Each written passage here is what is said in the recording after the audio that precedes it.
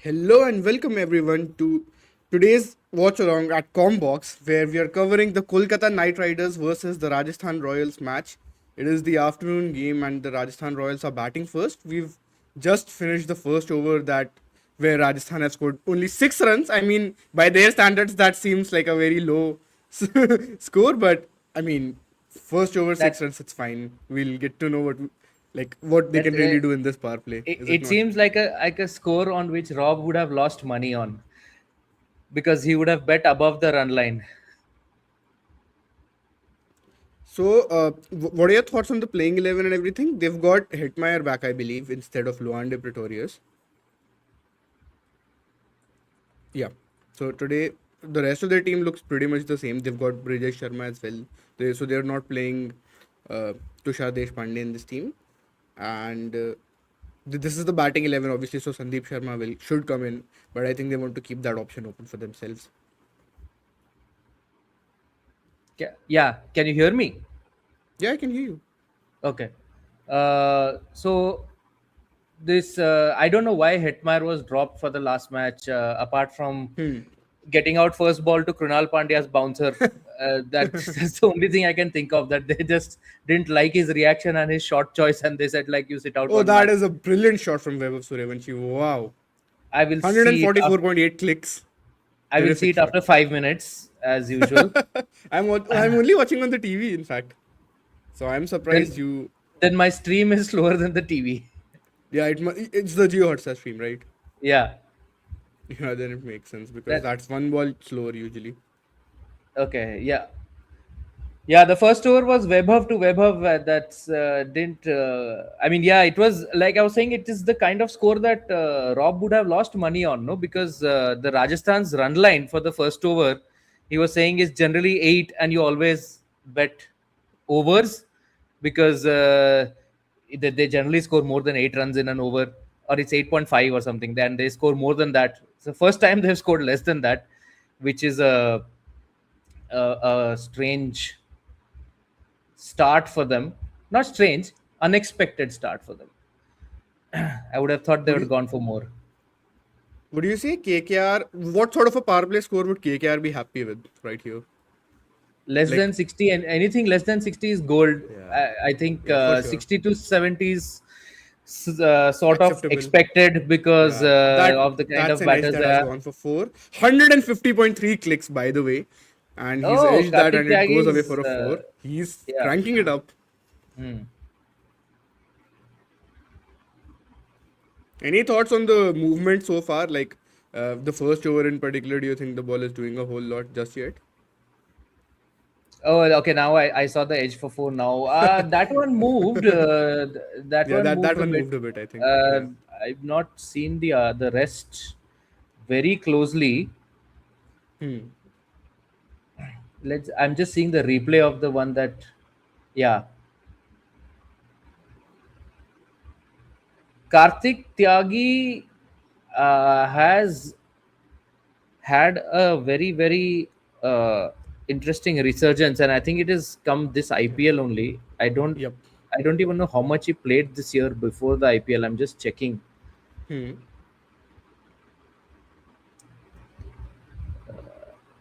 He is okay. He did play in the Vijay Hazare Trophy and in the Ranji Trophy this year, but it's been like he's played only 4 first class games and Hmm. 20 list A games, which is very less for someone who made his debut, in 2017 for first class cricket and 2018 in Hmm. list A matches. Yeah. But 2017, he's made his debut and played only 4 first class games with the kind of attributes, the pace, and everything that he had at a young age. You would have expected more, but there have been injuries and I think just a lack of form and just a general downturn, which is maybe part of the life of a pacer Yeah. growing up, kid pains wise. So but it's good to see him back because in 2020 in the under 19 world cup in 2020 when Yashasvi Jaiswal was by far the best batter, Karthik Yeah. Tyagi was the best bowler in that tournament, and Hmm. he looked set for bigger and better, and for a while it looked like he had gone down the Kamlesh Nagarkoti road, where Kamlesh Yeah. Nagarkoti, the previous under 19 World Cup was such a phenomenon. It got everyone so excited about him. Legitimately, he bowled really Yeah. well. He bowled quick. He could 146.8 bat. to close the over. Yeah. Oh, okay. I'll see that soon. And and And he's Weber has played pretty comfortably. I mean, against this high pace, I know he's faced better bowlers than just Karthik Tyagi. I mean, we know he's had a resurgence and everything, but still, it's kind of amazing that he's making this look normal. Is it? Is it not? It That is, he's but just actually, he's a this is 15-year-old quite old a kid, but decent yeah, over if you just it see. is a decent over. I'm not saying He no has issues given with that. only 9 runs and 4 of them And one from was an an edge. edge. Yeah, Yeah. yeah. That's a decent over for sure. And I mean, Tyagi will take it any day. What I'm saying is, Weber Suryavanshi didn't look like he was not looking uncomfortable during the over. Apart from the one edge that went away, I think he looked pretty much at ease. So I'm just looking at his batsmanship here purely. The fact that Yeah, even high yeah. pace is not rushing him right now. Yeah, And he's Cam Green is bowling the third over. Let's go. oh They used wow. him in the power play last time also, which I don't know. Yeah. I don't think I'm a fan of this move, to be very honest. I think they want to test both of these guys with bounce. I would assume that's why Cam Green is That coming could on. be one way to look at it, I guess. It's worth looking at if Jaiswal and Green have gone up versus each other before. I'll look that up real quick. Uh, I mean, in T20 cricket, has it happened? I'm sure they would have faced. Okay, no. Yeah, it's only 9 balls, 15 runs of 9 balls way back in 2023. That's the only Okay. one game of evidence that we have. Yeah, Cam Green Hmm. was not part of the Border Gavaskar Trophy, I believe, right? When they lost. Sorry, when India Yeah. lost, when they went. Cam Green was not playing that one. So they didn't Yeah, go yeah. up against each other in tests. He was injured, right? Correct. Oh, what a shot! Amazing. And that's gone for a 4, but brilliant batting there from Yashasvi Jaiswal. Class. I'll let Saurabh react now.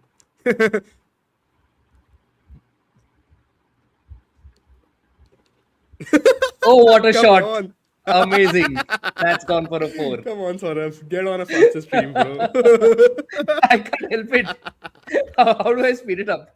I'm just joking. Sure, can I slow it down? I wonder how I can slow it down. The only way is if I also open Geo Hotstar on my laptop. No, no, this is good. It's I funny get actually. I don't mind it.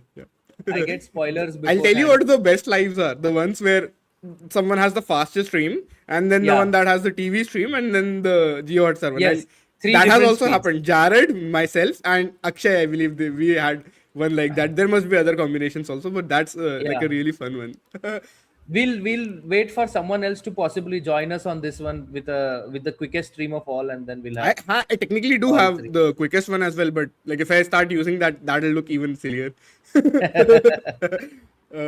No, so actually they're giving was Seifert keeping last game as well, right? They took it away from Ankush, I believe. I That's what I would remember on the assume, scorecard. That's yeah, what I would this had on the assume scorecard. if you have Seifert in your 11, why would Yeah, you give the gloves to Ankrish, right? Like yeah. he's not a He's not even regular a keeper. professional keeper. Like Exactly. this is the first time he's doing it. For So some if you reason, have Seifert, yesterday, yeah, yeah, yesterday Shravan and I were having a chat and we were like, why do Abhishek Nair's teams somehow miss this wicket keeping balance every time? Because even in the or WPL, they didn't or have they, like a proper keeper and they were thinking about making Phoebe Litchfield keep or making. They ended up keeping with Shweta Sehrawat, who is also not like she's not Beth Mooney or these other keepers, right? The other better keepers in the women's game, Alyssa Healy and so on. Alyssa Healy was not playing. I'm just giving an example that Hmm. you know you ideally want Richa Ghosh, for example. Even though Richa Ghosh also is not like a great keeper just yet, but at least other teams had keepers and somehow Hmm. UPW like botched up that balance. And then again with KKR, we are seeing they did get Tim Seifert, but I mean they had to start with Ankush Raghuvanshi, right? Because of all the balance Yeah, issues. and the keeping lack of a keeper is one thing that you can't blame on injuries or BCCI Oh yeah, NOCs yeah. or whatever, That you have to because plan. No, at least yeah, two keepers you I should mean have in the they're squad. Two full props specialist to keepers. them for Yeah, getting their entire bowling first choice bowling attack wiped out through no fault of their own, that is fair. but Yeah, I'll give them keeping that. they should have had probably. And this is a good over from Cam Green. He has finished this with 4 dot balls after that 4. So This seems like he this wants is to get an a one up on the matchup, the one amazing from last time. start. Amazing Yeah, start by he will KKR. take this Just 20 runs in 3 20. overs with these two batters is, Exactly. and both of them are like what? Their strike rates are. Jaiswal is at less than 100 and Vaibhav is at Yeah. 137, which is Yeah. like plodding for him. Yeah, exactly. Is 11 of 8 is like he's, as Varun yeah. would say, he is washed, drop him.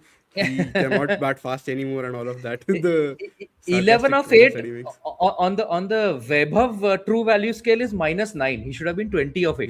Yeah, yeah, I agree. So I agree.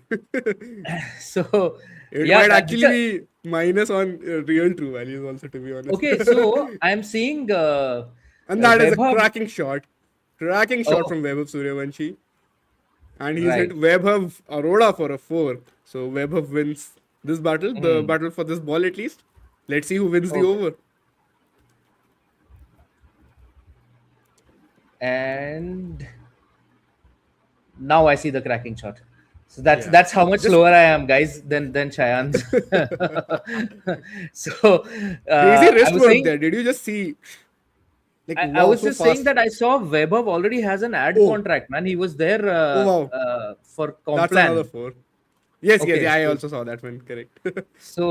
no, just now it came before this over. So he's Oh, already got an ad gig. That is, yeah. yeah, makes sense. I mean, it's not surprising, but I It's just not. hope it's he has good people taking care of all this. That is very important, right? Oh yeah. Okay, so that one was. I prefer the first four to the second. I just saw the second one now. Yeah, of course. No doubt about that. Uh, he didn't But I seem think full. his wrist work in both of those shots actually, even though he's Uh, hitting on the offside, I think that is just commendable work from him. but he didn't seem fully in control of this Yeah, the one. Like second one didn't it's feel that. I will give you that. Yeah. yeah. But that was still, Like I think, I feel like more of a risky shot on the offside, which is something very few players have that skill. is that a drop on the Rob scale? Probably. Or no, was it even close to a quarter of a chance, or was it not a chance? I don't think it was a chance, to be honest. I don't No. Huh? think I noticed. Okay. Uh, I thought there was a I'll chance have it to might have a have look been a again. chance. I'll have to have a look, to be very honest, once again. But from what Okay. I can, Let's from see what I if could tell, then yeah, if they show you the replay, maybe. if they show the replay. Yeah. No, so we're talking about Suryavanshi and like people having to take care of him and Yeah. making sure that he's on the right path and everything. I feel like Yeah. the this I don't want to be disrespectful here, to be honest, but when we're talking about young prodigies and everything, it's probably the Sachin and Shaw scale right now, is it not? In Indian cricket. That's an Would interesting you add scale. Kambli as well to that? But Kambli at least had like test double hundreds and he Uh, had a I mean, time he even played for India for a bit, did he not?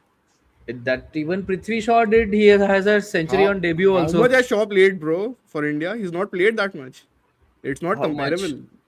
He's only played like 4 or 6 test matches. He played in Australia. He made 100 there.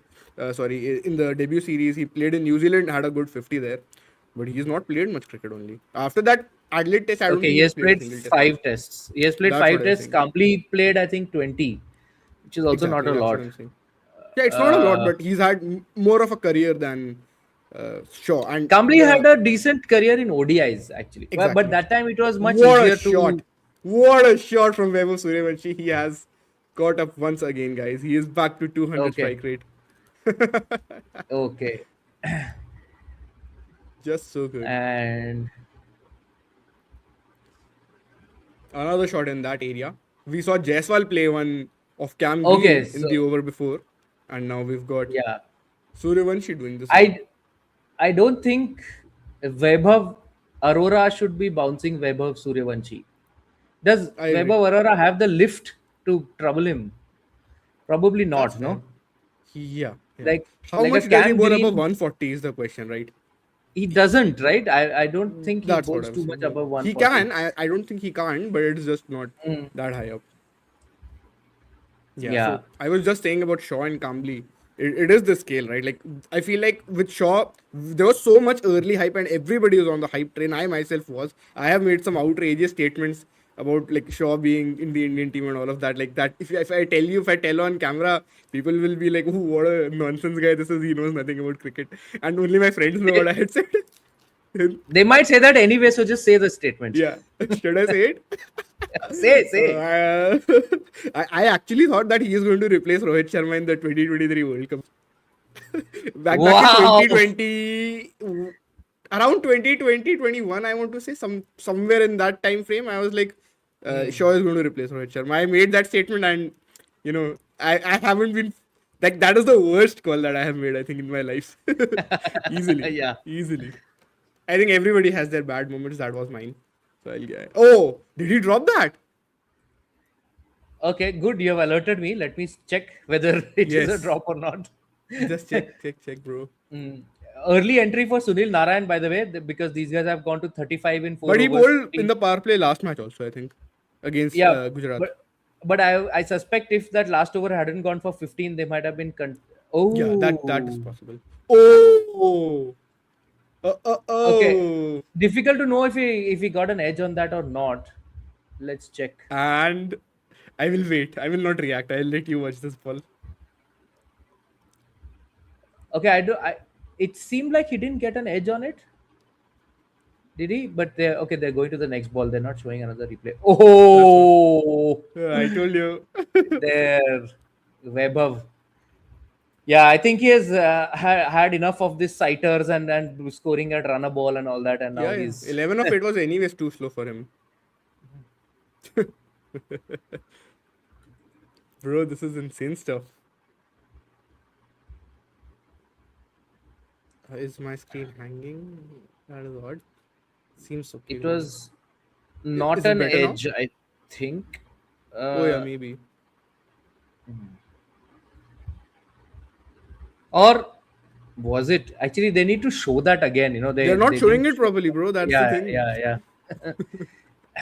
For some They're strange very reason. difficult to make out. Okay, are they showing it now? Yeah. Oh, it might have been an edge. I think the ball deviated. I mean, now whether that is the natural turn or whether that was because of the Yeah, edge, I can't be sure. that's the But that would have question. been a very, very tough catch standing up, especially if he gets an edge like that. Yeah, I don't think it's an easy chance. I will give you that. But I mean, still, Yeah. Mhm. even if I honestly, I'm still not sure if it's a drop. I'm trying to work this out. Just 1 second. Is there a way? Tell. Good over from Narayan though. He's conceded a six, but he's only gone for 6 runs still. So 5 dot balls and 1 6 in Mm. this over. Hmm. For some Nara reason, and I think even the you cricket and for I were commentate. only is not Sorry, sure, huh? yeah, they're also like off break first ball and he's beaten going by Green's reaction at slip. It might have been an edge. Okay, this is just 1 6 and 5 dot balls. Yeah, exactly, That's outstanding.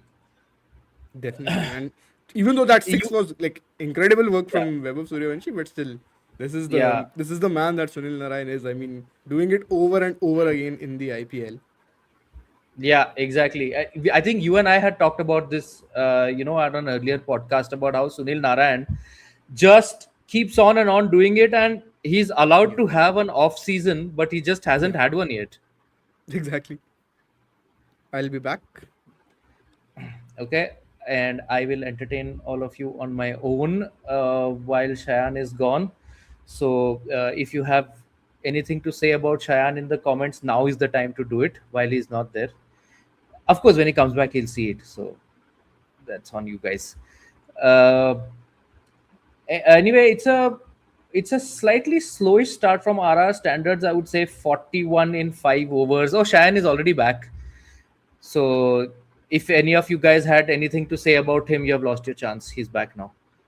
I hope like people should actually give me some hate for the Rohit Sharma opinion. I deserve that.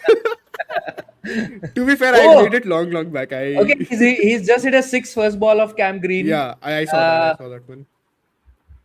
and that is Jaiswal though, not Webber. And that is a very very cracking shot, I must say. He's Yep. basically taken a step forward but still hit it off the back foot sort of.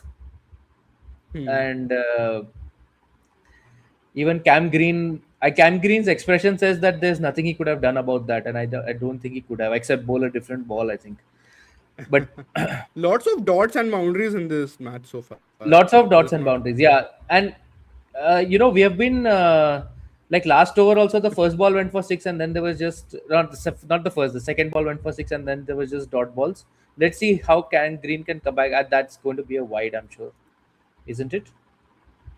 Yeah, it is. Yeah, yeah.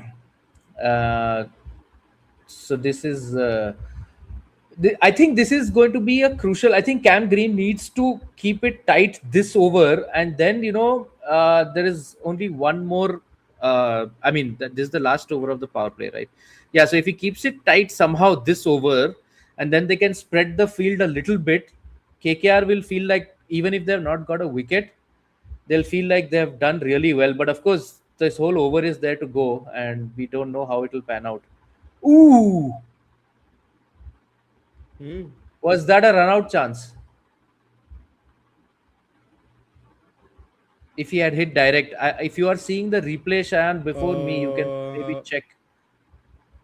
that is, I have moved on.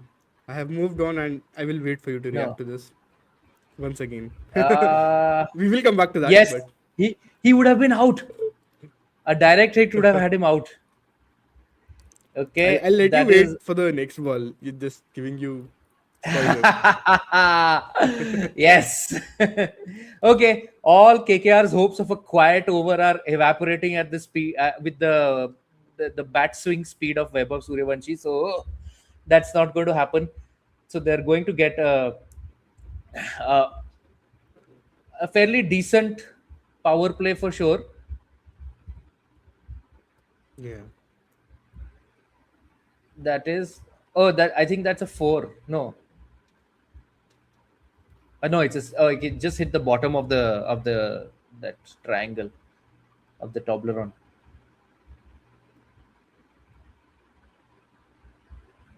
Yeah, Cam Green, you can't bowl there.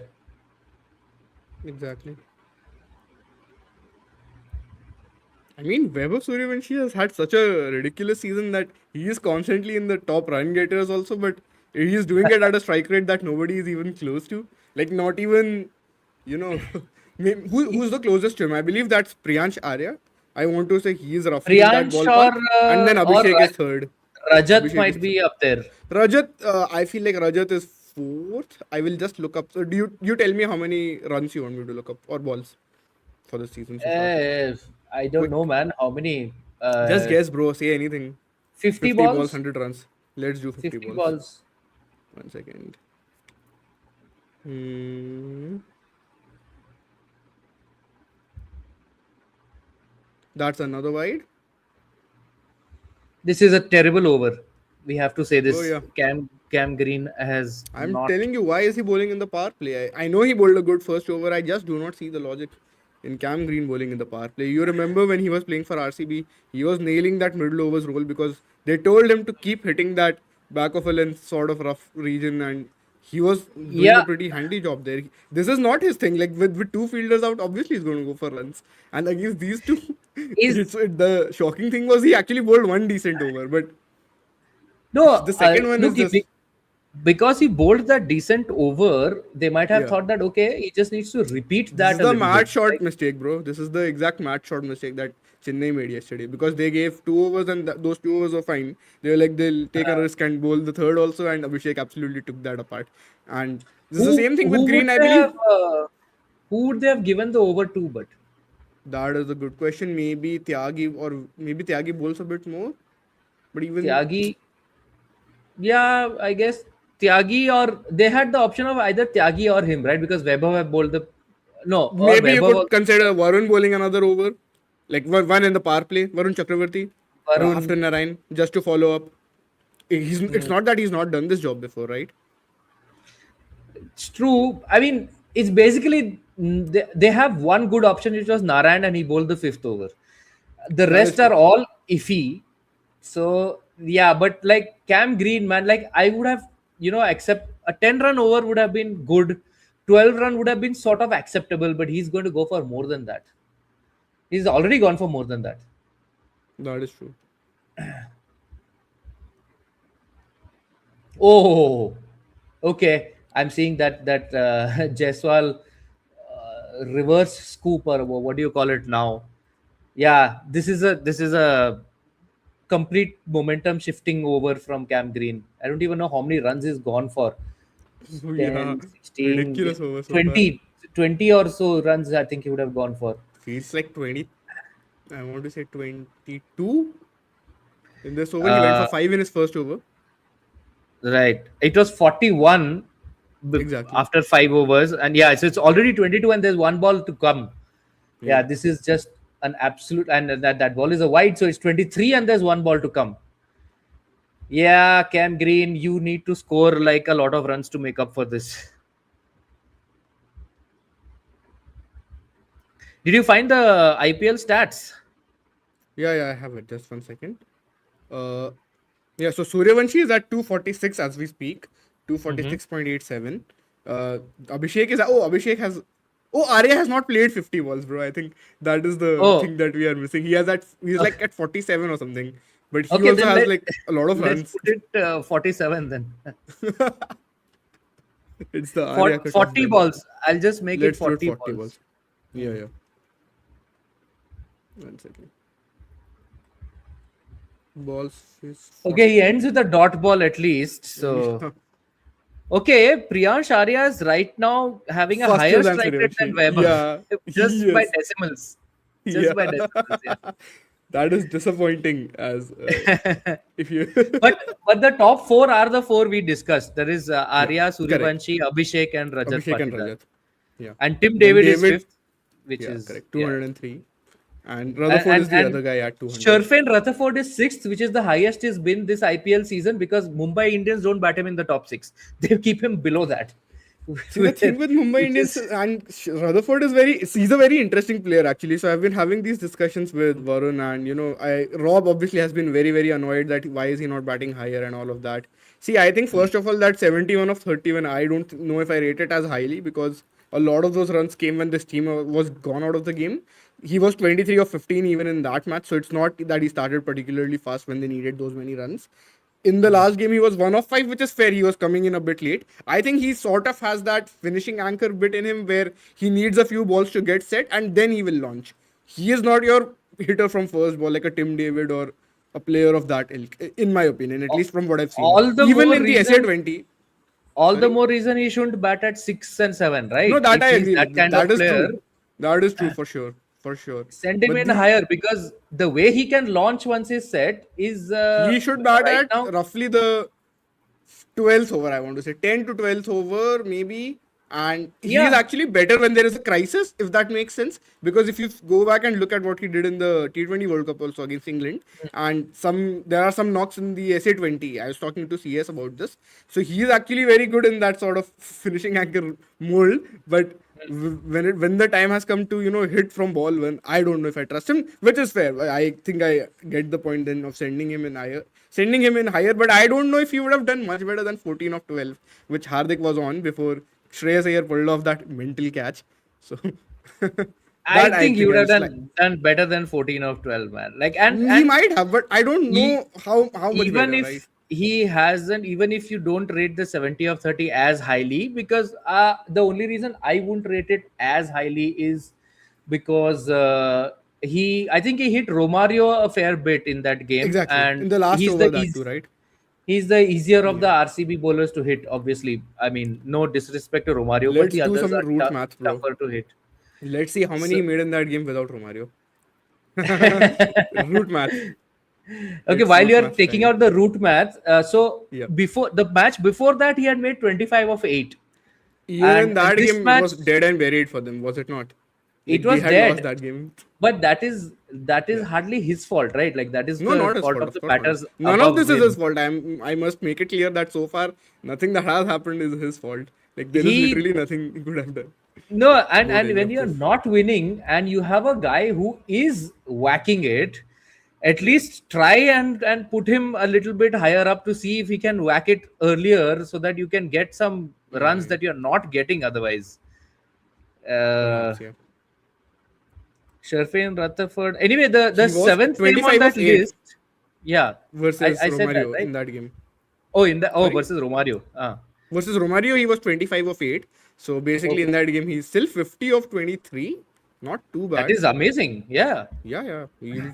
Suyash is 8 of 3. Rasik is 7 Hmm. of 3. Kronal is 2 of 3, which makes sense. Duffy is 19 of 7, so he went for a few. And Bhuvi is Hmm. 10 of 7. So Bhuvi and Kronal kept him quiet, relatively. The others he was able to score runs off. Hmm. But And that yeah, is so another 4 for the Rajasthan Royals. okay, I'll take your word for it till I see it. Yes, exactly. You have to. Again, no power play wickets for Kolkata. It should be made clear that Hmm. nothing has been going right for them with bat or ball so far. And they are again chasing Saurabh. So I And don't even know okay. if Rajasthan need to go at full tilt, right?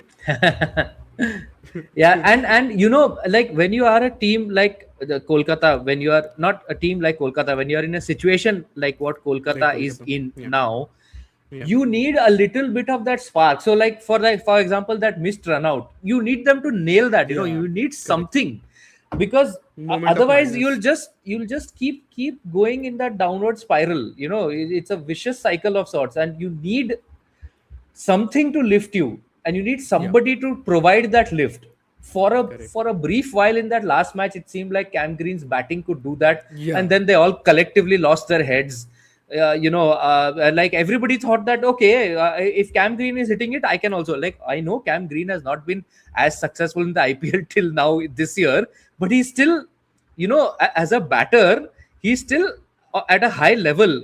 Just because he's hitting it doesn't mean, whoever comes in at number 7, 8, 9 think that, yeah, I'll also be hitting it like him. Just turn over the strike to the guy who's belting it, who's in good form, and who has shown international pedigree. Like, I don't know, it was just so stupid, their last match batting meltdown. And they might still have Yeah. lost the match, but they would have got at least 20 runs. At least 20 runs they left on the park there. And actually, Yeah, with 20 easily. runs extra, they could have won the match also. It I would have been agree. a lot tighter.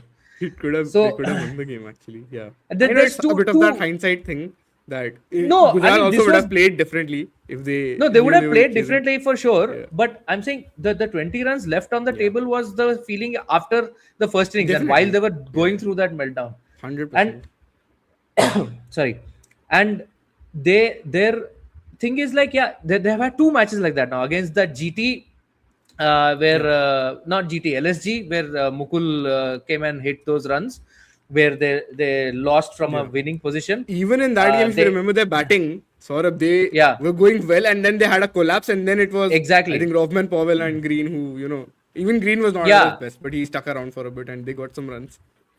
No, so every, like, they need to just put in that one slightly performance that lifts them, right? And that's just not Yeah. coming. Correct. It's just not coming. Like, again, I'm just going back. It might seem harsh that a missed run out, but that those are the chances you have to take, man. When your team is in this sort of downward spiral, Yeah. you have to nail those. You have to, and you have to not bowl an over like Cam Green did in the last over of the power play. Imagine if there were 51 in the power play instead of 63. It would have Yeah. already been such a lift. They would start taking risks and all, bro. They would be like, okay, we are Yeah, less than exactly. 10. Should we start making mistakes? Like, not making mistakes, like, they will try to hit, but they might make mistakes in that. So, that's and the thing, and right? and with the field more spread out, with more flexibility with the field, right? It's no longer the power play, so you have a Hmm. greater chance of picking up a wicket. So yeah, Yeah, exactly. it just gives me very 2009 vibes, man, this season for Oh, KKR. I don't know if you watched that I don't have any IPL. memory of it, but I know they were very Okay, bad. so you And know what happened in that. Huh. the fake The IPL fake player. IPL player, yeah, that was part of it. Yeah. So in 2009, it was very similar. They kept Oh, oh, losing oh. games. Oh. Are you going to I'll, give me a spoiler, or just the oh? I'll wait. You react to it. Slower ball, by Okay, the way, 117.6 from okay. Karthik So let's Tyagi. see. 6 into the fifth row or out. It's worse. Oh, okay. Why is Varun Chakravarthy fielding on the boundary? That was Rinku, Is I thought. I thought that was Varun. Am I not seeing this correctly? I could be wrong then. But they're showing the replay. Okay, that is a nice slower ball, man. Yeah, yeah. The ball was good, Ned, certainly. Nice and 117 thrown milliseconds. wide. And wait, who is the fielder? I I have a think it is feeling it was Rinku. Varun. Yeah, maybe I'm getting it wrong then. Because Varun fielding there should not ideally be the case, right? Yes. I'll, So in the 2009 season, no, they were losing games that they had sewn up and won, oh, it like was that they had Rinku. no Yes, I'm business so sorry. losing. Yeah, So they had that no was Rinku. business So, losing a lot of those games, and they just kept losing them with one great performance after the other, one out of the box performance. One match, Rohit Sharma will hit 20 odd runs in the last over of Mashrafe Mortaza. One match, yeah, Ross yeah. Taylor comes and hits 80 of 30 balls or whatever it was. So all of these things, it just seemed like it just kept happening to them, and they Yeah, kept losing matches which they were well ahead of, and they just couldn't find a way to win, and the whole season went by like that. They had, I think, 2 or 3 wins, and definitely not correct. more than three. Maximum they had was 3 wins, and that was also the season where John Buchanan came out with that multiple captain Yeah, I remember that one. theory.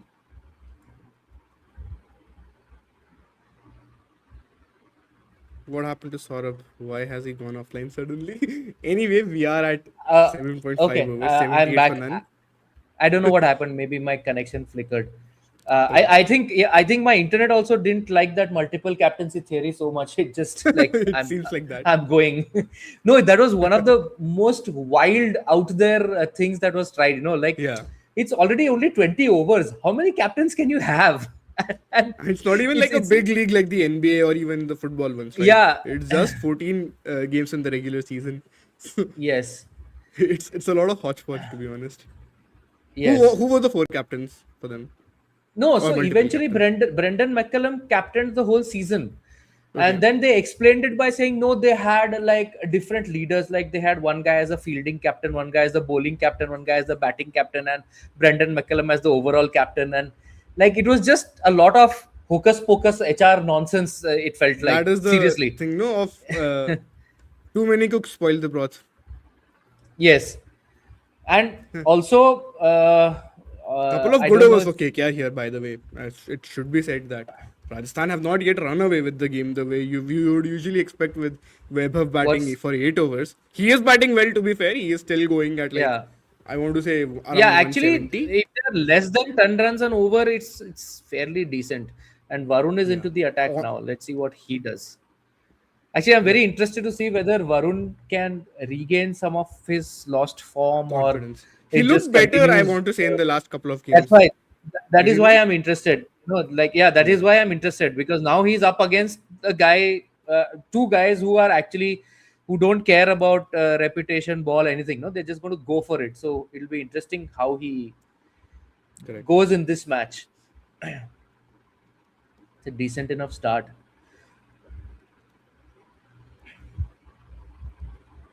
So it's the afternoon time and the first game. So I think I can say this line on TV. So that's when on TV, no, on live.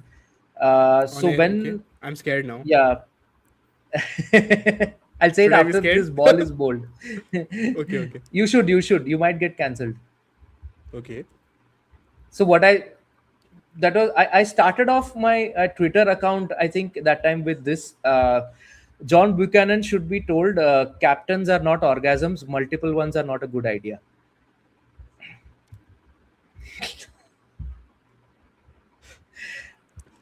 The blame You goes should to have said Shayan, this guys. If you with Jared. I think if he was on the live, he would have it's enjoyed that. okay, he would have, but I knew that you will get uncomfortable, so I said it anyway. So the And that has are gone up they in the air. And that is out. Oh, Varun Chakravarthy gets Vaibhav Suryavanshi out. 46 Vaibhav of Suryavanshi. 28. Yup. Yup, yup, yup. Okay, he's still bowling to Jaiswal on my screen. You're too slow, Okay, bro. no, now okay, now he is.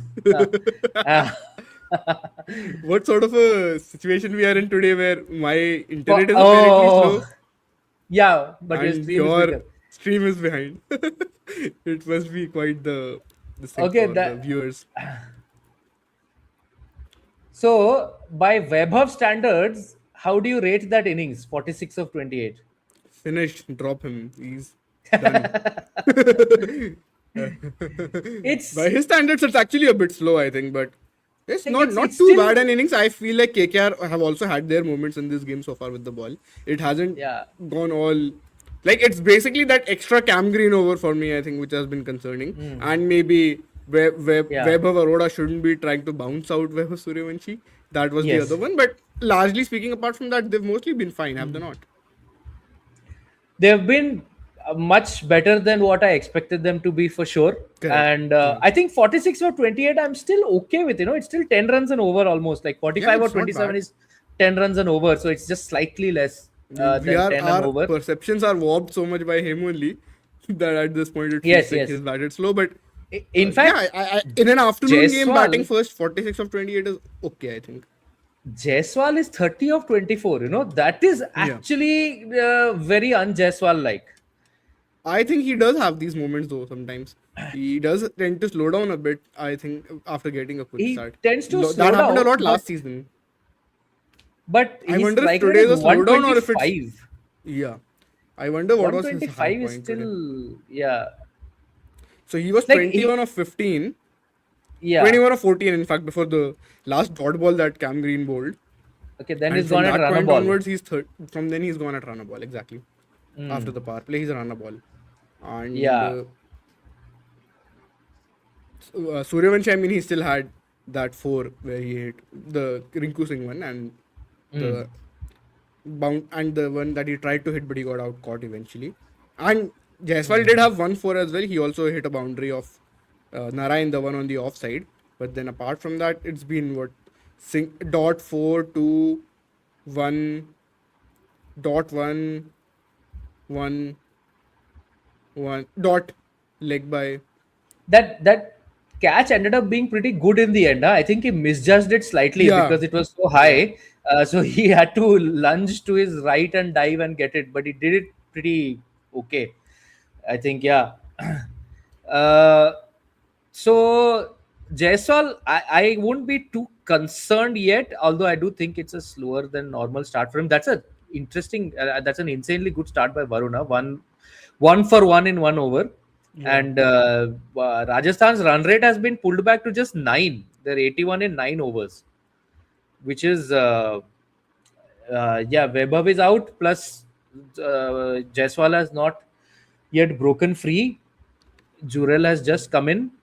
And Jurel So also likes to build an innings. I feel like he's also not the guy that will go nuts right from the start. In the RCB yes, game, I think Abhinandan helped him a bit by serving him up deliveries uh, that he could, really take down in the power play. But generally mm, speaking, I think Jurel likes to play himself in, and then he can bat at a good clip. I don't think there's yeah, no issues with that. I really think he batting at 3 is good for him. This yeah. suits him Batting a at lot three. better, lot better than I believe even at the domestic level he has been doing this now recently. I think This Varun is was saying in interesting. the Vijay Hazare. Yeah, They've brought Ramandeep Singh in to the attack. yeah. That's so. Is he their That's sixth bowler or their seventh bowler? He let would me be their look at the seventh bowler, right? If Green is let, bowling, he's probably the uh, seventh bowler. Is it let me not? look at their Is he not? 11 and Yeah. check. Have a look. Uh, so Kolkata, their first 5 bowlers are obviously Varun, Narayan Chakravarthy, Narayan, Vaibhav Kartik Tyagi, Tyagi, Vaibhav Arora, Anukul Roy, Anukul Roy is also Cam there. Yeah, Green. Cam Green, and yes. Ramandeep. Ramandeep is likely their seventh bowler. He is their But seventh bowler then. Anukul has not yet bowled it. He has not Anukul bowled hasn't today, bowled but yet. yeah, he's not I bowled think today. that's That's because true. Jaiswal is still in. I would Is assume it? it's because of that. Oh yeah, the left Uh, arm thing. yeah. SLA versus the left-hander. But I don't know if that's necessarily the right call though. It's worth checking Jaiswal versus SLA then. Well, let's see if that makes sense because Check. Jaiswal Yeah. has see, I think he slows down a bit versus spin. That pattern was apparent in the last season. I don't know how much of an issue it's going to be for this one, but Check against SLA particularly, not just overall yeah, spin. that's what. Correct. That's what I'm going to do. I'm going to see against SLA what he has done so far in the IPL in his career. And then by year we can check as well after that. Opposing player type. Yeah, so that also, by the way, in the meanwhile, it also means that Vaibhav Suryavanshi is not the fastest batter anymore in this competition. For a Oh, that's a minimum of 48 pity. balls, that is now Priyansh Arya. If you want to make it minimum 49 balls, then you have Then Vaibhav Suryavanshi once gets it. again. Yeah. So you can Yeah. gerrymander the filters as you wish. But so Jaiswal versus SLA is 125 runs off 97 balls, 4 wickets. So he's not Oh, averaging a lot, but he's not striking a lot either, and not a lot of boundaries. 15 boundaries, 13 fours and 2 sixes. Dot balls 28.9%. So maybe it's that thing of, oh, you get an SLA on, he's still going to knock it around for a bit. if knocking it around is fine, right? Like then I think your point is stronger than that. They should not consider holding back Anukul. Of course, they have enough bowling options that if they feel the others are going well, That's what I'm. they No, might that of not course. want I'm not to saying do. that this means that they have to necessarily bowl him. I was just curious to look this up in the middle of But it because you just yeah, mentioned, no, that against SLA. That's why maybe no, but why they're I, not bowling him. It could no, also but be I think Vaibhav. your point It is could also be Vaibhav, right? it could have been Vaibhav. Yeah. Because like maybe you could argue they could have given Anukul Roy this over because now Vaibhav is gone. But Hmm. I mean, even for Vaibhav, how much of a sample size do we have so far for left arm winger spin? Maybe it could have been I, interesting versus I don't Anukul. know if sample sizes count with Vaibhav. With Vaibhav Suryavanshi, it is yeah. It's just that listen, he's going to whack it, and his even even So, if you but think I he will say has for a Vaibhav, sorry for uh, Jaiswal, his uh, SLA numbers have improved in the last few seasons. So if you look at 23 and 24, so in 23 he was 46 of 30 for no wickets. 24 he was 30 of 17 for 1 wicket, and 25 again it came down though. It was 23 of 25 for 1 wicket, and I think this season he has not yet faced an SLA. So this is where we are at right now. no, and for Vaibhav, I think like even matchups and this and that, you just because of the age at which he is, no, he's Yeah, that's progressing so also quickly. You don't even know correct. whether a matchup will hold. That's a great Like shot, by the way, from Jaiswal. okay, If you guys remember the game against Gujarat Titans, he was trying this there as well. I feel like he pulled off 1-4, but then eventually, like he tried another one that one didn't come off, and today it has come off for a 6. So just I feel like he's trying to add this to his game, so that he can bat a bit faster, up the tempo in the middle overs that's and stuff. a Rishabh Pant shot from him, almost. No, Yeah. falling down lap 6. But yeah, so for Vaibhav, I'm saying the matchups that hold maybe at the start of the season might not even hold at the end of the season. I don't know. No, of Like he's course. just progressing so And another quickly. thing that we have to accept is that at a certain point there is going to be a natural regression in his numbers as well, right? Like I know we don't want to believe that, but you Yeah, get what there I'm is saying, going to right? be, but it's okay. Yeah, No, of course when it's that okay. I'm not saying happens. it's not okay. That is, in fact, that is normal because I think Robbie was talking about this a bit. Obviously, I know he got a lot of flack for the comment that he made about Vaibhav Suryavanshi potentially not having a great Hmm. season this year, which Vaibhav seems to have taken personally. I mean, I'm not saying this literally. I'm saying it's that meme, no, that LeBron, not is it LeBron James or Michael Jordan? I can't remember, but there's that meme where it's like, and I took that personally. And Oh, that seems to be the case with Vaibhav Suryavanshi in this yes, tournament. yes. But the point being that at a certain point, if he has a season where he doesn't make a lot of runs, it will help him learn his game more and come back up as a better player in a lot of things. Is it not? Like at a certain point, it happens with every player. You need to have that one slump so that you can come back up. I mean, it's just a natural cycle Exactly. It's of a athletes player's in life, general, I right? would say. You're going to have a slump. We have a super chat from Andy B. Yep. What did you guys make of CSK? Felt like they pissed away virtuoso performances by Matre and Kamboj. Matre seems to have so much time on the ball. Right now, unfortunately, Andy looks like Matre will have a lot of time on the bench because he has a hurt Yeah. hamstring, and we don't know how serious it is. But it could be that his IPL is done, and CSK, yeah, I mean, I think everybody on this channel has been shouting themselves hoarse that Matre should have been opening the batting and not. I will not say anything on that again. Everybody wanted Ayush Matre to open alongside Sanju Samson. That's where he does his best work. He hits pace well. He has Correct. the ability to take advantage of the field restrictions in the first 6 overs in a way that batsmen in Ruturaj's mold cannot. Ruturaj can deal with spin much better than most others in the CSK middle order. He should be there in the middle order to take care of that. It just makes sense from every point of view, except in the CSK management's eyes, which is why they have not done it. So they and whether their performances, their virtuoso performances, yeah. But there'll always be games where 2-3 guys have good performances, but their team doesn't win. I think SRH Uh, bowled brilliantly actually yesterday, to be honest. SRH They bowled well, pulled that and game off out of nowhere, to be honest. exactly, and also SRH had batted decently well, because despite losing wickets and this whatever, they managed to put up like a near 200 total. So that was always going to be as not like a walk in the park. I mean, it No, was this I something don't think that. I agree fully. We were No, saying on the live that. Hmm, I'll tell you what, it's like yesterday's first match, RCB, if they had done things a little differently, instead of 175 that they got or whatever, they could have got 185, 185, 190. 190. Correct. 185, 190, and that would have again made that chase that much more difficult, which I Yeah, think SRH did that. They correct. might not have batted brilliantly, but they did that bit where they squeezed out the Oh, runs that were oh, oh, there that is without interesting. pissing it away. And while I wait for Are they going to have a my look? TV to catch up. The KKR guys look decently confident, I want to say. Okay, so that means there is a chance of a dismissal. What is it? Stumping, Have a LBW, look, have a look, have a look, have a look.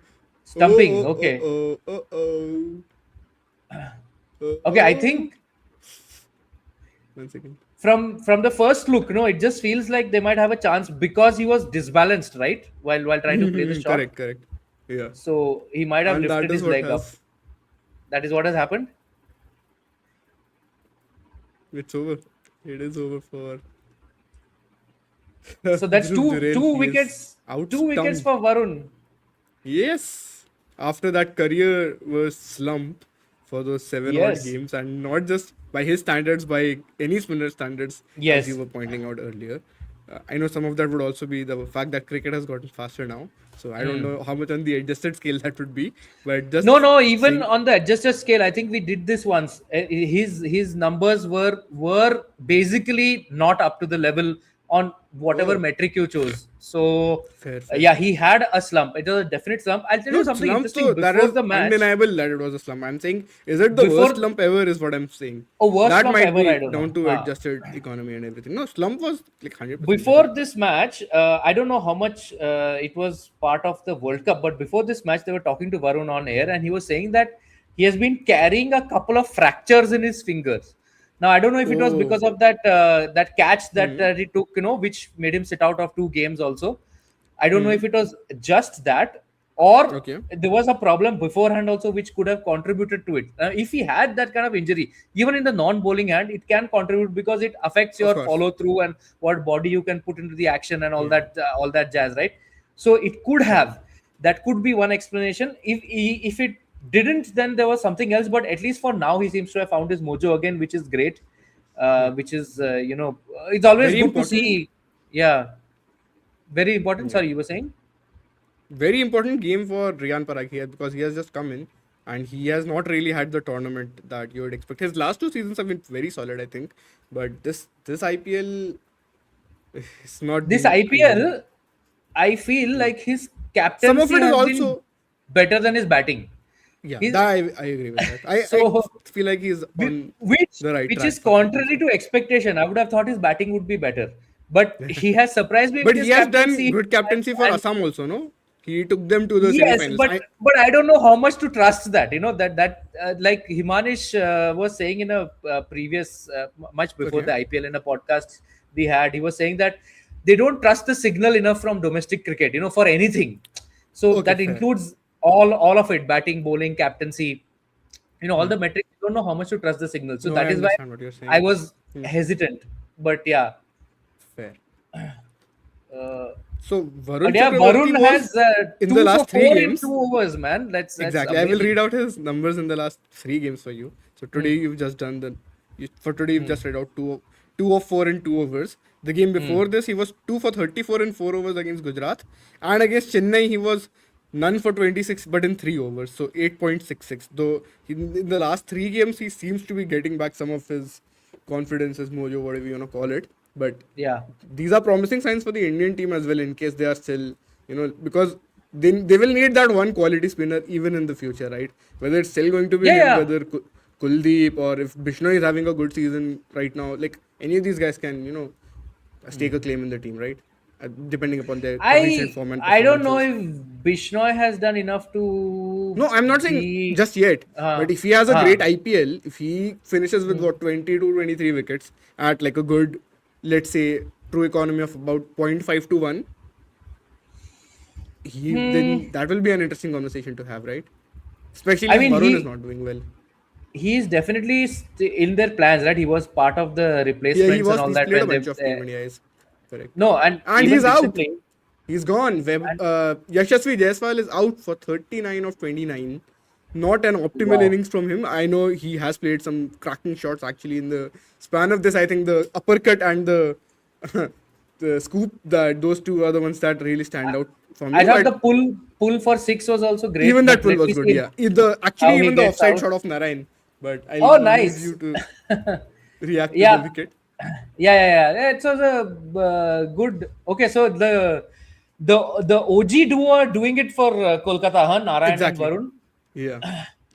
And sometimes you need this also, no, from You did, yeah. your star players. Like ultimately, when the team is down and out, it's these Yes, big dogs who are going to absolutely come up and yes. lift the team back up. That I think that really helps. I know all this might sound like psychobabble and all, but I feel like it's actually true in a sense. When the top guys are performing at that level, then others will also be like, now we need to lift our games up. Is it not? Do you see the line of thinking that I'm No, saying here? no, I completely agree. It's not psychobabble. It's a, I mean, even if we play, cricket between like some Exactly, my Combox. apartment complex versus your apartment complex or something. Yeah, No, like the best players are the ones who lift the team. So yeah, that is true. that's not, yeah. No, I'm Anyway, I saying think that we might have have a answered Andy's question, so we can. yeah. I just mean that it can Hmm. lift up the spirits for the rest of the guys as Yes. well Hmm. to see that Narayan and Chakravarthy are on it. How about we also field better? We also should put in more energy and all of those things. And fielding is important, right? We keep Yeah. going on about it over and over again, and fielding has defined so many games in this IPL, even in the World No, Cup. and these sort of the intangibles is something Robbie particularly I think has spoken about a fair bit Hmm. on our lives and or on our Hmm. podcasts and all. And Exactly. obviously, if a guy who has been there and done that says it, like Yeah. it carries some weight. Like Some weight we for can sure. do with some, you can have analysis and all that which says these are Yeah. the numbers, which is also very important. But You then need there both are basically. certain, yeah, exactly, you do need both. There are It's certain the balance of things both. that. That's what I've learned during my time with Jared in the last three and a Hmm. half years. Where I know there's been a lot of working with numbers and everything, but it's also the fact that he's going to tell you these intangibles and how Hmm. to factor these things in. So it's about striking Yeah. that right balance for me. And Sunil Narine has been actually, if you look at his speed delta today, his fastest ball is almost 100 and his slowest is 86. So I think he's mixing up his speeds also pretty decently well. What about Varun's? Have you seen I'll Varun's have to have a speeds? look. I'll see on the IPL website what I can Hmm. look up from there. But and the other thing fascinating was that I don't know if you noticed that stat, they were showing it earlier in this game. Narayan does not have a single wicket from over 7 to 15 before this one. Today he took a wicket. I know he got Oh, Jaiswal out, but he didn't have a wicket from 7 to 15. He's 16 to 20. He took 3 wickets, and I think power play he took one. That's what they were showing on the screen. So uh, oh wow, yeah, with that's a Narayan, very very you surprising understand what stat, I'm saying, right? right? Exactly. Yeah. Yeah. Today so far, I mean, absolutely brilliant game for him. They're not even Hmm. scoring any boundaries of him. I feel like he's only gone for 1-4. No, The one that he Jaiswal went hit for that. in the first. Yeah, that one, right? Was it one? Did he go for 1-6 also? No, no, no. That was not a six only. No, that was a four on Oh, the that was a offside. 4. Okay, Yeah, Jaiswal hit a four on the offside. In the okay. first over that. Okay, no, sorry. So Hmm. you're mentioning the Weber one. Yeah, correct. That one Yeah, six and then the 1-4. 1-6 True. was there, right? Yeah, 1-6 by But Weber in the actually, power play. I forgot that that. makes Yeah, his figures even more impressive. If he has given 10 exactly. runs in 2 balls, then he has given only 8 runs in the other 2.4 overs. And which means five dot balls in the Oh, power play, which 10 we were runs, talking about. sorry. No, 10 runs so in just 2.4 overs, which is, yeah. Yeah, so Varun and Narayan have definitely put on the squeeze for these guys. And this is exactly what KKR would have wanted. I mean, if you are KKR, okay, Shayan has gone again. If you are KKR, then basically what you want is your Cameron Green to get runs, Tim Seifert or Finn Allen to get runs, and then Varun and Narayan to bowl well. Which, I mean, these were the major jigsaw pieces that they had before this season. So this the fact that it has happened is great news for them. It might allow them to string together a few wins while we are still waiting for Shayan, who seems to have disappeared. no, I'm here. I just went to drink water. I told you also. I don't know if you You saw. did? Yeah, I No, told you. I I didn't told. see. That's why. That's why you're flummoxed. Seems. Yes. Anyways, No, I thought yeah. anyway, Varun is continuing. Okay, I'll have to just be back in 2 minutes. Okay. It seems like it's not syncing for the two of us right now, but that's fine. The Rajasthan Royals are 106 for 3 in 12.2 overs right now with Hetmeyer and Parag batting.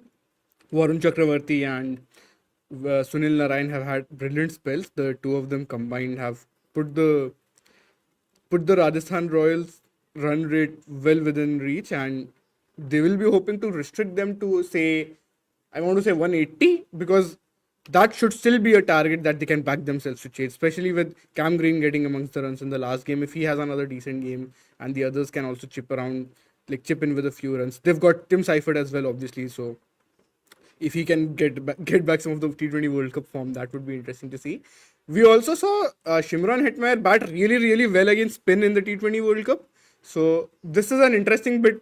This is also an interesting entry point for him. So will be worth seeing how he manages it. And Riyan Parag, we all remember the innings that he played against KKR in the last IPL, right? Like he almost pulled that game off out of nowhere. But uh, you know, today that this attack does not have Moeen Ali, so I think that's the one. Technically, that's one of the differences. When he Yes, hit six sixes in a row, I think that's still an IPL record, right? Like he did. nobody in the IPL has ever hit six sixes of six consecutive balls, not in the same over, but from different overs, basically. Who Yeah. were the others that he hit for six? I have a feeling one of those was Varun as well. Maybe the rest of it was Moeen. I remember the sixes clearly, and I Yeah, remember him hitting Moin, but I'm forgetting the other bowler. I'll look this up in the meanwhile. Then I'm curious. Yes. Uh, so they gave Ramandeep just that one over, which was interesting, Correct. and now they're just Was doing it to Varun change ends Narayan, or Varun something? Who Narayan. knows if that was their Could line be, of thinking. yeah, it could well be that. But both Varun and Narayan would have bowled three each. So while they have done a very good job, it's now on the rest of KKR's attack to ensure that the That's what I was job that saying. these two 180, have if done. they can restrict them to 180, I feel Yeah. like this is a good game for KKR. Then they should back themselves to chase it then. What do you think? Yes, they should. They definitely should. So Varun right now has figures of 3092, Narayan has 3021. So that is 6 overs, 3 for 29, which is absolutely outstanding from these two.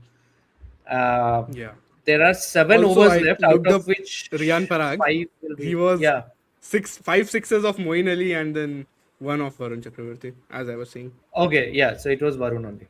So they have Correct. 7 overs left. Two of them will be bowled by Varun and Narayan. The other Varun and five, Narayan, correct? who do you see the other 5? Kartik Tyagi will probably Tyagi complete will his bowl. quota. He will bowl out. He has to bowl out. One So second. I'll that's just 2 more taken care of. And where will the other 4 overs 3 sorted, come na? from? Yes, and where will the That's other what I'm 3 come saying. from? Cam Webber Green probably still 1, bowls. Webber 1. Webber bowls another over, right? Do they give Because he Anukul was. I think. any overs? I don't think they're going to. If they have to bowl Anukul, they have to bowl him now, right? You Exactly. can't keep That's what Anukul for the death, I think. exactly what I was going to You say. have to If give you him the want next to over bowl then. Anukul, And then hope yeah, to he has to bowl the next over. keep the spinners for the death, maybe. Then the 2 overs, for at least one of those 2 overs Yeah. by Narayan and I mean, Chakravarti, you can keep for the death, I think. like it's 13, right? So 14, 15, 16. You can have Anukul, Varun, Narayan. 14, Hmm. 15, 16. Anukul, Varun, Narayan. Okay. Oh, yeah, I don't mind that. And Fair. and then you have 4 overs left, 2 of them by Kartik Tyagi and 2 by Yeah. Vaibhav Arora. Or if Webber. Vaibhav gets tap in one of them, then Cam Green bowls the other one, Cam Green can whatever. chip in. I like that. Yeah, I think they can go ahead with this. How See, many did they let's see if they give. concede at the death in the last match? I have a feeling they bowled pretty well. They pulled Chennai back quite a bit in that game because Chennai seemed to be set to get like 210 or something. Chennai Oh yeah, versus true. KKR. That game though they lost because of their batting. To be honest, I don't think their bowlers hit too badly.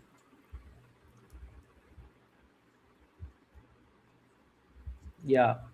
So do you think Uh, they're just showing it on the screen also? So do you think the Shreyas Iyer catch is the catch of the tournament so far? I think it's. oh yes. I think we can. Oh I yes. think we have to I give mean it the that. one that gives it competition is Phil Salt. Phil I Salt. think in Yeah. that previous game, not the one yesterday, the one before The that. SRH game, the very first game. Yes. That or there was one against CSK also. Actually, Phil Salt has taken an outstanding catch per game. That's pretty incredible if It you think seems like about that. it. Exactly. Yeah. Even in the last game, he took a good catch, did he not? Took a very good Yes. catch. Yes. It was an Was outstanding it? one. Was it the second wicket?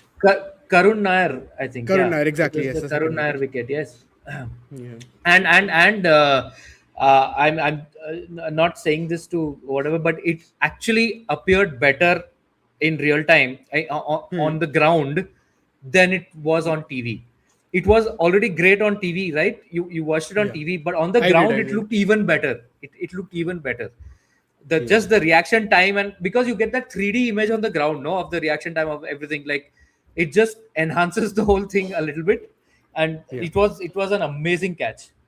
So they've got Tyagi back So, on for this over. That's a oh, very that's interesting interesting. move. Yeah, That because is Tyagi unexpected. bowled the 20th and the 18th in the last match. I think what he's doing is he wants a wicket, Rahane, Are they because trying to bounce Hetmeyer out? Let's keep an eye probably, out for that. I feel yeah, like that's something I can get behind, yes, Because if they get Hetmeyer out here, that puts a lot of pressure on Rajasthan. It's a exactly. very attacking move if you think It's a about it in very that sense. attacking move. It's a move that uh, I just hope it doesn't end up being too attacking, in the sense of it being counterproductive. Yeah. Because you do, yeah. I mean, I guess they feel they have enough other options at the death, but I would have felt Yeah, I more mean, Narayan comfortable and with Chakravarti can bowl 1 and 2 in the death. I don't mind that. two spinner overs at the death. I mean, these two are the best spinners to bowl at the death anyway, are they not? Also true, but And you think about it, if they get a wicket, I feel like I'm seeing their vision here because, bro, if they get a wicket here, if they get Hetmeyer out, at a certain point, Jadeja will also come in, and maybe they yes. want to keep their spinner overs for Jadeja at the death. But the one obstacle in that The- could be Donovan Ferreira. Donovan because he hits Ferreira spin. is there, right? Yeah. He's going to hit spin. So let's see how they manage this. So the entire next thing, man but in will be Donovan, right? he should be. Who Yeah. is in their lineup? They haven't had a boundary for 23 balls now, by the way. They just showed that up on the screen. This is Okay. fascinating. Very happy Yeah, for Varun actually in this match that he's getting that backup. 2 for 9 in 3 overs. Yes. So the Varun story itself is such that you want Yeah, to it's the root most for him. fascinating one. Exactly, You exactly. want to root for him, right? Like a It's like one guy of us was goes on to, studying, become a yeah, cricketer. studying architecture, playing tennis ball cricket in the streets, and then Exactly. goes on to play for Yeah. India, becomes this bowler who is spoken of as a cheat code alongside Jasprit Bumrah, 4 overs, Exactly. unhittable T20 and World all. Cup winner, IPL winner. You want him to do well. So yeah, Yep. even I'm like generally happy that he's. Yep. And also, like when you have a team like KKR who's being just pummeled mercilessly, you feel like, man, they should get a win. No, It's that I don't know. They should play well to get a win. I will give you that. They should play good I cricket, mean, which they have yeah. today. So I completely agree with you on that. So far, they are looking much, much better today. Even bowling to those I, two I I feel ridiculous. like they should play good cricket and have like a little bit of luck going their way, and get a win. But generally, like the underdog, you have to root for the He underdogs. did go That's short it. there for the second last ball of the over, but Hetmeyer just like it was a very weird shot. I don't even know what he was trying to do there. Is he That's a still dot ball. batting or It's is he out? also a slower ball. Oh, No, he's okay, not out, but it's a very weird shot. okay, It's okay, 122.5 clicks, by the way. okay. Let's see what he Very good, does. very well executed slower ball actually from Karthik Tyagi, I think. Hetman just pulled out of the shot. I think he was scared of Yeah, it was getting a very of just popping it up in the air like that. That's why he just exactly. Yeah, pulled out of the shot. I can see that. He clearly didn't read the slower ball at all. Yep. Yeah, because if he had gone through with it, no, it would have hit the toe end and just gone up like that. Yeah, but there's no fielder in that region. Like, there's Maybe no he didn't deep have. fielder in that region. But yeah, Maybe, it can always go up in the air, no? It can always, exactly and in the the ring circle. fielders can run in and catch it. That's what. But that's a And good over he actually from Karthik Tyagi, and it's not got them Hetmeyer the wicket that perhaps they would have might wanted. have remembered a similar pace bouncer which he got out to, which is of Krunal Pandya. So he probably didn't want to repeat that. I thought you were going to talk about the I Jasprit Bumrah one. You remember it was not a bouncer by the way, but you remember No, that Bumrah one the in the World Cup. quarterfinal. I mean, Yeah, the the virtual quarterfinal. quarterfinal. It was Yeah, a, it yeah, was a yeah, league yeah. game, but a virtual quarterfinal. I know, Yeah. I know, I know. Yes, it's a Super 8 game that. Yeah. Hmm. It Yeah, took yeah. it was a controversial decision also, but I think that Yes. ball was also pitched slightly back of a length, too short Hmm. ish. From what I can remember. But that I feel Yeah. like that ball kept low, from what I can remember. Yeah. He was not happy with the decision, right? When he was Correct, given correct. out. That was Yeah. certainly true. And it was a little bit. I mean, look, it gave Jasprit Bumrah a wicket, so I can't complain too much. But it was a little bit iffy. You have to be fair. Yeah, it was a length ball angled across. He had a swipe. I'm just reading the commentary, Hmm. and it was. I'm now curious to see the ball also. I'm just randomly going on a different tangent here and looking at the admire dismissal. Did you see that last ball? 106.9. Oh wow. Wow. Oh, that is a good ball as well. They've completely shackled them, bro. Ooh. Yeah, this one Yes. kept a bit low. Yeah, I just saw the Bumrah one also. It kept a bit low. Hmm. Should they review this? By the way, they are going for it. Uh, the first ball, I've just seen the first ball. I have not seen the Then second I will ball not. yet. Okay, then I think I've given you a spoiler. Oh, okay, okay. That I think even if they review, they might not get it.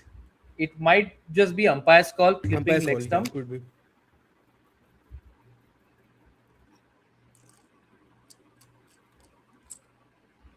Okay, they have reviewed it finally on my TV also.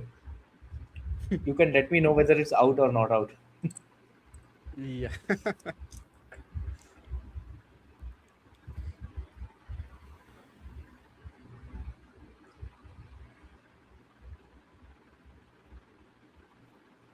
It's a good shout, but yeah, I don't think they managed to overturn the decision.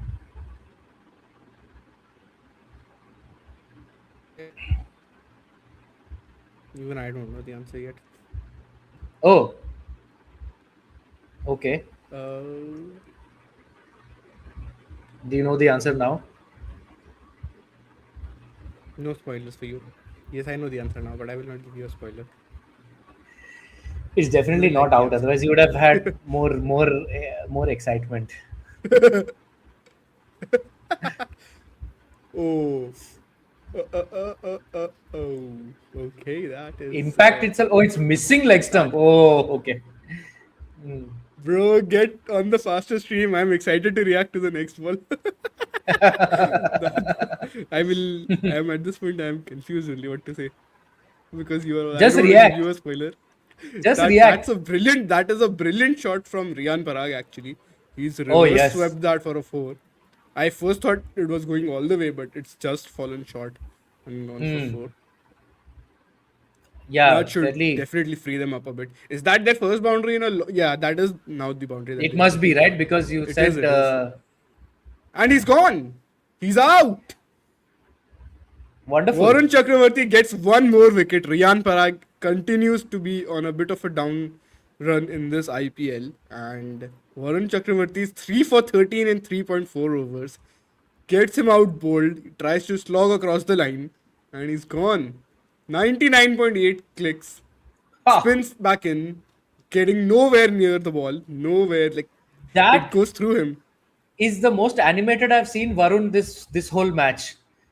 Makes sense. Even after he got Vaibhav's wicket, no, he was quite calm. But this one, he jumped and pumped his fist. Yeah, I don't think he likes that reverse swept four. I now I mean whatever little cricket I can play, I can tell you that as a spinner, what I hate the most is when somebody hits you back over your head. So getting hit Hmm. down the ground, I feel like that is an embarrassing moment for a spinner. But I wonder how it compares nowadays with how modern cricket is moving and reverse Hmm. sweeping and sweeping. I mean sweeping always existed, but I'm saying I, reverse sweeping and reverse sort of shots, reverse switch hits and all that. Do they rattle a bowler even more than being hit back I over their think heads? for this one, I mean, it was a bit of a top-edged reverse sweep hit, right? Like, and there was no fielder there, so it went for Yeah, four. there was no fielder there for sure. For So, sure. so Varun might have been more unhappy about that. That like he was not in Are you control of seeing? the shot. Can you see the matchup? The next one. I'll not give you No, spoilers, but wow. Just look at the I matchup. can see that Ferreira has come out to Yes. bat, Yeah, you and just wait for the matchup they will show on the screen. That will oh, be fascinating. five. My God. Okay. Very interesting. Must be that South Africa series, I'm guessing. The Yeah. one where Varun took loads of wickets. Varun took loads of wickets against South Africa, both in the away and the home legs of the series that they were playing. He's In the he's World Cup, he he's already went for a improved his few. matchup by just taking a single, I think. So Yes, that is true. And Hitmeyer just plays him out for a block and 3 for 14 Hetmeyer has blocked the in 4 last ball of overs. the 15th over. That's I mean, unacceptable, man. that is Varun Chakravarty. To be fair, I think I see this. I this one ball I don't have an issue because if Hetmeyer gets out here, then they are exposing themselves a bit. Rajasthan don't have batting at 8. I mean, they have Jofra Archer. They don't have like a proper number 8 the way some of these other Okay, teams have, and this right? was Varun's last ball. Okay, fine. I'll sort of give it. Yes, I that's still what I'm feel saying. like don't block, man. Just tap it for a single. Yeah, maybe that was the more optimal call, but it's fine. I think I'll give him this. So they've gone with Tyagi for the last over, and now Shayan is they're a going with what? Shayan is a more charitable person than I am. Definitely, especially when it comes to strike rates. I More think, forgiving. Yes. or am I? I don't know. Maybe we are about I equals, think you are slightly more forgiving of strike slightly more. rates. See, I know. I'll tell you when I'm forgiving of slow strike rates. It's when the batter does not get strike. Then I'm like, okay, I understand. Like No, sometimes that the I'm batter, I'm I'm with you in those situations. yeah, Like that time I also give certain margin. yeah, But this innings by Parag was not that. Huh? He was 12 or 14 in spite of having hit that yeah, four. So exactly. it was, yeah. Oh, And I Varun is think, also in the do we chat. have? He's Oh, going to come here. Has he did you come in as an impact sub? listen to the strike rate chat and decide that you need to jump in and I'm just coming tell in. us that No, no, Exactly. I bad. didn't even, I wasn't, I was about, now He stop doesn't even listening know what because he's I was going to join in. I think I subconsciously knew you were going to talk about strike rate. That's why. exactly. Bro, but they just had an impact sub in the match. Then I think we should also have an Yeah. impact sub. One of us should Yes. sit out. Should sit out. See, Varun sat out there, so Varun Yeah. has come in Varun here. has come Like back it's in. perfect symmetry. Yeah. Exactly. Varun, any opinions Varun, on Varun and Narayan today? Varun, any Yeah, opinions both on Varun and were, Narayan? Yeah, I think both of them bowled well today, from what I've seen. Yeah. Anything from the lengths and everything that you notice? Are they bowling that good length, 5 to 7 meters more? Ooh. Yeah, I think Warren definitely was, from what I last. I can just let you know. Hmm. La, la, la. Yep, I think he's bowled a lot there.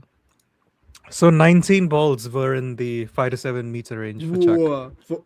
Wow. Yeah, Amazing. 12 of 19 of those and 2 So wickets. And he has whacked that for a 6. That is a good shot from Donovan Ferreira. Varun and I have been having these discussions a bit actually. That maybe Rajasthan should find a way to use Donovan against spin. Because he does seem to be profiling more as a spin basher actually. Even in the last game, if you saw his batting, he's really taking down the spinners. And I'm not basing this just on the last match actually. You go back and look at the numbers, I think you will see that he prefers facing the spin. only way to do that, I think, is to push Jurel down the order. Yeah, but no, they cannot do that, right? Jurel has to bat Yeah. at 3 now. Now they Exactly. cannot change. So Parag can I bat don't at see how. 5 or 6 in that case. But then Parag has just nailed the number 4 role in the last 2 seasons. I know this season he's having a bad year, but Hetmeyer has been in good form, so they want him at 5, I guess, even though he has not made so many runs this IPL. it's So see the Parag and Hetmeyer thing is now very interesting because they came into this IPL. Lots of people would have had their hopes because I mean Parag had 2 good IPL seasons and this guy Hetmeyer had a brilliant T20 and that is another wicket. Speaking of being a wow. good player of spin, Sunil Narine has had Donovan Ferreira on his strings and completely 6 runs in that again that 1 6 and 5 dots. Classic Sunil Narine. so these two have Does it taken once again. 5 for 40 in 8 overs. Wow. That is You just want to yeah. see such things, right? Like Wow. spinners are coming back up. I'm happy. Yeah. As a fellow spinner, I'm also happy. I like how Cheyenne is clubbing himself with Varun and Narayan. Exactly. With I'm also Varun a spinner. Chakravarthy. It's the thing No, of this is the what would you call it? Like this is the isn't this a bit like how Jared talks about Liam Livingston bowling? If the pitch is spinning for Liam Livingston, then what would it do for the Indian spinners? That's the vibe I'm getting with this. If the Rajasthan batters are being this shit versus spin, what the hell would the KKR batters do versus spin? Oh wow! I didn't even factor that in yet, bro. Yes, I will give you that. And Bishnoi has been very good too. Bishnoi, Who are the Rajasthan spinners apart from Bishnoi? Bishnoi and Jadeja. Jadeja. Oh, If the Jadeja. pitch is spinning, Jadeja becomes much more lethal. Oh yeah, I completely didn't factor that in also. Yes, true. And they There don't is have help any from the left-handers, do they? KKR? Rinku, KKR have Anukul Roy. Yeah, Rinko can't play Rinku. spin anyway. That's fine. Rinku and Anukul. Yeah, that's fine. Maybe they should just have Anukul up as a Floater. pinch blocker / hitter. Like he'll block the ones that's needed and he'll hit the ones that are needed to be hit. I can So, see like, that. Rajasthan's team is structured in a weird way, isn't it? Because Dhruv Yes. Jurel and Riyan Parag, I think are two of the best hitters of good length pace we have in the league, right? And they're batting at 3 and 4.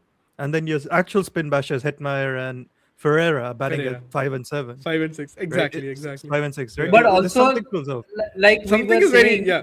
Dhruv and Riyan Parag, they both need a few balls to start whacking. Exactly. So- Especially Dhruv, I think for sure. Yeah. No, I think I both of them am can not a whack fan of pace Dhruv from ball finishing one. anymore. I don't think they Sorry? whack spin usually. I don't think they can whack spin until they're set. That's true. But can they whack pace immediately? I thought they could. Jurel might can't, be I think. misremembering. Like, at least from Yeah, the check finishing it. stint that I can remember. I think he could get a bit stuck sometimes. Maybe I'm warping my perception. I've not like looked at his numbers in as much Check detail. But last season. you've watched Jurel bat.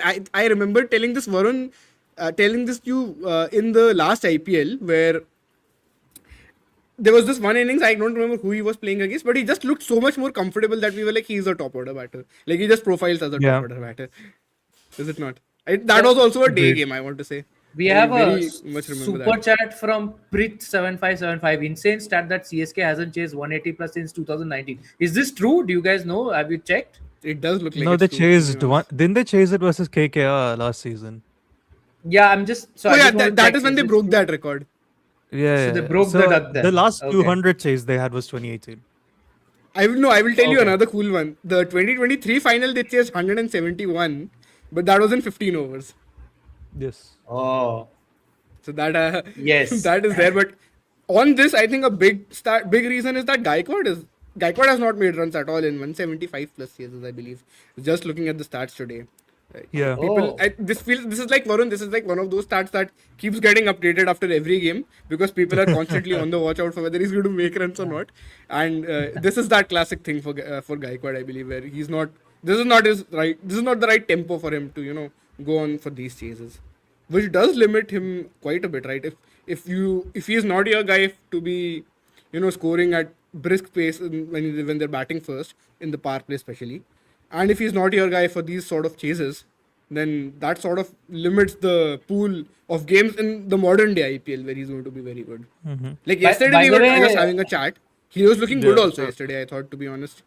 I think Andy But- was saying but- that 2020 is if Gaikwad or Faf don't make runs, CSK don't win. I Yeah, still that is don't know true. how they won in 21 and 23.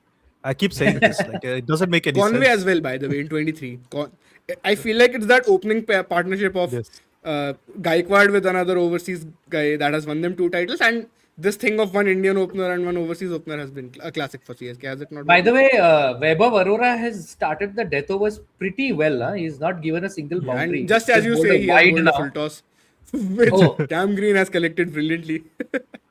Oh, okay. He has Yeah, not yet I bowled the don't full think- toss for me. So I don't for think me, Vaibhav he's is still a bowling terrible well. death bowler.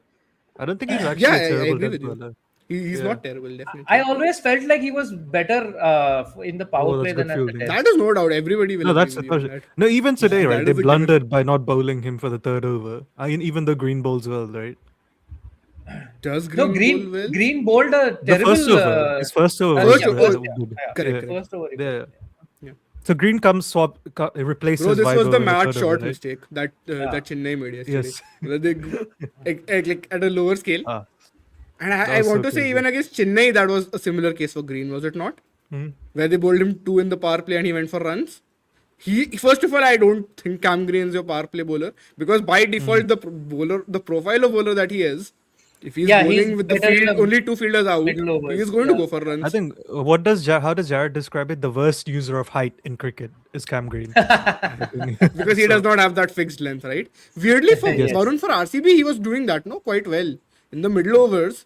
He somehow found that length, I think, or was it something else? I have a feeling he was doing it well. I wouldn't say he was doing it exceptionally well or anything. He I was mean, just he he's was an above all-rounder. par. Yeah, so that's what you expect only from him. No, you're not. He's Ah. not your main bowler anyway.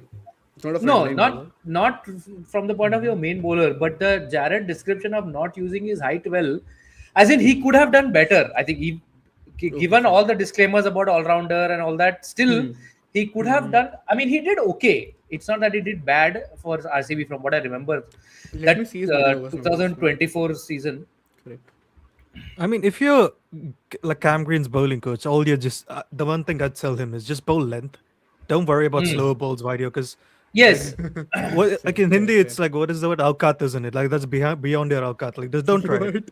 We have Don't dropped try. Aukat already in this chat. Come on. Alkat. Don't do it, right?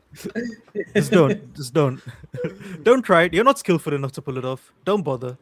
Just do Wait, one thing. You're an Aussie. Who's Just bowl bowling in this that length. over for them? Who's bowling this over? Ramandeep. Ramandeep. My Why the hell is God! Ramandeep bowling the 18th Ramandeep is over? bowling at the death, guys. Wow. Very Okay, interesting that move. is an unexpected move. I did not see Their that. seventh happen. bowler is bowling the sixth bowler, to be fair, in this game. Yeah, I he's their was sixth seventh now. bowler saying on this in the paper. group. Like we are seeing the return of the shit bowlers. How so? We had Shashank bowl. We've had Ramandeep Shashank, bowling. Matt Short. Matt Short. Abhishek Sharma's bowled. Parag has Abhishek bowled. Sharma bowled in the last game, correct? Parag Yeah. has also bowled. Yeah. Dubey has bowled a couple of overs versus RCB. Yeah, Dubey has also. And that classic thing of he bowled 1 over, he got Phil Salt out, they got him back, and then he got tongued. Yeah, true.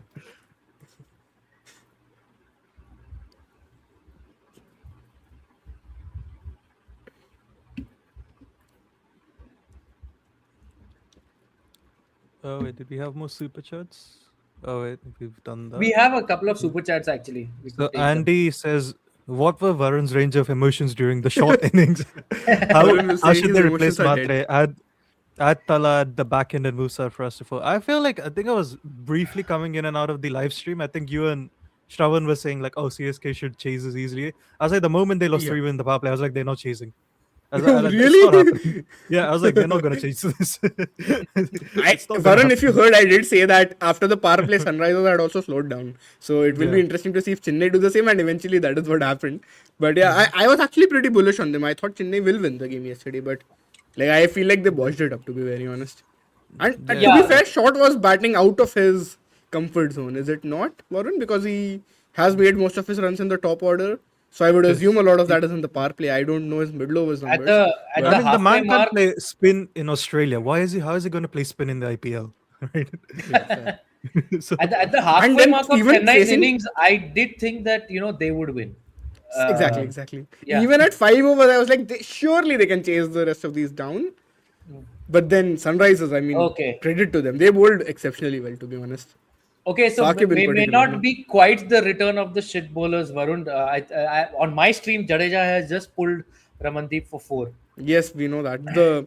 He is saying return in the sense of they are now coming they're back up bowling again. They are bowling again. It's not that they've not Okay, stopped not being that they're shit. bowling well. And the other trend you will notice is their second over will go for runs. Because teams will be tempted after their first over that, oh, they've bowled nicely, let's get them on for another. And then that will not work out. That has happened a lot. The only guy I would say it has not happened with perhaps is Shashank. Right, Varun? With him, I He's feel like been, it's how not good happened. has he been? Shashank Shashank has been outstanding, man. Unbelievable. Yeah. Shashank is their sixth bowler now. From Did now he get? on. Didn't he get Travis Shake in the same over? Was it? Sorry. He Yes. did. And I don't think in the who did he same get in over, the Mumbai game? but in the Who but did he got get in the both Mumbai of them game, in bro? the I same think match. the only thing that's better than that is I think Nitish Rana once getting AB de Villiers and Virat Kohli in the same over. in That was 2018. 2018. I remember that. Did he not York one of them? Who did he York? Kohli or did he I York know, De I know. Villiers? He Yorked one of them, I feel. He just Nitish fired it Rana. up. So also isn't Urvil for Matre a straightforward swap? Yeah, that But would listen, make sense. when Dhoni is fit, then there is no room for Urvil, right? It's basically Matre goes out, Dhoni comes in. Ooh, that might Yeah, not but be a let's bad say, idea let's because say that happens. too many guys are batting too low for me in that Chennai team. So basically, They have to everyone use moves Dubey up. higher up, bro, I feel. They're not They have to use- maximizing Dubey versus Spin. This I think they have to use Safraz higher up. They have to use Brevis higher up. There's a lot of people that are batting too low in that team. But then Dubey is still batting too low, no?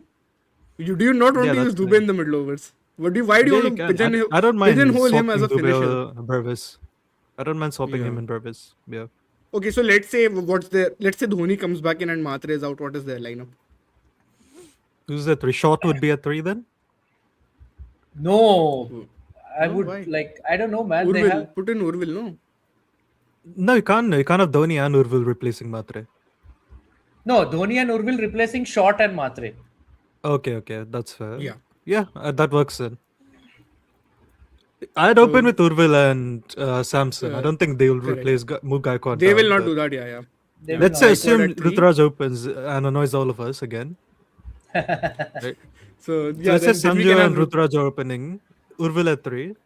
Sarfaraz 4. Dubey 5 and Brevis 6. Yeah, I think that's fair. Yeah. Yes. And then MS 7. Again, it's the same issue, bro. That one of those three they will end up batting too low in this team. Yeah. Like Dubey, Brevis, and Sarfraz, you want all of them ideally at 4 and 5. Even Sarfraz's case, even higher up. Oh, and that is a drop catch. That is Oh, a wow. drop catch. Okay, I'll get to see it. The same. I'm on the Varun, slow stream how today as fun well. was it to watch the streams not syncing because I am 1 or 2. It feels like I'm 2 balls ahead of Saurabh. Oh, No, it's just no, one even ball. I'm on the slow stream today. I can't be asked to pull up Okay. the fast one. And that is a on drop the catch. normal TV stream. That is bro. a drop catch. Yes, now. Yeah, I think you're slower than I Should've am taken- today. Yes. Yes, I am on the normal TV one only. Yeah, Hmm. nice. Who was the catcher? Was it Is it Aurora? Vaibhav? Yeah, it is Vaibhav. Yeah. Yeah. Oh yeah, he's not a very good fielder, is he? Did I mean, impressive ball from Ramandeep. Huh? That one. I don't no? think he's Yeah, been yeah. terrible. Like he's a shit bowler. Actually, that's yeah. not as shit as it Yeah, looks. Yeah. he's He's what 20 runs in 2 overs, Varun? Is it? Oh wait. 26 and 2. Oh wait, my bad. Yes, then this one went for how many? 14.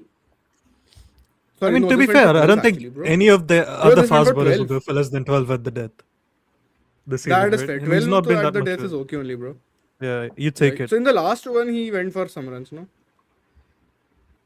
But KKR, Rajasthan are 144 for 5 in 18 overs, which is not, which is much lower than any of us would have had them at 18 overs, right? Yeah. If they're 144, like let's say last 2 overs, even if they get 30 runs, they still end up with 174. And Mm. KKR should back themselves to chase 174 in the second Yeah, half of the true. day. Yes, please.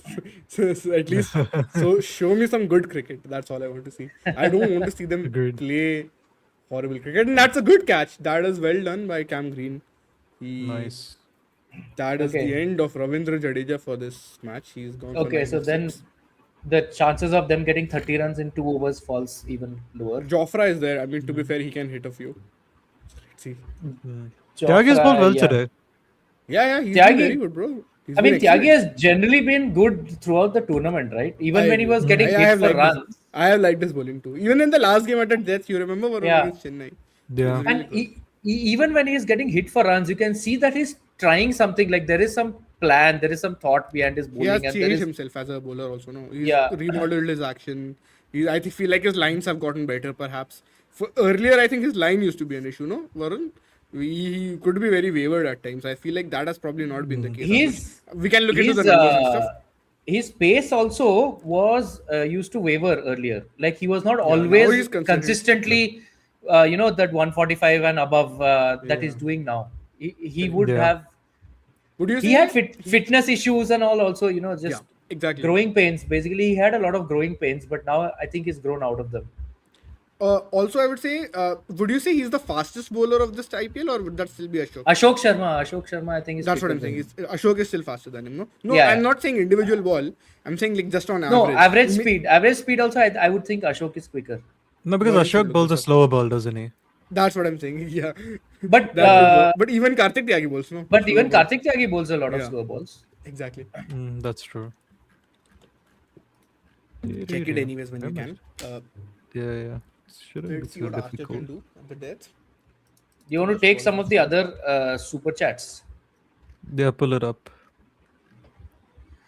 When will we see relegation and second division of IPL? Asks Robin Dul 3454. The short answer is never, Robin, because the franchisees, people who bought the franchisees paid these mega bucks for them on the basis of broadcast rights, and you will not get that revenue if you make two divisions. Broadcast rights and a guaranteed minimum number of matches, and obviously if you split it into two divisions, that no longer holds.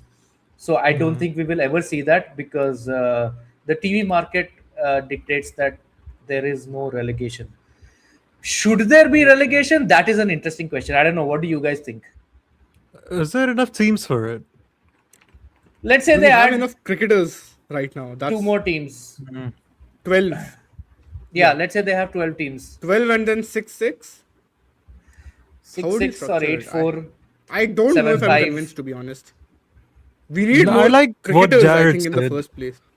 But yeah, No, I think what a B Jared said league. makes a lot of sense. Yes, Yeah, B I League. also like Jared's plan, the B League. Yeah. No, because But- if but you're you- RCB, you want And, Cox and Bethel to be in good form, like make batting Yeah. for right now, right? Correct. So they're ready to come in. Yeah. Yeah, as Rob was saying, it's currently IPL's B League might just be the PSL, but No, don't know. that's what I was telling Jared, that if you have an IPL B League, it will just further kill the PSL, because a lot of the overseas guys that are going to the PSL will now be part If of the you're- IPL B League. Oh, I feel like he's has out no on my one tried. stream now. Yeah, same. Yeah, has no one tried selling BCCI that if you guys have a B Yes, he League, is you out. could 142 essentially wipe Yeah. out PSL from the face of the earth. That's a win. for Maybe you guys. maybe they'll watch this podcast and get the idea. But Hetmar also out. Tyagi has Karthik been brilliant Tyagi, today, guys. I mean, I exceptional. think Exceptional bowling today. he was Wow. he properly deserves these 2 wickets that he has got in his final over, because he didn't have any, and this is great bowling. I think his slower ones nobody has been able to pick up. They have just not picked up his slow. Hetmar particularly, remember that pull shot he just bailed out of because he had not picked the slower one at all, the slower bouncer. And same thing here. Exactly. He's just That was not my picked up favorite moment of the day. this one, and yeah. 146 for 7 guys, and they have no batters left. I mean, okay, Archer I can mean, swing his is it bat. very surprising when their openers haven't had the game that they usually do? We were being concerned about their depth even No, I before. mean, we That is did think why. that Donovan Ferreira showed in the last match that there No, is that is more there. depth than but this is I mean, they could just fold for below 160. Yeah. Yep. Maybe even 150. No, that would be too much. So How- on the how- speeds, sorry, on the Yeah. median Maybe speed, it is going to be Ashok- 150, guys. Oh my Maybe it God. is going to be 150 because Okay, that means there's Vishnu another is wicket. also gone. That means Yes. there's Oh, another wow. wicket. That's what I just said. Today is the funniest watch along I've been on because Saurav is literally reacting. I'm reacting to Cheyenne first and then to the match. that's how it's gone.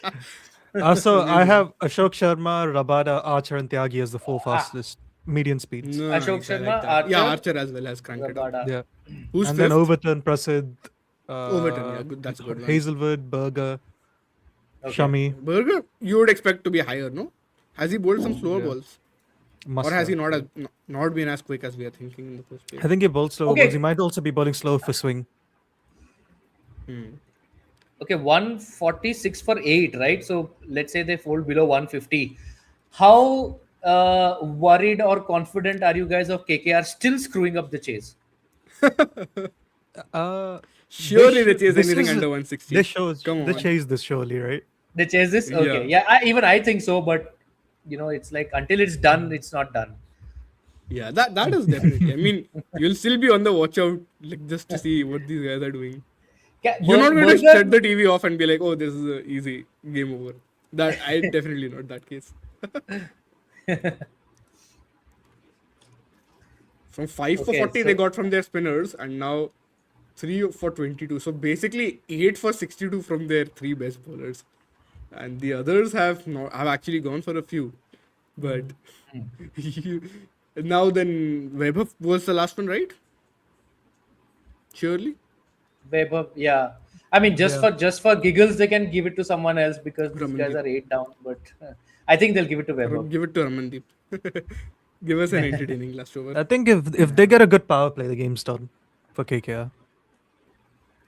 But KKR have never had a good power play so far in the IPL, have they? Have they not? No, they did No, versus the Mumbai. game. They, Mumbai exactly. Okay, one match. Yeah.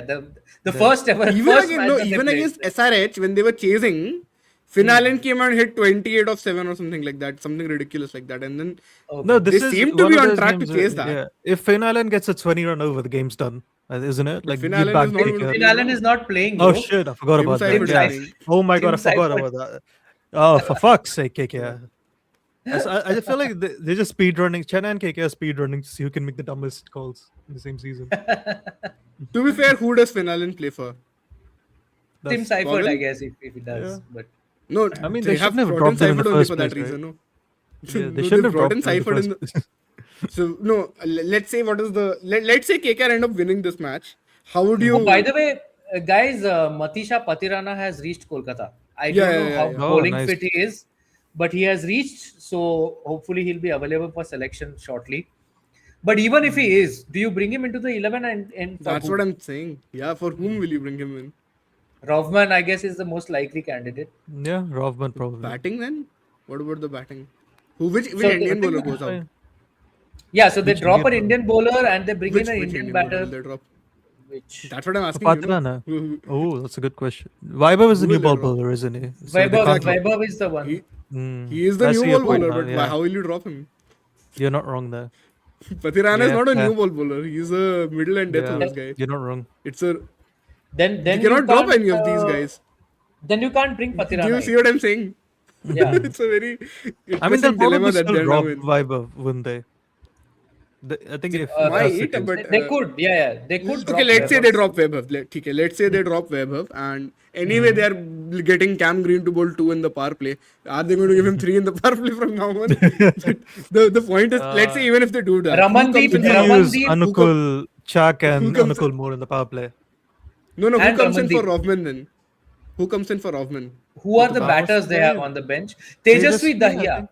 Tejas,wi Oh, Dahiya. that's an Dahiya. interesting one. Yeah, lots of I people would have want been bullish on Tejas,wi him. Dahiya to get a game. Yeah, Yeah. same. Also, like I don't like can Anukul Roy play spin? Like is he one of those Indian spin bowling all-rounders that can hit spin? That's I what even think I was thinking, but he can hit spin. See, look, I've watched him only in domestic cricket. He has not had chance in the IPL much, right? So yeah, Yeah. there uh, he's a competent batter. I don't know he was whether player of the he's series, no, in the last SMAT. He had a gun series, both in bat and he ball. had a gun smack. He was Yeah. very good with the ball No, and with but the bat. let's say like he's not like Akshar level good versus spin where like Akshar you can rely on to give you like No, he's 25, not. 15. Like Whatever I've are we seen of saying him, he's Anukul not can't give you Akshar 15 level. of 10 versus spin regularly? That's better than what He he's doing now for them. he can give you 15 of 10. I think. I Yeah, would think. then that's better than a lot of the batters versus spin, isn't it? Yeah, I mean, yeah, but okay, they've hit 150 at least. They've got to Yeah. 150. Mm. Good shot by Archer, that one. Oh, that's Picked a the slow four ball. by That's a Archer. four. Yeah, Yeah, Oh, picked wow. the slow Yeah. ball quite well. Nice. But did he even pick it, or was he just able to like generate that much power to hit? I think it's the latter. I think he just generated the power and hit it. Fair. Archer is very strong. Yes.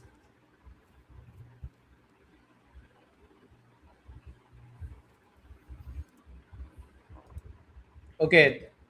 He probably should have just, slid and fielded that, Karthik Tyagi. I mean, he bowled well, so we can maybe forgive one odd lapse like that on the field. But sliding and stopping was the way to go there, man. Would have been a four.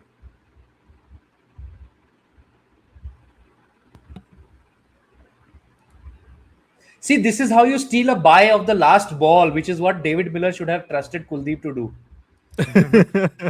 I thought you were going to talk about the World Cup final 2019 where Santner didn't run off the last ball. That is Oh, that's no, true that was as well. also there, but That's the classic one, no? yes. Yeah. Ah. Bro, even if I play cricket nowadays, whenever I get the chance to, off the last ball, I just go for it. Like, I don't care even if I'm getting run out, I'm just running. Like, even if it's going nowhere, I'll just run. I think they should teach Yeah, I that mean, in what was every it? single New Zealand cricket deserved to academy, lose that for So- Santner not run of running the that last by. ball, run of the last ball. Yeah. So Rajasthan Royals have got 155 from 8 in their 20 overs, which you would think is a below par score and gives KKR Yeah, their best certainly below shot par. of their first ever win. Varun Chakravarthy is back, guys, for KKR. That I think that was the biggest thing of Story. the KKR bowling innings. 3 for 14 in 4 overs. Sunil And Narine 2 even for this 26 in score 4 is mainly overs. thanks to the Ramandeep and Green overs, isn't it? Yes, Oh, and that Karthik definitely. Tyagi is 3 for 22 in 4 overs. Like Shan said, Exactly. it's 3 for 62. Yeah. Sorry, 8 for 62 in 12 overs. Yeah. And it's the other 8 overs that they've got nearly Even the 100 two runs. overs in that are the extra ones, right? The Green and the Ramandeep overs that have gone for a few. To be fair, Ramandeep's both Yeah. overs, I feel like they went for runs 14 and 12. No, basically, So, 8 overs have gone for 62. So 12 overs have gone for close to 100, which is still okay. I mean, like No, it's not 12 even that overs. because no. Tyagi was great, No, you- Viber was decent, and it's just Hmm. Green and Ramandeep who was shit. Correct. Yeah, that's Yeah. those 4 overs where they've Yeah. gone. For a How few, much did the correct. 4 go Yeah. for? Ramandeep was 26 and Green I want to was say 53. 26 as well? 27 and 26. Yes. Green Ah. went 4 for overs, 22 53. runs in 1 over. Yeah, 53 then, right? Yeah. So 53 in those 4 But- overs, and 53. then 102 in the other 16. But Yeah. like 156. Yeah, I think we are backing KKR to chase this, right? Yes. Surely they chased Yeah, this. Right? If they surely don't KKR chase chase this. Yeah. Yeah. Yeah. All right, then, guys, we'll join you for the second innings. I don't know how many of us will be there, but we will have some people certainly. And I'll be see you there guys. for the second Goodbye. innings. Yeah, Saurabh I is think- definitely there. Yeah, I might pop in for a bit if I feel like it. So I'll see you guys. Bye bye. somebody will be there. 100 years ago, something truly remarkable happened in cricket. No one knew how to get Bradman out. And so, some of the smartest minds in English cricket got together in a smoke-filled room at Lords, and they talked it out. It is no different than you talking with your uncle, with you whispering at the back of the bus, with you sitting around in the tea room arguing with your friends. This is what we do in cricket. We love the game, we talk about the game. And that is what we do at Combox, where the game lives on.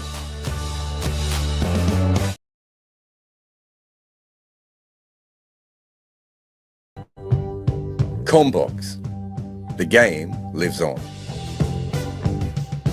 So, Cheyenne, tell us what you wanted to, or what, sorry, tell us what the other two guys wanted us to talk about and then ghosted us on.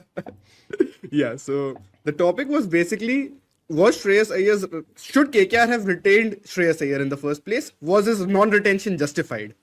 Like, that is the argument here, essentially. Okay, so I think now the common consensus, if I can put it out for everyone, is that most people believe that it was a horrible mistake and that they shouldn't have done it at that time. I would have to go back and have a look at the notes and everything else of what I had written at the time, but I don't remember.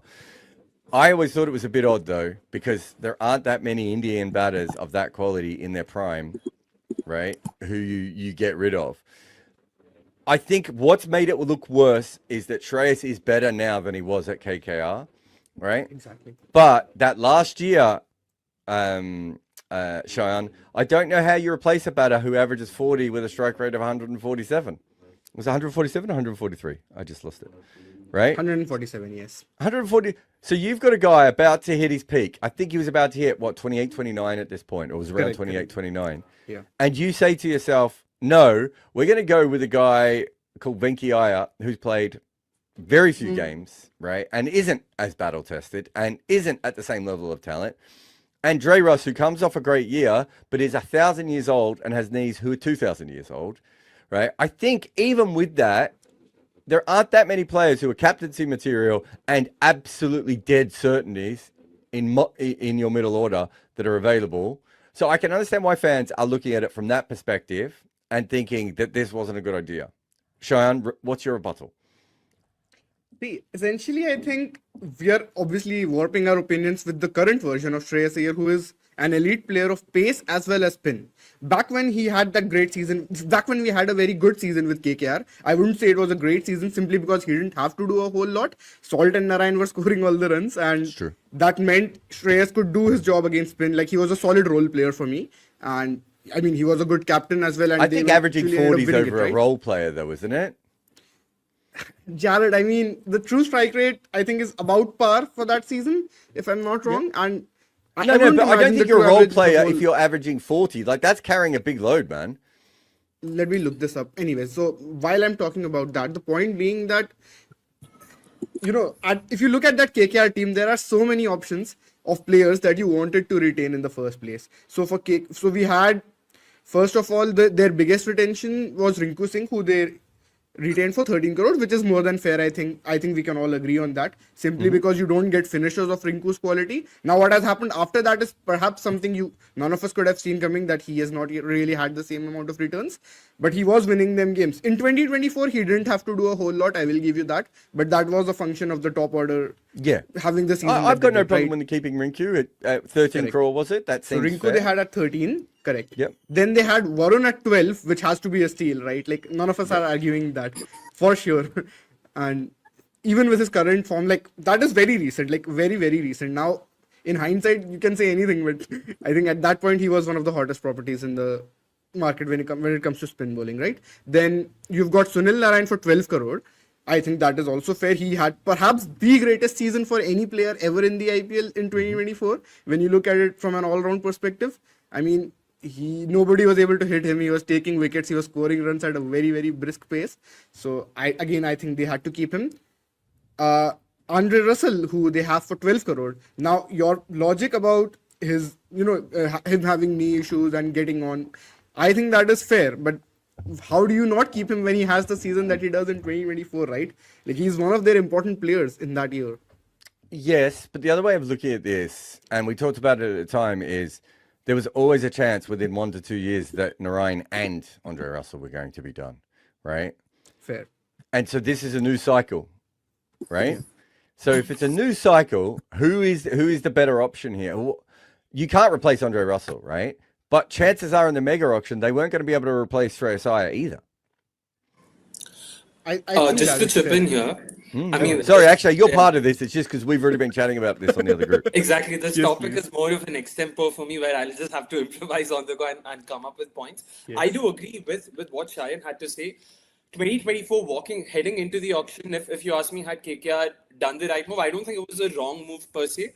By having seen what they did at the auction, spending 23.75 on Venki Iyer and some of their buys, that definitely in hindsight makes it even more stupid.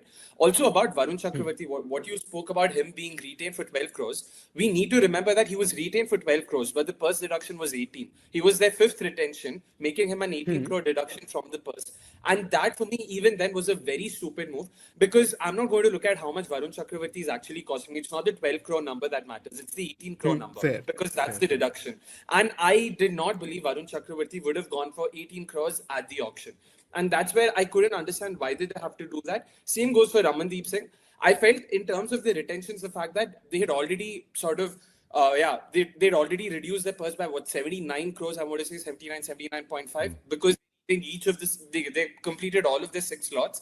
I felt that's where they probably lost the plot. They really went overboard in trying to retain their players. We all remember that extremely popular quote by Venki Mysore, when he spoke about buying Venki, he was like, we are not the kind of team who lets go of our players. We want to buy back everyone we want. We saw that in the 2022 mega auction as well. They went after Pat Cummins, they went after Nitish Rana, they went after Shivam Avi. We've seen this pattern with them where they want to go after their players or go back to their players. So having seen all of this, Shreyas Iyer, I don't know if there was any bad blood there. But yeah, it was very bizarre for me. Having seen how the auction panned out, it was a very bizarre move for sure. So I'm just having a look here at the numbers in 2024 of Shreyas Iyer. That year, he averages 28 at a strike rate of 144 against pace. So that is the year I was commentating on that year. And so I remember I was doing a lot of Cricket 8 stuff. And I remember saying he looked so much better against pace. The pattern was already there, right? We had seen it. That year against spin, he averaged 129 against the spinning ball with a strike rate of 151. Now, so if we go Moneyball on this, right? You have to be able to recreate it. No one thought that Narine was going to have a bunch of more incredible batting seasons because it had never been consistent before. Yeah. The Narine Russell thing absolutely makes sense because it's such a dynamic partnership. But if you take it into that part of the mega auction, right, at best, you think that you might still be competitive by year 2, right? So I'm happy for them to have done that with Andre Russell. But then why spend 23 crore on a guy who had been wildly inconsistent, who was a late bloomer, it wasn't like he's a sky late bloomer either, right? Definitely. When you could have spent 5 more crore on a player who gives you extra skill because he's a captain as well. Correct. Might be one of the best players of spin. So I just think I think it's hard to say that KKR made the right decisions. If you say they made the right decisions with retentions, I think then you have to say that they had to win in 2025, right? Or hope that Andre Russell was still here. And the other thing I would say just about injuries in general, just about Andre Russell in general, I would hope, and I could be wrong on this, guys, that they would know more about Andre Russell's knees than the rest of us do, right? Yeah. We know that every year it was a strain for him to get back on that field. Yeah. So you're taking a big chance to be able to do that, right? There isn't another Andre Russell. No other team was going to be able to get him for more than 1 or 2 years anyway. Whereas once you go, it's very hard to get KL Rahul or Virat Kohli or, any of these players, right? In the auctions, right? It's really hard to get them. And so I just think from that perspective, and that's one of the reasons Shreyas Iyer went for so much money, right? He did. It's not because of how good he is, because we all agree he went for too much money, and we all talked about that at the time. But we also said the reason people have paid him is he's an Indian player coming into his prime, and he can give them captaincy. That means that we can make the argument that he wasn't worth that much money, but he was specifically worth that much if you're trying to build a franchise around someone, right? Yeah. And I think this is the thing that I have the issue with I get that Andre Russell is really, really hard to replace and that they would have had to change the way that they went about things. But I don't think they understood how hard Shreyas Iyer was to replace. Now, Jared, I think the argument here would be, would Shreyas be retained for, say, 12 crore?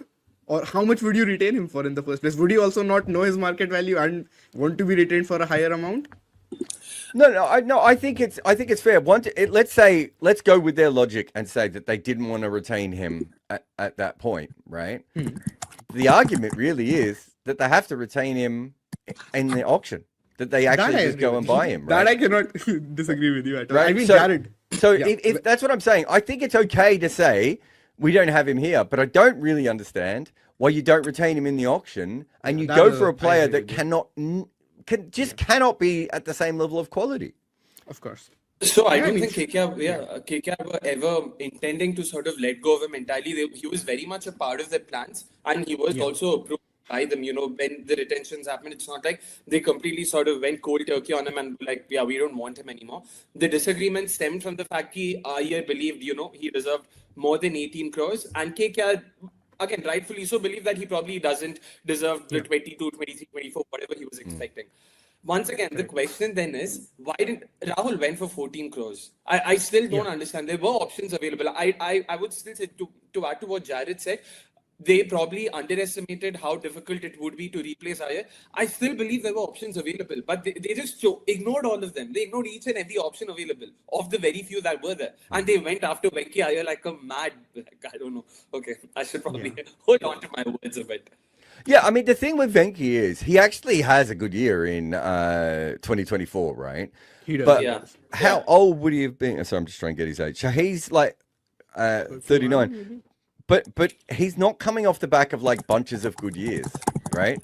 So in 2021, he had a very good year in terms of average. Remember, everyone was really excited about him. Exactly. But his strike rate wasn't particularly good, and But that would be UAE, Jared. I think that some of that would be UAE. Oh no, I'm just saying. But either way, I mean, everyone was really excited about him. I kept saying, guys, he gets stuck all the time. This guy, right? He is. The next year he averages 17, right? Strike rate of 107. Great. Everyone has a bad year. I can write that off. The following year he averages 28 at a strike rate of 145, right? And then he has one good year. The chances are that there's going to be one or two just not even bad years, but just gearing back years at that point. And yet it doesn't seem to and so if you're going to pay 23 crore for someone. 100 years ago, something truly remarkable happened in cricket. No one knew how to get Bradman out. And so some of the smartest minds in English cricket got together in a smoke-filled room at Lords and they talked it out. It is no different than you talking with your uncle, with you whispering at the back of the bus, with you sitting around in the tea room arguing with your friends. This is what we do in cricket. We love the game, we talk about the game. And that is what we do at Combox, where the game lives on.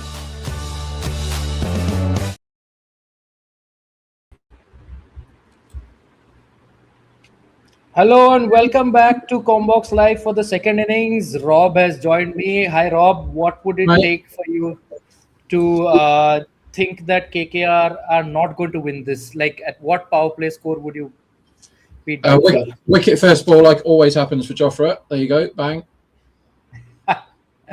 Okay. So you are on the quicker stream. So I'm going to be like 5 light years behind you.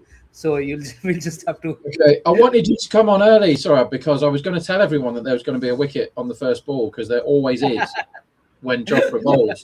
His first ball is on the money, so he's clean bowled Cypher there, and last game he got a wicket first ball, and the game before that he got a wicket first ball, bowling the real good stuff, and this time he went Yorker instead of the one to the body that gets caught.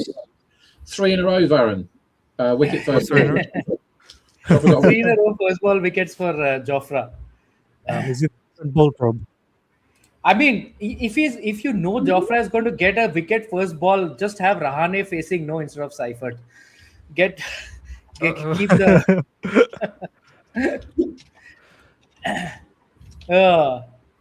Anyway, this makes the chase a little bit more interesting. Let's see who comes. I was saying this in the group yesterday. Did they decide Raghuvanshi at 3 or Green at 3 based on the chakras? Like, there must be some logic we don't know.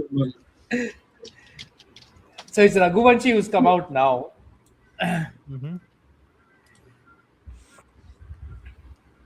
3 in a row is pretty good going.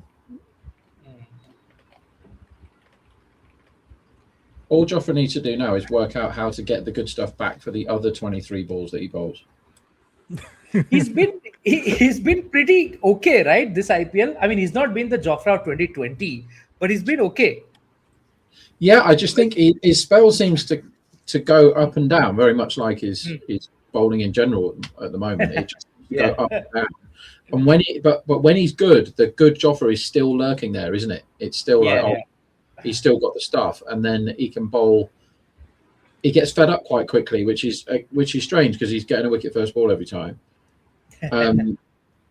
Yeah, I don't know. I don't know. I think it's probably his body is just not. It can't quite do what he wanted to do. Has he got another one there? He's just cut. Forget the cricket. Like PG back and said, in what world can Robin Uthappa be the highest paid player and it still be called Premier? Tweet by Jared Kimber in 2009. How do we not know this? How does somebody know what Dora tweeted in 2009? How do you even? And also, Robin Uthappa was not the highest paid player in 2009. It was Kevin Peterson and Andrew Flintoff who both got 1.55 billion at that auction. Yeah, fair. So I don't know what that was about. They're all going up for another one here, by the way. This is unplayable, Jofra. Yeah. Wicket Maiden's loading here. That was the short ball that no one can do anything with because it's so straight. When he gets it right, it cramps them so badly. So if you try and play a shot, you're a huge risk of getting out. They haven't reviewed it. Mm-hmm. His speeds have been what they're showing on my TV now is 140, 143, and 146. But he looks like sharper than that. No, he looks like 150.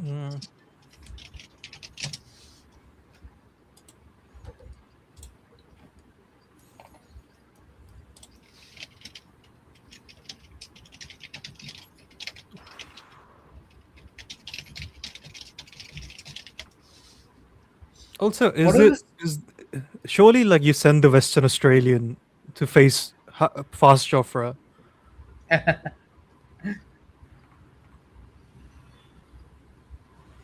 What is the speed of that bouncer? I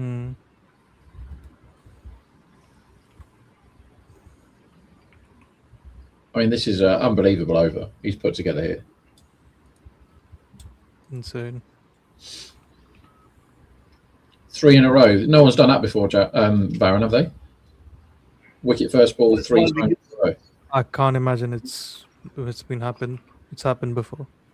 Yeah, I mean, if it had, then somebody would have been talking about it.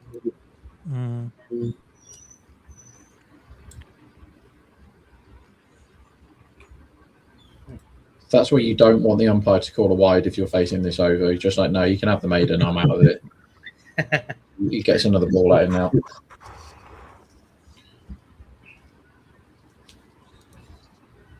Because Cypher isn't playing the big Yahoo at that ball. He's just trying to knock it into the legs for one. Yeah. And that's a 4. 5 off the over then in the end. He's just blocked that, so that's raced away to the boundary. I think when you're this fast, I think that can happen at times, can't it? Yeah. Yeah. Amazing over there. Insanely good over. So that Seifert wicket seamed in 1.45 degrees and swung in 1.71 degrees. Wow. Yeah. No Fuck wonder he playing missed that. it. Yeah. So that basically gets everybody out, right? Yeah. Pretty much, yeah. I mean, unless It misses I don't know. everything. That's your only hope. Yeah. Yeah. Or you're like a tailender who reacts very late and you're just trying to block it and your bat is just there. And it comes and it's like not bat hitting the ball, it's the ball hitting the bat, sort of. Like your bat is just there. So you manage to keep it out. So do you think there must be like a point where like people are really bad at batting, people are really elites at batting meat, and that's how to not get out to the good balls? You just Yeah. I don't understand this theory. One of your hot takes again, Aaron. There must be a point, isn't there?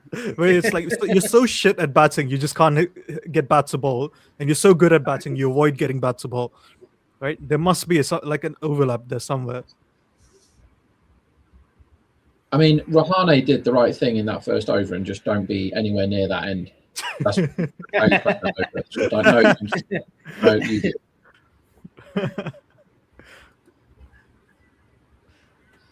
Oh, he's out. Butler's got. Sorry, Berger's got him. Rahane gone at the other end for a See, second this ball is duck. why Rahane should have just faced the first ball and, gotten the first ball wicket out of the way. Rahane is still batting on my TV, by the way. So he's not out somewhere. So wait, what happened? Is that ball move away?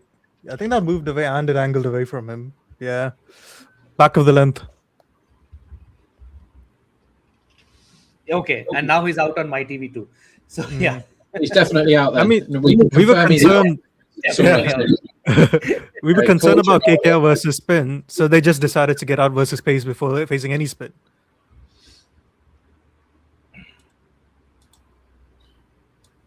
I mean, this is nuts. This is an insane start. So Rohit Kumar Jha is saying you all need to look at Muzarbani's reply to PSL right now. Damn, we did actually. Yes, Someone we said. did. Who sent it on the group in the morning? Was it I you? sent it. I sent Yeah. it. Yeah. It's Yeah, the that most was- PCB thing ever. I mean, I don't know how they keep managing to plumb new depths, but they do. Like it's like find me a barn and I will lower it. That's their motto. And if I mean, there's no reason to think that is not true. Cameron's green bat is being checked right now on my TV. Yeah, that's the new thing, isn't it? That they check everybody's bat with the. That is a chonky bat. Though. And Whatever you call will he have to change it? Is it not going through? Yeah. Oh, well. That's he's not I have allowed. not- I have not seen that happen, that they've had to change a bat. Same old Aussies, isn't it? Always cheating. Always cheating. Australia. Only check the Australians like we can trust all the other countries.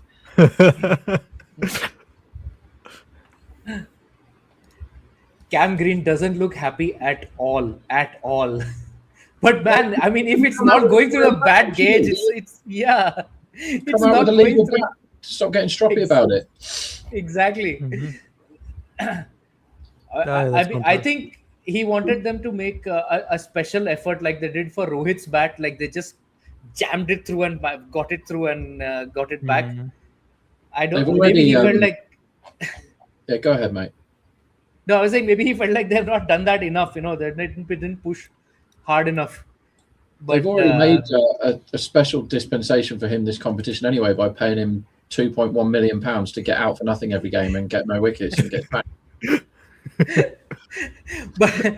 but you do know, Rob, that he's Oh. not getting all of that money. No, He we're gets not only- going to get any of that money. Like, how much of it goes into the? He should be paying them just to wear the kit and come out there and pretend to be a cricketer. How much goes into the Paul Valtati fund?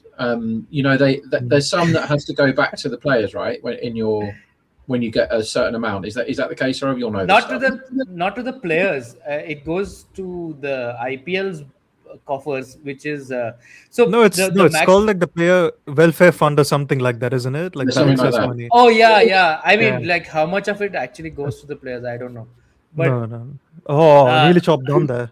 Oh my Wow. god. the limit was 18 crore for this cycle through their whatever complicated math.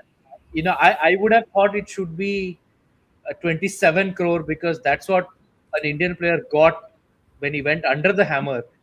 But it's the lesser of the two, apparently. I have actually forgotten the exact rule, but I know that it's 18 crore. So the 18 is what Cam Green is getting, and 7 crore has gone to. Is it the highest retained player or something like that? But even the highest retained player, Virat Kohli, was at 21. So I don't know how they got that Oh. 18 figure. So, That's odd then. He's away with a boundary anyway. I mean, he did get runs last game, Rob. Yeah, but he was out 4 times. It was missed. The thing is, right, and there was a bit in the middle of that innings between all the drops and the 2 missed stumpings and everything, where he actually looked good and he was whacking it. And I thought, Yeah. well, this is what he needed, right? He's jokes aside, right, he's been feeling the pressure of the price tag for sure, like 100%. He's been this whole calling himself an all-rounder and turning up not being allowed to bowl. I don't know how much of that was his fault, but that is he's played a brilliant shot there. That's the best shot he's played so far. Oh, that's a good shot. That's a really good shot. And when he survived all that luck, you think, well, now he's going to cash in because he's playing really well. He's smashing all these sixes over on the leg side. He looks like the guy that they signed for all the money. And then he just went from, rubbish in that innings, getting really lucky. Then he looked really, really good. And you think, right, he's back now. He can put the pressure aside for a bit and just play. And, because when you're in and you're firing, most players just carry on doing that, don't they? Like, they look really good and they keep whacking it. And then he just totally disappeared when wickets were falling at the other end. And to go from 75 to 79 in the last 30 balls of the innings, that's unprecedented. That is, I know he didn't face many of them, but he couldn't get anything away. He couldn't get any of the strike. And when Rashid Khan bowled the last over at him, he just didn't know what to do, did he? I think he's doing right again now, like being at the other end for Jofra, because this over will have some heat, I'm sure.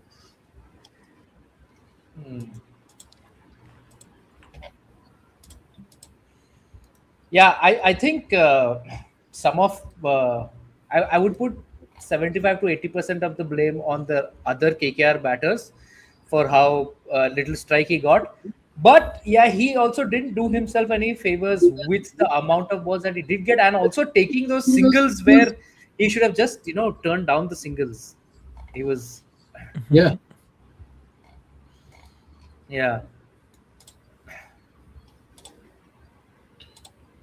So Jofra gets to go at green now because Raghavanshi has done the right thing and got himself off strike. Do you reckon that first ball just gets everybody out? I don't know what you do there. Unless you're fully test match forward defence, I don't know how you survive that delivery. I think even in a test match, I think you'd get out most often to that ball. Yeah, there's a.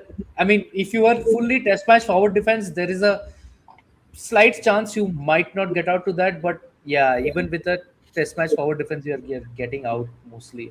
No, the swing was not the issue with that ball. It's the fact that it seamed in like 1.5 degree after landing. I don't know how you play that. Exactly. So even if like you're a test batter and you handle swing, you don't plan for the seam, do you?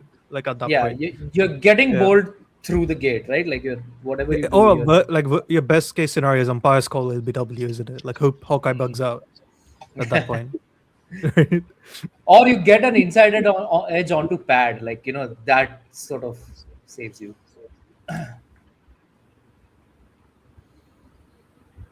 Oh, hey, Green has hit Jofra for 4 first ball on my team. Yeah, that was one of the lucky ones. I think he's trying to play that somewhere else, and it's gone for 4 down the leg side. And Jofra has cut him in half with the next delivery. Fucking hell. These are unplayable. Like the good Jofra is so good. Like the good Jofra, I think, is up there with Bumrah. He's completely unplayable when he lands it like that. Agreed. And we don't see him putting the whole spells together very often anymore. But that ball there, wait till you see it, sorry, that is absolutely and completely unplayable. That's the 3/4 seam, I think. That's not traditional. I like how Rob is so sure I haven't seen it yet, which is true. I haven't. No, we can tell you haven't because like your brain, you're still feeling. There we go. Yeah. There it is. Yeah. There it is. Yes. There it is. There's no way you can have a poker face after looking at that ball. That's what we're waiting for. Stop watching the cricket on a Nintendo Game Boy from 1987. Yeah, 3/4 seam that, Rob. I think. Okay. That's not a tradition. I think that's not the wobble. See, that is another ball that like basically you just need luck to not get out to that, right? Like it's just like the first ball. It's just like the first ball of the match.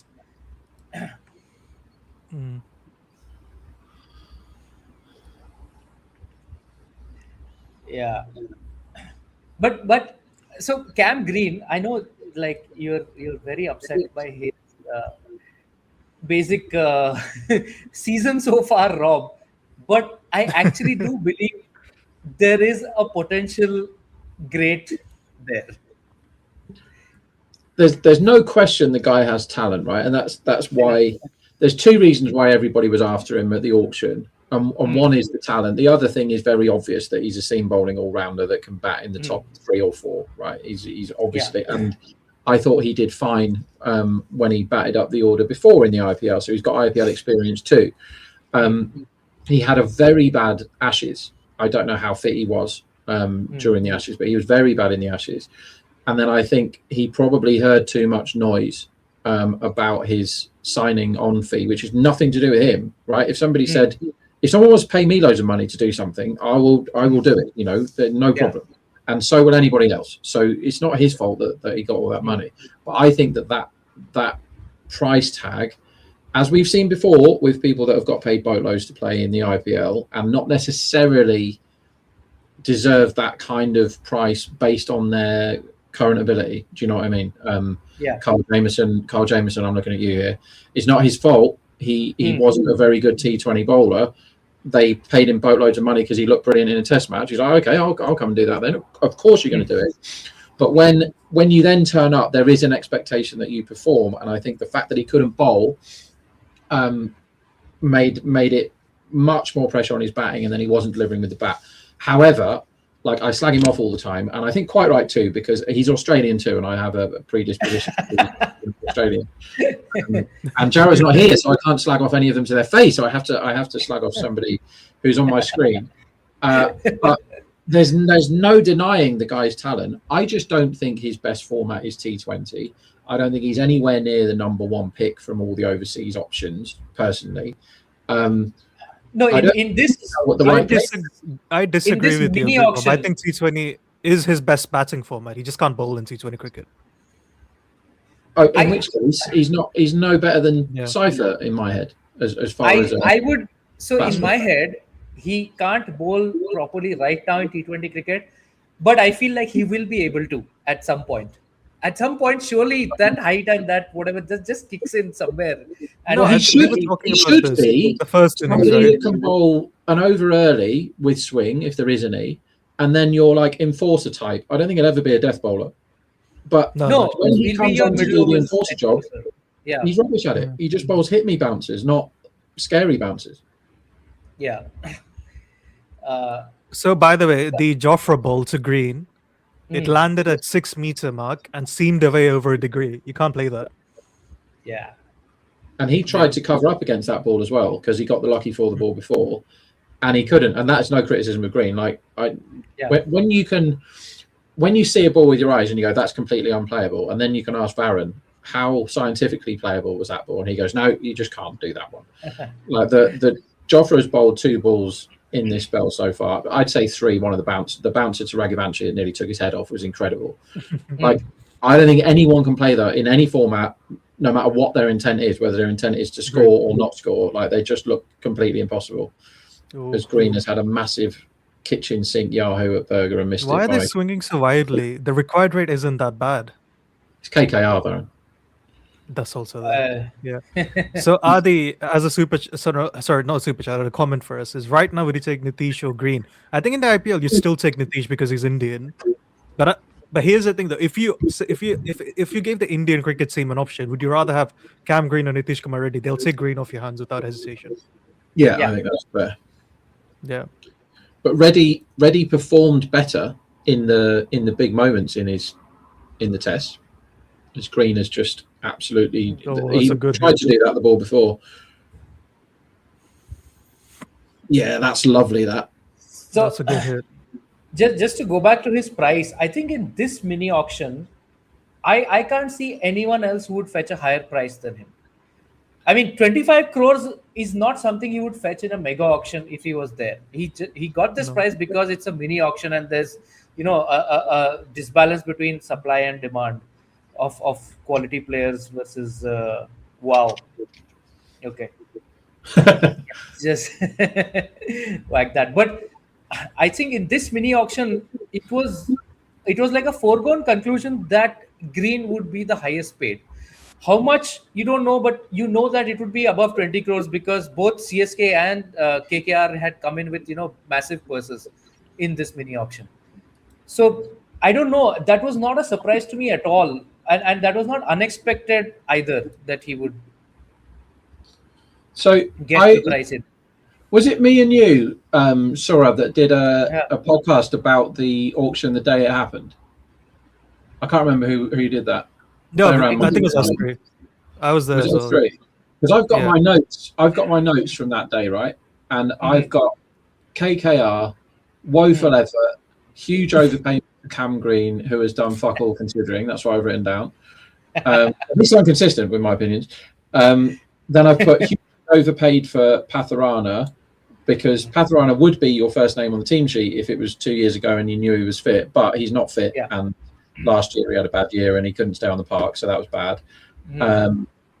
Okay, so yeah, that's what I thought about that. But then when you look at the names there's no name that you're like, oh my god, why isn't he in it? Is there? That there aren't really. No, I mean, who could have fetched more than Green at that auction? Is there any No name one, that right? pops for Yeah. you? Like no one, right? Like for me, there was no one. Yeah, exactly. So what do you call it? Your prices usually depend on quality and scarcity, isn't it? Like it's Yes. and that's when if you have two teams bidding for you, you can get to like late teens, and if it's like three teams want you, that's when you get the big bucks, isn't it? Like that's what usually happens. Because sometimes they just decide we're having Cam Green, and then another team decides that as well. I think he may have been dropped that ball that's gone for 4. Very, very tough chance. Bishnoi into the attack, by the way, if you're watching it on a If college Rob says tough chance, I'm assuming that was like not really possible. That is a tough chance, yeah. He's going to cut it through the gloves, and it's just one of that. You would have to be very lucky or MS Dhoni to take that.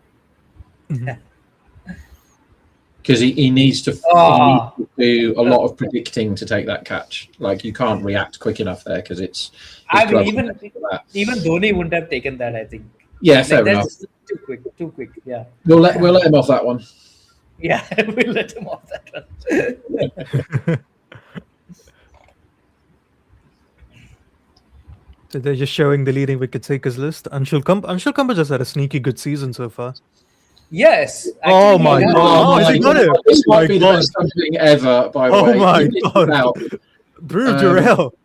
Peel your potatoes, Saurabh, and watch this. Right. So, I think this is out. So Bishnoi has seen Green coming and fired it miles down the leg side, and to get it, Jarrell has to fully extended dive to even stop the ball. And as he's done the dive, he's then flicked it backhand, no look, straight onto the stumps. And Green is out by, I don't know, there's no way he could have got back there. That is unbelievable wicket keeping. Wow. Really what Jarrell does, because he has to take it and go with the ball, so he's going away from the stumps. He's then flicked it back and hit one stump at the bottom. He's got one stump to aim at there. Now that is what Dhoni would have done, I think. That is awesome. That is awesome what we've just seen there. Absolutely brilliant. Unreal. That is brilliant. That is also, this is why you don't have part-time wicket keepers. That is insane. That is also, why is Cam Green trying to bat as if they're chasing 220? Well, he rode his luck in that innings, I thought. He hit one into the sky that fell safe. He got the lucky 4 off Jofra. He got cut in half a couple of times. Maybe his decision is, I mean, he is out by miles here. Yeah. Maybe his decision is, I am going to whack myself back into form, which is a legitimate thing sometimes.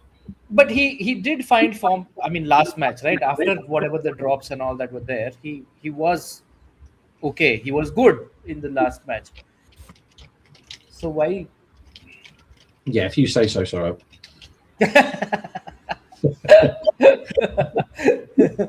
But no, I just think like he could have dialed down on the aggression a little bit, especially once the power play is done, because this was the kind of match where he needs to just bat through and take them over the line, right? Yeah. I mean, the counter argument is Rajasthan slow down after the power play, so you have to maximize power play. No, but I mean, you don't need to maximize it. No, like how much? Even if you slow down, you're chasing 156. It's not a whole lot. Yeah, that's fair. Also, Rovman Powell was one of the craziest things I've seen. Rovman Powell, what's their batting? Was Rovman Powell batting 5 last game also? Yeah, there's Rinku. Rinku, Ramandeep, Anukul are yeah. I think they need a partnership for sure. They could get themselves in a mess here still. There's not that. I honestly wouldn't have minded Rinku here because this is a perfect chase for a finishing anchor. I don't know. Yeah. Yeah. Now that's a man that's in bad form, Rinku. Yep.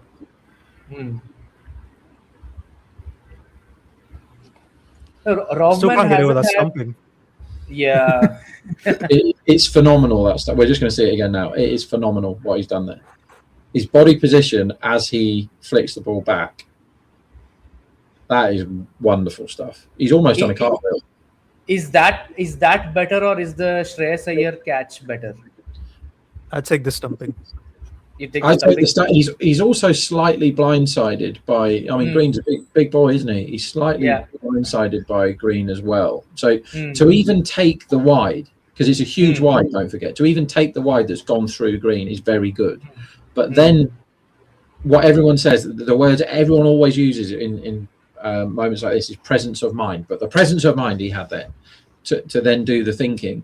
And then the execution, like there's a lot of good stuff that's happened there, but the Shreyas one was wonderful. That was a brilliant bit of he had to think and execute as well, because the throw the throw bit of that catch was really difficult because he has to offload like in rugby when you're just about to get splattered into the corner flag, you've got to offload the ball so the other guy can score the try, right?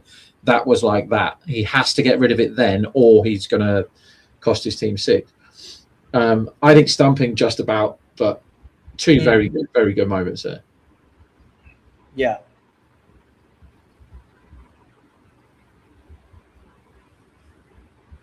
I don't really like KKR's batting lineup for this chase here. I don't like it. I think the last part of the sentence was not needed, Robbie. Yes, I don't I don't really like KKR's batting. Raghavanshi is probably the best player that they've got left on current form, but he's 21. Yeah. He's 21. Who are you banking on to steer this home? So that's why I was saying that Cam Green needed to steer the chase home, and I don't know why he was being ultra aggressive. No, here's the thing though, right? Would you say on current form Devdutt is better than Raghavanshi, isn't it? Right? Oh, easily. Like right on current. Yeah, and he's the fifth best batter in RCB?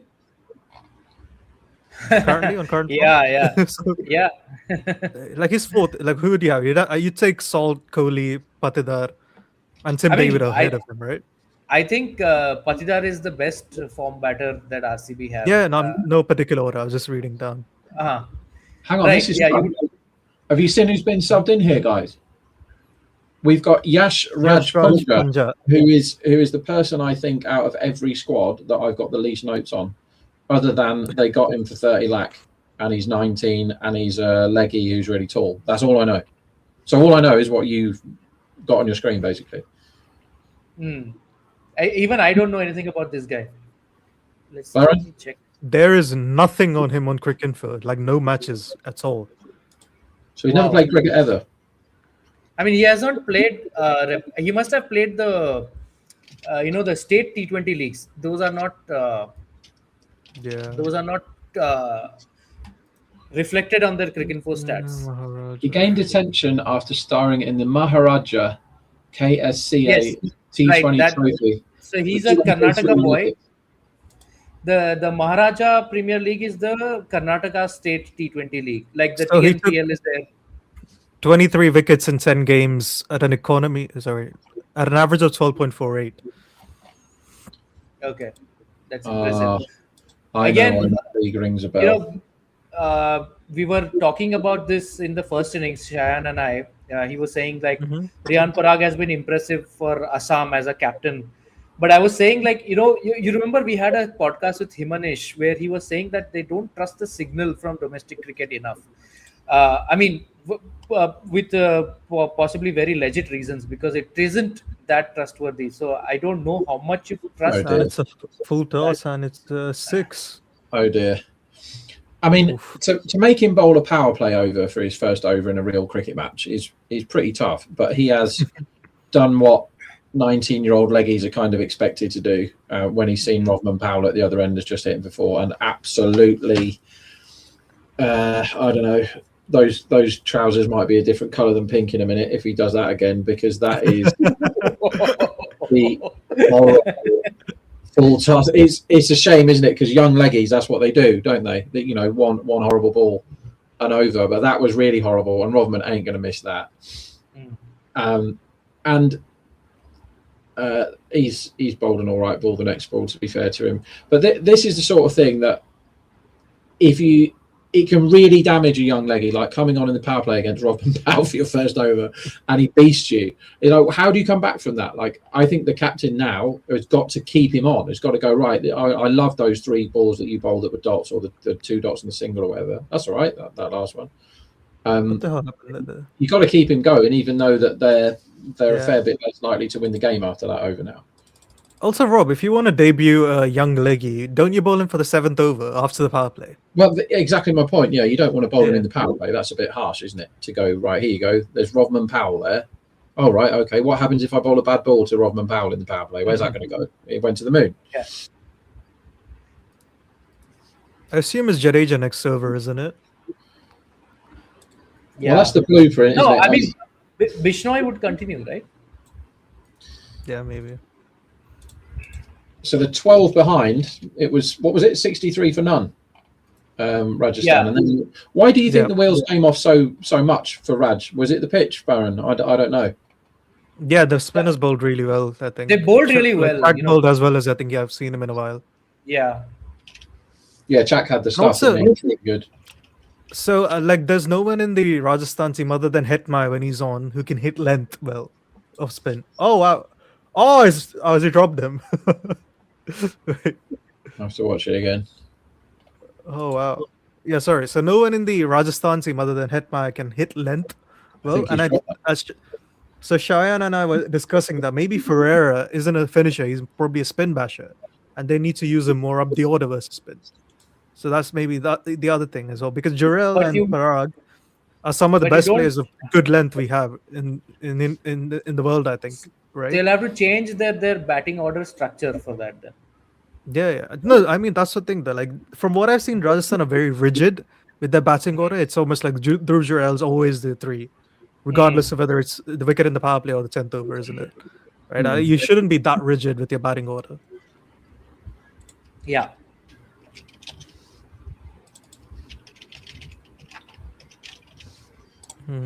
Does that count as a drop? Well, he could have got there, couldn't he? So yeah, it's one where he thought it was carrying to him and then put the dive in, and it didn't quite. So if he takes a step forward and then dives, it would have been really good. You never associate Jadeja with getting a stumping, but if Raghavanshi keeps doing that, he'll get one.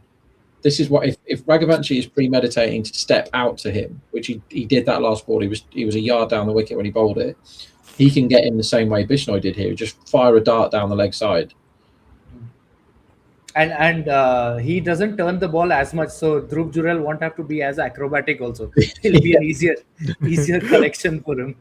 Good over this. 4 dots out of 5 so far. Jadeja. Yeah.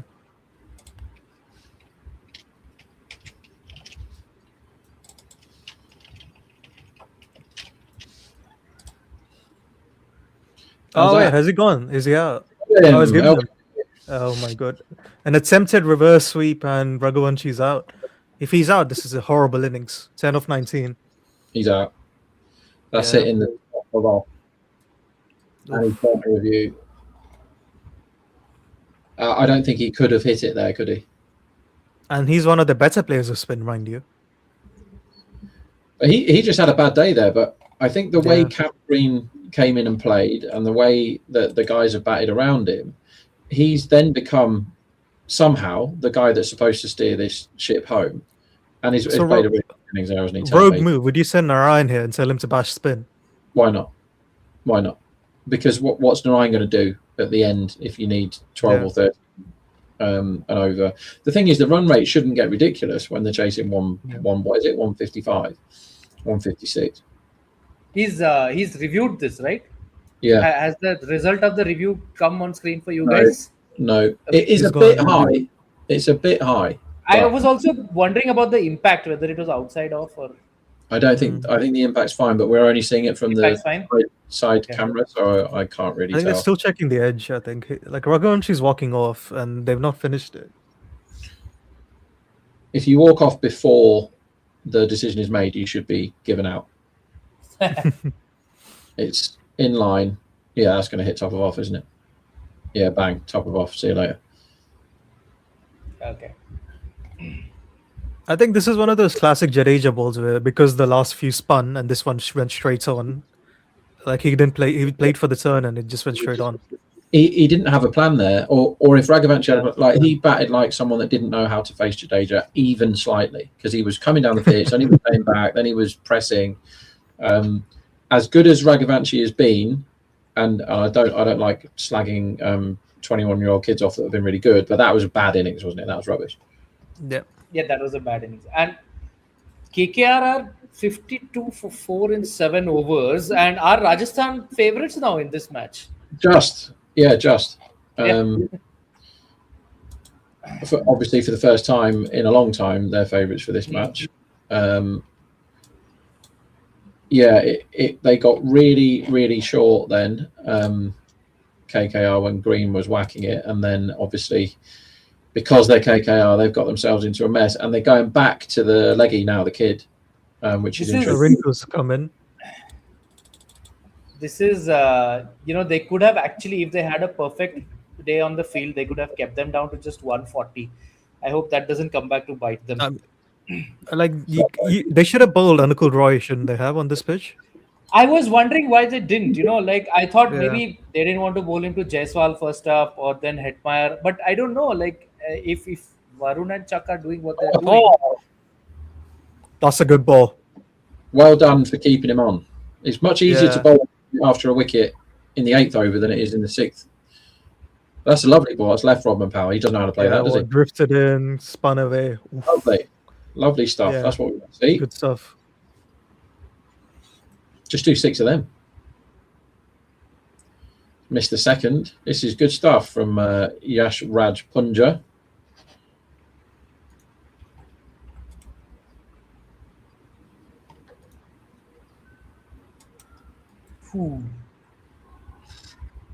He's beat him twice, and Rodman isn't the best at picking weird spin, is he? What are his speeds? And he just nudges one for single. Yeah, he's bowling like late 80s, early 90s. Yeah, on TV it says that one was 93 kilometers an hour, which is what, 58 miles an hour. Do you guys always think in kph? Yes. I'm very weird because I like kph for spinners and I prefer miles per hour for paces. Oh wow, that is weird. Yeah. I think I can understand miles per hour for pacers more, but I still prefer kph for pacers also. And for spinners, miles per hour is just weird. Spinners miles per hour is useless. Yeah, it's just weird. What do you drive in India? Do you drive in kph or mph? kph. India's kph. See that because everything's miles in England. Everything is miles. So all the road signs are miles. No, that way the wrong because we use we use metric for everything except for miles for some reason. All right, okay. We use both. England tries to confuse itself as much as possible. I think it just that's what it's so like so I weird still at think times. height is feet and inches as far as I'm concerned. When people say, "Oh, he's 1.83 m," I don't know how big that is. Is that tall or not? Same. No, but like all of us roast Americans for using imperial, but they consistently use it. To be fair, imperial makes metric makes a lot more sense, doesn't it? He's unlucky there. The kid. Yeah. He's gone for 4. No, I mean UK just like what do you call it? So metric does make more sense than imperial, but UK is so inconsistent with how it uses both. Yeah. The metric definitely makes way more sense to me. Yeah, agreed.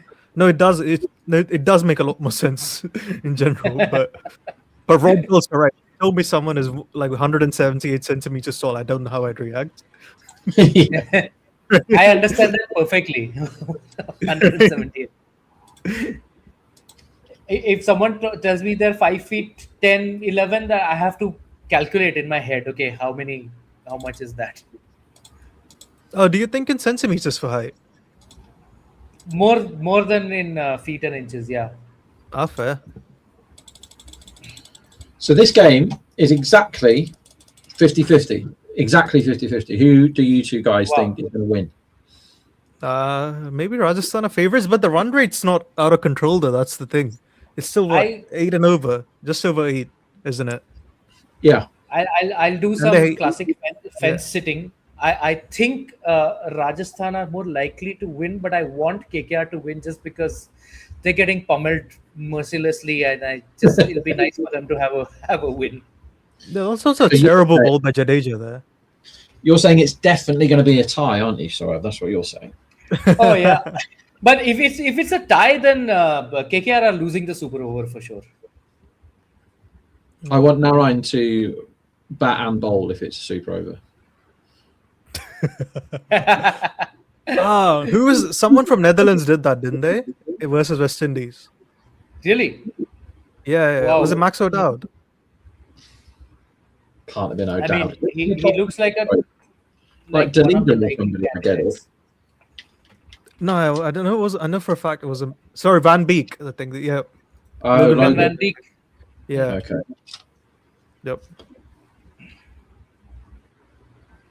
So he makes 30 with the bat, and then he gets 2 wickets, doesn't he? So that's like an unbeatable super over performance, like the greatest of all time. That's right. That's right. Yeah. In the qualifier thing. The playoff thing. Yeah, I remember watching Yeah. that. Because they absolutely should have won the game in real time, and somehow they came from nowhere. It was like the best game ever. But I'd backed the Netherlands all day to win, like, I don't know, a car, something really good. And because it was a tie, all the money got voided, so I didn't win anything. And then they won the super over by the most runs anyone's ever won a super over by, I think. Stupid gambling. So you don't get paid if they win the super over. So if it's they a win tie and you use the betting exchanges to bet, tough, all the money gets voided off. So you could be in a complete mess and lose whoever's going to win, right? Which I've done several times in my life. So whoever, if you see the game wrong and you mess it up, you can quite often end up with whoever wins, you're going to lose, right? Because you get on the batting team at the wrong time and you get on the bowling team at the wrong time or whatever. And regardless, you could be winning £20,000 both sides, whoever wins, because you've traded it like a genius the whole day. If the game is a tie, void, all money back, because that's how the Indian markets operate. Just a 4 from that over, was it? As we go to a break. We have a timeout. I need a timeout as well, lads. I'll come back to you in a minute. Yeah, of course. Yeah, Varun, can you handle it by yourself? I'll also come back in a minute. Wait, what? I was not emotionally ready for this. I'll come back in less than a minute. All right, bye. This is very awkward. Just gonna turn my camera off. I'm still here, guys. I'm not run away. Just don't want to be on camera as the only person. 100 years ago, something truly remarkable happened in cricket. No one knew how to get Bradman out. And so, some of the smartest minds in English cricket got together in a smoke-filled room at Lord's, and they talked it out. It is no different than you talking with your uncle, with you whispering at the back of the bus, with you sitting around in the tea room arguing with your friends. This is what we do in cricket. We love the game, we talk about the game. And that is what we do at Combox, where the game lives on. Oh, we're back, I guess. Thank God for that. I'm back. I see don't you vape, put an unfortunately. Yeah. That's always fun. It was hilarious watching Robbie vape and then pretend like he wasn't. And then he just, when you're speaking, like a puff of smoke came out of his mouth. So it was like very subtle. I don't think I saw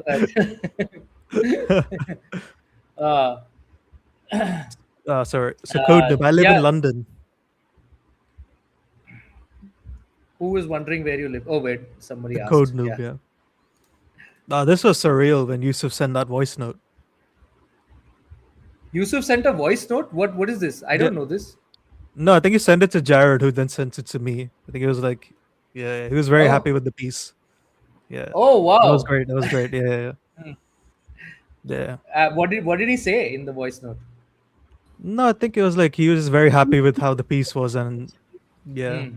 stuff like that. Yeah, that was fun. Yeah, so That was good. you'll be happy to know, Varun, that I went on another podcast which might probably come out tonight or tomorrow morning, where I Mhm. also did a lot of Yusuf virtue extolling.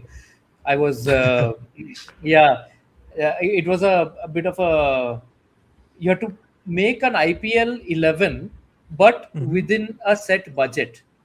So I can't just Oh, pick, the Bumrah, Malinga, Andre Russell, Chris Gale, Warner, whatever, like AB de Villiers. You can't just pick all of them because everyone has a price. So you have to bring it in budget. And the budgets were half AI generated, half tweaked by the guys ah, whose podcast I went to. And Yusuf Pathan was a bargain buy. So nice. I picked him early, and I said that, like, he's a bargain at this price. He's batting at number five Oh, in my team. He's going to hit spin, and he's going to, like, yeah. oh, that reminds me. We should actually do an auction, like an all-time IPL team auction. Oh yes, we should. We should. We should. We need like 5 people, I think, properly. Yeah, Rob, do you want to Rob. do an IPL auction? Yeah, No. Fair enough. Rob, you are doing Okay. doing an IPL auction whether you want to or not. Okay, I can't you wait. make your peace with that. Okay, fine. Sorry, if It's you either tell you me do it to, I'll willingly do or it. you're doing it against your will. You're still doing it. Yeah, I'll do it against Yeah. my will. That's fine. It's like almost everything I do in my life. I just do it begrudgingly and against my will. Speaking of like naming 11s, that we used to do that at Decimal where I work when we're recruiting traders. We used to ask them because now we recruit from all over the world, right? It's difficult to meet people in person. You don't do it anymore. You do the Zoom things, but to kind of get people through the first stage of the written stuff, you'd say, just give us your T20 World 11 right now. And that used to be quite a good one, right? Because you can have good discussions with people. You can you go, why the hell did you pick Rohit or whatever, right? As Big Boy chucks one down the leg side for a wide. And then as soon as bloody Chat GPT or whatever it's called became a thing, we couldn't ask that question anymore because everybody had the same 11 for the same reason. It's like, oh, okay, that's what Chat GPT thinks is the world T20. No, doesn't that make your job easier? You just have to pick the one that's different. Well, yeah, we just throw all those in the bin, right? Oh, it's out. I don't think so. Oh no, never mind. You just I thought we celebrated. I thought it was gone. I think he did one of those. Yeah, that's pretending it was crazy. a crowd catch. Never mind. Yeah, that's just a long blasted round. ball straight into the ground to Jadeja, and he's acting like he caught it. Should have caught the one that actually carried to him, shouldn't he? Rather than that one. He should have. Also, how predictable was it that Bishnoi was going to bowl this over? If It's gone for 5 or 4 so far. So is the kid going to have to bowl again? He doesn't have to, does he? They haven't bowled Brijesh yet, have they? No, they haven't. Brijesh is still there. So I would imagine they bring Brijesh in sometime soon. Oof. The kid, based on his last over, they might want to give him one more, right? I think they should. Yeah. Rodman didn't like him. Yeah. He was tying Rodman up a bit. I'm not completely convinced by Rodman against spin early. But he's doing the overseas senior player role right now, isn't he? He's not been taking mad risks. He's just gone, okay, Bishnoi, if we get 6 or 7 off Bishnoi, that's great. Let's do that. No wild smacking. And when he got the full toss from the kid, he just put him into the stand. So Rodman is doing the senior overseas role really, really well right now because in a chase of 155, his strike rate now with the batting that they've got left of 120 is completely acceptable, isn't it? This is what he should be doing, right? Just knock it around, get himself in. Because if he's there towards the end and they need 9 and over, they've won, haven't they? Done. Yeah. Agreed. Yes, I mean he's doing it perfectly. Again, I'm just This is the role that Cam Green should have been doing, and this is where I agree with Rob that if you're being paid that Oh, wait. much, that it's He's launched it and he's out this time. Okay. Okay, Wow. that's the worst shout ever from me. So he did exactly what I said, or exactly 19 balls. And as soon as I pointed out that he was doing exactly the thing that he should be doing from KKR, the very next ball, he just slogs out to Jadeja without looking at the fact that the ball held just slightly. If you watch the replay, Oh, yeah, I forgot. They don't have Sandeep in the team now. if you see it in half an hour's time, Saurabh, this ball holds just slightly. And just comes back into Rodman, but Rodman has already decided he's going to hit that ball for six. Yes, And that's the problem. He has predetermined that shot. Like this is KKR's problem, right? I was literally just saying, for once they are doing the exact thing that they should be doing. Rodman's doing the senior guy thing brilliantly well here. He's knocking it around. He's waiting for his opportunities. He didn't get the bad ball then. He basically said, I'm fed up of this knocking it around nonsense. I am going to smoke this ball for six, and out he goes. And now they're under it. Like they're quite big favourites now, Raj. And that is his fault. That is his fault. That ball did not get him out. Maybe it's just stupid. Anukul. So Ramandeep has come in now. Ramandeep. I would not service on Ramandeep now. I predict Ramandeep will be out within the next 2 overs if he, unless Good he shout. has. Right, I'm going to put all my money on it, Saurabh. All of my remaining.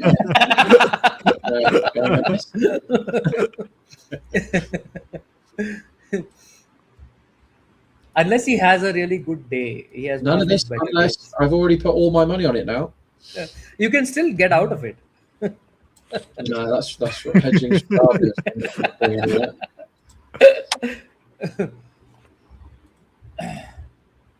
So we were discussing this earlier. Patirana has landed in Kolkata. I don't know how bowling fit he is, but he's now part of the Knight Riders squad, at least officially. He's come. So assuming he's available for selection, would you get him instead of Powell and drop another Indian bowler and get in Tejasvi Dahiya as a batter? Is that question for me? Because Patirana walks into this team for me. Let me see what my team was before the tournament started. Who I had for these. So I would have gone. Come on, computer. I would have gone. Oh, right. Allen, Narine, Rahane, Green, Raghavanshi, Rinku, Ramandeep, maybe Dahiya, the keeper, him. Mm-hmm. And then either Aurora or Tyagi, whichever one of them you want. Patirana, Chakravarthy. That would be my team. Right. So then you are dropping Webber Aurora, right? Because Karthik Tyagi can't be dropped now. Yeah, I think I'm dropping Aurora. Oh, that's high in the air. Hang on. And he's dropped. He never dropped that, did he? He did, I think. So Rinku has just done the wild swipe. I'm fed up. I can't be bothered to see this home. He said it straight up in the air. Berger has half an hour. He shaved his moustache and grew another one, like while that was in the air. And all he has to do is catch it. Here's the difficulty level of the catch, right? Mm-hmm. That's the difficulty level. And he went like this. And now I'll get the orange on the other side. I'm seeing it now. I'm seeing it. I mean, that is ridiculous. That is ridiculous. I thought, Rob, you were exaggerating. You were on point. That's exactly how he dropped it. Like... I can't believe it. Somebody tell me how it's possible for a professional sportsman to do that. So Ramandeep averages 17 with a strike rate of 125 versus spin in the IPL. Okay. What's Rinku's thought process there, by the way? They didn't even take a single. The ball was so long in the air. They could have just taken a single at least. They didn't even do that. Could have got 3. Yeah. And what is that from Rinku, by the way? Like Rinku now becomes the senior guy, right? And he's just closed his eyes and had a massive smear across the line. Jadeja knows that ball is out. Jarrell started chasing after it and gone, oh no, actually, the South African guy's got the easiest catch anyone's ever had, so I'll just let him catch it instead of running with these big pair of gloves. And he's not got in his way. He's just gone, no, it's too easy. You take it, mate, because you're walking towards it. It's literally like that, isn't it? Literally like easy, easy, easy. Yes. Oh, I think he was decided this is too hard, so he's just going to slog. He's out of form. He's just decided this 9 and over, I hate it. I'm going to slog. And he's nearly got out the next ball as well. That was a horrible slog. Like, look at where that ball is. It's so he has to really reach for it, and he still went for the slog. Like, yeah. The only why thing are they worse than batting that like slog- they need 13 and over? By the way, Yeah, they're batting as if there's 3 overs left. They need 50. yeah. Oh fucking hell! He nearly edged that as well. This is the kid again. This is good to see. This is good to see after he got hit early that he's come back and he's bowling really, really nicely here. That ball that lands kind of on a good length that he's got there, I think he can spin this both ways, Varun. I've only seen the leggy from him. That's really Oh good. yeah, that's spun the other way. Yeah, Yeah, that's spun the other way. He's got both. That's really, really good. Because the last one was the leggy, and then it was the offie, wasn't it? He's got the young leggy thing of a kid like bowling the shit ball and the occasional unplayable ball, doesn't he? Yeah. I'm here for it. Yeah. That's what I want to see. Okay, he missed that again. He's giving Rinku another 20. Are we having that, lads? 20 more for Rinku, the way he's playing? Also, whatever Ramandeep is, I'd bet on this. I can't imagine he's going to last against spin. 14 and a half more for him. It's not many, though, is it? It's not many, 14 and a half. Oh my god. Need rocks back. And I don't like backing under those lines because basically the bookies are saying we think he's rubbish too. Like it's not that he's rubbish, but we think that this isn't the day for him. And 14, I'm not getting my money out backing 14 odds on because he can hit the 6, can't he, Ramandeep? But the way Rinku's playing, like him to score another 21 looks a long way off the way he's batting right now. Can't disagree there.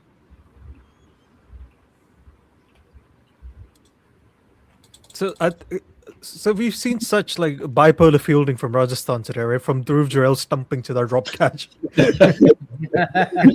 That's as big a difference as it gets, isn't it? Like the best dismissal ever, and then the worst effort ever. I mean, how the hell do you drop that? That's might be easier than the Gaikwad one, I think. Yeah, I would have caught that ball, and I'm like, I would make a team of the worst fielders ever, and I would have caught that. I'm slowly turning all of you into fielding bashers, which I'm very pleased about. So unknown nobody says so Panja was conceded 12 in his first over, 7 in his second, and 3 in his third over. He's getting better as the game's going on. He's going to bowl a maiden in his fourth over, right? Just bowl 5 less, 4 less, 3 less, and so it's maiden 100%. KKR are so bad versus spin. I can imagine him going for negative runs in that over. Possible. So wicket maiden is what you're saying. So Bishnoi to Rinku now.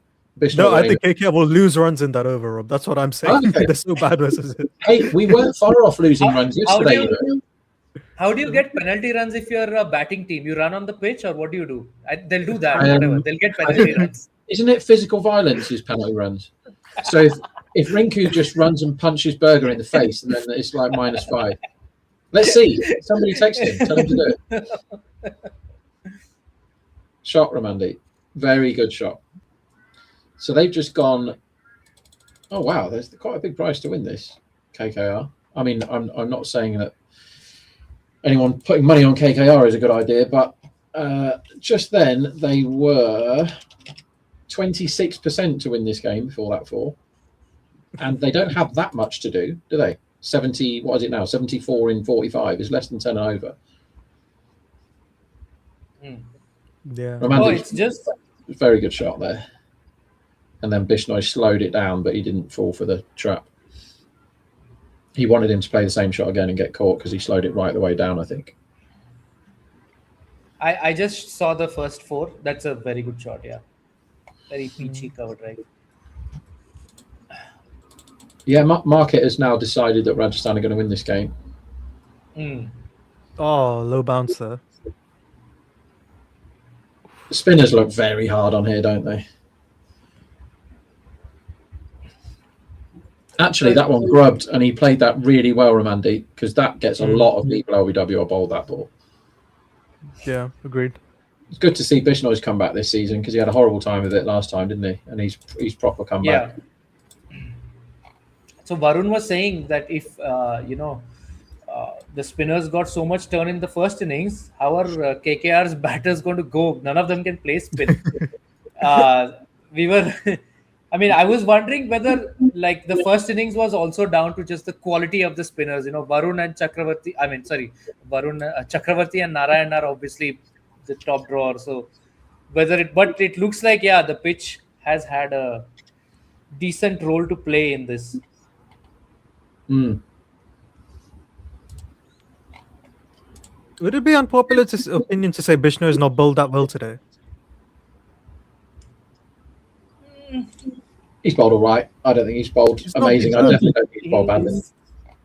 I think he's been the worst spinner so far.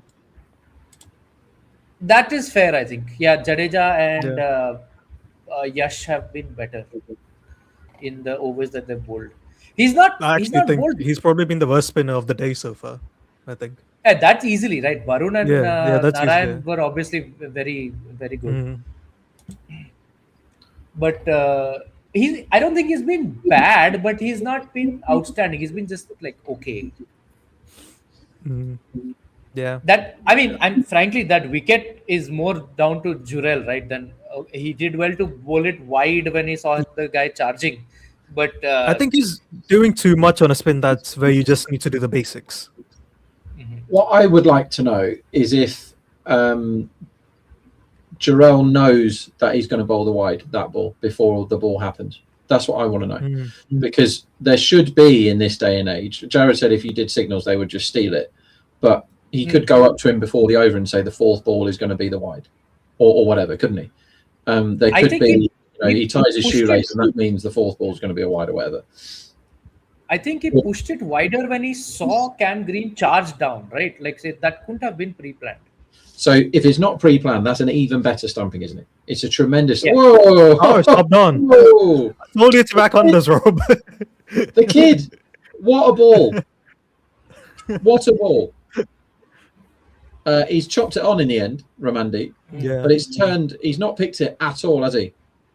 No chance. And he can spin the ball both ways, this kid. What an impact this is. And fair play for keeping him on and keeping him going. Because they could have took him off after one. They could have took him off after two. And they've gone, no, he's all right. And if you're going to back somebody, back him. And they've backed him. And now they've got the rewards because that has turned back in. Ramandeep has not seen that at all. And he's chopped it onto his own stumps. And they're in a huge turn mess. back in? I thought that was just a leggy. No, I thought that turned back in. I'm going to have to watch fair. it again. At first sight, I also think that turned back in. Let's watch the replay.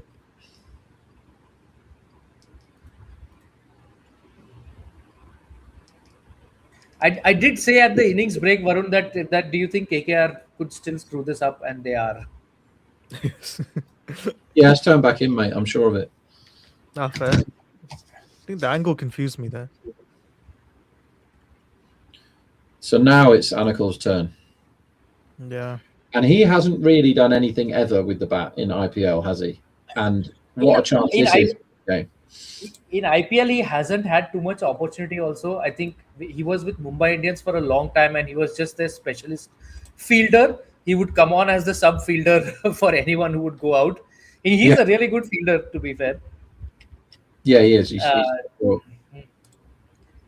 So yeah, this is his. Yeah, that his turned chance. away, Rob. That wasn't googly. That was a leggy. I thought that turned in. I've watched it like 4 times. Yeah, that's odd. Yeah, maybe I don't know.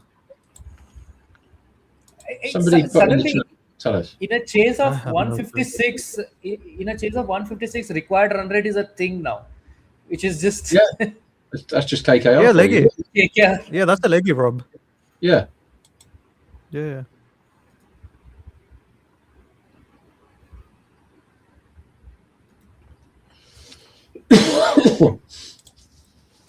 Either way, it's a very good bit of bowling. It's incredible bowling. And Oh wait, just if pinned that's right- pad first. Ooh, is that pad first or bat first? Are they going to have a look? No, they're not. No, they're not interested then. Okay, must be outside then. It was really close.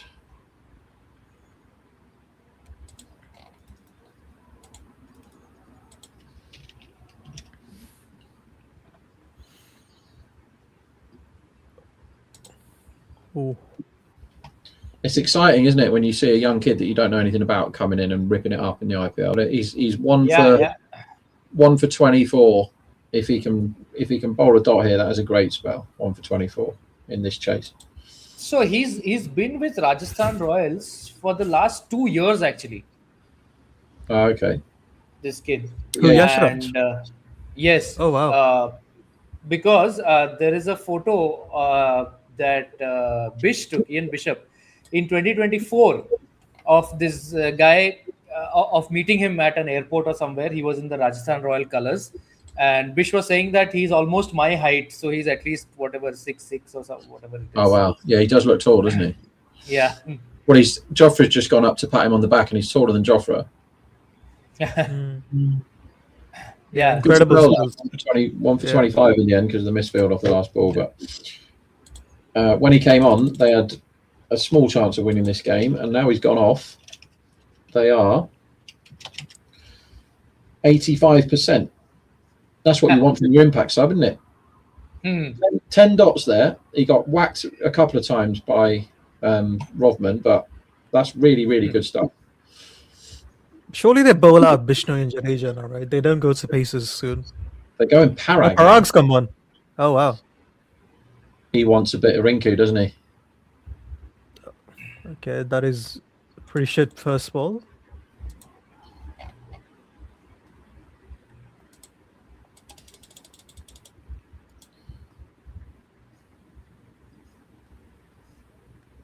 Interesting decision here.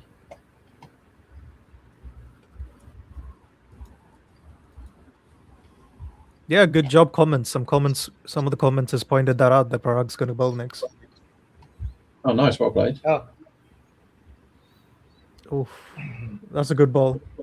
Oh, you just sent the tweet, Saurabh, from Bish. Yeah. 6. So I mean, it's actually from he's like 6'7" then.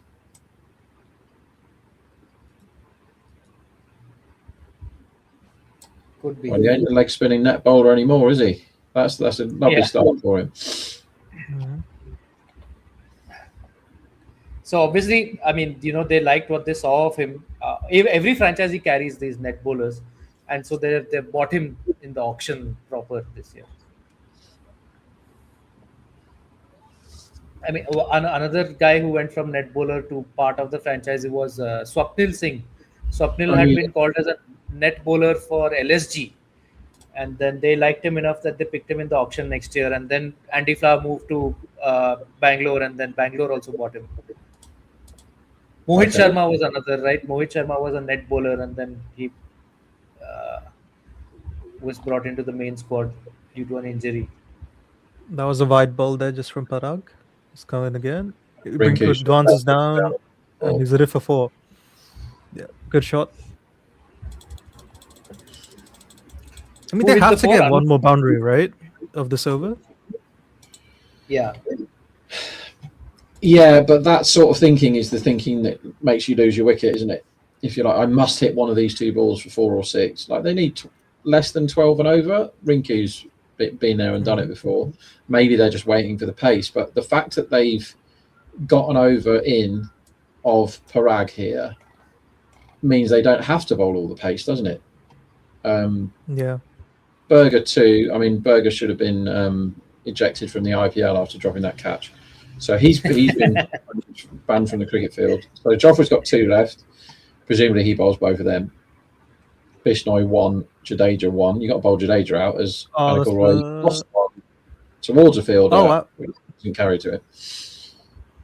And now there's a 0 run out chance, which is also missed. And now there's an overthrow. So if you like stuff happening, watch that ball. You'll enjoy this, Sora, when it gets to you. Like 5 things happened on that ball. Like a chance of a wicket, and then chance of an overthrow, then a miss run out, then the overthrow. It's all happening. I'm waiting for the. It's the last ball of the over, right? Where all that happened. Ferreira mucking about in the field. So Roy's played the ball. He's got that completely wrong. He's trying to play that down the opposite end of the field, and he's hit it towards Ferreira, who has made a complete mess of it and rolled around on the floor. And then there was a run-out chance, and then they got an overthrow. So Riyan Parag tried a Dhruv Jurel. He basically just tried to flick it back on the stump. That's why they got the overthrow. That's right. So they got 10 off Parag then, and he didn't need to bowl there, did he? Yeah, I don't know why he came on. That's not all that smart.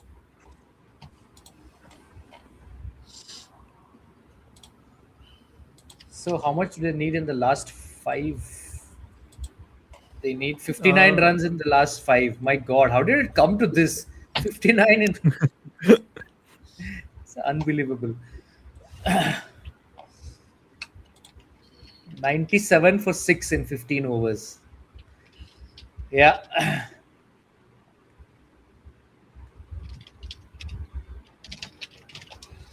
I hope they don't do the dumb thing of not bowling Jadeja because there's 2 lefties. Oh, I didn't even think of that. But is that why Parag came in? Because there's 2 lefties, so that's why he didn't want.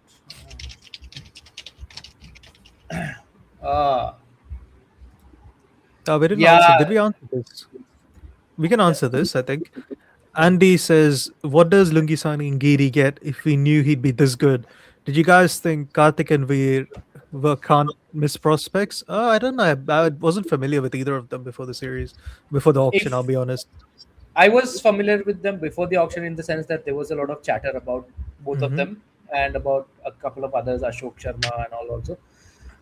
But Lungi, I think he would have gone at the Patirana price if people knew that he'd be this good.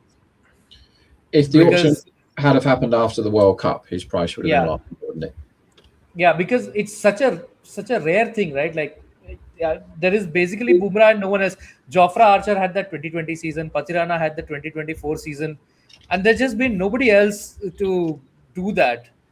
So yeah, Lungi, if he had shown this form, RCB might have never released him. Absolutely. So he how much better would RCB be, by the way, if they had him? Yeah, really. it's crazy. I mean, if they had him instead of, but then they would have been able to play only one of him or Hazelwood, which would have been a big problem also. Unless they decided to, sacrifice a little bit of batting depth and benched Romario. Yeah. And what is it? Tushara is not allowed past his bedtime, isn't it, by Sri Lanka? Like, it's one of those, isn't it? Right?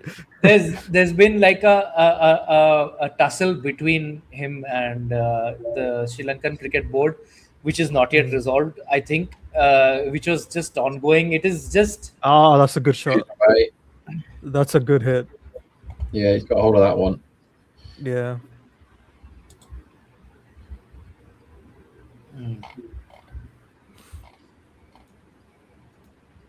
So Donald Trump is saying only I can make KKR the greatest team on earth. MKKRG. Good luck with that, Donald. How are you going to do it, Donald? I'm still seeing the burger drop, by the way. Now I'm going to see the Rinku 6. It's absolutely mental, isn't it, the drop? Yeah. He's got every little bit of that as Rinku. That's why. I don't think Vishnu's bowled that well today. Fair shout. He's losing his mind a bit here. Vishnu, the thing is, he has got wickets this tournament, but I don't know if he's bowled as well as the number of wickets suggests. I mean, I'm saying I don't think he has actually.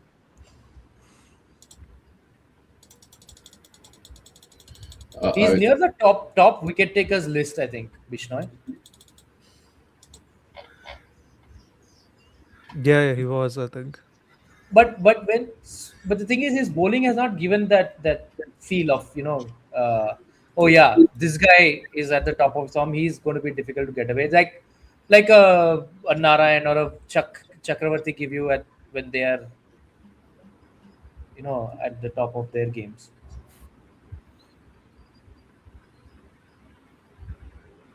Oh, it's a good fielding there. I see. Yep.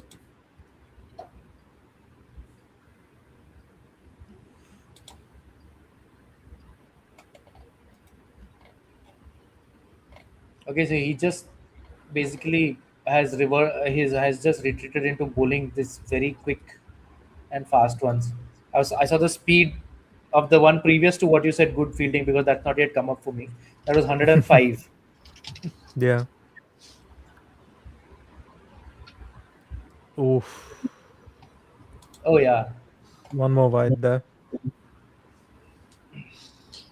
Yeah, he's lost it a bit this over, Bishnoi. I think he's wicket hunting, whereas they don't necessarily need the wickets right now. They just need to keep these runs down Exactly. because they've now got the required rate back to 10.5, which is not much. Whereas if he'd have got it up to 12.5 and not got whacked this over, it would have made the job for his mates a lot easier because it's the end of Bishnoi, right? After this over. Yes. Yes. He needs to I get don't out. think he'll go back to Jadeja. Which is 4 weird. overs left. It'll be what? Berger and Jofra? Yeah, But how I think he's spooked now. bowled 3 overs, 2 for 8, and Yeah. Parag 1 for 10. That's mental. I That's think he's just wrong. blundered if they don't bowl him out. That's wrong. No, but he's blundered anyway because he could have bowled him out and they'd have had a better chance than if he'd have bowled his over. He didn't need to bowl himself. I thought he was bowling They were ahead himself of it. to make sure he got all the spin overs in and an extra one. But now he's going to end up leaving the best bowler 3 overs, 2 for 8, 10 dots. 10 dots out of 18. You know, he has used Jadeja's bowling less overall also in this season. Bang. I think there was a That's a game. good shot, that is. Oof. Huge 6 from Roy. Now we got a game. Yeah, they need 14-4 now. Oof. And they should do I it mean, now. it's All of a sudden. What the hell was they that should over? win this now. Yeah. 19. No, I mean it's still just 1 wicket away. You know, like Narayan's batting has fallen off a cliff. I Berger don't and think, Jofra are hittable at the death. I don't know how hittable they are by Anukul. You know, like Rinku, yeah. Yeah, but it's only Anukul- 10 and over, though, right? It's not very high, I think. You just need one boundary and over, basically. And you'll get this done. They should I'm just win from it. saying, It's close. Anukul has not, regularly faced this level of bowling, right? In the SMAT or Vijay Hazare or whatever. It's just that factor is there. They should win, yeah, but it's still just 1 wicket away, I feel. And also, yeah, I was saying Riyan Parag has not bowled Jadeja. I think in one match he didn't bowl him at all. So No, that's he right. has been. But when he's reluctant I to don't use- hate that. I don't think he's a bowl him every game bowler. yeah, but he's a bowling today Yeah. bowler, isn't he? Yes, Yeah. but I'm Jofra's just saying come on that now. he has been a little bit reluctant to use him as much as to the full extent that it could have been used. So I don't know how much that plays into it. Maybe he just doesn't have that much faith in Jadeja's bowling right now. Overall, although he was bowling well today and he should have. Definitely should have bowled his fourth. If they lose this, that's a huge decision to bowl himself instead of Jadeja.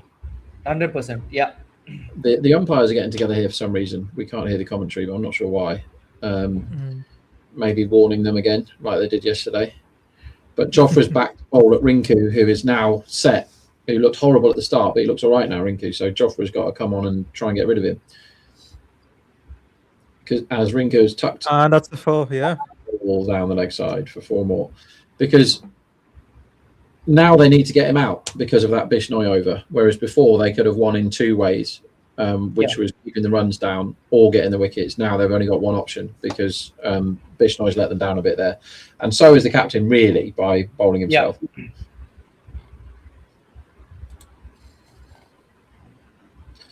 This is going to do Rinku the world of good if he gets them home here after the season he's had.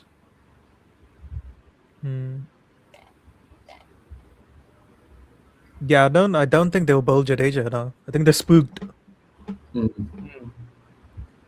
Oh, so is that a wide? Yeah. Yeah. Wide Joff. Yeah, if Rinku does win it for them, I think that like this would be a lot of boxes ticked for KKR in the sense of not just getting the win, having Chakravarthy back to somewhere near his best, Narayan bowling well, Rinku back in form, Cam Green in some decent batting form. Like a lot of their pieces would be gelling better if he wins it. If he doesn't, then it's just a further spiral for them. Oh, He's that's a four. found the gap there. That's a bad ball with the field they had. Yeah, he's just had to hit through the line of the ball, hasn't he? Yeah, So didn't they already- just move fine leg back? Yeah, Rinku, that's as easy a boundary as Rinku's going to get, I think. They But- can just milk this over now, right, Rob? Yeah, what Jofra was doing before with the ball, he's not doing now.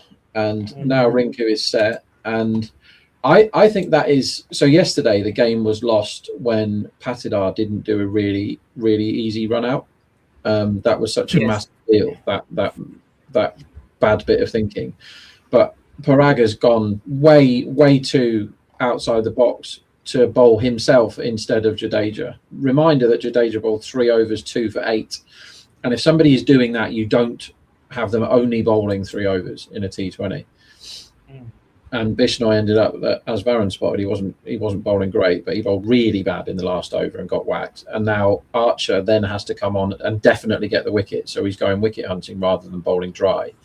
Which, if you remember the other day when or last week, whenever it was, when him and Deshpande defended at the end, Jofra didn't go for any wickets in the 19th. He just went for dots and once. Yeah. And he was just like, this is what I'm going to bowl now. I'm going to bowl balls that you can't score off. Whereas today, because of that Bishnoi over, he's gone, well, I kind of need to get him out here, so I'm gonna go for the jugular, and in doing so, he's missed his mark a bit, and he's gone. They need a wicket right now. Also, like, there's no set plan here. Like, with the first 3 balls, there are 3 different fields. Oh, that's a good ball. Is that on the bowler or on the captain? I think it's mixed plans there. Because the tactics are pretty shit today from them, right? Because Dhruv Jurel should not be your number 3 when you're, like, 8 overs in? 7 overs in the game? Right? Yeah. Against spin. That's when you send Hetmeyer or Ferreira. I would say, I would have gone for Hetmeyer at that point. It just... And today, if they don't bowl Jadeja out, he's blundered big time. I mean, he's blundered anyway because Jadeja should have been bowled out by now. Bringing Jadeja on and off for any of the overs now is less than optimal. It would have been better to have him bowl his 4th over when actually Parag came for his own lone over.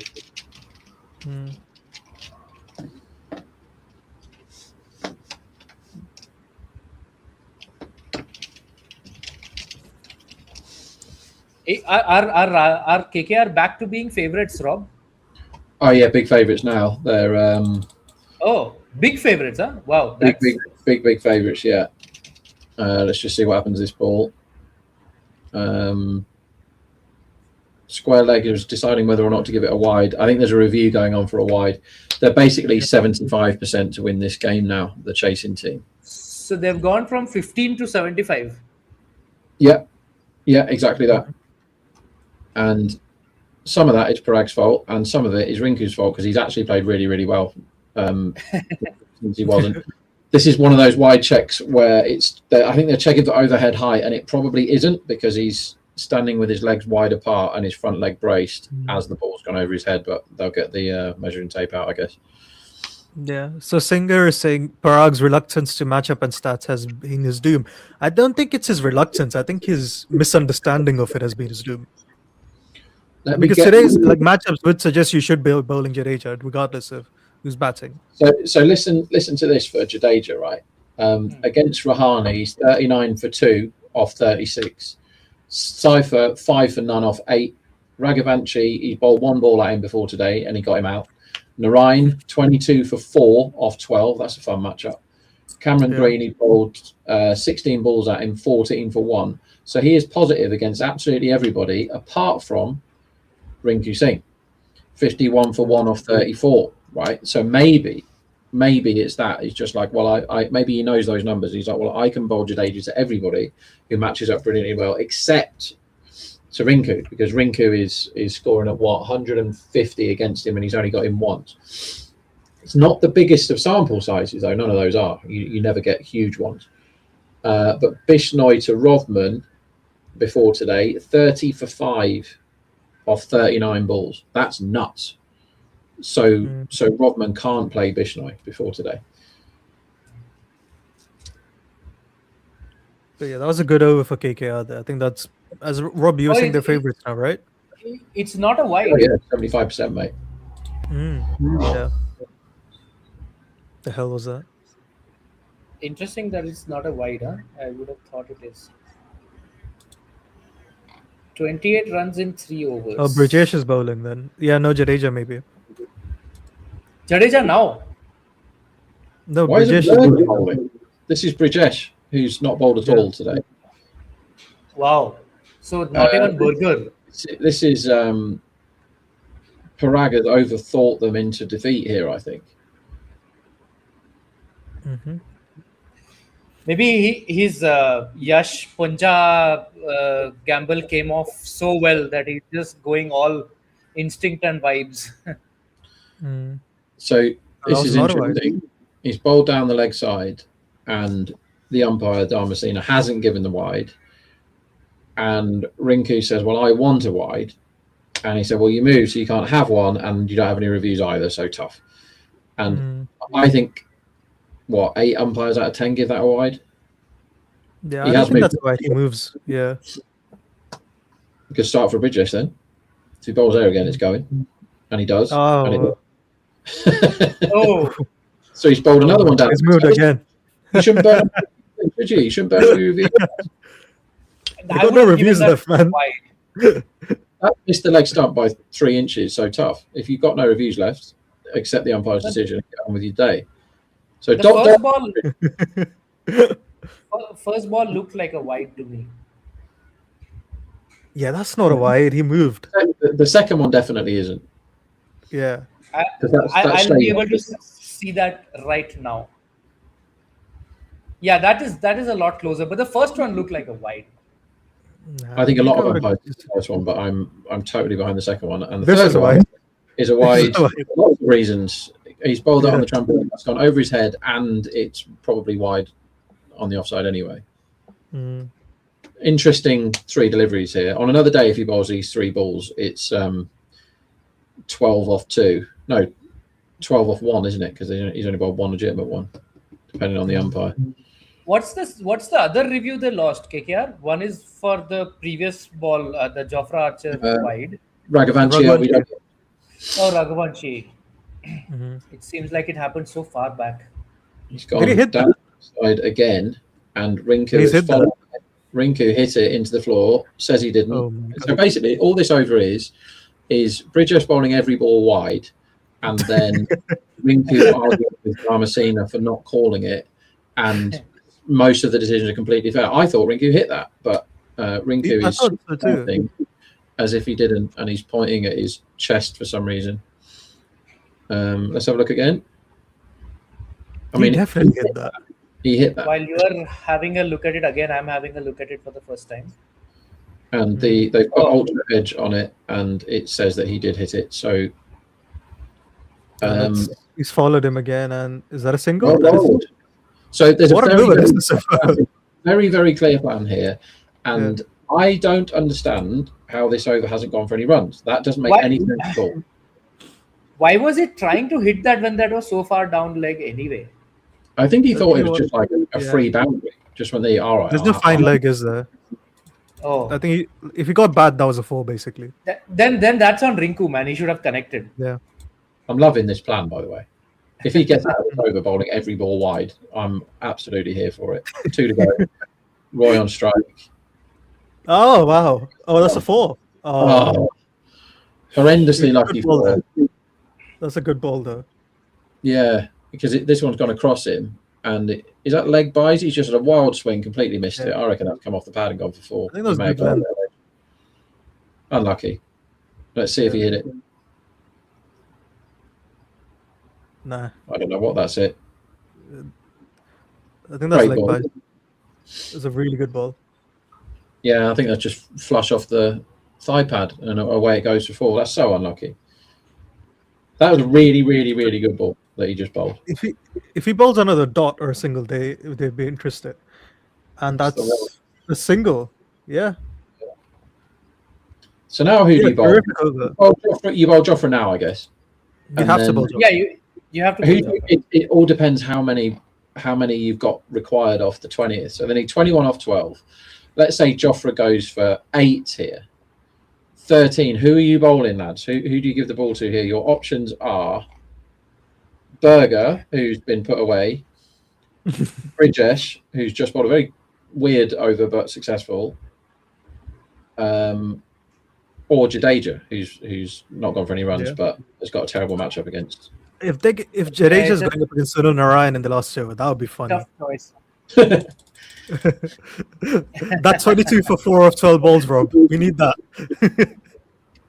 Yeah, okay, let's have some of that. Yeah. I don't know who I'd choose.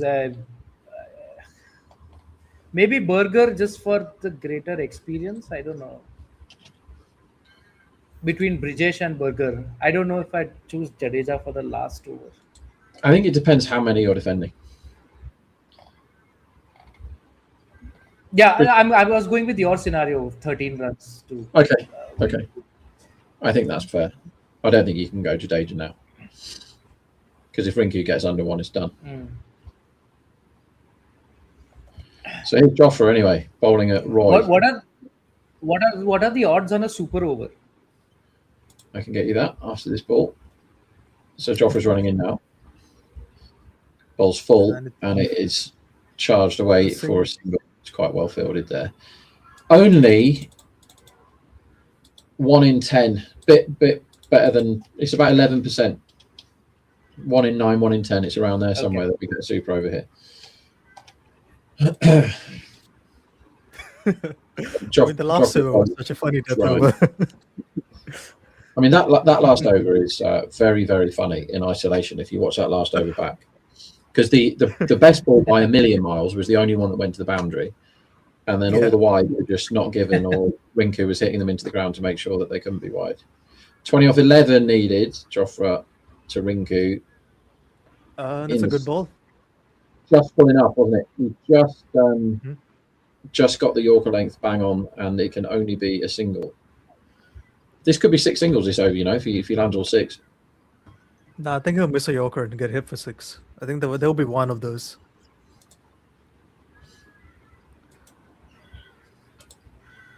And also, if he's at 2 full, it's an easy 4 as well there because there's no one. Okay, so if Rob is saying 6 singles and you're saying 1 will be hit for 6, I'll go for there'll be a wicket in this over. Nice. I'd like to see the wicket. Oh dear. Yeah. Varun is absolutely and completely correct. He missed the line and length that he was landing every ball. He has just missed. To be fair, I think Varun is dropped back slightly to turn that into a slot ball. I didn't think that was a bad ball from Jofra. He just absolutely nailed it. Great shot. I just have to say, Varun is not yet correct on my stream. So far, it's just. Was that a bad ball, Varun? I think he missed the length. He missed it, but not by much. Yeah. It's a very good I think shot. because he was deep in his crease. I think he missed it by more than what we think he missed it by. That's a great shot, man. But that's a great shot. That's a really good shot. Because there was no long off there, right? All he had to do was get it over mid offside. Probably wins in the game. It's brilliant. But now you bowl Parag last over. if they need like 5, then you bowl random man and hope for the volatility. Here's Joff again. That's a good ball again. Gets it right this time, just the 1. But they need the wicket, don't they? Off his last 2 balls, he needs to get a wicket. Yes. 2 dots make it fun, though. What ball would you tell him to bowl now, Varun? To Jofra. He's the man that's bowling, yeah. Fucking hell. What's the field like? Is it the same field? I mean, I have to assume it's shown us. Wait. 12 off 8 they need. Yeah, honestly. So long off has gone back now. Yeah, go length. In he comes. It's gone Yorker. Oh, it's a good ball. He's gone Yorker, yeah. This is a big last ball, this. channeling minor Kevin Peterson there. Yeah. I don't think you hugely mind the single this ball. You'd back 10, wouldn't you, of any of the bowlers? Even Jadeja, even though he's bowled well today. The batting team are big favourites to get 10. Yeah. I think this is one of those balls where neither side is devastated with the single, because you get Roy on strike and you can then bowl whoever you want defending 10, I think. If you're Anukul Roy, if you're Rinku Singh, you're telling him to just swing, aren't you? If you're Rinku, you are, but if you're Roy, you Yeah. might be thinking, well, I've never done it in the IPL, and this is my chance to show what I've got. And he's just played the best shot of his IPL career by a distance. Yeah, similar field and long off his back.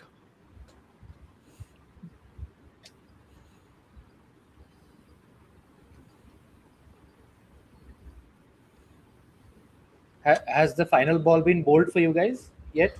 No, I think No. Jofra's somehow marking his run up again. They've taken too long to bowl 20 overs, haven't they? So it'll be 4 outside. not five. That's The what I final was over. thinking. Like because so that makes it even more difficult for whoever is going to be bowling the final over.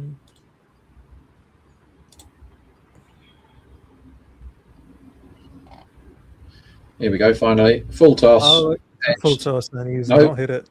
They Sort come of back for punted 2? forwards, and they've Really scrambled. good running. Really good running. Great result for the bats. So full toss, horrible delivery, horrible shot. Ball's gone nowhere. It's gone about 3 yards to the right of Jofra, and 3 fielders, one of whom is Parag, converge on the ball. So Rob, and- 9 of the last 7. Are you giving us a Jadeja? Or are you going Brijesh? I think I go Bridges. I don't think I go Berger here, who's the best bowler they've got left, I would say. Because it's so few runs, 9, that you want volatile over. And the way Bridges bowled that last one, loads of mad stuff happened, didn't it? So I want mad stuff to happen again if I'm the bowling team. Yeah, I don't think anybody is a terrible answer here. I think the one I wouldn't give the ball to is Jadeja, because I think one of the balls is going if it's Jadeja. Whereas if you bowl someone like Parag, then any old nonsense could happen. He could get the wicket first ball because Rinku just goes, okay, then and we've won. I don't know. Sorry, what are you doing here? You're the bowling captain. no, I think I like your reasoning for Brijesh. So I think I would also That is go Brijesh. Brijesh. Like They've gone Bridges, which I think is fine. Okay. I think it's fine. So he's bowling to Rinku Yeah. now. Looks like they're actually getting on with it. And he's bowled wide down just the side. Rinku knew exactly what he was going to do and just belts it through square leg for 4. Yeah, KKR's favourites now. KKR should win this now. Sorry. Mate, they were massive favourites before that ball, and they're absolute certainties now. 95% now. But yeah, so he bowled that ball 4 times in the last over, and he just ran up and bowled it again. And Rinky knew he was going to bowl it. That's a shame. Yeah. But it's going to do KKR a lot of good and Rinku a lot of good as he gets one in the slot on the offside. Oh, puts it's it a good shot. That. That's all she wrote. Is that 6 or just 4? I think that's 4. So I just saw Yeah, the first yeah, 4 now. Okay, the second ball is also a 4. Yeah, on the offside. He's bowled basically wide slot on the offside, and away it goes. Ah. For 4. I think not bowling mean- is the big. I mean, look, we wanted random stuff to be possible, right? And the other side of random is that Brijesh bowls stuff Sure. that gets I don't mean this over. Sorry, I'm sorry. I mean Yeah. the bit that I would have bowled Bridges now. I think out of the options Yeah. available, but No, it shouldn't I'm have just got to saying this stage by it shouldn't have. Yeah. bowling out early. No, I'm just saying that we shouldn't judge the call to bowl Brijesh harshly, because this was always possible if Brijesh No, I is don't bowling think the bowling last over. Brijesh was the wrong call. I think not bowling Jadeja out was the wrong call. Not bowling Jadeja out was definitely the wrong call. I mean, that was a properly. He. Oh wait. They'll Score throw it. tied, and the winning run there to be had. Rinku sends Roy back, who is wants basically 50. high-fived him. And Rinku says, "No, I'm hitting the runs." What Riku sent Roy back? Yeah, that's mad. That's mad. He wants the 50. He knows that I'm on no 50 in this match at 10-1. Is what Rinku knows. turning down the chance of a win when your team is KKR in this competition to get a 50 is mad. If it goes out dot wicket now, Yeah. no, he's Oh just wait, it's high in the air, and he's hit it for six. It's a 50 for Rinku getting Singh. over. Yeah, the finishing anchors have won again, and the bane of my existence continue. Okay, I'm just seeing that turn down single. That's okay. I mean, it was a risky run. I think Roy just got excited. And KKR win their first game of the season somehow. All right, boys, I'll see you guys later. Cool. Okay. The We KKR have not. come back for the next one. I'm not coming back for the next one. I think you and Jared are on the next one. And yeah, that is KKR have finally won on my stream also. So they won everywhere. They definitely get 2 points. It was a chase of 155, which they accomplished with rather more trouble than was anticipated originally. But they do win finally, and that's that. I guess they get 2 points. I think they lift themselves above Mumbai on the points table, don't they, Rob? Do they? That sounds Mumbai- right. Yeah, how because mad, Mumbai have just 2 points. yeah, how mad is that? Yeah. So good on KKR. They got a lot of boxes ticked in this. Like we were saying, Varun found his bowling mojo. Narayan continued to be good. Rinku found some form. Cam Green showed that his batting form from last game is still there somewhat. So yeah, that's victory for KKR. I wonder who will be man of the match. I think I'd give it to Varun for his 3 for 14. It's either Varun or Rinku, isn't it? It's one of those two. Yeah, it's either Varun or Rinku. Rinku has a good case merely because of the collapse, but I would still give it to Varun because he is the guy who made it possible for Rinku to, withstand the collapse. Because if they were chasing more, then it would have been tough.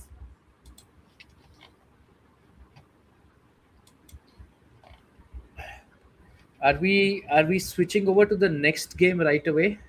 Yeah, I need a break for 5 minutes before the next one starts. So we'll have a break. Can some computer person do that, please? Cricket has never finished at the close of play. It lives in the arguments, the memories, the comment sections. Cricket makes you talk. Combox is entering that chat.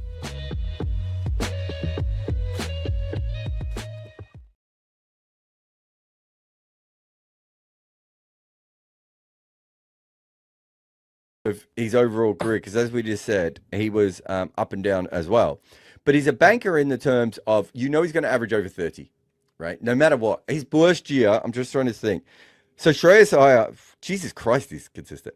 Shreyas Iyer, other than 6 games for Delhi in 2016, had never averaged under 30, right? So at the very least, you're getting consistent runs out of him. But then on the other side, you're also getting the captaincy, right? Which is another skill that you're going to have to bring in. I just don't see how, if you're doing the maths, right, the 23 crawls plays off against the 28, unless you suddenly think that Venki is going to bowl like 3 overs a game, or maybe not 3, even 2 overs a game. Yeah. Can I chip in here? You can chip in anytime. I completely agree with what you said on Iyer. Yeah. Again, I don't think KKR ever thought that Venki Iyer was going to go for 23.75. For what it's worth, I've heard from credible sources that RCB themselves had earmarked 15 crores for Venki. Their plan was to stop at 15. But because Venki Iyer was such a big part of their plans, they decided to go a bit further. And I think they'd also saved some money earlier on Livingston and the likes. And importantly, KKR had already lost out on Iyer. He was already sold by then to Punjab Kings. There were no other names left. Rishabh Pant had been sold. KL Rahul had been sold. Venki Iyer, in all likelihood, was the last. You can probably call him marquee. That's still a bit of a stretch, but arguably the last marquee Indian batter available in the auction who could potentially also offer you a bit of a leadership choice. He's supposed to be a nice guy, provides a positive energy in the environment. All of those things might have also somewhere played a role. And that's where I think it's one of those things what Joy Bhattacharya calls the IKEA effect, wherein they knew that this is the last piece available, there's nothing else. So we have to bloody hell put all our eggs in this Venki Iyer basket. So yeah, unfortunately, I don't want to believe the dynamics also somewhere played a role in him getting the price he did. Okay, so the other way of looking though at this is it wasn't just there was actually plenty of proof at this stage that a lot of Indian batters were going to be overpaid. Yeah. Right. So Rishabh goes for 28 as well. Was it 28? 27. Yes. 27. Yeah, Yeah, I knew it was similar. roughly around there. Correct. Shreyas has already gone for money or going to go for money at that point as well. Right. So I get what you're saying, actually, but at a certain point, you have to realize that the auction is not the auction that you had planned for.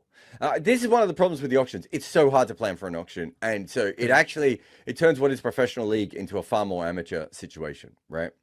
But And what we're you seeing- call a bug is a feature for me. That's exactly what I love about the auction. Seeing teams completely be in disarray. Yeah, but I mean, just if you want professional teams to make good decisions, it's a pain in the ass, right? Like they're going to make mistakes as it is. I don't need them to go out of their way and make them even Fair. worse.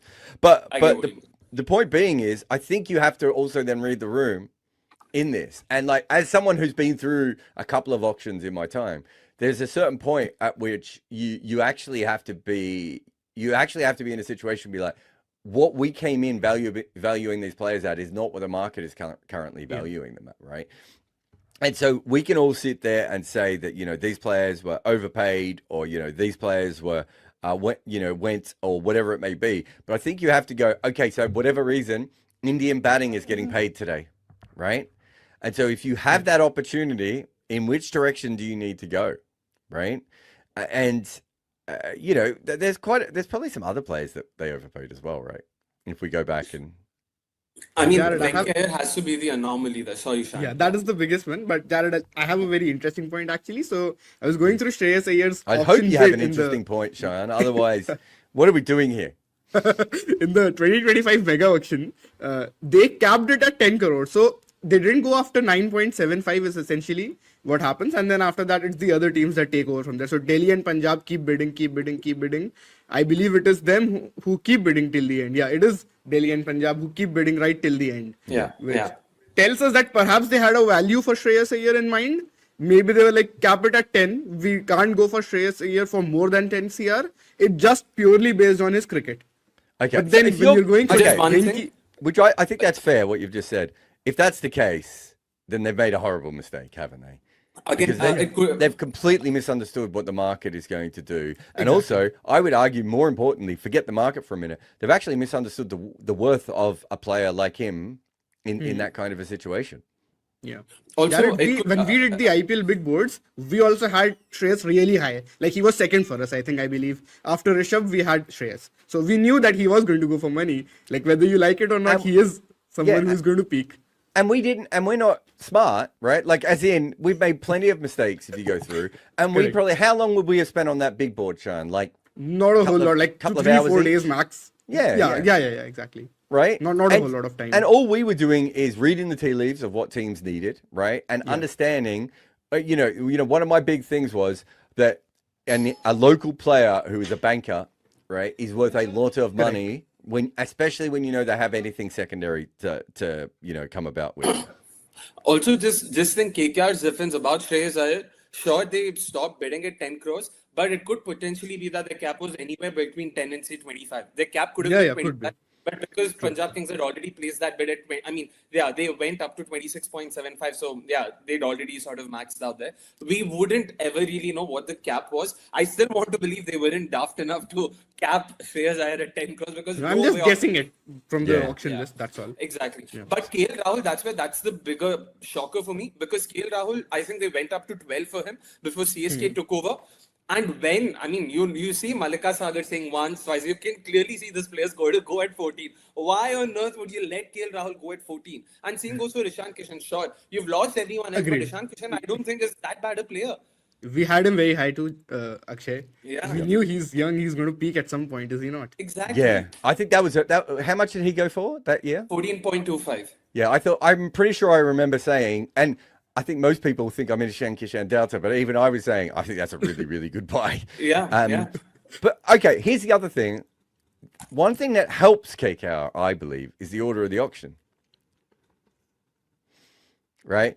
Because it's not as if they've already spent an absolute fortune by the time Shreyas Iyer comes up. Is he the second or third player that year? I'm just trying to find it on here.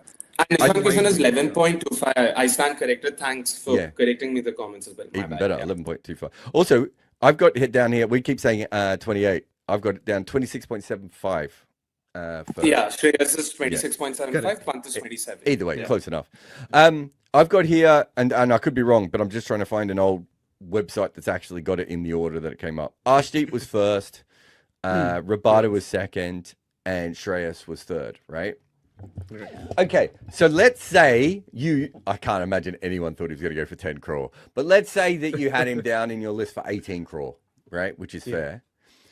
I do think at a certain point, you have to actually look at, are there players later on who will be able to replicate this that we want to have in our side, right? So who goes afterwards? Rishabh Pant comes out later, right? So cricket has never finished at the close of play. It lives in the arguments, the memories, the comment sections. Cricket makes you talk. Combox is entering that chat.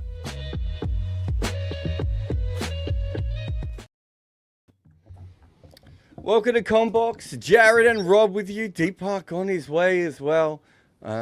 Is it cold where you are, Rob? It's quite warm here today. They turn the heating off in my office building at weekends, so it's Yeah, I know, but it's not cold in the... Baltic. Is it?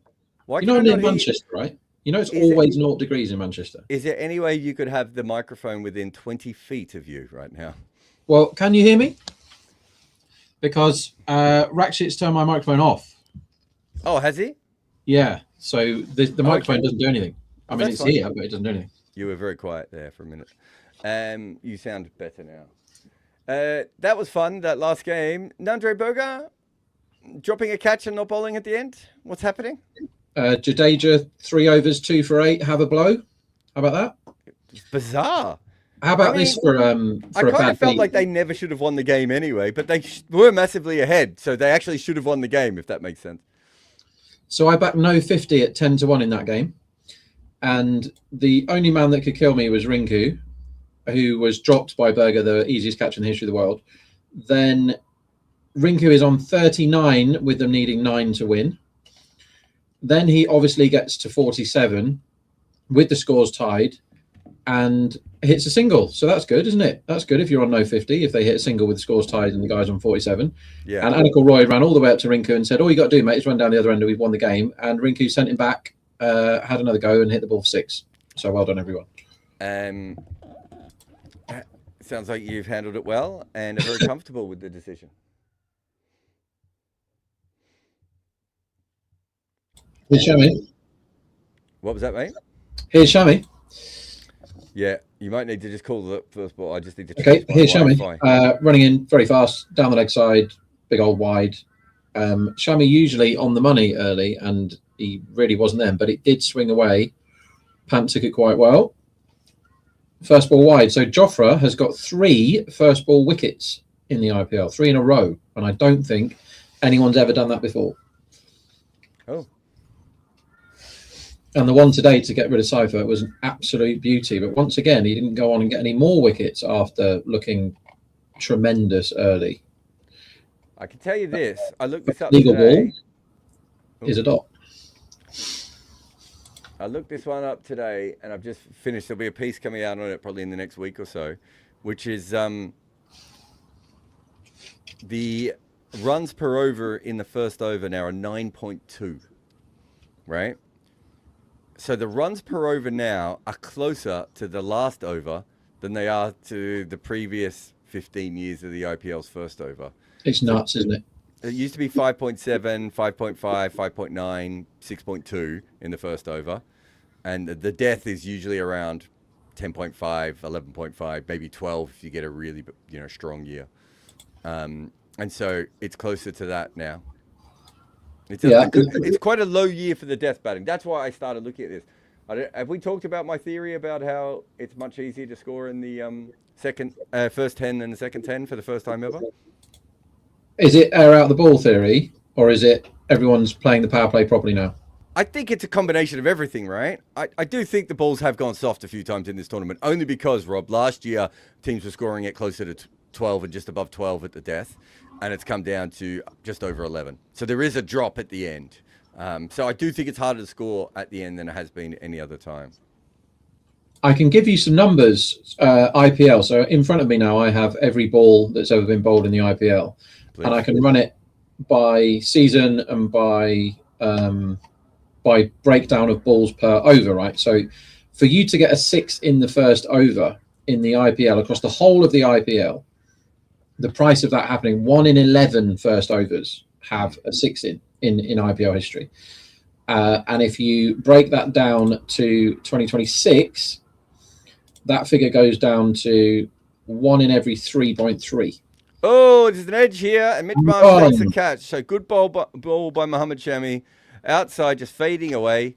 And Prab Simran, was that his first ball? I think it was, wasn't it? It was.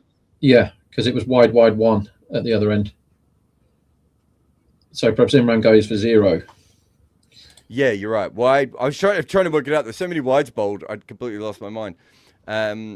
It's a length ball outside of stump. Actually doesn't move that much, Rob, but good healthy edge and flies to Marsh, who takes it above his shoulders. Good catch. Another wicket in the first over. Yeah, so it's the price for a 6 in the first over is now 3.3, and it was north of 11, and that is a very, very big change. Crazy. Absolutely crazy. The 7th over is really interesting too, Rob. I can get you that. Have a look how much the 7th over has changed. I think that's over 9 runs and over 2 now, or is it 8.5? Might be 8.5. So I've got, so it used to be like standard single. So the price of any ball to be a single in the 7th over is exactly evens. So 50% of all balls that have ever been bowled in the IPL in the 7th over have been exactly 1 run. 50% of them. Let's see what that is now. Because that was traditionally the very boring over. Jadeja gets it, he bowls into the pad, and you take the singles. Captain's over, man. This is genuinely shocking. More than half in 2026 are singles. More than half. But obviously there's loads more boundaries than there used to be. Bloody hell, 3.2 is the price for there to be a 6 in the 7th over now. That's 3.2. And if you'd have backed it over all the IPLs, hold the line as the computer does its thing, you're looking at 6.1. So bloody hell. Yeah, cricket's changed a lot. Just the IPL, I can tell you that. I've looked at every other league. Oh, okay. So this is very impact sub. Connolly almost edges one behind here. Yeah, it is very impact sub dependent, and you can tell exactly when the impact sub has come in like everything except for the death. It has had no. So putting an extra batter at the end, Rob, has not helped the death. Isn't that crazy? Yeah. I think we're actually pretty close to maximizing our scoring already, right? And the reason being is that, do you know what hasn't gone up even over the last few years, and really hasn't gone up much as Connolly smashes this away for 4, is free hits in cricket. The scoring rate on free hits has not gone up. Okay. And so when you have no worry about, like, do you know what I mean? Like, I would have thought they would have gone up way more than they have, with bigger bats and people getting better at, and attacking more. We haven't seen that so far. But I don't think we've maximised our scoring yet. Sorry, what I mean is I think we've maximised our scoring on the attacking shots. Okay. As in, I don't think we can score any quicker from the balls that we've already decided to hit for 4 and 6. The death overs, for instance, hasn't gone up much. Yeah, okay, fair enough, yeah. Yeah. The thing that's gone up the most is power play. And that's also, even in the other competitions, we've seen that. I'm just looking at this market leaping around. The early wicket is like, I mean, the market leaping around in the last game, bloody hell did that market leap around. 189 seems to be the number. So this ball must be a boundary because it's just shot up. So the market is ahead of our streams as that ball is clattered into the crowd from Iyer. And that's what he does early, Jared, as far as maximising his scoring. When he plays a big shot, he tends to go exactly where that ball went. He's hit that for a 6, big pull shot across the line. So it's basically evens though, isn't it? How do you mean? The match. It's Not almost now. evens. Yeah, Punjab like 55. Well, they were. They're not anymore. That's what I'm saying. Have a look. It's just flittering around evens on either side. Oh, okay.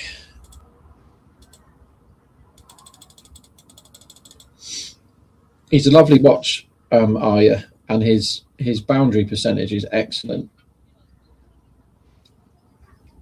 He tucks this one off his hip for one. Boring.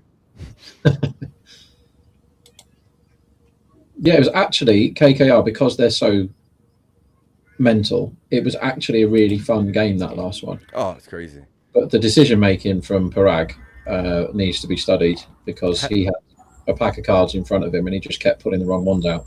Well, and early on, I did think when he bowled himself and everything, I thought there was some interesting stuff he was doing, right? And it just kept getting weirder and weirder from then on in. Well, we said we don't mind him bowling himself if that means that all he's doing is bowling more and more overs of spin, because spin apart, that's fine. But not his over 1 for 10 at the expense of a Jadeja over when Jadeja bowled 3 overs 2 for 8 is obviously the wrong answer.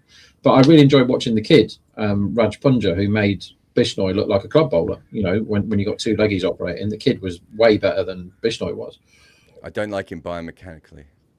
Why not? Too tall?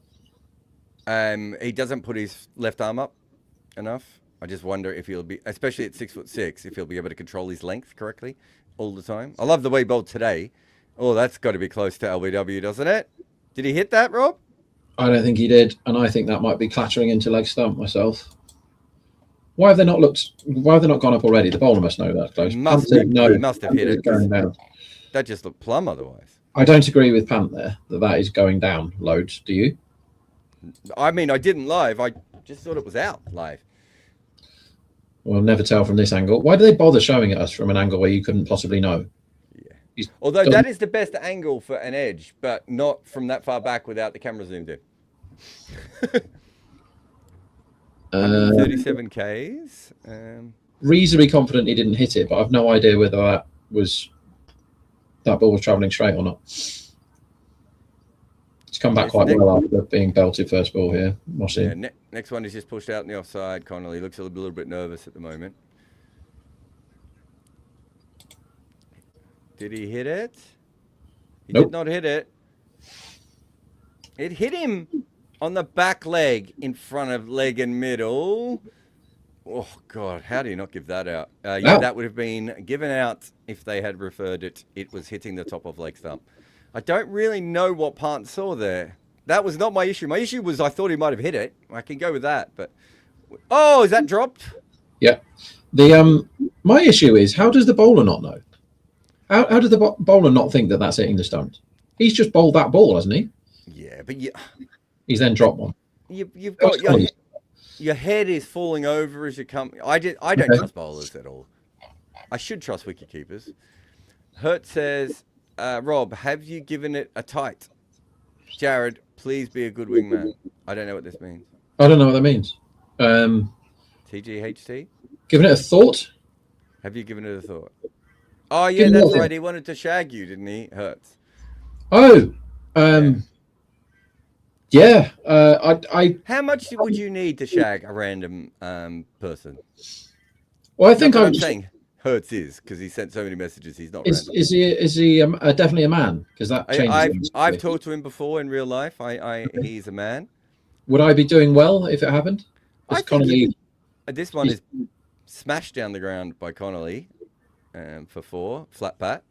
I think you could do a lot worse. I think he's a reasonably good-looking man for like your level of attractiveness. Well, so he's absolutely smoking then, is what you're telling me? No, I don't think he's like out of your league, but I think he's in the upper regions of your league. Well, I'm in the very top league, obviously, right? Very top league. Well, okay. Your gay sexuality would be quite confusing, right? Because you might be quite high up in bear ratings. Oh, right, yeah. If people like people that look like bears or Desperate Dan, I will go and get my Desperate Dan model next time there's a break, just to show how much I do actually look like him. I think I would have to defer the question to my wife and see how much she wants. And then, like, do I have to? Like, it doesn't sound all that appealing to me. But, you know, if it's funny. We're Deepak, we're just asking how much money Rob would need to have sex with Sandeep/Hertz. He's offering, by the way, Deepak. This isn't just hypothetical. He's actually paying money to ask. Well, to be fair, he wasn't offering to pay you for sex. He was just asking for a hookup. But oh, really? We put the money in. Deepak's a well-known cheap date. I'm kind of trying to just make sense of what Ara did today. To be honest, still not able to wrap my head around it.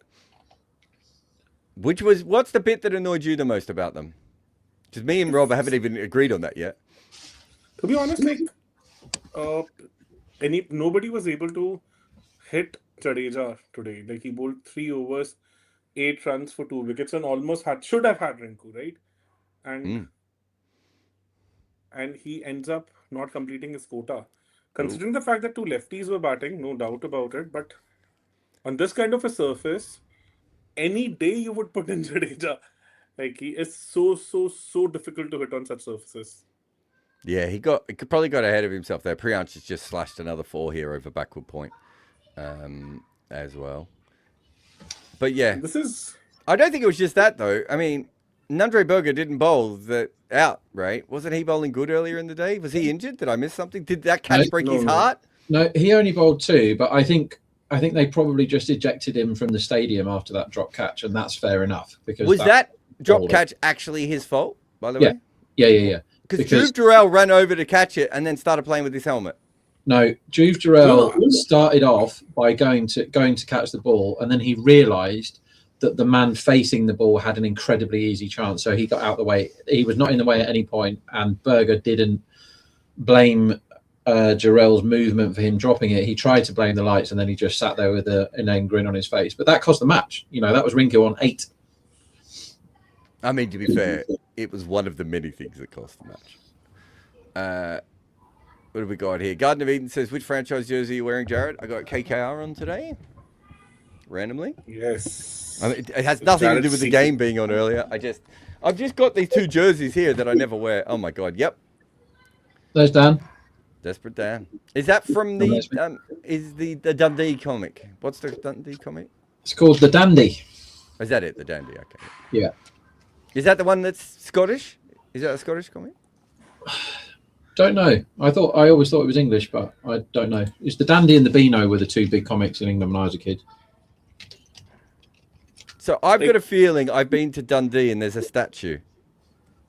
Okay. It's in Dundee. Oh, very good. Is that why it's called The Dandy? Because it's from Dundee? I have no idea. My wife has family in Dundee, and I remember seeing that statue. I'd never heard of the comic before. Good comic. It's really good. I've got probably 300 of them at home somewhere. Wow. So LSG has already missed an LBW, right? Yeah. Absolutely. I thought it was just going to get given out, Deepak. I didn't understand it. But, God. Terrible swing across the line here by Connolly into his own foot. Sorry, mate, go. There were 2 noises that might have confused the umpire, but it was worth a review, I would say. Oh, I don't mind the umpire, but Rishabh Pant said it was going down leg side. That's the bit that confused us. Because we thought it was either hitting some bat or hitting the stumps. Those were the 2 options. Yes. Exactly. And I'm just kind of signing into the match on a better stream, I would say. Coming back to the previous match, 6 over 69 with just the last record. Obviously, they had Narine to follow, but Rinku Singh was not kind of timing the ball by then. And then Riyan Parag decides to bowl himself. I don't mind him bowling himself, right? I just don't understand why he then didn't bowl more Jadeja anyway. Exactly. So on that pitch with those batters. All the decisions in real time as it was playing out, right? And the one I didn't disagree with was giving Brijesh the very last over because his previous over was crazy. He bowled, every ball was wide, and the only ball he didn't bowl was a wide, was the only one that went for a boundary. It was completely confusing. So I thought you up the volatility and you bowl the madman. Like Connolly's doing his level best to get out here. He is what is he, 14 or 14 balls, and He's he's good. given up 4 chances already. I think he's hit the ball into his body 3 times, hasn't he? Yeah, he looks very unhappy to be there at the moment. But when you do give the last over to him after his other one has somehow only gone for 7, he can't then carry on bowling every ball wide down the leg side because Rinku knows what's coming, right? So he had to bowl something else, and then he didn't. He went wide down leg, slot outside off, and the game was completely over. But yeah, I'm with Jared that I don't mind Parag bowling, but not at the expense of Jadeja, who nobody can get the bat on, right? Jadeja Exactly. Can I just talk to you about the Brijesh thing, though, right? I think they made a bunch of mistakes here, but you're talking about upping the volatility. Is there a man who ups the volatility more natural than Nandare Burger? Like, he literally, he's not even sure what delivery he's going to bowl, man. Yeah, but then you're falling into the Romario Shepherd trap of like, we have to bowl Romario. Well, no, it's like a good version of Romario, though, isn't he? He is a good version. I mean, there was nothing more certain than Romario going for 15 yesterday, was there? No. It was the most obvious 15 of all time. Yeah, we basically called it straight away, did we? He's hit this up in the air. Has Priyanchari, he's going to find the pocket. He finds a pocket. Just falls in between 2 fielders. They come back for 2. But like by that time, when they needed 9 of the last over, right, with 2 set batters, I think we're done and dusted by that time. So I'm not even kind of. I like 2 over 21 with 2 set batters with Narine to follow. I would still give it to KKR. I think, but like 6 over 69 when nobody was able to score any runs on that pitch was just bizarre, to be honest. Like 2 overs 29 from spin, and Bishnoi kept bowling 100 plus deliveries on that surface where everybody else was slowing down, and even Narine in the mid innings interview said there's the kind of pitch where we naturally tend to bowl slow because there was more purchase from the surface. This one he's got a hold of, has Arya, and he's smashed this for 6. That's a really, really good hit, that one. Yeah, he's just dropped it a little bit too short, Moss, in there, and he has got met. Yeah. Neil says, there any free stats website like Stats Guru for us nerds? As we said before, we can't put up the Varun one because it keeps crashing because too many of you click on the link when we put it up. But the one that a lot of people use is Crickmetric. I think it's crickmetric.com. I don't use it, but I think some of the other guys use it sometimes. Cheyenne uses it. It has I think it has a batsman versus bowler matchup. Ooh, let me get my matchups for this game. That reminds me. I was expecting, to be honest, I was expecting Makram to come for the second over against Priyanchari today because his numbers against off-spin are not that good. And I kind of was betting on that kind of a matchup today. Because especially after like you had Prabsimran in first over and you would obviously want the other one to go. So I felt that was a good matchup against him because his spin numbers are a little shoddy as compared to his pace numbers. He's a very good pace hitter. But I was just expecting maybe LSG will think out of the box for today. Considering that they would not want another 200 chase or maybe a 180 plus chase with the kind of batting form they are in. The trouble with LSG, Deepak, is they don't know where the box is, let alone thinking outside it. Like, they haven't got a box. As Connolly hits one to a fielder again. I don't think Connolly's going to be there for very long unless he gets a couple away soon. He looks very, I don't know, sticky. He looks awkward. Have you guys seen the statement put out by Blessing Muzurambani's by his agent? By his agent. It's quite a strong message. Yeah, it's quite fascinating. Again, I just think the PSL shooting themselves in the foot. Like, is your league better if you ban Blessing Muzurambani for 2 years and he doesn't play in the IPL next year? No, your league is worse. If what is said in that statement is true, then it's awful. It's really bad. That he didn't even have a contract. It's like, we wanted to sign him. He wanted to sign. Everything was great, no problem. And then they never gave us the contract. And while they were pissing about not giving us the contract, somebody else tried to sign him. And we said yes, because it was loads of money. And he went and played for them. Yeah. Yes. Oh, okay. I saw that tweet. So it was his manager. I was a little confused about it, to be honest. You're probably a little bit confused because of the weird way that the message was framed, Like, Yes. they've centralized the text, Rob, and they've also put it on yellow. Yeah. That's why I just thought some Why would you? who's an ardent PSL follower has put it up. So I didn't expect it to be his manager because wording clearly was pretty absurd. I would say that they confirmed it on the email, and generally, like, people have to come to PSL to sign their contracts and stuff. So technically, he was not even under the contract by that time. So Iyer has faced 8 balls, and he's got 21 runs, including 2 sixes. And Connolly has faced 20 balls, and he's got 15 runs, including 0 sixes. And he's currently 5 dot balls in a row in this over. And if ever there was a ball that was definitely going to get a wicket, it's this one right now. He has to have a go at this ball, doesn't he? He's just chewed up a whole power play over, and Punjab don't do that.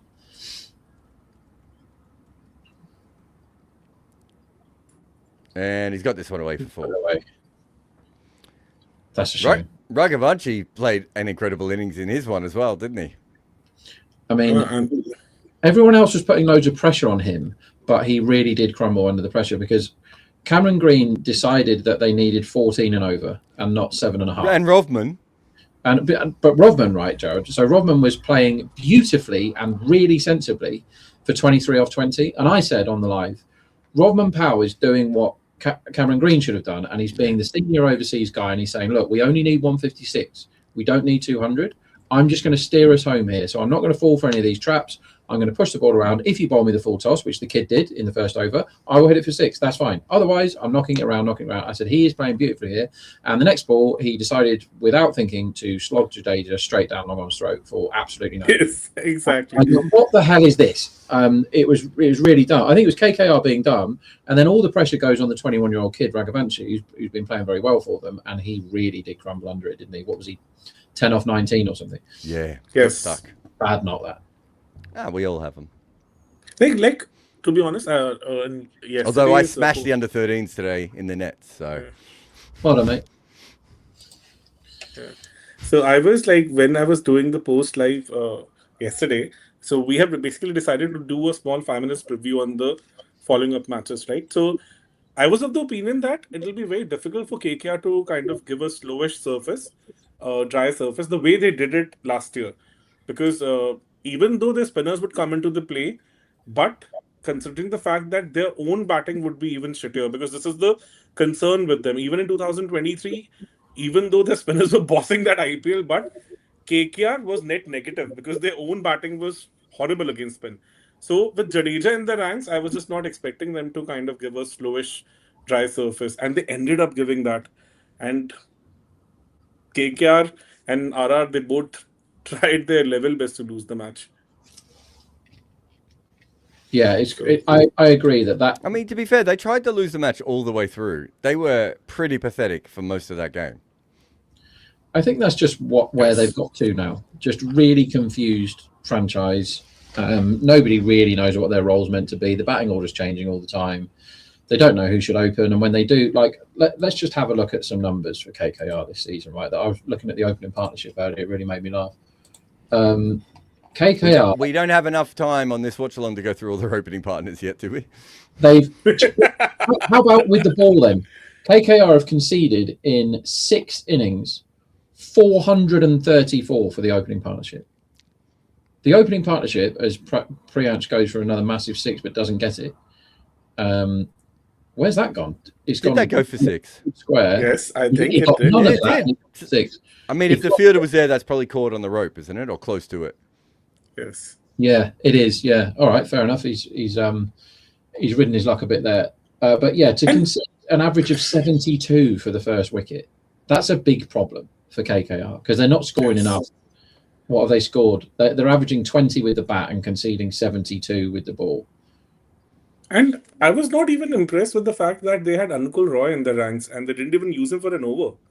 Considering the fact the surface had grip and they had to bowl Ramandeep for 2 overs. Like the fifth bowling option went for 53 for 0 on that surface. And he's bowled all right, Roy, in this tournament, hasn't he? It's not like he's been bad. And this was a pitch that made exactly. him a go. And he's always your defensive kind of a bowler, and there's something in the surface, he will definitely. He's more like of the mold of Jadeja, I would say. And if there's something in the surface, he would always come in handy. So, not even giving him an over didn't make any sense to me. And Ramandeep getting 2 overs instead of him was a little bizarre for me. That's what I said. Like, both the teams tried their level best to lose today's match. Yeah, they did. The table is now a lot more fun that KKR won it. Oh, this might be out. Arya Yeah. tries to force this. It's up in the air and just going to get over the line. Well, over the head, I should say. How are these two both still in? And Priyansh Arya, having said that, is still striking at 300. So, no matter how he manages to do it, but that's the effectivity of him. Like, he's able to get you off the blocks, like 10 ball, 30 kind of a knock, pretty consistently. He's very good at sixes per ball, and that's such a big thing to have in modern cricket, isn't it? And coming back to that Anukul question, that the one thing was like definitely they were lefties, so they might be. They He's might have pumped thought this. about, This is a big hit over massive deep hit. mid wicket for 6. Well played. 13 ball 40 again, so amazing from him. So obviously they had openers who were lefties, so maybe that matchup didn't work. And then Hetmar came in early, so they just thought that it might not be a good idea. But Anukul is not a big turner of the ball, and he has a good arm ball also. So somehow I don't understand. I think, if anything, he was bowling too well this year, and that's confused them.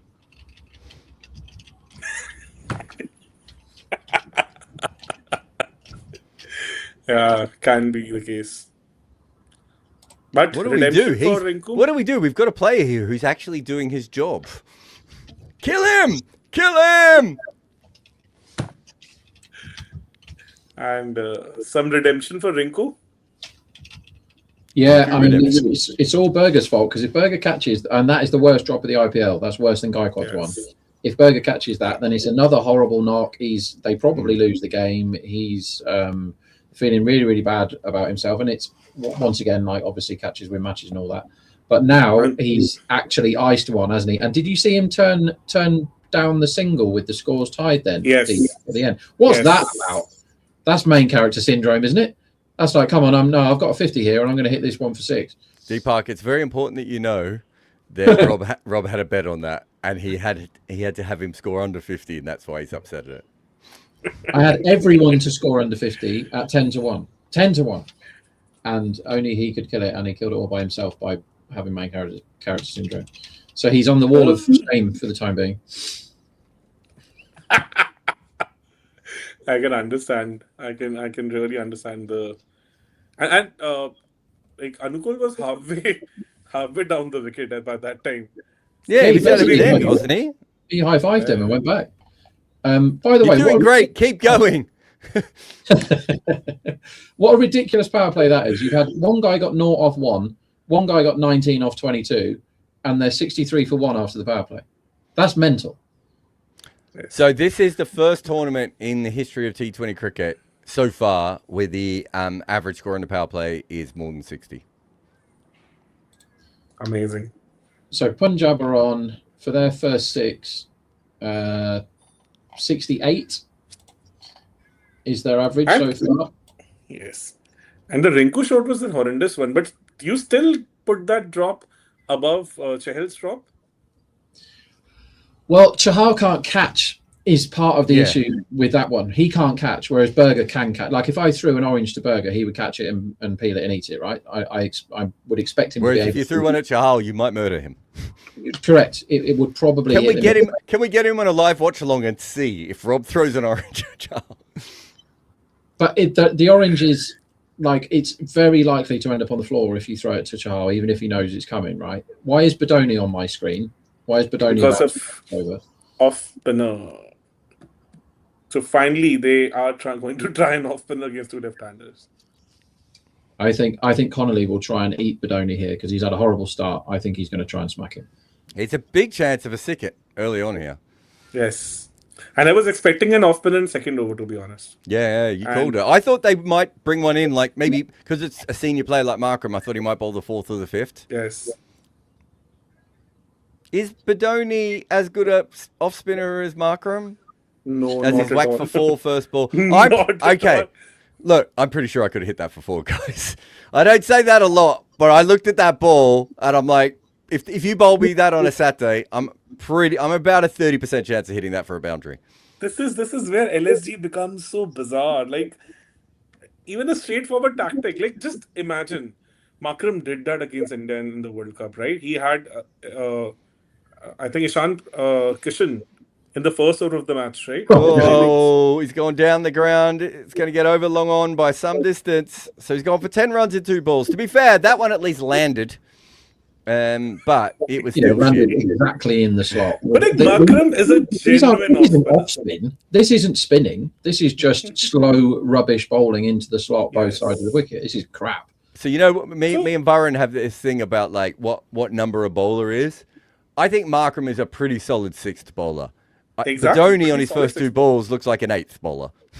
Yeah, exactly. And the third one is also not given us too much confidence about him, to be honest. If you that was pretty much a 8-1. He's so slow as well. When was the last time you saw a finger spinner bowling at 70 kilometres an hour who wasn't Craig Brathwaite? You've got a batsman who is really, really struggling there. Connolly, very lucky to survive the power play for 19 off 22. Don't give him something really, really easy to get him going again now. So then he's been given 10 off 2. He feels fine now. He's 30 off 25. He feels great about his day. Whereas they could have bowled an actual bowler to him. And oh boy, what the hell is this? Hey, 80 Ks. That's the quicker one, lads. But how 80.5 kilometers. Take that. It didn't look like 80k, to be honest. In real speed, 49 miles an hour. I mean, you would fancy yourself to hit that ball. Also, where he bowled that first ball, there was no fielders anywhere. Yeah. So all he had to do was hit it, and it was 4. He's going to bowl at him again now, and Connolly. This one was, I think, one of the best balls in the. Never bowled. 96. So he can bowl. You know what he's doing now? He's just bowling medium pace. Well, it's not turning, is it? So he's got to do something. I mean, so is Makram injured or what? He's out in the field. He was chasing a ball a minute ago. Yeah. Maybe they just thought this guy would toss it up and entice them more. What's you going to do to it? Just take the 1. Oh, just for a minute I thought he was going to hump that for 6, and he went, we'll get 14 off this over. That's enough. Maybe they'll forget and they'll let him bowl again. Because if he bowls the next over from that end, he's going for 25. I think that's a really bad idea. I think with this kind of a bowling tactic, did LSG even forget that they don't have batting to support it? So, like, what exactly is the plan? But how many times do we say that with LSG, though? What's the plan? Like, we don't know what the plan is, and they don't know what the plan is. They just hope it all comes together somehow. You know how they can actually get some point out of this match? So the owners of LSG own the electricity in Chandigarh. So if it's going tits, they just pull the plug. Done. That's the best way, I would say. They actually, because the Goenka company owns the electricity supply in Chandigarh. So nice. They can. Avesh Khan coming out. I'll tell you a really good story about that in a second. This ball's hit into the offside and they're going to get 1. So Rob might remember this, but there was a big bash game in 2018 where the lights went off at the Gabba. Right? Ooh. And I think Brisbane were up in that game, Rob, but it was obviously not enough had been played in the game for it to be thought of as a match. And so Brisbane only got half points for what would have been probably a win, if I remember correctly. And Melbourne Stars, because of that, got into the Final 4. And of course, I was working for Melbourne Stars. So we got into the playoffs purely because the lights had gone out at the Gabba. So it was you that cut the power, right? The exclusive. And then I was talking to the CEO of the Melbourne Stars at the end of the year, and he's like, we should have won the title. And I was like, yeah, we should have won the final game, but we shouldn't have won the title. We were like a fringe playoff team who only made the playoffs because the lights went out at a stadium. And he goes, oh, you can't think about it that way. And I went, that's exactly how you have to think about it. If you're the CEO, you have to be like, we were very lucky, and then we got on a very good run at the end of the year and almost stole the championship. You should not be thinking that we were a team that should have won the championship in any way, shape, or form. You should be thinking that if the Gabba had paid its electricity bill, you wouldn't have made the playoffs. Was it 2019, Joe? Yeah, 2019, was it? 2019, that is some shot. Connolly, So they lovely shot. completely turned his form around from blind Yes. man to seeing it like a beach ball because he got an over at Badoni. It's really So dumb. I've shared the link with you all also, Chandigarh. Company profile. Nice. So 2019, Joe, what happened in the game? This was Thunder against Brisbane Heat. I don't remember the game. So Shane Watson got a century in the first innings. So Heat are trying to chase down a big score. And they were 10 for 2 in reply. And then the lights went off and everyone was like, what's going on here? That's not right. And it was no result. And Thunder did a formal protest and said, how are you abandoning this game? Why can't we just play with like reduced light or whatever? But no. What was the final points tally in that year? Can you bring up the points? See how much I remember it. But it was at the Gabba, so it was the Gabba that lost the power, but it was Thunder who lost the points. Sorry. Was that 2019 to 2020? So this happened in IPL also, right? Punjab versus Mumbai, and Ashwin had a very fun take on it. So he said like Ashwin was the captain of Punjab. They were winning the match, and he said then suddenly the power went off, came back, and then Pollard smacked the hell out of them and won the match for Mumbai.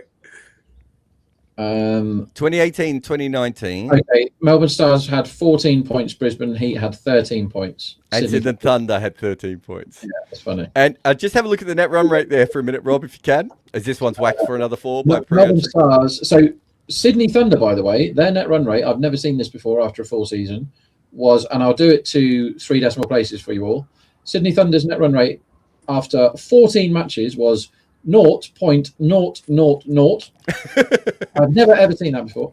Melbourne Stars minus 0.062. Brisbane Heat comfortable plus 0.249.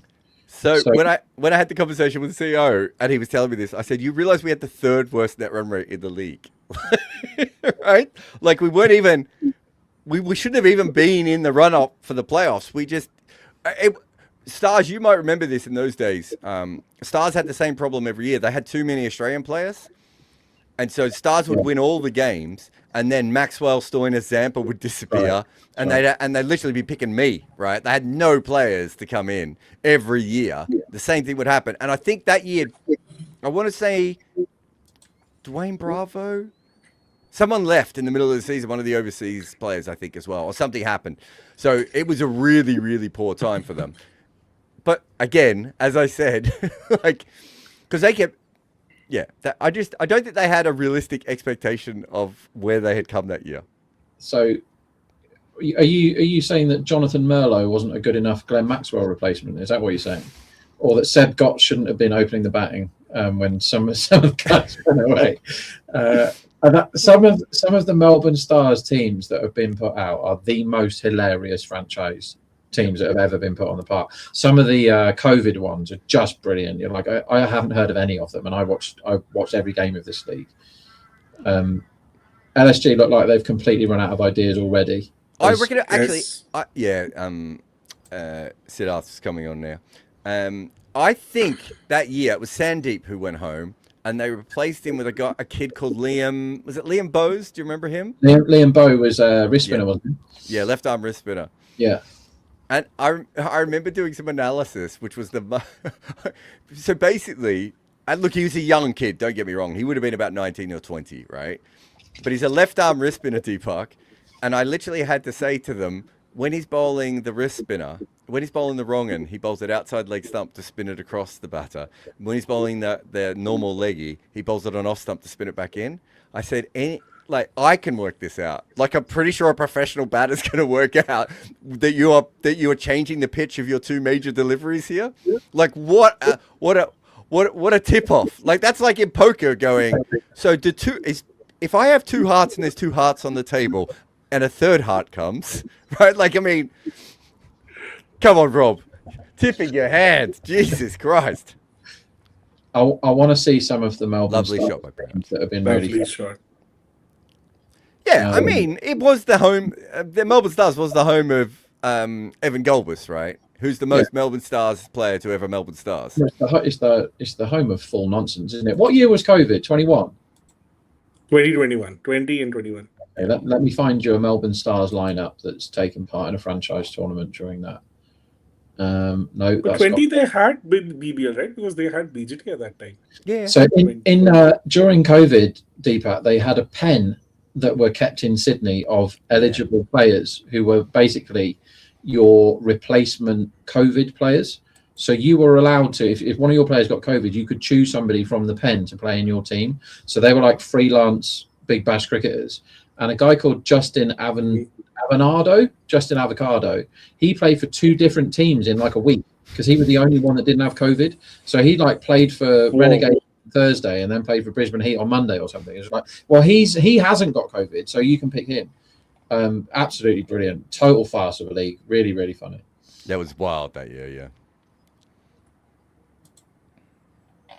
But fair play, they got the whole league done, didn't they? That was a tricky one for betting, let me tell you. Well, you didn't have a line on Justin Avocado. Oh no, we did. It was the ones that just sort of turned up and was like, well, I haven't got a cough. Can I play? And they went, yeah, of course you can. Welcome to the Melbourne Stars. So like I've shared that Mumbai Punjab match also from 2018. I think I remember that one actually too, yeah. So Ashwin went on record to say that there was something fishy about it. He felt. Oh wow. I'm just reading that now. I mean, to be fair, I like Ash, but he's not a man who shies away from thinking many things are conspiracies.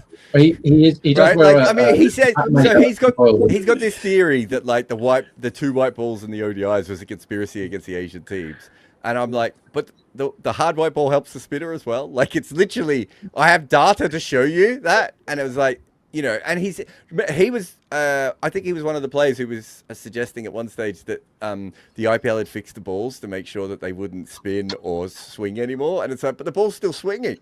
We have data on it again, like.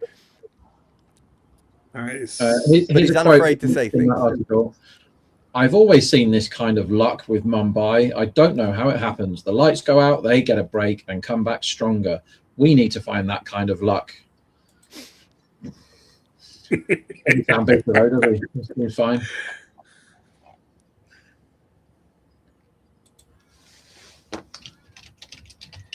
I mean, players are like that. I remember, like working with players, every single decision goes against you. And like, as an analyst, I started actually looking at the decisions so that when they come up and go, umpires hate us, blah, blah, blah, I'll be like, actually, I think we've had 3 in our favour and 2 against us, just to stop the conversation.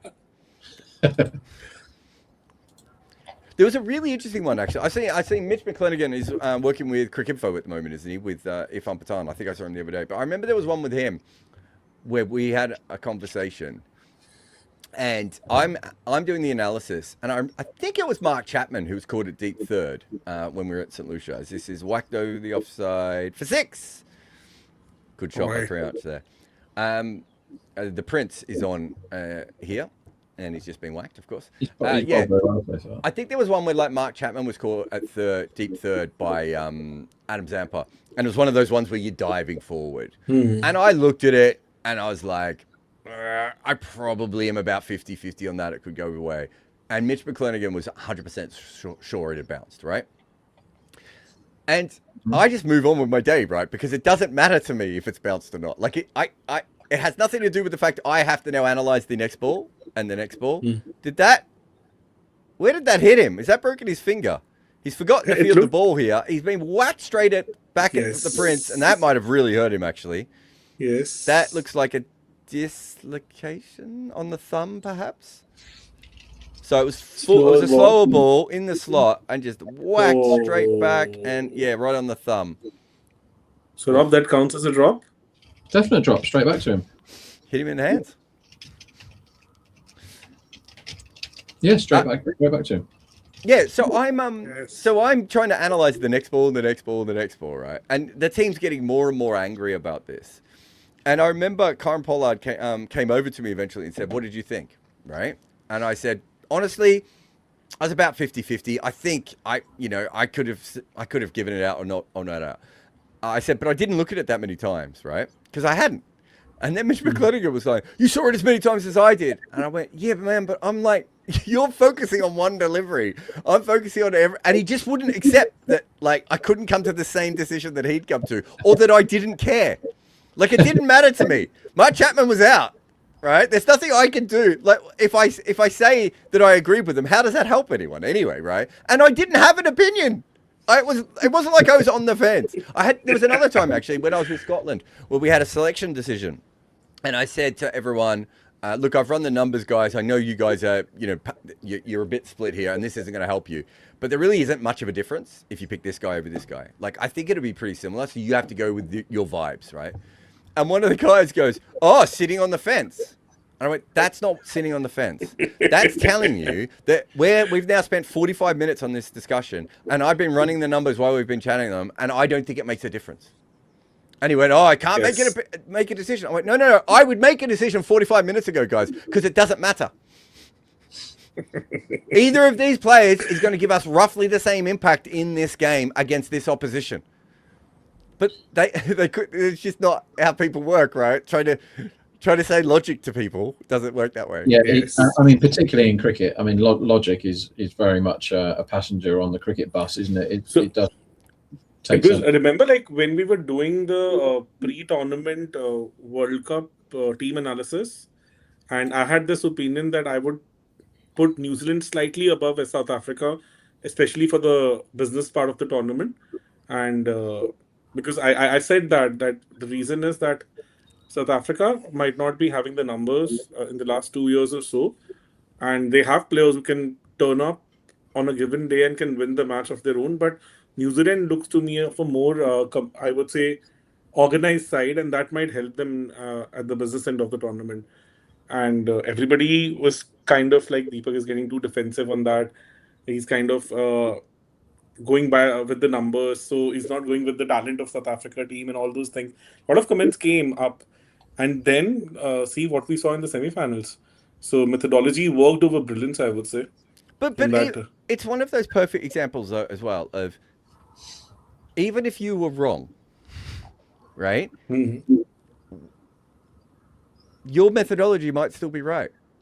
Exactly. Right? That's what I said. Like, it's not about. This is what I'm trying to explain. I remember trying to explain this to another team who wanted me to do something, and I was like, I can give you the methodology and we can explain it. But if we knew what was going to happen in sport, we wouldn't do it that way. The job here is to do the due diligence so we have the information that we need, right?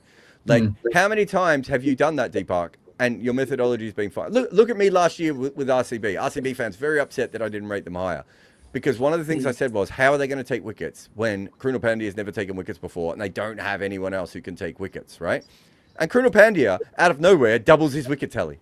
Exactly. Right? And they're all like, well, why didn't you see that coming? Well, if I'd have seen that coming, either I'd need to be a genius, right? Or I would have had to have some sort of other information that someone else doesn't have. Like, I've seen him in the nets, or I've seen him working on a new delivery, or I understand he's bowling differently. Like, that's not how it works. Like, I've got to go with the data that's in front of me, right? And I'm very sure Cooper Connolly smashes this for six. Yeah, he is in now. And even RCB didn't see that coming, to be honest. They picked him because he's one of the best defensive bowlers. His numbers in Chinnaswamy are amazing. He just gives away runs at 7 economy, and even if on flatter decks, he's the one guy you would bank on to give you like 4 over 25 to 4 over 30 kind of a return for maybe a wicket or maybe like even going without. Yeah, it's a very specific type of bowler, wasn't he? Very specific. Yes. And now he's very specific type, 5 different type of bowlers. Now he's 19 different bowlers. Bouncers, he bowls Kedar Jadavs, and occasionally he bowls the left-arm finger spin. Yeah. I mean, the other one that reminds me is, remember when Australia won the World Cup in 2021, right? And like, we obviously know that the toss played a part in that and everything else. But Australia turned up to the West Indies without a number 3. Mitch Marsh did well. And they were like, we're going to use him at number 3. Then he got dropped after the first or second game. Then they brought him back at number 3. And they basically had Stoinis and Wade down the order, despite the fact they didn't think that that's what they wanted, just because they had no other players to put there. Who are the 3 players who made runs for them in the final 2 games to win them those games, right? And it's like, it's well, and we can do as much analysis as we want. But even Australia was shocked that worked the way that it did. If they thought they were going to win, it wasn't going to be with those 3 players. And like, Pakistan had no business to kind of lose that match. Like, they should have easily won that match. If they just caught Marcus Stoinis by standing on the rope, none of this would have happened. But that's the point. Like, how can you do an analysis a month before a tournament? They dropped Wade in that match, right? No, Yeah. it was Stoinis hit his first 4 or 6, and it was because I forget who it is. I've done a whole video on it, Deepak. You can find it. But like Fade was also dropped on No, the forget boundary, that. Before they had started their attack, they just lost their 5th wicket in the 11th or 12th over. And Marcus Stoinis hit a ball to deep mid wicket, and deep mid wicket was 10 meters in from the rope for no reason on the run. Have a look. I didn't even know this. Yep. Oh. And so they go on a run after that. So it would have been a done thing in 12th over itself. So It would have been 6 down, right? Like, I'm not saying they couldn't have won, but geez, would have been a hell of a comeback from there. That was the one World Cup out of all the World Cups that Australia have won in white ball that nobody fancied Australia. Nobody. And somehow they 2023? 2023? They were second favourites in 23, though, weren't they? Yeah, I think so. Yeah, they were after India, obviously. I'm pretty sure they were second favourites. Oh, I think England and South Africa were just behind them, Deepak. Connolly has now smacked Shami for 19 off that over, and they're so far in front now. Jared, did you have anything to do with the Melbourne Stars in at the end of 21, start of 22? No, I did that one season. That's a real shame because I want to read out some names here. Deepak, you will know all of these names. This is a game, the Melbourne Derby, right? This is their big game of the season, really. Melbourne Stars against Melbourne Renegades, January the 3rd at the MCG. And they managed to have 3 overseas bowlers, bear in mind, Melbourne Stars on this day. They had Haris Rauf, who is amazing in Big Bash. Ahmed Daniel, remember him? He can't get in his PSL team. Yes. And Case Ahmed. Case Ahmed was bowling as well. And then and they also had Hilton Cartwright and Glenn Maxwell, quite good. Here's the other people that played. The opening batsmen were Travis Dean and Justin Avendano. They were the openers. Number 3 was Charlie Wackham. Okay.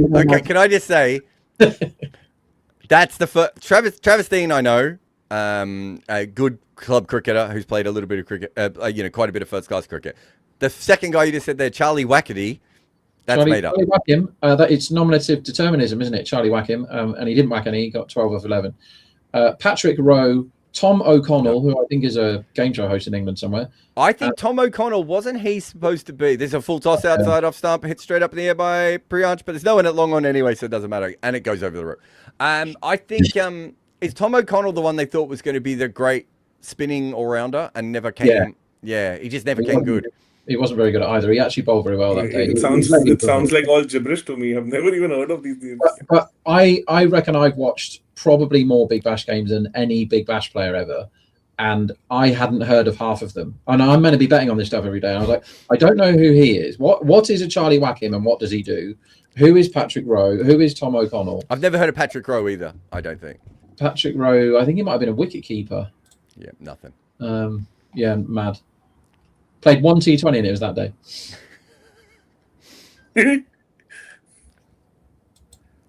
Now Punjab is so ahead in the match. Whoa, what a shot. That's 6. What 6 a more. shot. I mean, we might see What a 36 shot. of an Abish Khan over here if he keeps bowling there. That is so... I mean, there's no other bit of the bat that's it than exactly out of the middle from Priyansh. He's now 79. This is ridiculous shot. He played this shot against CSK last year in that 41 ball 100. I think to Pathirana he did that. You need to donate your brain to medical science when you croak it, Deepak, because where does this memory come from? Of like knowing. Because I remember him playing that shot to Pathirana. Yeah, but I definitely watched that game and I can't remember it. I might have commentated it, and I wouldn't remember it. No, he's played that shot to Pathirana. I have to look several times during the game to make sure I can remember who the two teams are who are playing each other. When we do the like post-match live tonight, I won't know who played in the first game. There's no question about that. And it was quite entertaining and lots of stuff happened, but I've nearly forgotten all of it now. I think I have to give credit to my mother for this because she was insane. She would remember each and everything for like 50 years back also. That's nuts. Because I had a great memory when I was a kid, like borderline photographic, really, really good. I could learn anything. And fluked my way through exams as a young man by just being able to look at something and then remember it. But I can't do that now. Oh my God, Connolly comes across and skips this for 6. That looked like, as he did it, I was like, he's just going to get bowled here. And somehow he's just got it off the middle for 6. That is hitting 6 inches up off stump, and he scooped it away for 6, and he nearly taken a cameraman out who was filming the crowd at the time. It's gone for 4, apparently. I thought that was 6 all day long. Sorry, everyone. I thought I saw that go for 6. They've only hit 11 sixes in these 12 overs so far. The shot was, I'm just checking it on Crick Info, Pathirana to Arya. It was 12.2. You said 12.1. You tell us that. So like 3 sixes, he had hit off 3 consecutive balls. This was the first one. So the Crick Info says, oh my word, this is world-class shot, low full toss, hung up wide outside off. Arya peels the outer cover of the ball and sights it over deep point. Very good. Same shot then. Yeah. Connolly's just tried to play one in that region, but ended up behind square. Going to, I'm not sure who that went to. Couldn't see. What was it after the power play? About 62, 63? They scored 63 in the power play. And Connolly was really, really struggling, wasn't he? And now he's strike rate 166. And did Bedoni bowl the first? Sorry, I'm just doing my notes. Did Bedoni bowl the first over? The 7th over, yeah. Which we said when he got the ball. Well, I said, what's he doing on my screen? And then Connolly belted him everywhere, and they haven't looked back since. And if they get 18.3 and over from here on in, which is not impossible, they will score 300. They can't, though. I'm not quite ready to release a piece on that I've been working on, Rob. So hopefully they have a bit of a collapse here. The run line 250. It's got to be 250, hasn't it? 250 is 250 is pretty achievable from here, I would say.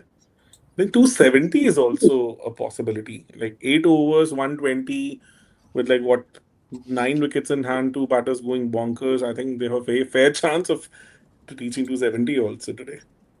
And this is where this is where I was expecting LSG to think out of the box. I'm still not able to understand why they didn't try a spinner in the power play. Like, what worse could have happened? I don't mind them not trying it in the power play because I think the way they were thinking is Markram's coming on, by the way, guys. So finally, we're going to get our matchup, everyone. Finally, I don't mind them not doing it in the power play. I just don't really understand. Now, and he's back for 6. Yeah. I said just before the over started, how many sixes will we see in this over? Because it's more than one. Now it doesn't make any sense. 2 batters. This is such a bad time to bring on your 6th bowler, isn't it? Yeah, exactly. Please, will you hit me for 6? That's a clear indication that you're out of ideas now. Because had it been the 2nd over or maybe the 3rd over of the match, it would have sounded really like a brave call. But now it's like kind of showing as if you're given up. This innings of bowling has been, we have no idea what we're doing. Yes, exactly. We're out. 6 more. Okay, so that's 2 sixes in 2 balls. How many sixes are we going to see in this over? At least 4, I would say. I mean, this is embarrassing from LSG. This is the LSG that has always threatened to turn up, the one that has no idea how to play a cricket match, and we've got one now. It's a terrible side, isn't it? It really is. I don't think so. The owner thinks like that. They should. This should be negative point. Is that No, you're right. The owner doesn't think like that. But as we've seen, the owner has absolutely no idea about cricket or management, from what I could see in professional sports. Might be a great owner outside. I don't want to have a go at the Goenka brand. I'm sure they're beautiful power suppliers. But if he was running this cricket team the way he ran his other businesses, there would be no power at this ground. Do you know they're the one who actually came up with C8 ratings? With what ratings? C8 ratings. C8 cricket ratings? You remember that? No, I don't think so. It was pretty popular in India. I just thought it must be a global thing. So before the ICC cricket rating became popular in India, like for us, the 90s kids growing up, it was always a C8 cricket rating. The C8 tires, they own the company called C8 Tires. I know C8 Tires, yeah. I mean, they're on the bats, right? So C8 cricket rating was the thing in India in 90s. You used to follow that like anything. We had no clue about ICC cricket ratings, to be honest. Like for all that while, we just thought that CA cricket ratings are the official ratings. I thought the 37 from the over was on then because he bowled a wide, but Connolly was a bit early through his shot there and he's bottom edged it into. And I'm kind of amazed that you don't know about it. Like I'm pretty surprised. So, hey, do you know what the good news is for Lucknow though at the moment, Deepak? As, With Mammoth, another six is hit. No, almost good effort down on the boundary, but he just gets it over. So they've already reached 4. Yeah. The good news for Lucknow at this point, of course, fellas, is that they're a lot more likely to make this chase possible with Mohammad Shami at number 8. That's true. Yeah, that's good planning. Maybe save Puram for the last 2 or 3 overs and make him back 6 or 7 today.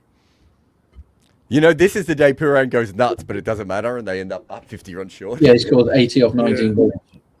Is that another big hit here by So the at least 4 thing really worked well in this over because they've gone for 5 6. 5 sixes from the over, 5 of them.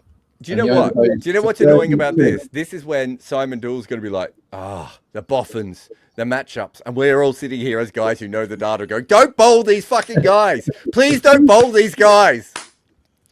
Wind it back. I said before the over started, how many sixes are going to be in this? Check this CA Cricket. I've shared the link of CA Cricket ratings in the comments.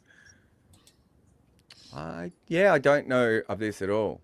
Oh, okay. Yeah. Well, for us, like for I'm very sure for the Indian kids, 90s, this was the thing. I at least in our part of the world, it was like that. So maybe in the comment section, we might be. How good were India as a cricket team? Because at one stage here, Deepak, they won the Cricketer of the Year award 6 times in a row.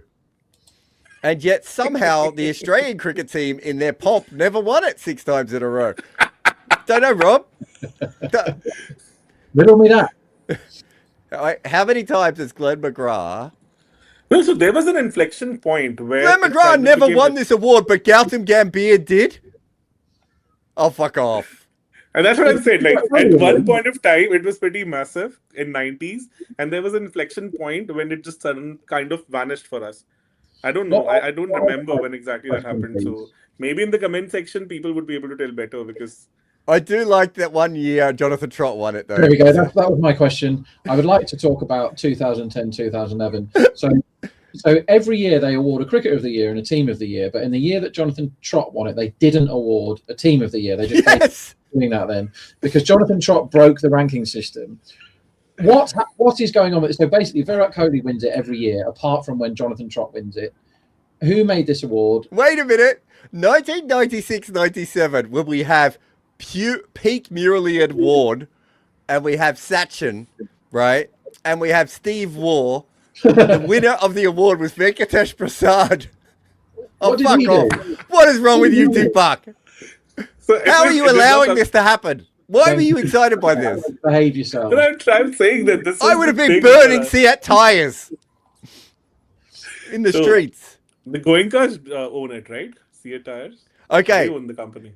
How many bowlers have ever won this award? Let's have a look here. Venkatesh Prasad. I can't believe I have to keep saying that out loud.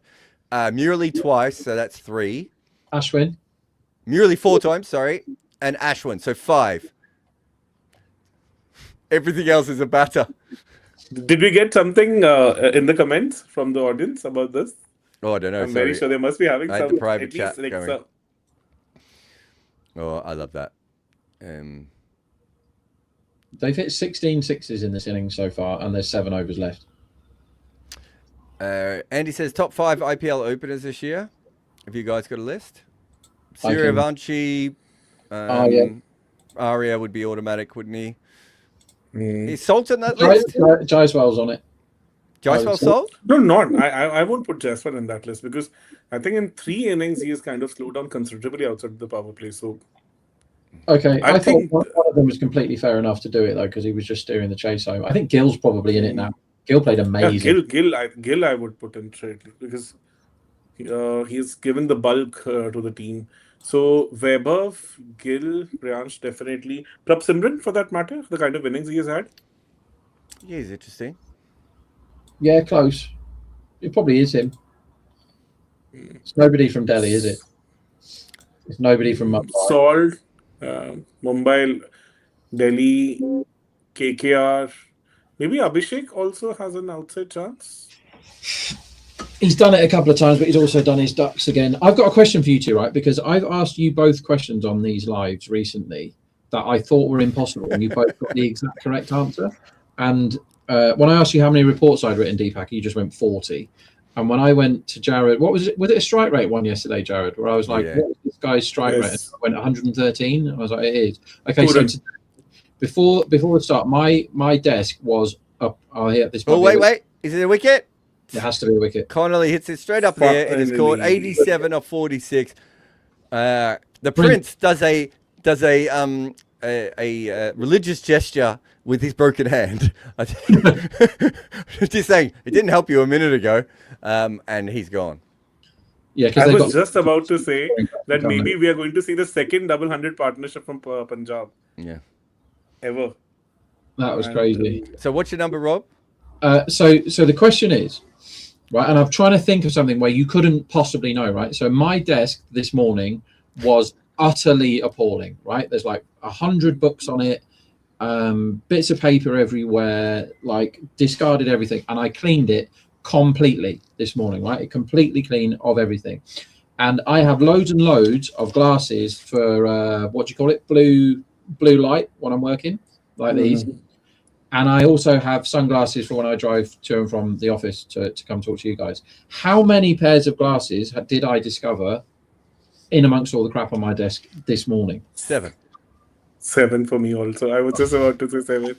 I will count them out in real time. This is going to be extremely annoying. 1, 2, 3. Come on. 4, 5, 6. This is the last pair. 7. 7 was the number that came straight away to me. Have we mind melded with you, Rob, or something? What's happening here? This is like Mr. Mercedes when he just gets in everybody's heads and sends them all on killing sprees. Have you seen that? I watched the first series and I never went back to that. You shouldn't, because it just gets really, really silly. So the first series I thought was excellent. I'm surprised you didn't carry on with it after that. But the second series, right, I'm sorry for all the spoiler alerts, everybody, but basically the guy that is definitely dead isn't dead. He's in a coma. Like his head gets caved in by this girl.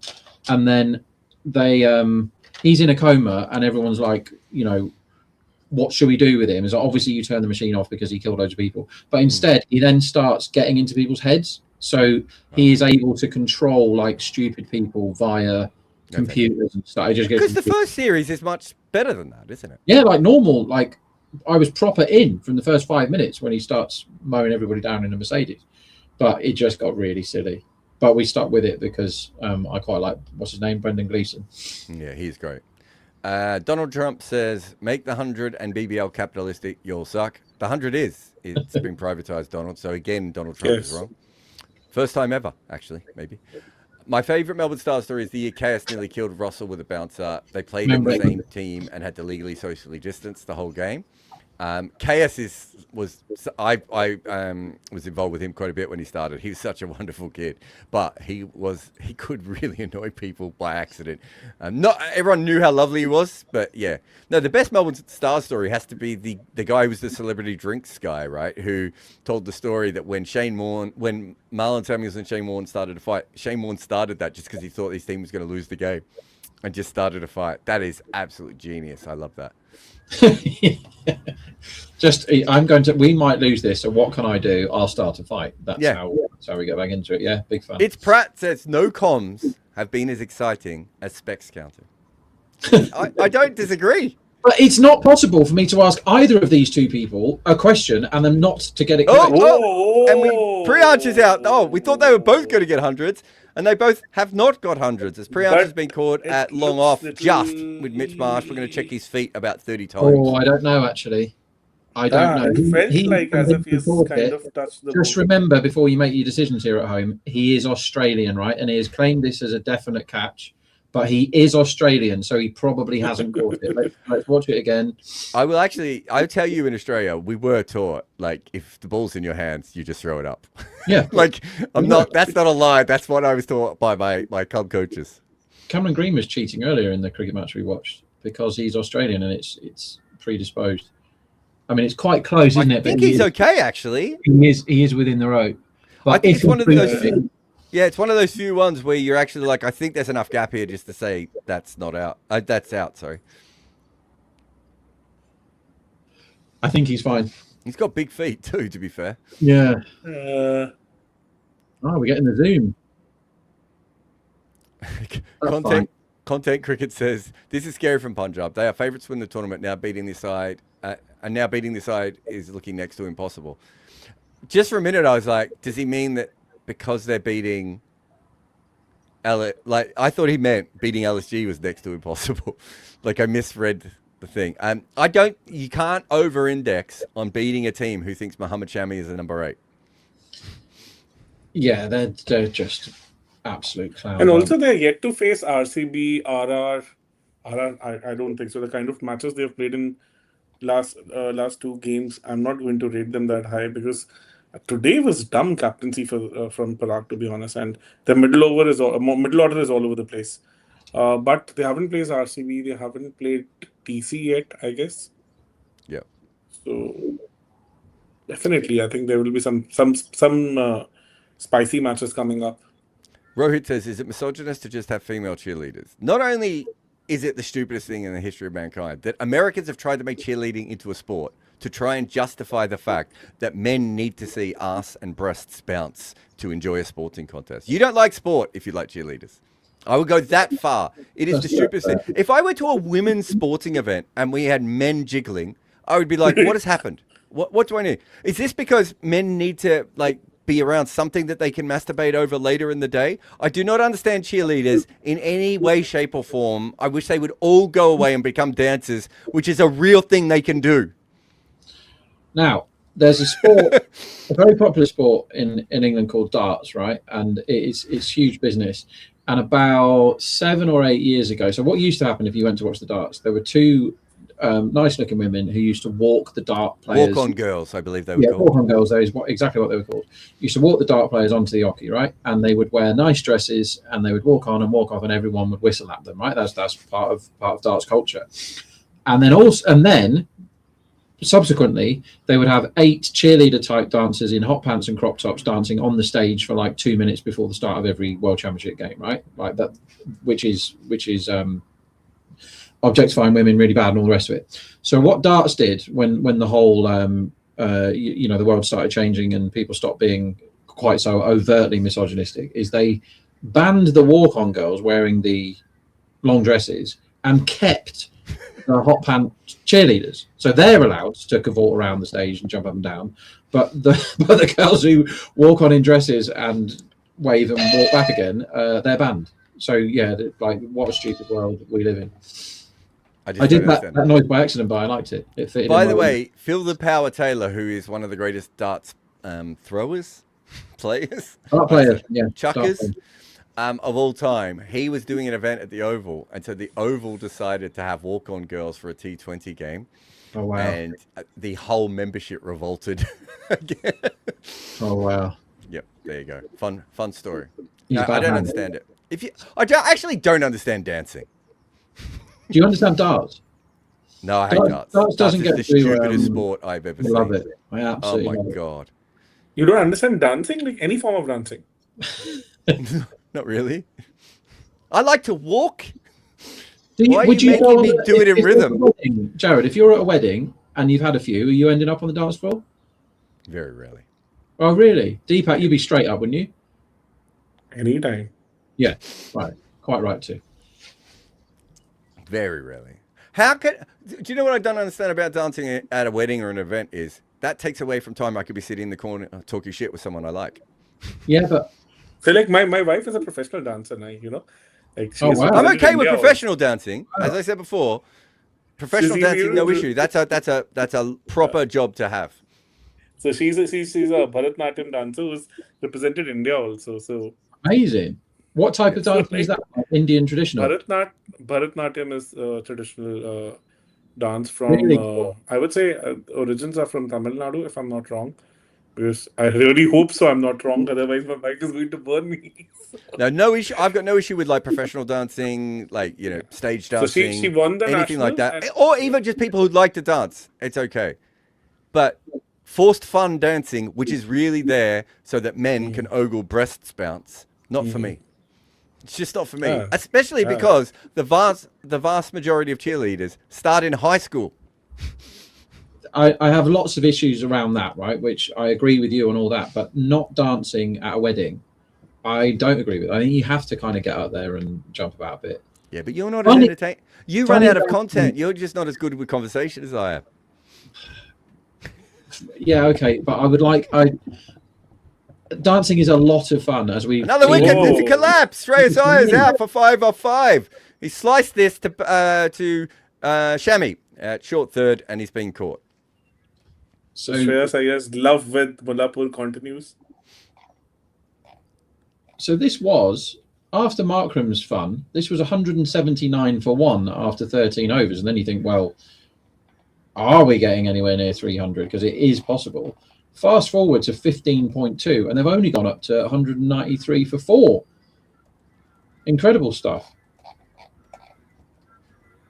And Shreyas just had no time for that sort of innings, and off he goes. Guys, I'm just going to drop off LSG, but I think after this over, just to let you both know. So, and because I got to record something else, but I'll be back for the second innings. Cool. Okay. But like, to be fair to LSG, I think Punjab can even declare at that time, right? And still they will be in the reckoning for the. Now you can't declare in a limited overs game, right? But you can retire everyone out. Which we saw in a women's game recently, didn't we? I was going to say, what was the game? UAE. It was UAE versus, I don't remember the other team.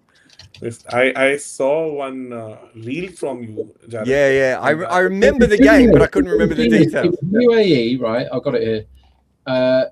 UAE against Qatar. So they got 192 for none in 16 overs, and it looked like it was going to rain. And they really needed the win, right, to stay in control of getting to the next stage of whatever they were playing in. So they retired out, and then they each came to the crease and retired out. The coach, Ahmed Raza, who deserves a shout out here because that is genius. Yeah. So they're 192 for none. They then all retire out and are 192 all out. And then they bowled them out for 29 and 1, and then it pissed down with rain. That's genius. That is absolutely brilliant stuff. Yeah. And he said, Raza said, whilst the innings was going on, we started hearing thunder and there was a slight drizzle. So I went to the umpires and asked if I could declare, and they said no. So I retired the whole team out. It's absolutely brilliant. That is wonderful stuff. Fair play. Amazing. And he said, this is perfect coaching. This extraordinary series of events should not overshadow our captain's 100 and our opening stand of 192. And our bowlers deserve credit too for doing a great job. That is wonderful, optimum coaching. That name again is Ahmed Raza, and he deserves to have that award that they gave Jonathan Trott for Cricket of the Year. No, not just that. Can I take it a step further? Each and every single one of those women should have got an award as well. Because you only need one of them to be like, wait, what? No, that's going to ruin my average. Why would I do that? Right? And each and every one of them went, no, it is more important that we beat Qatar because we hate them, right, than it is that we make a lot of runs and get a washout. I mean, we've all played cricket with people that wouldn't have done that. Oh, my God. I would have said 85% of the people I've ever played cricket with wouldn't have done that. But you are Australian. You are Australian. More like 5% for me, but no, I think in Australia you're much more likely to do it. I think it's in the UK. People in the UK really know about the batting averages and they play for themselves so much. Australia's a bit different. I could see in Australia you getting everyone together and be like, this is our only chance to go. I've seen some wild things at Australian club cricket, like where teams have done crazy things, Rob, like declare like 100 runs behind and stuff. And, I was asked this question, and in fact I kind of checked this with one of my friends who lives in Australia and has played some professional cricket there. And I was asking about the mentality difference, like what an Indian kid would have and what an Australian kid would have. So and the conclusion was that it all boils down to the kind of family culture you have. So if a kid in Australia would come back from a match, first question, Jared, obviously you can give more insights on this. The first question would be, did your team win or lose? Yeah. And in India, the first question would be, how many did you score and how many wickets did you take? So it's like, I it's the don't think that's cultural just thing. Australia, by the way. Sorry, I should say, I don't think that's just India. I think that Australia, the team result was really important. And in the rest of the world, the individual results are a bit more. That's Australia does play cricket as a team sport, and the rest of the world is still catching up to that theory, right? Yes. And that comes down from England in the old days, because there wasn't even a team in those days, right? Like there were four posh blokes and 7 professionals. They weren't even sharing the same change room. So it was how many runs you made or how many wickets you took were far more important than whether you won the game. Because what do you give a fuck if you've won the game for the butcher and the blacksmith? I ran out of real jobs there really quickly, Rob. You know, we were talking about family trees the other day. My dad took my family tree back like 450 years or something, and it is the single most boring family tree that anybody has ever had. Right? That I think it's my great grandfather, all the way down, like 12 in a row, Henry Barron the blacksmith. That's it. That's all they were. Henry Barron the blacksmith. His son was Henry Barron the blacksmith. His son was Henry Barron. So that's where I just all of them doing the same thing forever. Is the name Barron related to being a blacksmith? Is it one of those or not even one of those? I don't think so. No. Yeah. No. Guys, I'm going to drop off. Will I see you both in the next innings? You will. All right. I'll see you there. I never leave. I just sit in my office for the entirety of the IPL and watch all the games. And be honest here. You sit there and you count glasses. 7. Well, that's got rid of him. So this is your office? Yeah, I'm in my office. Yeah, I can't work from home. I've never been able to do it. I want to be dad at home, and I want to be at work when I'm in my office. So I can't mix those two things up, because if my daughter wants to play in the garden, then I want to play in the garden too, right? But when I'm here, I'm getting angry about people dropping catches all day. It is like, this is the thing that was happening with me. So just before the live, I kind of signed up for a small tournament with my kids, both of them. So they were kind of waiting for it, and we started.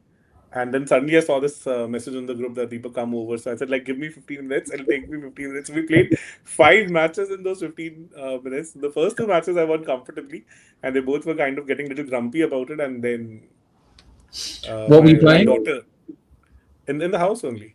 Yeah, nice.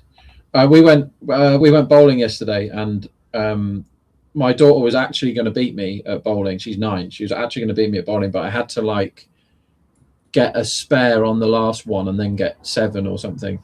And I did it, and my wife was cross. She was like, why did you do that? I was like, well, because I didn't think I would be able to get a spare at bowling and then get another whatever. But I had to try, right? I had to try and win. And what's the point of... I'm definitely not going to just throw potential victories away, as Panthers just launched all of the batsmen there. Yeah. Siddharth is all right here. So my younger one, she's like 8, so she was finding it a little difficult to pick the spin. So she got really annoyed that why can't you simply throw the straight balls and be like, why the hell this ball is spinning? And suddenly she figured out that she just needs to kind of step towards the ball and she can swing it nice widely, and then she was hitting 6s for the fun. Nice, that's good thinking. See, if you'd have told her, she wouldn't have had the satisfaction of working it out by herself, right? Yes. And then I tried the other way around, so that should spin the other way around. And then she was just covering the line of the ball, and she was not even letting it to bounce. So literally, she won all the 3 matches on the trot single-handedly. Nice. Where are we now? 197 for 4. They've slowed right down, haven't they? They've totally stopped hitting boundaries. They haven't hit a boundary since Connolly got out, and then we get an Yes. absolutely ranked full toss, which only goes for 1. Yeah, they have hit so many boundaries that even if they don't hit another one, it looks like they've hit boatloads. But only 2 men have hit boundaries in this innings. Yes. 12 fours and 16 sixes between those two, and everybody else has really, really struggled. And Cooper Conley's acceleration was simply mind-boggling because he was like, what, 19 of 22 at one point of time? And Yeah, he then just went bonkers post that. Yeah, he was really struggling, and then they gave him Bodoni, and we finally get a boundary. Wadira gets one down the leg side and just helps it on its way. Siddharth looks upset about it. I don't know what they're looking at here. Oh, they may think it's buys and they're going for an LBW review. I thought he clubbed it for 4. So Vadera is from Ludhiana, actually, from the same city. Just watching this again. Yeah, he whacked it. I don't know why he thought he didn't. Yeah. So he's from Ludhiana only. He's from the same city. So I know his Okay. childhood journey because his dad is a very good friend of mine. So Nice. 6 but more. he always from the age of 11, he was very serious that he wants to play professional cricket. But considering the fact that very few of them have been able to do that from Ludhiana, and we didn't expect that to happen because the city doesn't have that kind of a history. But he's kind of an outlier in that sense. It's great when you see someone with that kind of drive succeed, isn't it, in front of your eyes? Yeah, exactly. Because the overall ecosystem is not that friendly. I would not say exactly friendly because it's still messed up. So right now, the local cricket level in Ludhiana is even worse. It's a He's lot. out. Just gone, Deepak Wadira. Yeah, so I'm not even able to. I think somehow something happened to my stream. Hit me ball. And so he's basically just gone 4-6 out, which is better than Stoinis is doing at the other end. At least he got a couple of boundaries away. But yeah, he got a couple of bad balls that both went behind the wicket for boundaries. And then he's tried to hit this one, as he should do, into the middle of next week. And he's found Pooran 15 yards in from the rope. So it's 208 for 5 with 19 balls left of this innings. And the under-over line is 243. Shashank.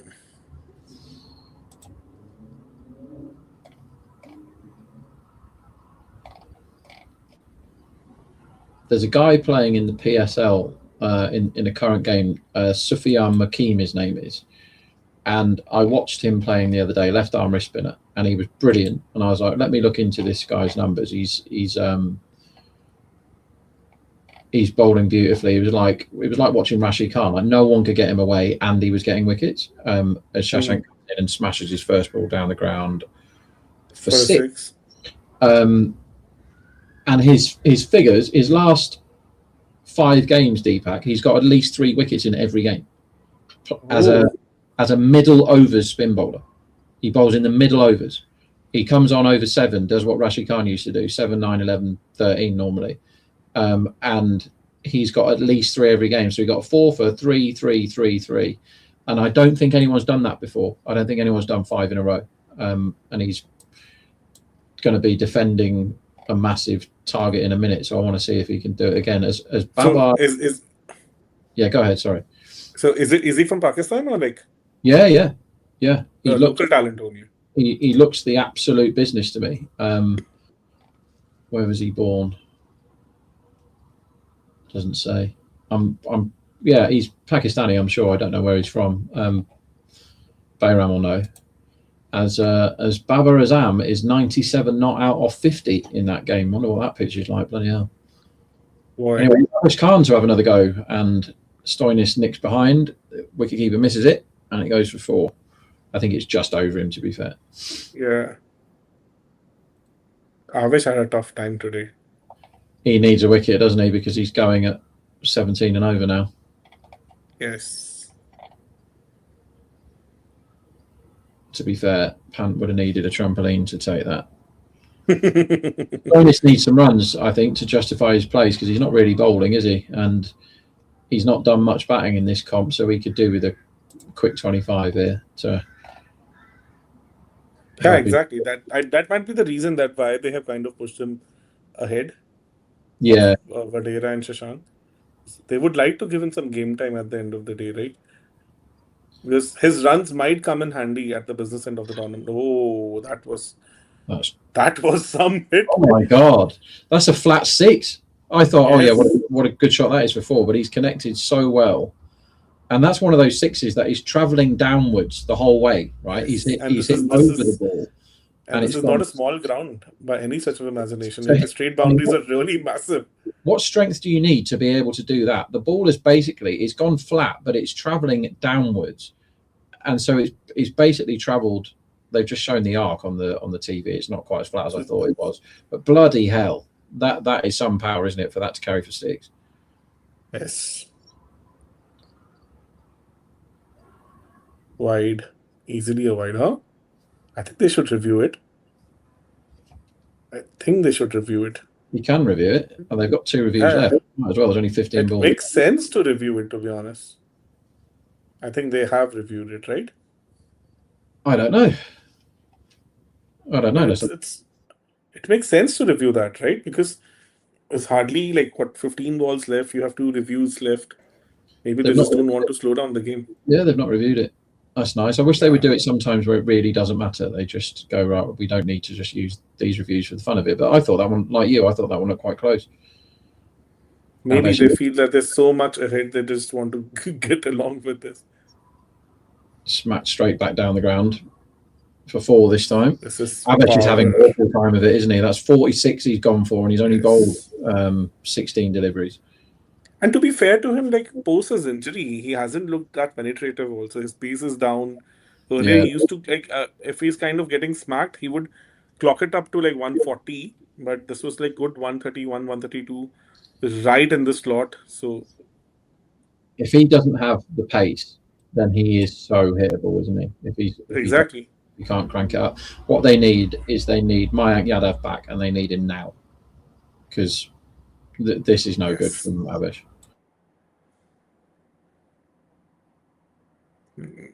Got away with that one.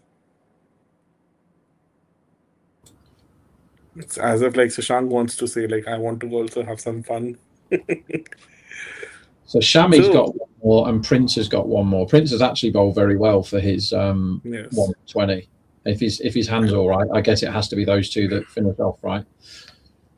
And through the tournament, for that matter, he has really bowled well. Yeah, Prince Yadav has been because he played a bit at the start of last season, and he looked all right, but they didn't stick with him for the whole season, I don't think. But this year he's looked like a genuine wicket threat, but he's also found the dot balls as well. He's bowled half his balls today have been dots. Very street smart bowler who has kind of come through the system after bowling a lot of tennis ball stuff. So uses the angles brilliantly, because last year, clearly remember, he had a very beautiful working over against Head. And Head last year was a different beast. He was striking the ball. It was the start of the tournament. He bowled 4 different deliveries to Head, messed up his entire timing, his entire feet movement, and then bowled a beautiful 5th delivery, slanting across him and got his stumps uprooted. So it was a beautiful over. The way he kind of changed the angles, length, pace, everything. Beautifully kind of opened up Head in that over, and was finally able to break through. I think that I saw one video also on that particular over on YouTube, and it was such a beautiful explanation by that creator, and also the one who was executing it. So one amazing experience, and I expected him to be a lot more consistent as far as LSG is concerned, but they just didn't give him any chances post that. Yeah, they need to sort themselves out as a franchise, because if you've got someone with that level of talent, give him a seat. Particularly last season when they were really struggling anyway, give him the season and go, right, we don't have any bowlers. They had so many bowlers injured, didn't they?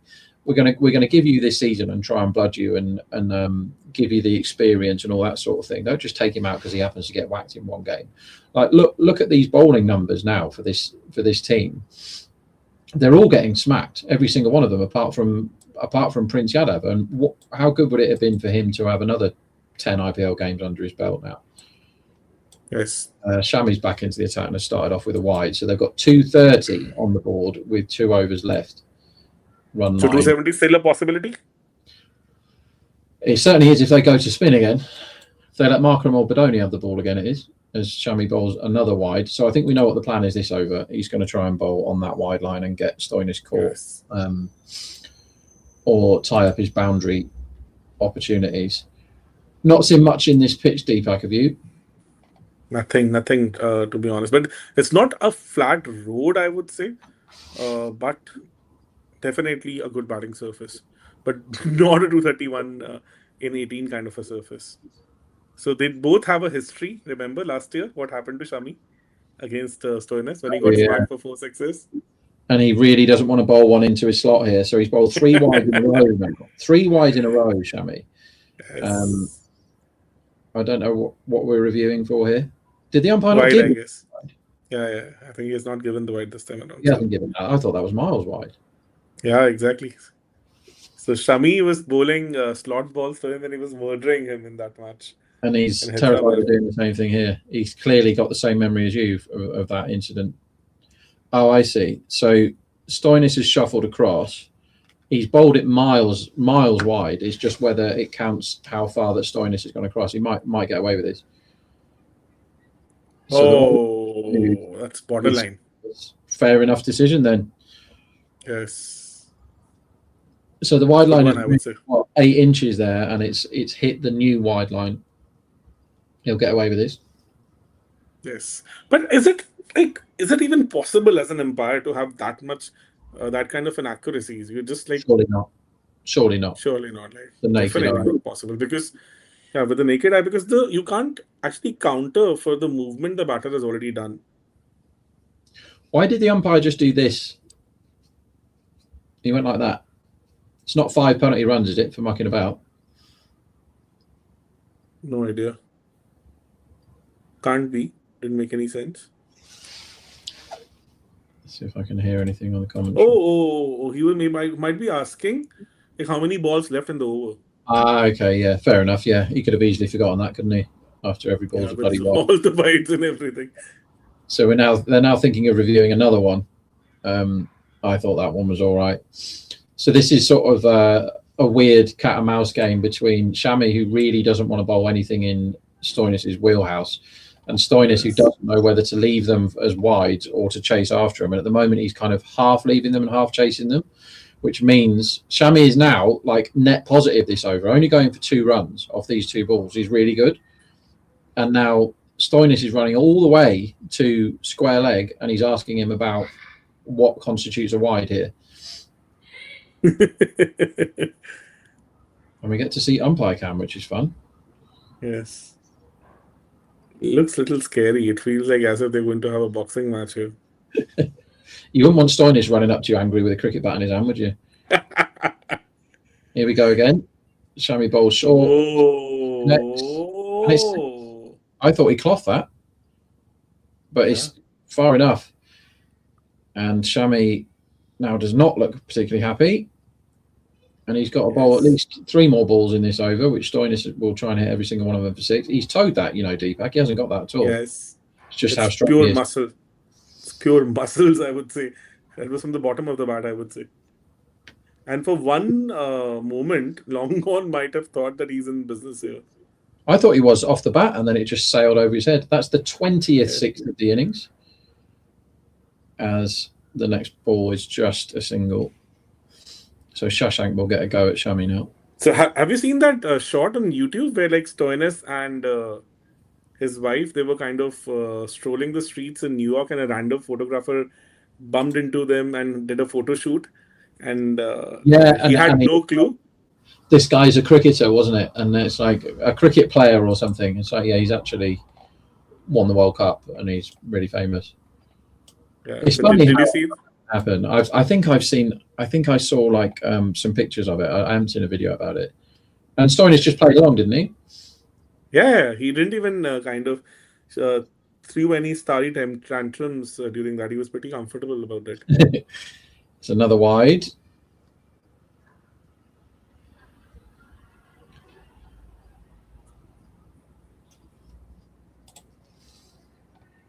Big day in the Premier League today. Man City against Arsenal, pretty much for the league. I have no idea about them this season. Like, wow. So Arsenal were miles ahead and have since been mucking it up. And if City win today, then they're in the box seat, I think. But isn't it the case with Arsenal for the last 2 seasons also? Yeah, Arsenal love chucking it away. Yeah, that seems to be what they're up to. So Shami now has to bowl another ball, having gone for 2 sixes and 3 wides in this over. We had 16 already off this over with a ball to go, and these bowlers are now getting very annoyed at having to go and fetch it because that's 21 sixes now in this innings. So 270 still on. Yeah, I mean Prince is going to have to bowl the last, but let's say Prince has hurt his hand, then they've got to go to either Siddharth or Avesh for the last as another. Oh, this is where this guy is so good because he just hardly takes any time to get in. 16 or 4 is exactly what you want, isn't it, for someone coming in at this Yes. point? And now that over has been pelted. How many was off that one? Feels like 20. 20, Yeah. I guess. 20 Yeah. on that over, right? 20 off the over. So in the PSL game that is on at the same time, they scored 255 in their 20 overs, and that is not going to be the highest scoring T20 to happen in this 5-minute period of the world, because they're going to get more than 6 off this over. I'll tell you that for nothing. If they don't, we'll have seen a miracle. It's got to be the Prince, hasn't it? Who's only gone for a runner ball, and everyone else is getting absolutely murdered. Like it's pretty surprising that this year, even though the scoring from most of the teams are a little better, but still we haven't seen those bizarre matches where teams are kind of getting 270, 280 for fun. So he goes a bit leg sidey, and it's only the single. Stoinis slaps it away to Pooran. 250. After So 250, already 5 balls to go. How many is Shashank going to take him for here? Prince has been the one.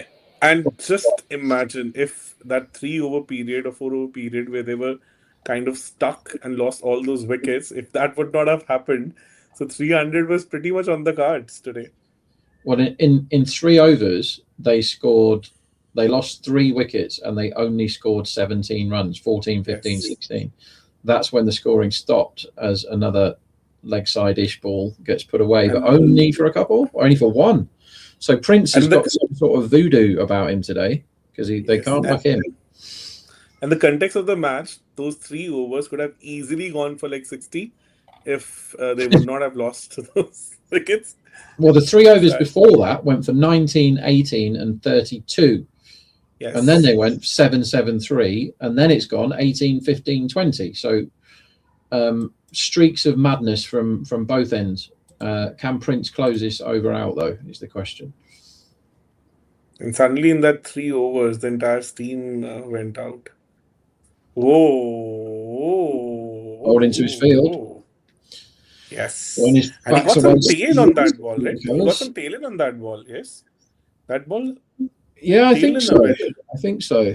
So brilliant start to the over for Prince Yadav, who's only gone for 3 singles here.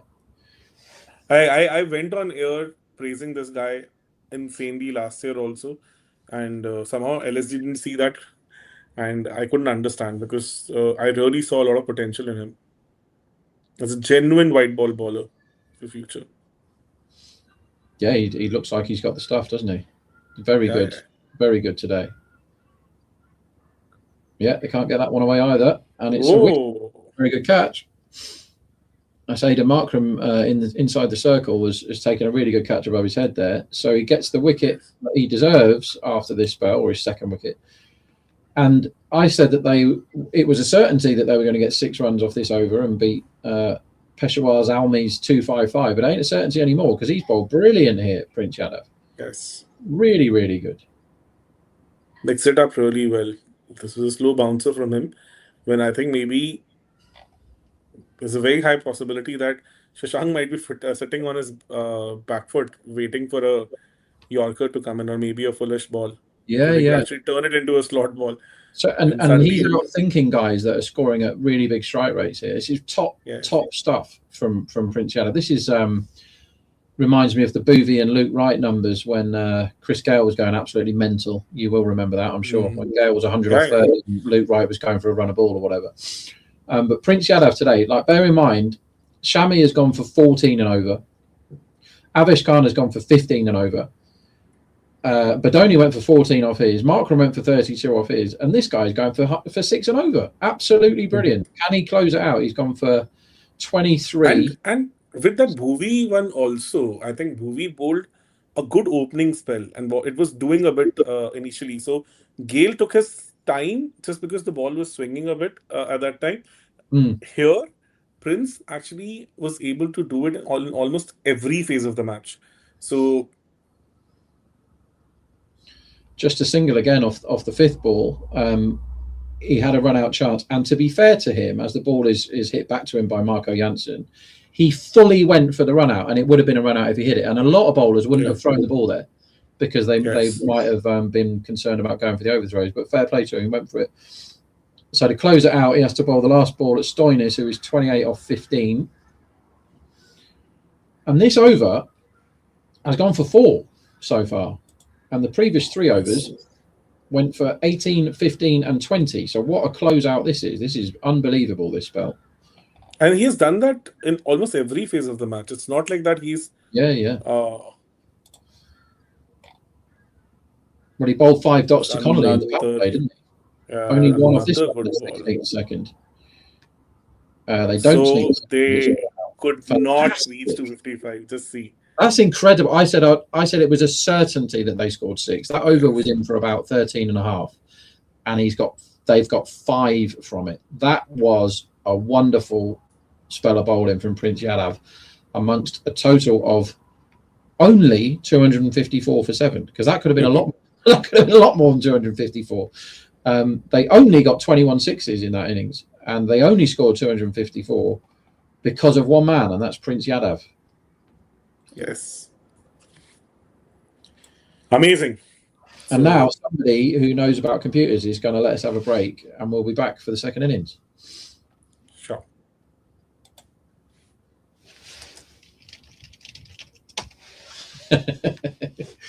This is where we're really seamless on Combox. We always have a break as soon as it goes.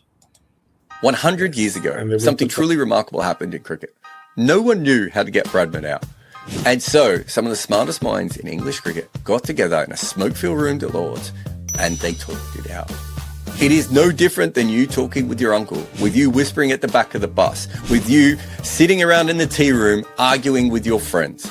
This is what we do in cricket. We love the game, we talk about the game. And that is what we do at Combox, where the game lives on.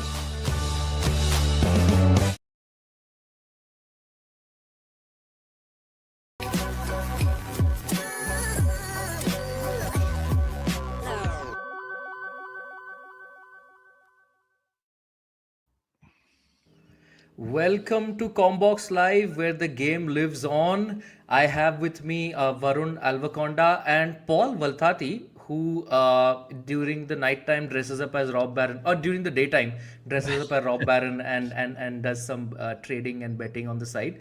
And his superhero persona is obviously Paul Valthati. So, and the reason why that is so is because we are going to pick an all-time 11 of Punjab Kings, which includes their Kings 11 Punjab avatar, of course. This was great fun to narrow down on, and I can't wait to see who we all pick. I'll just quickly recap the rules. While we are picking the players, only their performances for the Punjab Kings count. So they could have been elite elsewhere, but that does not count. Or they could have been bad elsewhere, but if they were good for Punjab Kings, that's the performance that counts. And we are taking a minimum of 15 games played, so that they've played roughly at least one season. And it's standard IPL rules of just 4 overseas players. And we are not picking an impact sub. We are picking 12 players, but it'll be a team of 11 and a 12th man. And yeah, so I think that covers it, unless you guys have anything to add. What did you do for research for while narrowing down your list of names? Oh, this was Varun, a you go. fun team to narrow down, right? Because it's what do you call it? If any other team we mess up the what do you call it? The picks, it's wrong. But messing up the picks is perfectly suited for what Punjab Kings have done since the start of the inception. So it fits perfectly. This is actually the episode we needed Behram to fuck something up. Actually, Yeah, I found it quite hard. I mean, I watch Paul Valtati's 100 every morning over breakfast, and I have a life-size tattoo of Paul Valtati on my back. So that's my Punjab preparation. I thought it was easy enough, although I initially put Harshal Patel in because his one season was amazing, but it wasn't 15 games. I don't think. I think it was only 14. So I had to take him out. But I thought that season was that good that I would have put him in just for that season. So he was very close for me. But there's loads of random names for Punjab when you look back and you go through every year, and I love that. You're like, I forgot Luke Pommersbach was a man, and I forgot that he played for them. He's not in my team because Paul Valtati is going to do all his heavy lifting for him. But yeah, I love Punjab. Always have, always will. They get madder and madder every year, and hoping for more of the same this year. Yeah, so so the pick order is going to be Saurabh, Varun, and then Rob, and then of course Rob, Varun, Saurabh. So I'll start us off.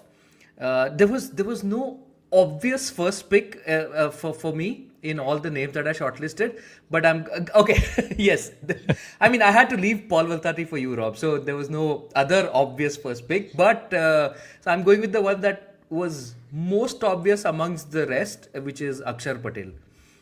yeah. He was and he played for a considerable amount of time with them. He had great success with the ball. In fact, his breakout season was with Punjab. I think 2014 was his debut, and he wasn't really well known then at all. Sanjay Bangar was the coach then, and I remember he picked him up. That was the first year where uncapped players were part of the IPL auction, and Punjab had actually assembled an exciting team in 2014, which they took a long time to replicate, to assemble another exciting team, which I think they did somewhat in 2022. I in would the mega disagree auction. with you. They're exciting every season, just not good. There's a big difference there. That's fair. Like, Okay, what was yeah, it? 20, that's fair. 2024. They were by some distance the most fun team to watch. Right. They had assembled a team that was capable of winning, let's put it that Yes, way, and there we playing go. exciting cricket in 2014. Their only weakness was they didn't have a spinner, and Akshar just stepped up, beautifully. So yeah, Akshar is my first pick. I don't know if this is shit housing it, but I'm taking Shreyas Iyer. Oh, I really wanted Easy. in the 11. I'm Yeah. glad you also took him. Yeah. It's like, who else are we picking for this team in the middle order, right?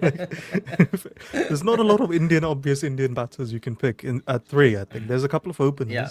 But yeah, like Shreyas' last season was incredible. I do think the cult of Shreyas Iyer is a bit too culty for my liking. It's like, I'm like, you can't just forget that he did have a go at India. He wasn't very good for India or in the IPL up to that point. Like, so it's just one season. If he does this again, I'm joining the cult. I will say that. Right? You're joining me in the cult. I'm in the cult. Exactly. Yeah, our WhatsApp group's the cult, isn't it, really? You can't ignore those numbers, though. Like 175 strike rate and 39 a game or something, that'll do. 35 over 35 an innings is what he got. It's only 17, though, so sample size isn't like, you can't call him a great for Punjab yet, but on the evidence of what he's done for him so far, he got in my 11. And I don't really like the recency bias thing when you're doing all-time 11s, but you can't ignore those numbers when you're looking at somebody to bat, I don't know, 4, I guess, in this team. He stands out, doesn't he? Yeah. So I can save Valtati for later. Don't forget his bowling, though. It's hard to pick somebody in an all-time 11 for a team when he's only really done it in one innings. And he did get dropped several times in that innings, but it was great, and it's probably my favourite cricket innings, never mind IPL, that knock. I'm not going to pick him here, right, because so I'm sure one of you want to say his name later. I looked through and when it became like it's how they did for Punjab, not who are the best players they've had and who do you like the most, because that is obviously Paul Van Hattie, but KL's numbers are ludicrous for Punjab. They are mental, and I think he won the orange cap for them, didn't he? And he's got 2,500 runs for Punjab. He's striking at 140, which is absolutely good enough when you compare it to all the others, considering Gale's strike rate for them is 143, right? So he's scoring at 140. He's scoring in the 55 games, he's got 110 sixes, KL, right? You wouldn't think that. He's getting 2 sixes a game. These are mental numbers. And his runs per innings, 46.4. That is Kohli numbers, runs per innings, 46. So on weight of numbers alone, say what you want about KL, he walks into the all-time 11 as the opener for Punjab. And the keeper probably, right? I don't know if we have other keepers, but yeah. I mean, Yeah, there is one we could I have in mind.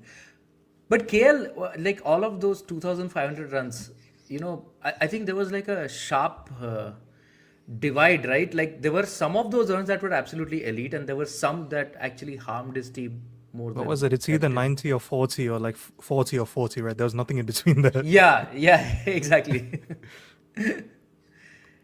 But is that your pick, Rob? Yeah, KL is your KL all day long for me, all day. Nice. You have one more now.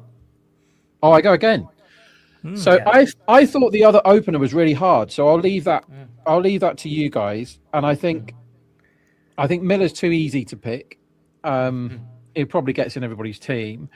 Somebody I did look at for like another overseas, but I'm not going to nick an overseas pick, was Azhar Mahmood. I thought he was great back in the day. His numbers were very, very good. I think it's easier to have a good economy, 50 years ago when the IPL started, when he was bowling. But he got a lot of wickets. 29 in 22 is pretty good, but not him. Irfan Pathan was my guy for I had him. Yeah, I had it. I think he has to be. I think just as an all-rounder who you can rely on to be a good player for your team, his batting numbers aren't great. Strike rate 130-ish, 17 runs in innings, but he's going to bat 8 in this team, isn't he? So that's fine. And he got more than a wicket a game for Punjab at an economy of better than 8. That's good, right? That's a good effort. He's dangerous at the start with the ball. If it was moving, he was very dangerous, and he could do it in multiple phases. Really, really good cricketer. And considering the era that he played in, his batting was pretty good actually to tonk it at 130 odd, and bowling more than good enough. And I think as a number 8 that can bowl pace, I think all-time Punjabis in my 11. So he's my second guy, Irfan.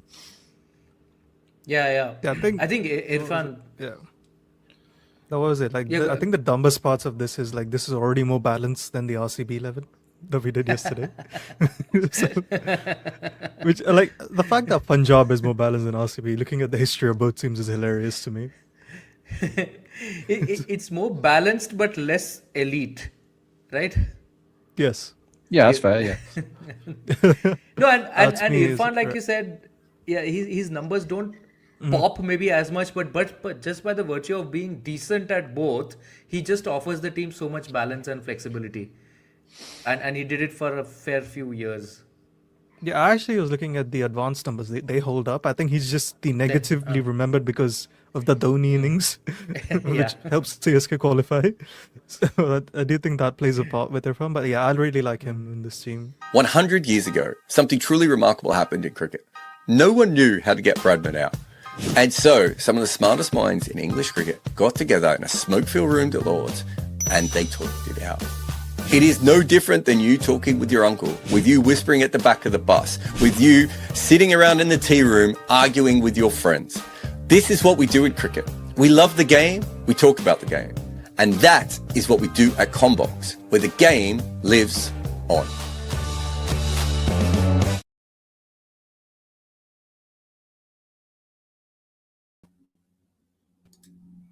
I love how dramatically we all come in completely different ways. There's Rob vanished. Rob was here. Rob's now been kicked out forever. I have Varun Alvaconda with me as well. It's all happening. Varun, Were you on at the end of the innings? No, I wasn't there for this What are game your so far. thoughts? What have you come away with? What are your big takeaways, as they say in the biz? As we discovered, Jared, no one can hit at the death. Funny that. Someone should make a video on that. Oh, wait. In fact, can you edit that video when you finish this today? Rob Barron is back. Hi. I think... Oh, he only has one pair of glasses on. So Varun's not here. Varun doesn't know. I was how actually listening. Yeah, the 7 pairs, wasn't it? Yeah. 7 pairs of glasses. Very upsetting. I must be able to find a question that either Jared or Deepak cannot get the answer to exactly correct. I have to make it harder. Like pick a random page out of one of these wisdoms, and you have to say what number the page is or something. Is anyone else like quite scared of the robot dog? Like, they really freak me out, those things. I wouldn't say Agreed. it scares me. I just think... do you know what I like? Is the DP World truck. Yeah, I'm fine with that. Big fan of the truck. I like the truck. I did ask DP World if I could drive it, and they said yes, but then I haven't been in a position to be around the truck since then. You need to make that happen, Jared. I know. Whereas I don't want to drive the robot dog. Wait a minute, is that Badoni? Is that Badoni opening the batting? It is, you know. He is you know opening the batting. It is Badoni opening the batting. Mate, is this the game where they just make Badoni do all the things that he shouldn't do? I mean, that's nuts, isn't it? I actually don't mind this. I think I might have suggested not Badoni opening the batting, but I think I might have said something along the lines of I think they should mix up the Mitch Marsh-Markram partnership. He's done it before, Badoni, but Badoni's batted in every position ever, hasn't he? He's one of those. They just slide him up and down. I'd quite like to see Pooh run at 3 in this sort of chase. Did you do any of these super chats, Rob, about Prince Yadav? I don't know how to use super chats, so were they on the screen? Did you talk about them? No one put anything on the screen for us to talk about, but we spoke about Prince a lot. Ian says, "I finally get why Kohli and Pant rate Prince. I thought he bowled excellently, but yeah, really, really good. He bowled superb all the way through. He bowled 5 dots, about 5 dots and a single in his power play over when everyone else was getting whacked, and then he came back at the death and went for nothing when everyone else got smoked. He was really, really good, really good." Vibor says, "Any bets on the Arsenal City match, Rob?" No, because I forgot that it was happening, but now I know that it is happening. In that game, there was a very, very funny goal. That's something that I've got out of it. I looked at half time, and basically City kind of need to win, and then they're probably going to win the league. And if they don't, they probably won't. And City spent loads of money on Italian goalkeeper called Donnarumma, who, when they were 1-0 up, controlled the ball on his goal line and then dithered about a bit and fell over and kicked it directly into the Arsenal striker, who fell over himself, and the ball went in the goal. It's really good. So 1-1. And on such things, a title's decided as Arshdeep steams in for his first ball at Badoni, which is blocked behind for 0 runs. And isn't that his second ball? 50. It's his first ball. Marsh got a single off the first one. Oh, his first ball. Sorry, I thought you said Arshdeep's first ball. Yeah. And so Badoni blocks it, which I strongly disadvise if they want to chase these, is the block. Yeah, also, like, is there a reason why like more teams don't bowl spin versus the Punjab openers? Oh, that's a good ball. Arshdeep really get wants bats on the doing too much? I think I thought that was bad. Shreyas is saying it's going down. The keeper's saying, I think it's going down. Shreyas seemed to be saying it hit him outside the line of the off stump, and the keeper seemed to be saying it was going down leg stump. Guys, only one of you is probably going to be correct there. I mean, I'm surprised they didn't review, considering what we saw earlier with the non-review. I think it's doing too much, isn't it? Probably doing too much, but he kind of thought that was outside off stump. I think he just made a weird gesture to the wicketkeeper there. The umpire could have easily given that out. It was missing leg stump, wasn't it? It was a good ball. Let's see. We'll see more from this one. it's going down leg. That's Probably clipping the outside of leg, but I don't think it would have. oh, and he hit it, did he? Fair enough. Yeah. Good decision. Great Good I thought he decision. did it. Notch review. Oh, Oh, my he God, was he's on. defended this almost back onto his stumps again. Why is he blocking? He can't have been sent into pinch block chasing 254. It's a fair point. No, like is Markram injured or was that a different game? No, Markram did a really good catch in the last over. So I I don't don't, remember him being injured. I don't know. Why did I think? Maybe his pride was injured from bowling. I mean, firstly, he shouldn't have bowled. And secondly, my God, did he bowl badly? 32 from the over. Coach Atharp says, I've actually once asked my girl back out when RCB picked him. His biggest flex back then was that he went to VK's wedding, been praying for 6 sixes ever since. Nice. I've got some good Ask My Girlfriend Out stories. Oh, this is a shot. He flicks this away from outside off stump to backward square. It's a bizarre hit in the end. Sorry, who's the weirdest person to ask your girlfriend out? So Bumble. Is it Bumble? Callum Best has asked Amy out before, who is George Best's son. He's quite famous over here, I would say. And No one on the chat reacts to that. what's the guy that Rampage Jackson also asked Amy out, who played B.A. Baracus in the A-Team film, and he's a martial artist guy. You must know who Rampage Jackson is. I didn't ever watch the original. They blocked the ball again. It wasn't the original. It's the new Oh, one. you're talking about the new guy? No, I have no idea who he is. Okay, yeah, I see him. You actually you look very similar to him. Yeah, me and Rampage Jackson are very close. Can I just say that the cricket team that chasing 255 spent that entire over blocking. Both bats blocked every ball. And they scored 2. Gaji says, I want Rob's view on should cricket come up with a caught and assist by in relay catch. Shreyas and Akshar not getting recognition for those catches. Yeah, I think we did say that, Gaji. I'm not sure if you were on, but we have talked about that before. It's Gargi. Gargi.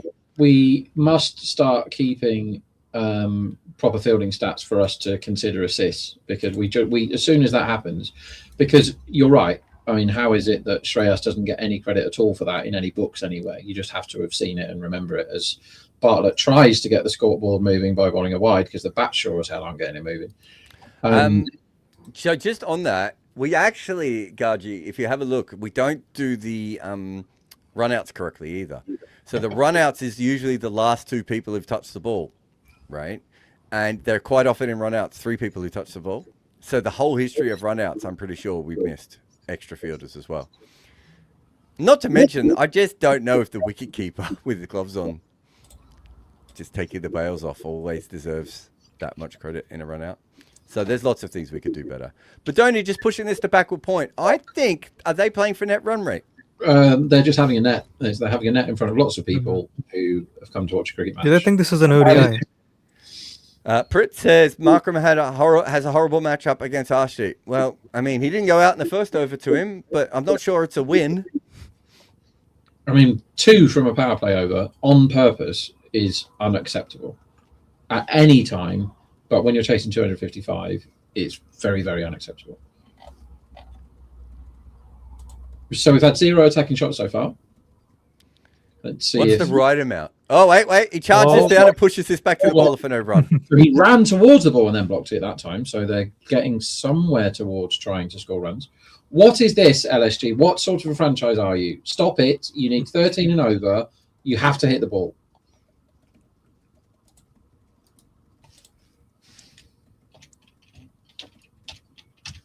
Just.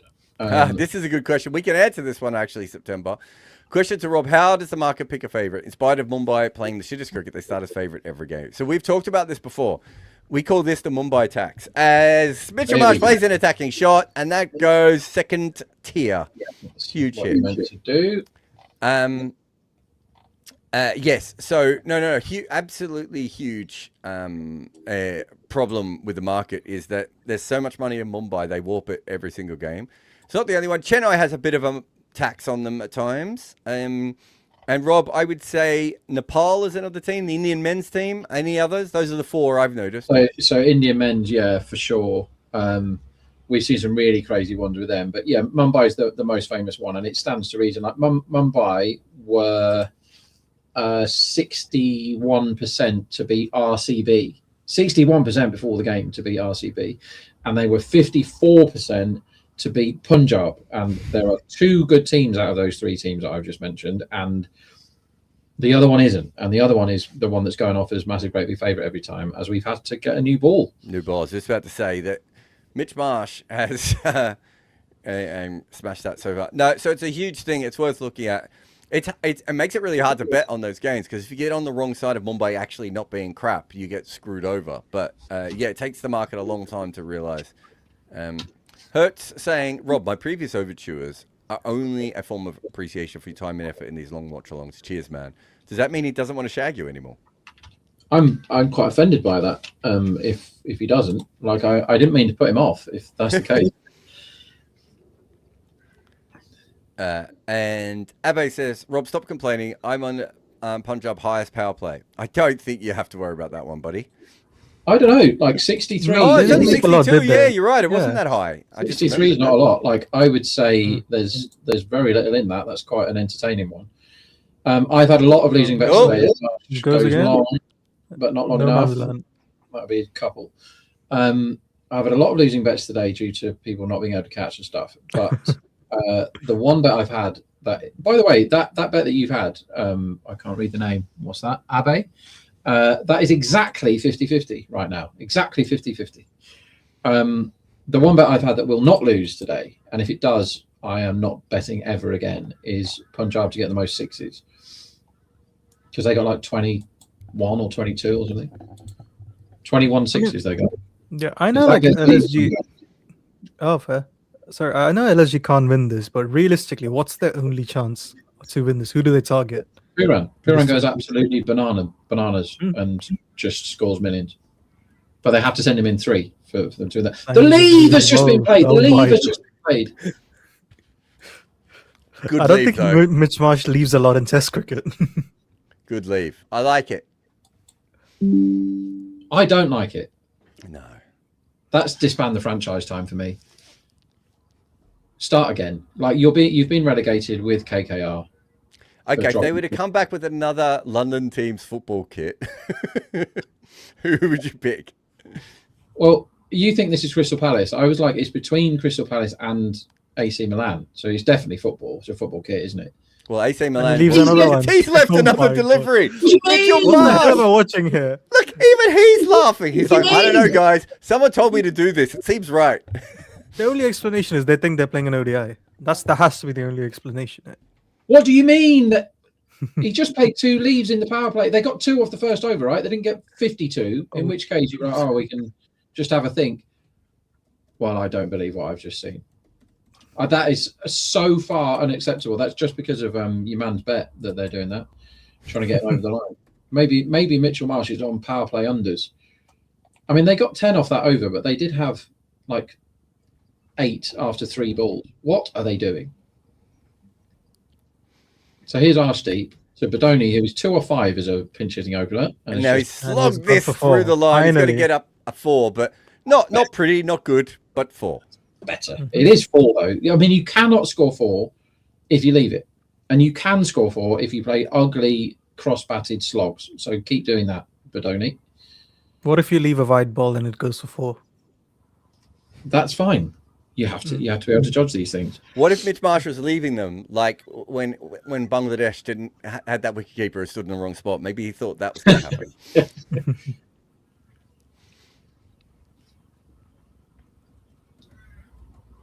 Oh, this is a York. Very good ball.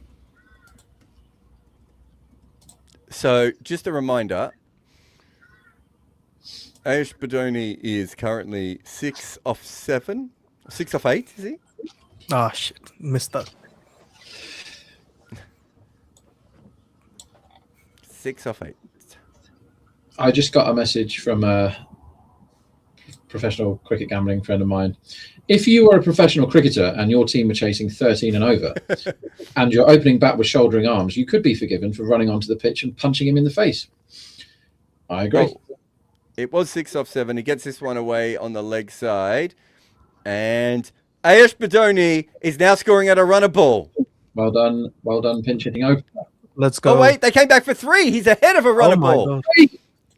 Well, we've seen a 3 and we've seen 2 leaves, and I didn't expect to see any of those things in the first Also, place. I love the fact that you're batting with Mitch Marsh, who has hamstrings made of cheese, and you're like, let's just make him run an extra run before. Mitch Marsh is going to play a tired swipe across the line, and it's straight up in the air now. Market thinks they chase this 1 in 14, whereas they actually chase this 1 in 14 billion. What do you mean 1 in 14? You say 1 in 14. Oh, There's the big lofted he's shot from out. Mitchell Marsh. Here's long off coming around. And Should he have caught dropped it, kicked it, missed it, Oh my god. and it's nearly just hit picked it up before the boundary. The Shreyas. Oh, Don't think it was Shreyas, was it? no, I think that was Shreyas. No idea. The feed that we're all Yeah, on is really it is not Shreyas. good. It is It is Shreyas, yeah. Shreyas. The feed we're on is not really good at just sticking with the person who. What it does, the feed that we're on keeps showing Random crowd shots. An old crowd. Yeah. Which doesn't help anyone. That's a drop. Not catch. even sometimes from the right game. No, not at all. Why would you? He's actually tracked that all the way, but just before the ball got to him, his hat fell off, Shreyas, when he's trying to catch that. So just before it got to him, his hat fell off. Then his trousers nearly fall off. So if he basically played his own version of Buckaroo instead of trying to catch that ball. He got half his trousers off and his entire hat while that ball was in the air, but he forgot to Oh, what a ball Oh, from what- Marshdeep Singh. It's a beautiful that four? in-swinging Yorker, and God. he has nutmegged this, Mitch Marsh, for 4. Absolutely not on purpose. So one of the only boundaries they've scored is off the full block, and basically Marsh didn't want a broken toe there, so he very quickly opened his legs and threw in the ball, and nutmeg is the correct description. That is an extremely lucky boundary. And they chased this 1 in 12, apparently. No, they don't. Are you betting, though? Or are you I'm just not- pointing I'm out that not. it's stupid? Like, I've had a bad 3 days in a row bad, having had every day apart from one good at the start of the IPL. The universe is dropping all the catches again now. So I am Oh, not that's a going to good tempt shot. it by belting into a 1.08 shot. I don't think Oh That's that's a my really God, good shot. Timing on this from Mitch Marsh. I thought originally he just pushed it back. Mid-off and mid-on both weren't far away, and they just both sort of watched it go past them. Yeah, I think that's Shreyas again. Like he didn't want to lose his because he lost his trousers and his hat on the last ball. So I bet he thought if I dive at this one, which he probably could have stopped, then how many items of clothing do I have to shed? 1 in 10 now. 1 in 10 they chase 250 with a very bad batting lineup. Did you say 1 in 10? That's what the market says. They chase this 1 in Bloody 10. They also think Nicholas Pooran gets the most runs, 1 in 9. And you don't see that very often next to Pooran's name when one of the bats is stinking. Both the bats are stinking, really. I guess that last shot from Mitch Marsh was actually very good. Yeah, agreed. Basically just a block for 4. 8-1 Pooran interest you here, Jared? Yeah, It's not a number you see next to Nicky P very often, is it? no. And also, I just feel that he might just slog his way back into form, right? I think it's the best way for him to do it. And that shot from Batoni, he's tried to slog this, and it's just like, it's like watching a 2-year-old blow a feather. It's, It's just gone nowhere, that ball. It's dribbled out to mid-wicket for no run. this is a disappointing innings from Badoni. I've always felt a bit sorry for Badoni because he got a 50 very early. It might have even been his first ever IPL game. He got 50. And then they rewarded him for that by like making him bat in a different position every single game. And it must be very difficult. But he looks like a bad idea as a pinch hitting. This opener. is not a bad Oh, idea. what a shot that is. Length Oh. ball, hit back over the bowler's head for 6. That was lovely. It was not the best delivery from Bartlett, overpitched a little bit, but finally, so, incredible timing there. And Badoni doesn't hit a lot of 6s either, so be happy with that. I have to have an argument with giving him another 21 runs, though. I think that's a lot for him. That's a great shot, to be fair. He must feel a lot better after that one. He's done everything right, hasn't he, there, with that cricket shot. He's 42nd 6 in Nice. in IPL. Oh, by the way, Jared, how high or low do you rate Cooper Connolly? I know that he's one of those like he's almost is he like Australian Jacob Bethel, where he's like everyone thinks he can make runs, but he actually hasn't. I think he's not as good a bat as Jacob Bethel. I don't think he looks as good mechanically. He looks a bit robotic at times. I think he's a really bad starter. As this one is slashed to backward point and for 4, I think. Yeah, look, I think he's interesting. What I can't work out about him at the moment is that where is the like this tournament? Obviously, they've sent him up at first drop, and it's worked so far. We've seen Ponting kind of do this with people before, but where is he actually going to bat in his career, right? In all formats is a little bit more confusing to me. The one thing I would say is that I think he's probably not as good a bat as Bethel, but he's a much better bowler than Bethel. We would all agree with that, wouldn't we? Yeah, for sure. Yeah. Yeah. So if he can bat at 5 or 6 in red ball cricket for Australia and somehow get himself into a better position up the order as Badoni, it's Nice this to well fielded. Yeah, thought it was going to be a catch, but it just fell short of Shreyas. Yeah, I a bit like Bethel, I actually don't know where his best position is, right? And so I'm not sure how they can develop him correctly at the moment. But unlike Bethel, he can bowl. So you can get away with him being the second spinner in places where you need a second spinner without them being a specialist. You don't want him to be... You want him to be the third spinner in Asia, the second spinner outside of Asia. Can they play him and Cam Green in the same team in the test team? Well, not unless Cameron Green gets actual human form back. Right? I mean, Cameron Green was batting at 4, and now he's batting at 9, isn't he? I mean, how much further do they need to move him down the order? Like, eventually, you just drop off the team sheet. That's true. Once that, he'll be a concussion sub soon. The thing with Connolly is right from the start of his career, he looks like he has the big game player attributes. And a lot of people love that, don't they? Like when he started, one of his first innings was winning the Big Bash final from absolutely nowhere by himself, kind of thing. And he has, when he's been given opportunities for Australia, he's bossed it, as Marsh plays an absolutely beautiful straight drive for... Because Ashton missed it on the roof. Oh my God. The fielding has been very bad. So this is why, when you're on a bad run, steaming into a 1.08 shot does you no favours, because the ball goes into fielders' hands and then it just, they roll it along the road, that kind of stuff. And now it's like 1.14. Oh, God, I've felt this before. But do they chase it 1 in 8? They don't chase this 1 in 8, do they? The big mentality thing, though, Rob, I would say, is that let's not forget that Ashton Agar was said to have had that. Yeah, very true. And I'm not saying he didn't have that. He just wasn't as good at cricket as he needed to be. So I think when it comes down to it, you need to be quite smart about how you think about all that sort of stuff. So it's how you develop him and where does he fit into the side. I don't think he's a genuine top 3 player. Like, I know he's done well so far in this tournament, but I just don't think he's a genuine top 3 player in international cricket without an impact sub. Okay. At the moment, I'm not saying he can't become that. So can they get him to bat at 5 or 6? And if that's the case, that's fine. I just remember Cameron Green actually batted at 3, didn't he? So Cameron Green went from 3 to 7. No, I think he batted every spot in between, didn't he? Except for 5. I think there was a ODI A series where Connolly bats at 3 and he bats well. So I don't hate him at 3 and 4 in limited overs cricket.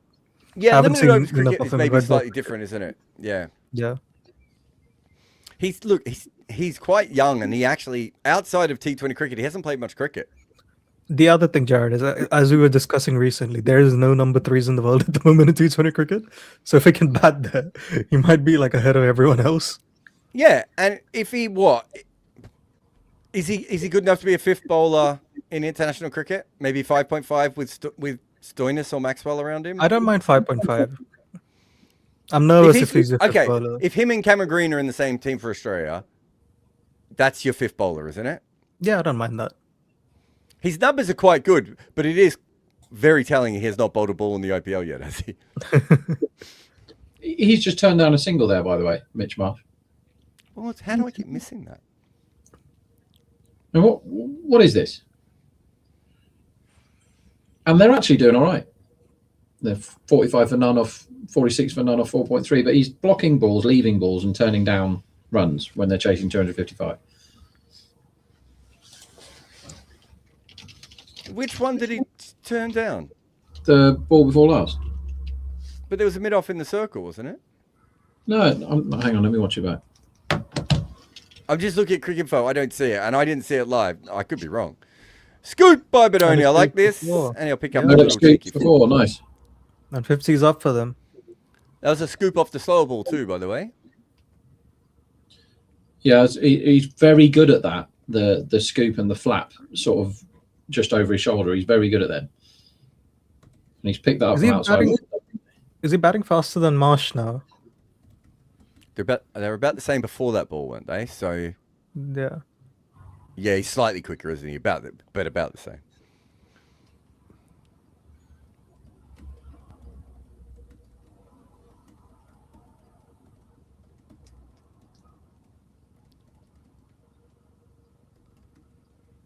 So they are 50 without loss after 4.4. Bedoni is facing Marco Janssen, who, even with that boundary, has had a pretty good start to this over. And this is full outside of stump, and this is drilled down the ground for 4. Again. Yeah, nice. I like that. He's batting well now. Yeah, he blocked more balls. When I said he turned down the single, he did. So basically, he hit it to the guy who was on the very edge of the ring, who completely misfielded it and was on the floor. And Bedoni was halfway down, and Marsh actually said, "No, I'm not running." I don't know whether he's feeling his hamstring or whatever, but he legitimately could have got a single off that ball, and he didn't want it. Okay. I have a weird question. Like, are we at a point now with batting teams chasing 250? Are like, well, we don't need to over attack. We can just bat normally, and if it's a good pitch, we can get it. I agree with you, but it's really hard to score runs at the back end. Yeah, I don't think you and I both know this. Jared, teams are very slow to realize trends. But yes, I suppose they think that. I would agree with you on that. Gian says, we aren't chasing this. Can we forfeit? No, but you can retire out all of your batters. What a brilliant effort that was. So they are 55 after 5 overs. Big thanks to Cricket 8 for allowing us to use their scorecard while ours is being built so that we have something on the screen rather than nothing on the screen. Prudvi says, how granular is the involvement of the owners like Goenka? It's outside of start. Beautiful timing by Bedoni again for another ball four. Yeah. Jeez, timing has been... Yeah, because they're nearly going at 12 and over, and they've not tried really hard, have they? For example, would he make decisions regarding batting order and tactics from game to game, even though he should just shut up and pay smart people? No, he would not make those sorts of decisions. He may try and pressure them into getting one person into the team who shouldn't be in. I'd be very shocked if he was involved in batting order and tactics.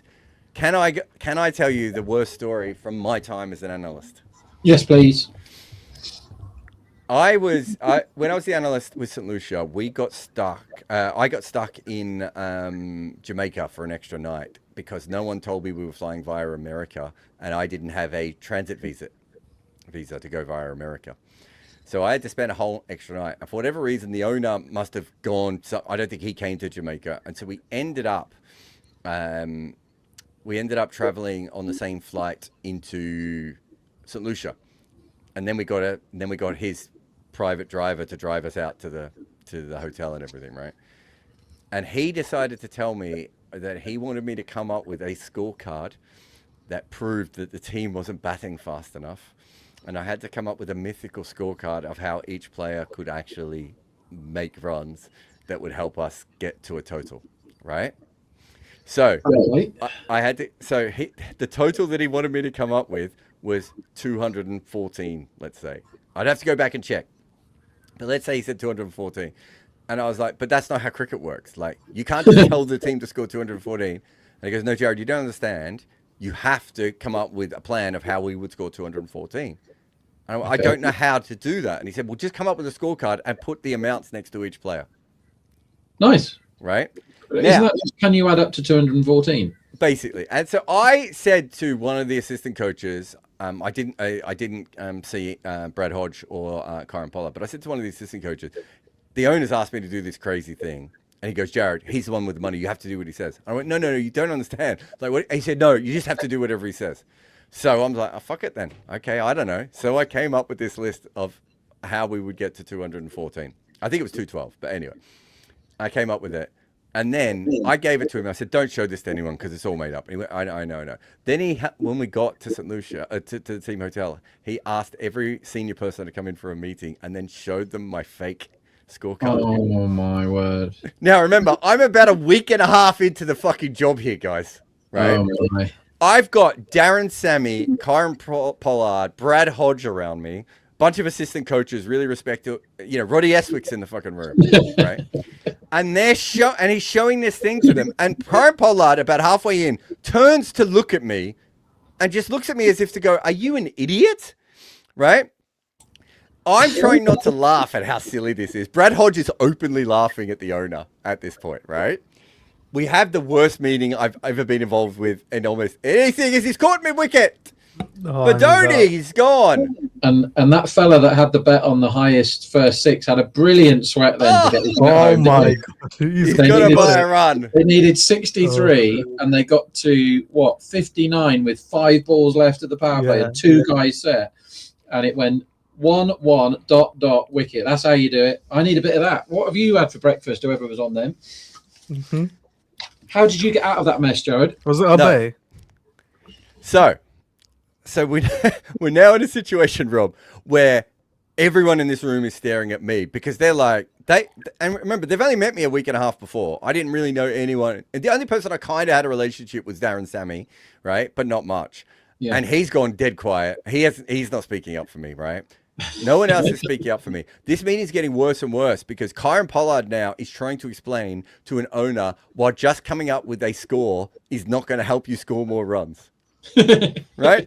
But did you have any named players on this list? Did it say like you score 6? I had to so it's like, oh my God. Yeah, so I've got Raheem Cornwall for like 36 off 15 and Brad Hodges going, but how do I tell him to make 36 off 15?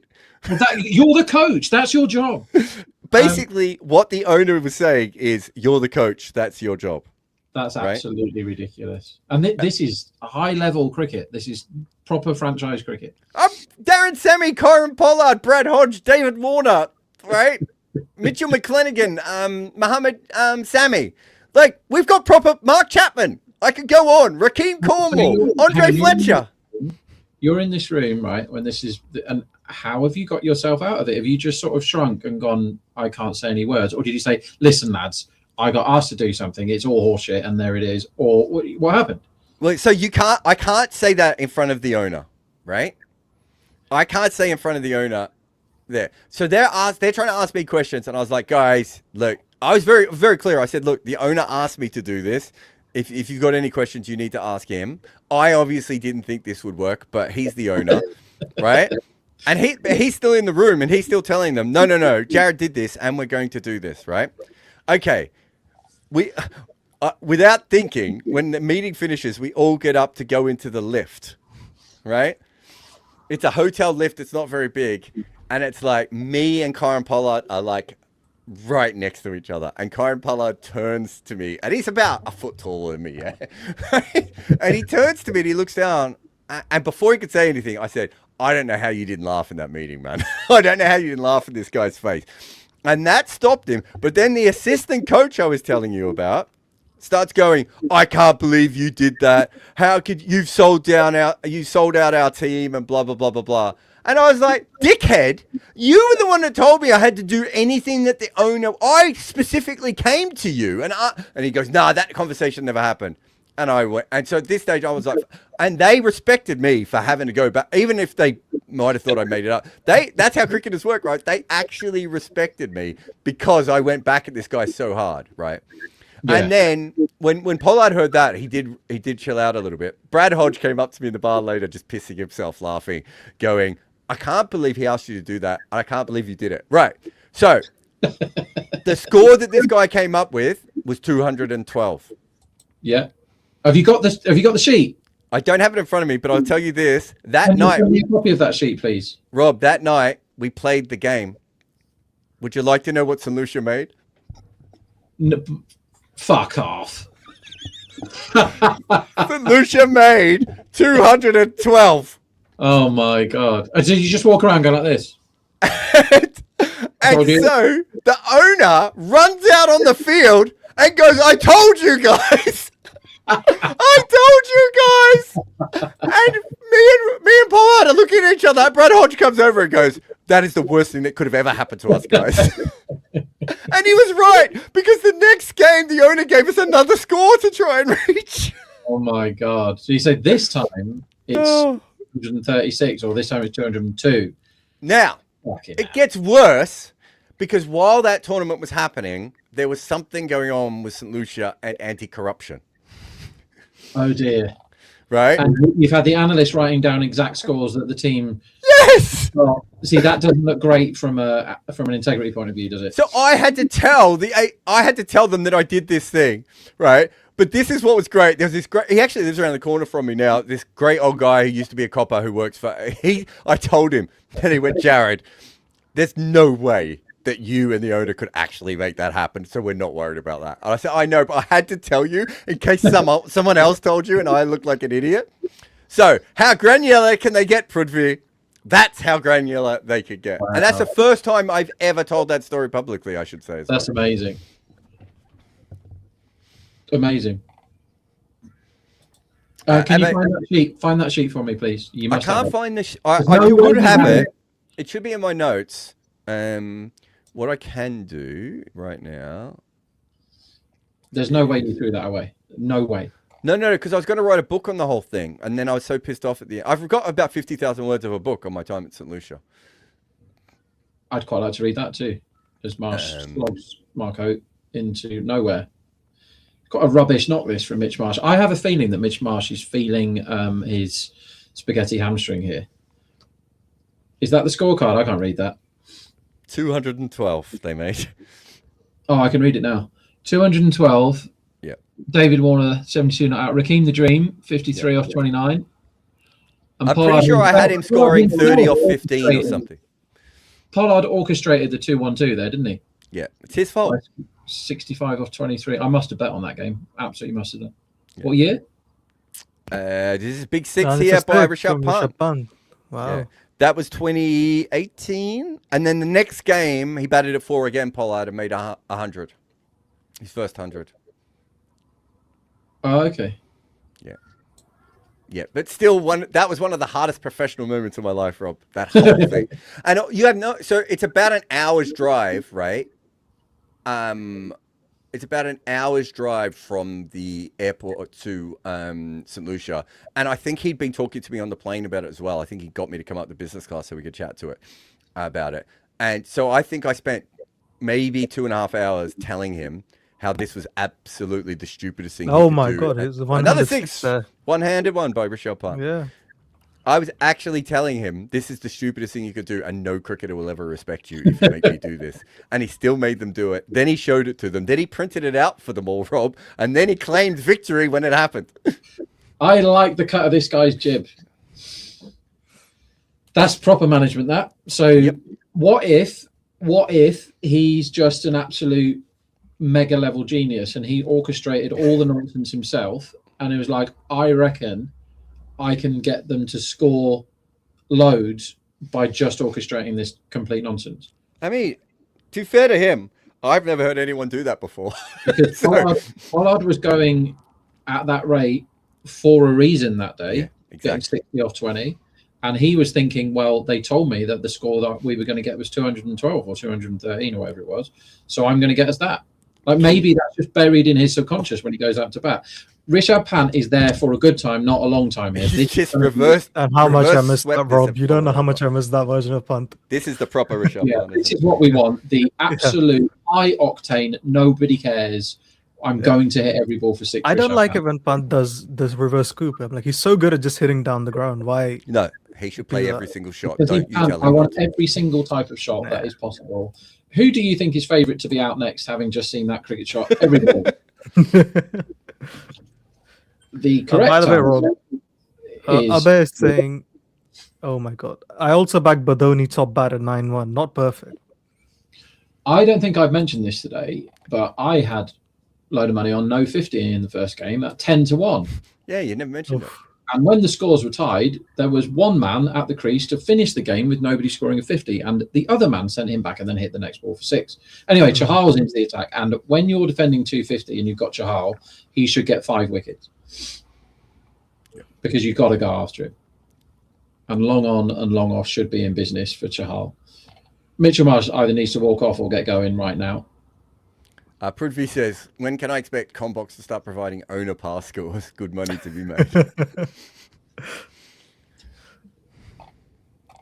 I mean, it's genius, isn't it? We should have tried to do that before this inning started, Jared. Oh, someone's just taken away one of the other super chats, which we haven't done yet. I thought we did. We did the Abe one. How many's Yeah, Mitchell you Marsh just took scored? away. You took away Abe. There was another one that was just there. It was a really expensive super chat too. No, I 27. didn't take that away. It's Jazz Yeah, Jot Singh. Yep, this one, right? Yeah. Did you take it away or did the producers? I didn't take it away. That's fine. I took away Abe's one. Good first ball from Chahal here. Slides on. Hit out on the leg side. Well, Mitchell Marsh is being made to run twos now. Yeah, he's not going to like that, is he? There was only just a 2 in that too. Jazz Jot says, we're seeing a turnaround with Punjab. Is it really down to influence of Ponting and Iyer, or does this show how much leadership and team culture matters more than just players' talent only? There's a lot of talent here. They've got a really good bowling lineup. Look, I've said this before. You kind of have to know how you want to win games. You have to accept that sometimes you win games in fluky ways, and Krunal Pandya will have a great season with the ball, and Cooper Connolly will come out of nowhere, and all this sort of stuff. But you have to know how you want to win games.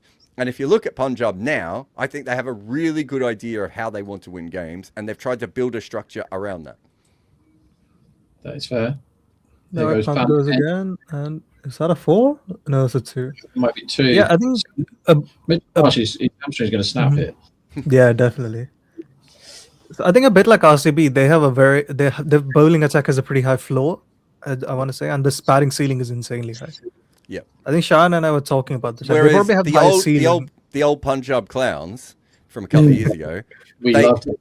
who batted like maniacs. It's like, well, even their batting had a high ceiling but a terribly low floor, and they couldn't bowl back in those days, could they? Like, this is a much better bowling lineup.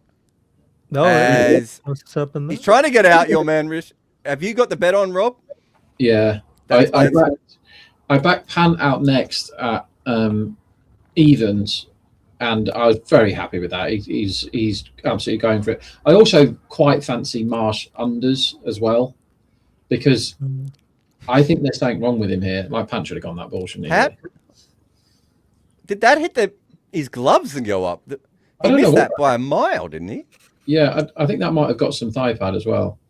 I don't think Marsh is going to be there much longer. Here he myself. goes, slog sweep straight to the fielder at deep mid wicket. And No, Half a dozen. Oh, that went flat.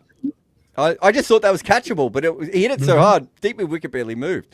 So just to finish this one, Jazz Jot, what I would say is, I think there are lots of people who have a go at Ponting tactically some days, and we also have a go at him for turning everyone into an anchor when he doesn't need to, which he hasn't done as much with this team recently. But he is actually very good at organising the structure of cricket teams. We saw that with Delhi. We've seen that with Hobart at times, and we've seen that with Punjab. Is that fair to say, Rob?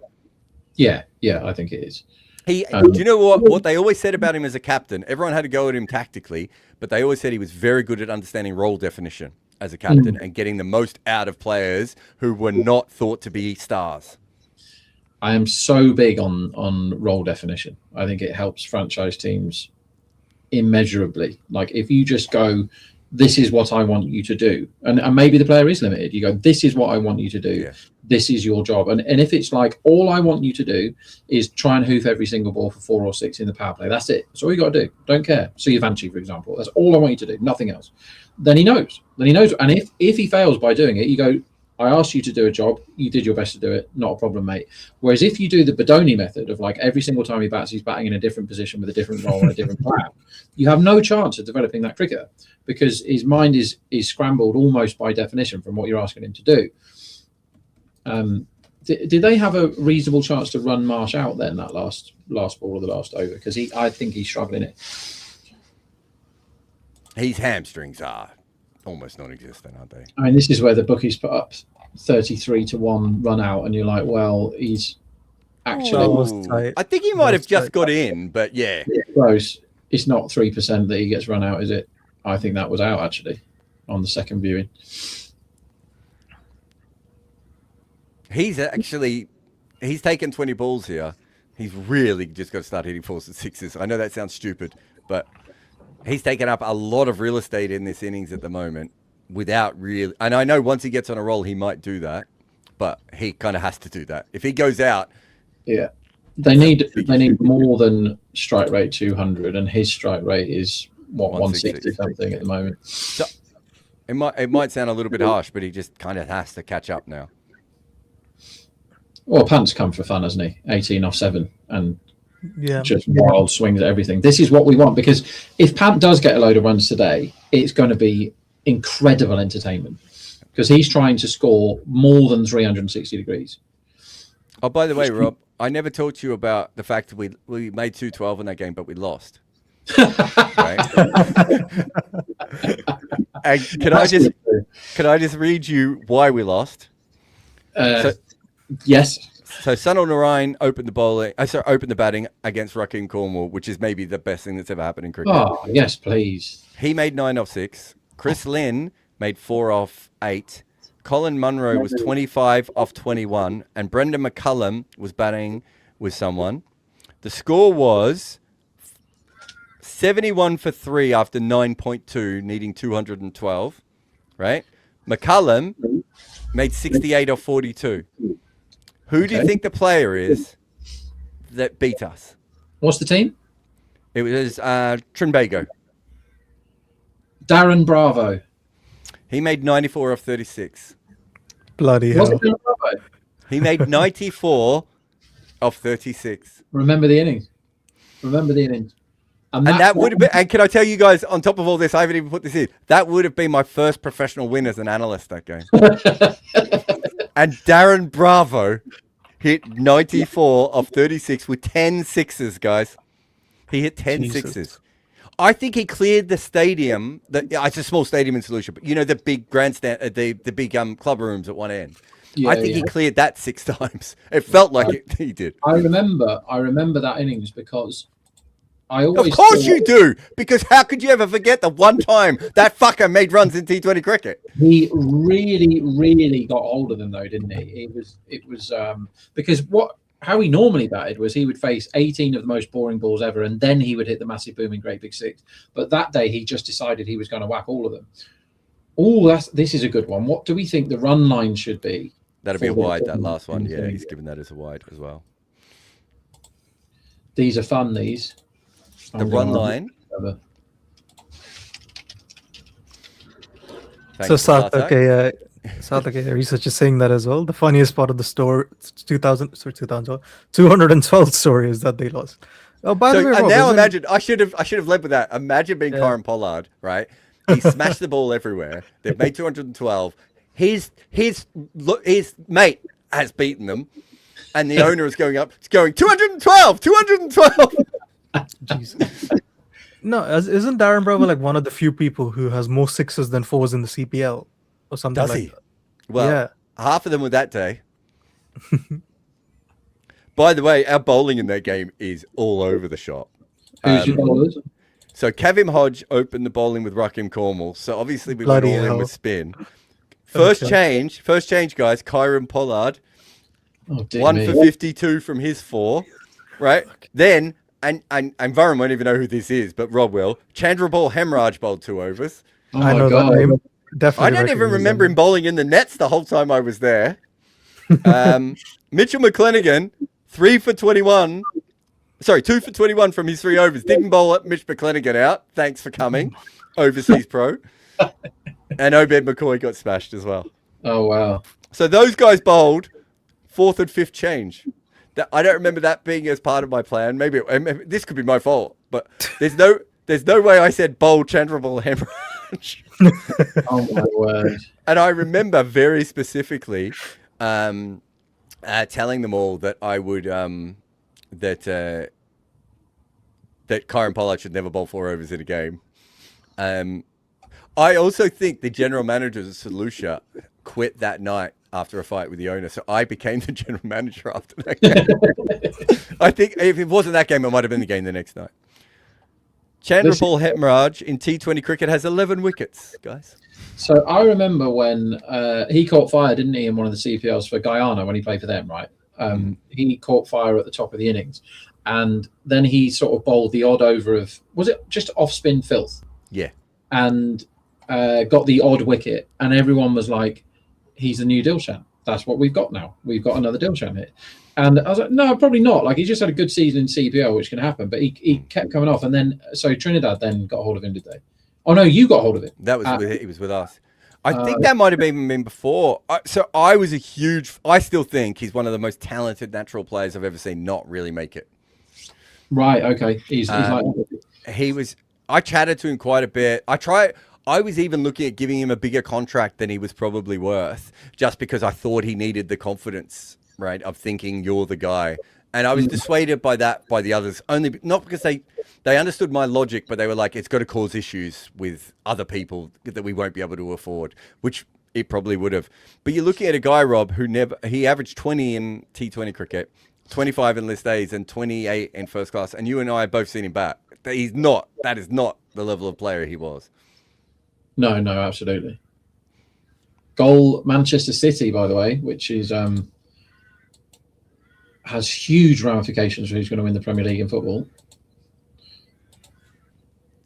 I want to get the prices of what the Premier League was, what price Arsenal were to win the Premier League not that long ago. Let me see if I can find that. So we're 98 for 1 after 9.2. They're still in this game, Rob, mathematically. Incredibly. This one is whacked out to deep cover, and it's 1 run. Triple Stroke says, why is Andy Flowers so successful? Andy Flowers is just a cricketing genius, and I think his way of seeing the game is really, really good. He's also, and I don't say this lightly, close to the hardest working coach I've ever seen. He would literally do every single thing he can to get a team prepared in a way that not everyone does. I can believe that, absolutely. And I think he's a much better coach now for having succeeded and then failed with England than he was with England. And Rob might have some thoughts on that. But I thought he came up with a strategy for England, which basically tried to turn his players into robots, which didn't work because of KP and also because players are not robots. They got success, but it burnt them all out really, really quickly. Yeah, I think that was it. Is as soon as they got to the top of the mountain, they didn't know where to go from there. Right? It just all got a bit messy. Yeah. So my question to you here, Jared, are LSG more, less, or the same likely to win this match than they were at halftime? They are more likely. And the market thinks they are about the same. They've got Marsh is 39 of 25 and Rishabh Pant is actually mid-runs. Aren't they more likely? Well, they need 14 and nearly 15 and over, I guess. What did they need at the start of the chase? It's a difficult one. Yeah, like just under 13, wasn't it? I'd rather have 2 set guys at the crease. Although Okay, well, you've got them, but they are Rishabh Pant and Spaghetti Hamstring Man. They've also got 5 off that over with 5 singles, which that over maybe makes me think the market's onto something. You need the high volatile Chahal, don't you? If you're batting against him, you've got to go for him. Arsenal were 89% to win the Premier League about a fortnight ago, and they are now evens. They are now 50% because of that goal right there. Anyway, enough football chat. I don't understand any of that. Neil says, is cricket among non-immigrant groups in England included among non-immigrant groups in England? Increasing. I would say cricket's slightly bigger now than when I moved over in 2008-9, outside of the 2005 weirdness. My local cricket club has had to put on juniors and now has about 2 teams for every age group. And we just had the first outdoor training session and there were kids absolutely everywhere. I do live in a bit of a cricket hotspot, to be fair, compared to other people. But that same cricket club 4 or 5 years ago didn't have juniors at all. So a lot of the stuff they've done, and it's not just immigrants, it's everyone. So I think the numbers have gone up overall, haven't they, in cricket in the last couple of years, according to the ECB, as far as people playing and watching. I'm pretty sure they've gone up. So that's across the board, Neil. It's still being carried by immigrant groups, though, I would say. It's still being carried by the Asian side of things, but not as bad as it was a few years ago. As this one is hooked for 4. I say hooked, but he's ended up hitting that wide of mid-on. It was very, very short. It's almost... It is a hook shot, though. It's not really a pull shot. It's sort of very tennisy, isn't it, that one? Yeah. Jack says, if this IPL was being played with a Kookaburra ball... It is being played with a Kookaburra ball, Jack. How different would the games look? They would be exactly the same because they are playing with the Kookaburra ball. Definitely be exactly the same. Dukes and SG stopped producing professional white balls a long time ago, didn't they? Dukes haven't produced one that's been used regularly since the mid 2005, 2008, and I don't even know when SG, if they ever had a professional white ball. Kookaburra have been doing them for well, they must have at one stage, but Kookaburra have been doing them for a long time. They've had an LBW shout against Rishabh Pant here. I don't know whether they're reviewing it or not. Well, pitched a foot outside leg. I hope they're not. They have not.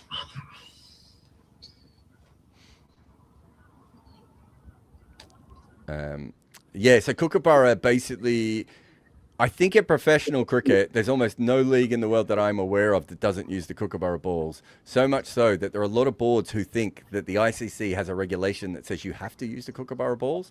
And you'll like this, Rob. There is no regulation. They just believe it because that's just the ball that everyone's used for such a long time, and it is shit. So how would the games look? Isn't that strange? Isn't that strange that? Yeah. I mean, in baseball, they've done so much work on deciding what the right type of ball is, haven't they? And who owns the ball? What it should, MLB? Do they? Yep. Yeah, that makes sense, doesn't it? Even you could afford shares in Kookaburra. I mean, it's not a big company. Yeah, I remember when they got quite big, obviously just from making cricket bats. But I don't know if this is still the case. They used to make more money in hockey than cricket. Yeah, I can believe that. I think they're a private company, aren't they? Yeah, they're not publicly traded. How much has Justin Langer got to do with this franchise? What decisions is he making here? He's the main person at LSG by a mile. Goenka loves him.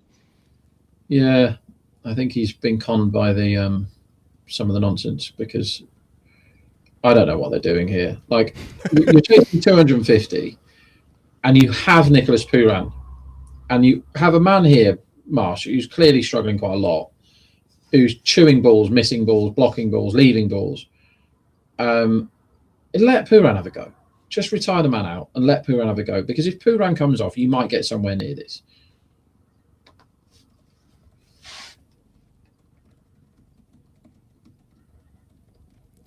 All right, I'm doing some live research on this, actually, Rob. Teams in to Pant. It goes after him, misses it. It's on the wide line. It is not given wide, and away we go. So they need 146 off 54, which is very difficult.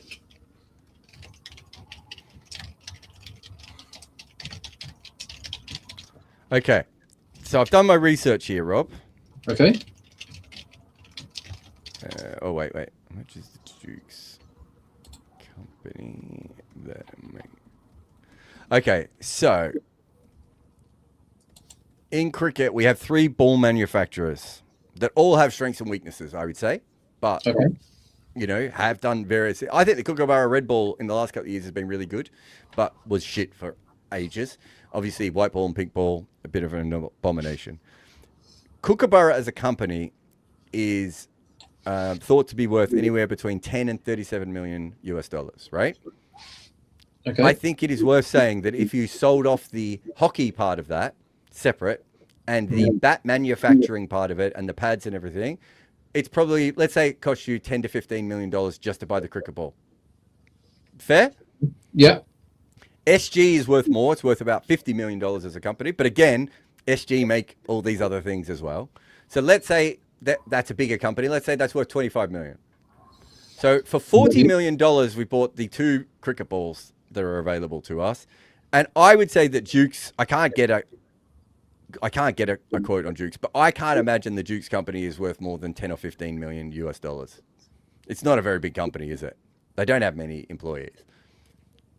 Yeah, fair. So you could buy all 3 cricket balls for $60 million using the technology and the knowledge of all those 3 different companies to make the best cricket balls in the world going ahead. Yeah, and so make them for ICC do it then. That's what I'm saying. That's what should happen. Okay, yeah. You basically answered my thing. That's what I think should happen. It would cost $60 million to buy all 3 of those companies. And they've got that. Like Giles Clark's still got that down the back of his sofa. Well, he doesn't work for the ICC anymore, to be fair. Well, obviously not, but do you know what I mean? That kind of money is. That's not a lot of money. It shouldn't be a lot of money for a governing body of the world's second biggest sport. Yeah, I agree. That is lying around money. So do a deal with them all, and get their best people to stay on. And you're still making money off that. That's not 60 million of dead money, right? You're still selling those balls. That's right. I have a feeling Mitch Marsh is going to get out this ball. There's just been a really long break, and he's changed bats, I think. And he is got out this ball. Take that. 40 off 27, or 40 off 28, I should say. Got himself in a bit of trouble there. That delay didn't help. And I'm shocked to see he's gone out playing the slog sweep to spin. That might be the first time ever, Rob. I think they just, at that break, he was like, I'm knackered or I'm struggling. Shall I walk off? And they basically said, just hit every ball for 6. And if you can't do it, we'll retire out in a minute. And that was just an ugly, premeditated nonsense slog, which, as I just said, looked very much like it was coming. So, yeah. Xavier Bartlett made that look much harder than it was, that catch too. They're letting Pooran bat, which is a good tactic, I think. Prudvi says, can I just simulate this innings and end the game with LSG losing by 45 runs? This game reeks of a century after the game is lost. Well, let's hope Pooran gets it, because it would do a lot for him, wouldn't it? If he got a ton here, that would. I was thinking about this before. If this was like 2 or 3 games earlier in the season, and I think I had a conversation with Sam Allard when we were doing TalkSport one day of earlier in the season. Is it worth Gujarat losing a game and getting Josh Butler back into form, or is it not? Right. And earlier, 2 or 3 games ago for LSG, you could have made that call with Pooran, right? Because we know that he won them a bunch of games last year while being in form. Right at the start. Yeah, I think it depends when it is. Right at the start of the season for GT, lose the game, Butler 80 red. That's a good game for you, because Butler came into this tournament absolutely honking form, as did Nicky P. And now, but LSG can't really afford to lose any games now. Where are they? I suppose KKR are that bad, and Chennai don't have Matre for 3 weeks now. That's a long time not to have him for them. Irville time though, Jared. I've been crying out for it for a while. Irville. Sartik says, does betting skill create better game analysts, or does good analysts inevitably be better at betting? Chicken, egg, or bookmaker? Well, the interesting bit about that is when I met Jared, he said, I don't bet and I've got no interest in it whatsoever. And within about a week, as Rishabh Pant hits one to the moon, it hits the moon, comes should be down. caught. Oh, I think he stepped over the rope there. 6. I think that's 6, and I think Priyansh knows it. I think he took the catch and realized he just got his feet in the wrong order and he stepped over the line, because he did not celebrate that. He looked down as if to go, I've got that wrong. Yeah, he's frustrated with himself. Priyansh just trod on the fence there, don't you? I think he trod over the fence. I think he got the balance right, but not the timing right. We'll have a look again. He takes the catch. His right foot lands inside the Oh, he did- Toblerone. he His did left that foot, right, his left foot. Oh no, he's right on the Toblerone. Yeah. and then his left foot, he's just trod on it. So he planted his foot inside the rope, and then he planted his other one on the rope. He I did the think first bit he perfect. just thought he had a little bit more room. To be fair to him, there. Well, Unfortunately. okay. Yeah, so when I met Jared, and I was like, you would be good at betting, Jared. So why on earth don't you do that? And he was like, I don't bet, mate. I don't need to bet. Why would I ever bet? And he was like, I just don't do it. It's not for me. Mugs game, all that sort of thing. And about 10 days later, Jared was messaging me in the middle of the night telling me about all his basketball bets, props, nonsense, betting on. Oh, Rishabh Pant with another six. This is a big over now. 2 6s in a row. Yeah, here we go. The corpse is twitching. They are now. I was actually thinking of an edge system for betting on basketball the other day. Here we go. But I don't think I've had a bet since. I can tell you the last one. I couldn't bet because I was in the ground, but I was trying to tell everyone else to put the bet on. Do you remember when I said India was definitely going to win the Oval Test when they were 28-1? And I was telling you guys, but I was commentating and I couldn't really get the stuff. But I kept saying to everyone, bet on this. England is not going to win this game. That's when you just message me and say, get me 50 quid on this. I wouldn't have been 50 quid. It was going to be a big bet, that one. I was positive on that one. Mind you, I probably would have taken it out once it got nervy at the end, but I would have got a fair chunk of my money. Yeah, for sure. Yeah, I haven't bet on then. I don't have any money in the account anymore. There was one I think I told you guys the other day that I was positive of was going to be unders, and I think they still got overs, didn't they? Oh, I remember that. Yeah, I can't remember what it was. Yeah. It's been a weird IPL. Like, I came absolutely flying out of the traps for IPL, but I think that's because I did loads of work and the bookies didn't do any. And they're slowly working out. Like, when you hammer everything before the game, they slowly work out why they're getting their prices wrong. So the edges are diminishing a bit now. We've got an LBW shout here. I thought it was just outside leg stump. It's Puran's second ball. I know it's well outside the leg stump, isn't it? It cannot possibly be pitched in line, can it? Not from the angle that we're looking at it. We don't know for sure, but it doesn't feel that way. Rohit says, Jared, for a country like India, should we follow China's model of sports outside cricket? Basically forced admission in sports. China has the same problem 25 years ago. We have kept 100 Olympic medals as a goal by 2036. No, I don't really like the Indian model. The Chinese model. I think if you they spent a lot more money on it. That was pitched outside leg and was always going to be.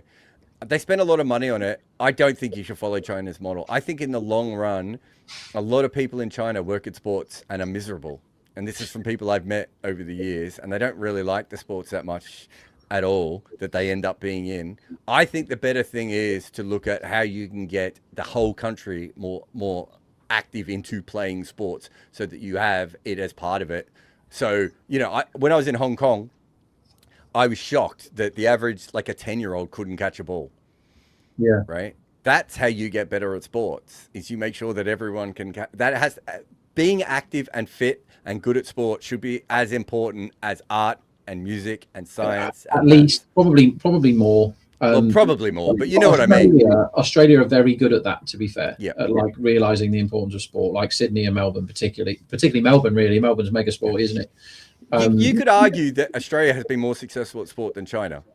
If you look they at have. models. They have pound for pound. So I heard, and I'm not quite sure how much of this is true, but I'm sure elements of it are true, that China, basically, they used to go around schools and go, we need gymnasts in 20 years or whatever. And they go around the school and go, you're the right size, your legs are long enough for this event, your arms are long enough for this event, and take them out of the school and then force them to become gym. That's not the way to do it, is it? You don't want to force people to do anything. Like the human side of it must be considered. The old East German thing of making two people who are rowers have a baby together and all that sort of stuff. All this nonsense, right? Absolute horseshit, all that. Because then you're mucking about with the world and people and humans and stuff. But getting increased participation in sport, what we do in my house, we just try and expose my kid to as many different sports as possible in the hope that she finds one that she likes. And now, we're running out into the garden and playing football and playing basketball and all this sort of stuff. What's her favourite sport? I think probably swimming at the moment. Okay. She's very, very naturally good at swimming, and because of her, And that's one of the other things. If you generally find the sport that you're like, I mean, I'm probably different in that my best sports I didn't particularly like, but generally the sport that you're good at, you like the most because you're good at it, right? yeah, there's a lot of that, and part of her autism, or maybe just the genes from me, is if she's not really good at something straight away, she doesn't want to do it anymore. Yeah. And I'm very like that. Aamu says, do you consider breakdancing a sport only when Australians do it? I mean, what was her name? Reagan? Sounds very right. Something like Reagan. That was extremely embarrassing what she was up to in the actual Olympics. I think breakdancing is great and it's a really good watch, but I don't think it should be an Olympic sport. It's too arbitrary, the scoring. Yeah, I don't think most things should be Olympic sports. Nikki P slug sweeps off Arsh Jeep and gets nothing on it. It's about a deep mid wicket. And Nikki P decides to run a single as he does. Ray gun. Someone said ray gun. That sounds right. Yeah, that sounds right. What did you say it was? You said ray gun. I said the word Ray quite a few times. I remember watching it because I used to watch a bit of breakdancing because I find it fascinating and it's really cool. And I think breakdancing is incredible. Like, again, to go back to I don't want to dance and I have no interest in it. I think breakdancing is a brilliant thing. It shouldn't be in the Olympics. That's a different argument, but it's a brilliant skill to have. Yeah, it's awesome. Like if you watch somebody that's good at that, it is is this out? That's out. Rishabh Pant has got a little touch on this. He thinks he's hit the ground. He has hit the ground, but it's also hit the bat and gone to the wicketkeeper. He may as well review because they're 0.1% chance of winning while he's still there. Puran showed absolutely no interest in giving him any advice there, which usually suggests that the person has hit it and you just don't want to tell him. But yeah. So what we've seen from this team, right? If they're going to chase 127 in 45, it's Puran and Chowdhury that do it, in my head.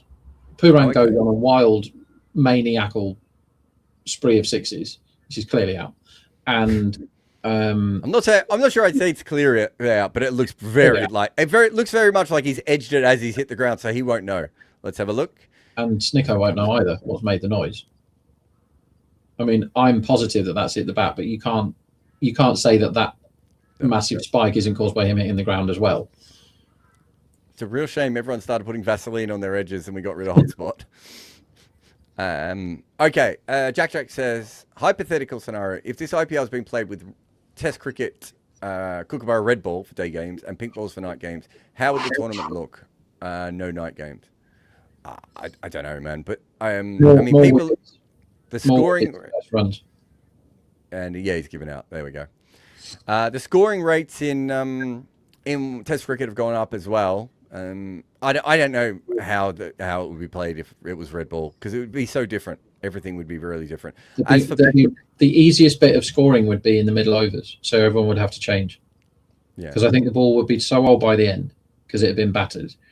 It would swing too much at the start when it was swinging. So I think the best time to score would be in the middle when the swing is gone, but the ball's still quite hard, and then it would get absolutely nightmarish, and you might even get reverse if you battered it into the advertising board enough. Be fun. Let's do it. Emma says, why didn't you like tennis, Jared? I didn't really like singles. I just found it really repetitive and boring. I really like doubles because of the tactics and everything, but by the time I was coming through, doubles was dead. Like, no one gave a shit about doubles, so being good at doubles didn't really get you high up the tennis ranks. And I just found once the rally goes for more than about 3 minutes, more than about 3 shots, I lose all interest in just trying to hit a winner every time. But it wasn't just tennis. I was really good at badminton and squash as well. And it's the same with all of them. I just eventually just got a bit bored of them. Why is Markram batting now and not Chowdhury? I saw them have a big chat with Chowdhury on the boundary. Did you see that? Yeah, what did they say exactly, word for word? I think they said, no, I don't go in. But I thought they were telling him, go in. That's what I thought the chat was. Yeah. Doing your thing. You've won us one game from absolutely nowhere with your first major innings. Do it again.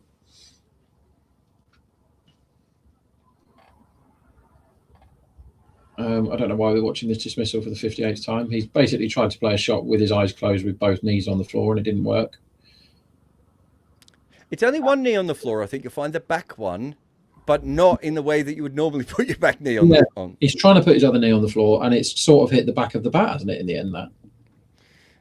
This one from Markram is... He's so bad at strike rotation, Markram. Just punches in the air for no reason. Yeah.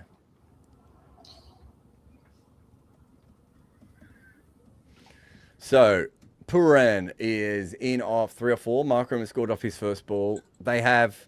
What's the percentage chance of winning now, Rob? 1%. Seems fair, doesn't it? 1.1%. I think you're fine. No, it's 1.01%, isn't it? Yeah, okay. You can have 1.1%. They ain't chasing it.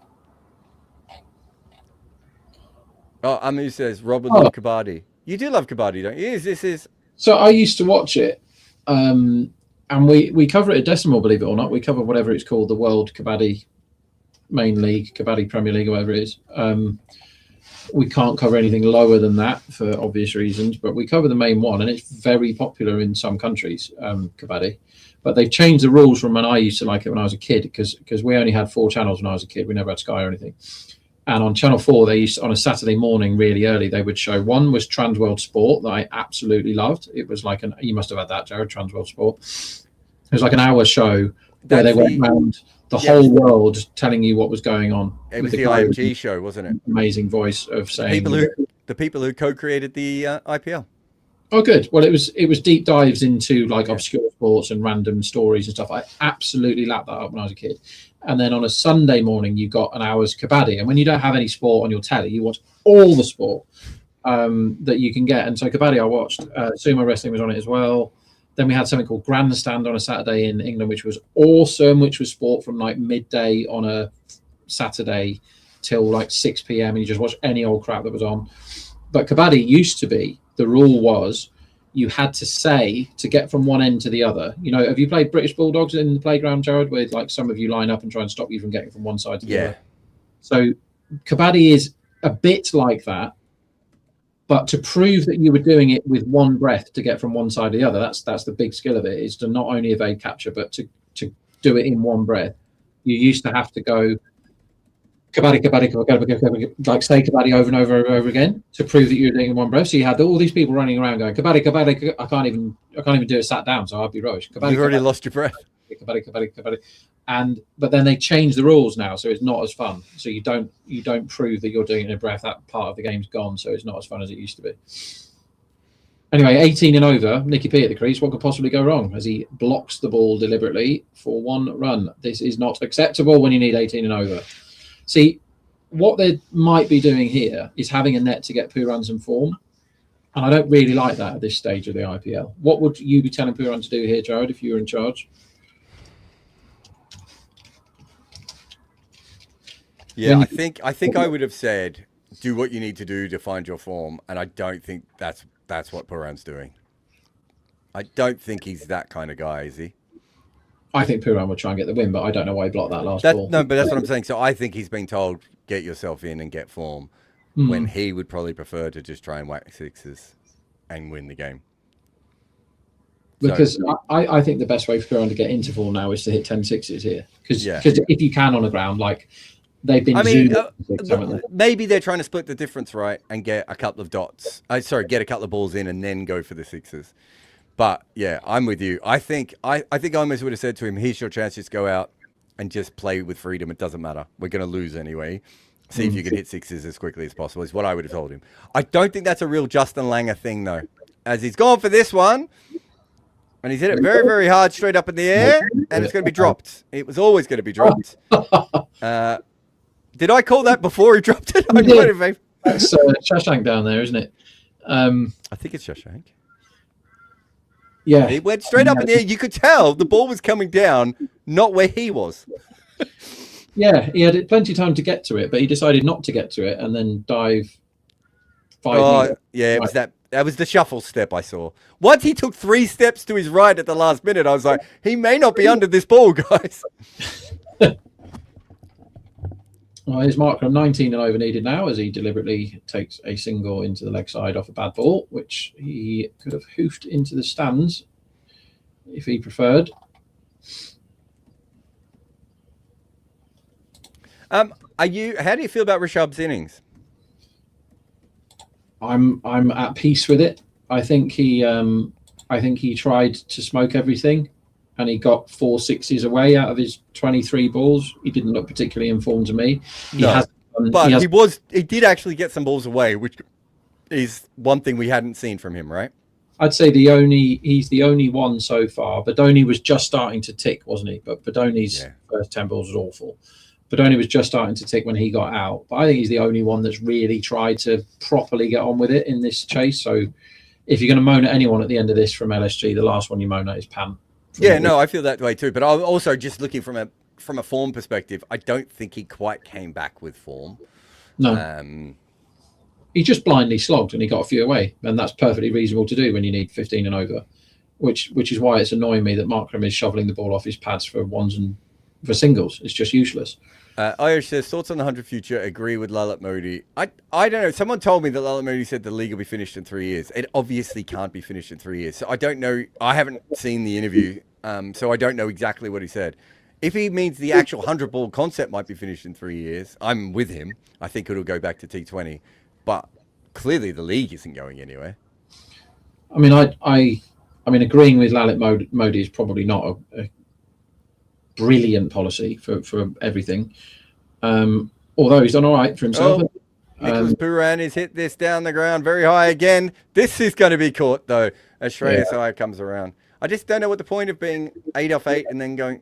Anyway. Whatever. I suppose I can understand it. It just difficult.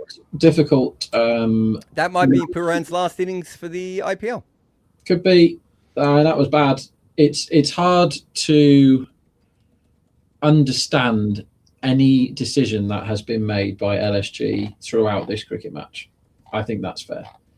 The one shining light for them today is Prince Yadav, who bowled beautifully, and all the rest, including the captaincy and the batting order and the plan, has been a load of old bollocks. It really has. I think my computer may be crashing.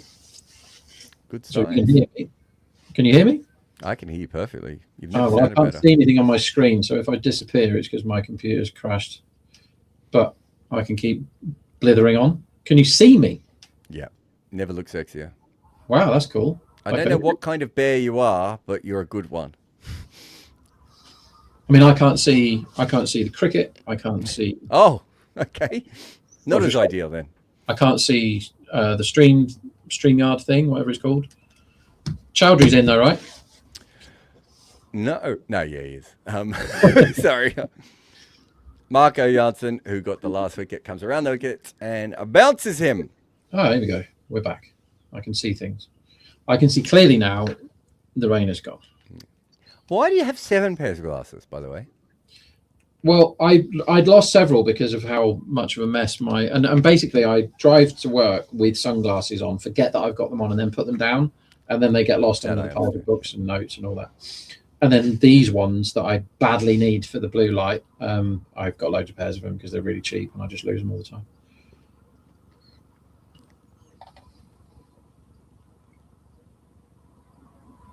So they need 21 runs and over, Rob. Yeah. I'd say they're less than 1% chance from here. It's been a very poor game, but the thing is they could have got 300. There was a bit in the first innings where this is overs 14, 15 and 16 for Punjab. 7 for 1, 7 for 1, 3 for 1. So 17 for 3 in those 3 money overs. If they had good 3 overs there, they could have actually got 300.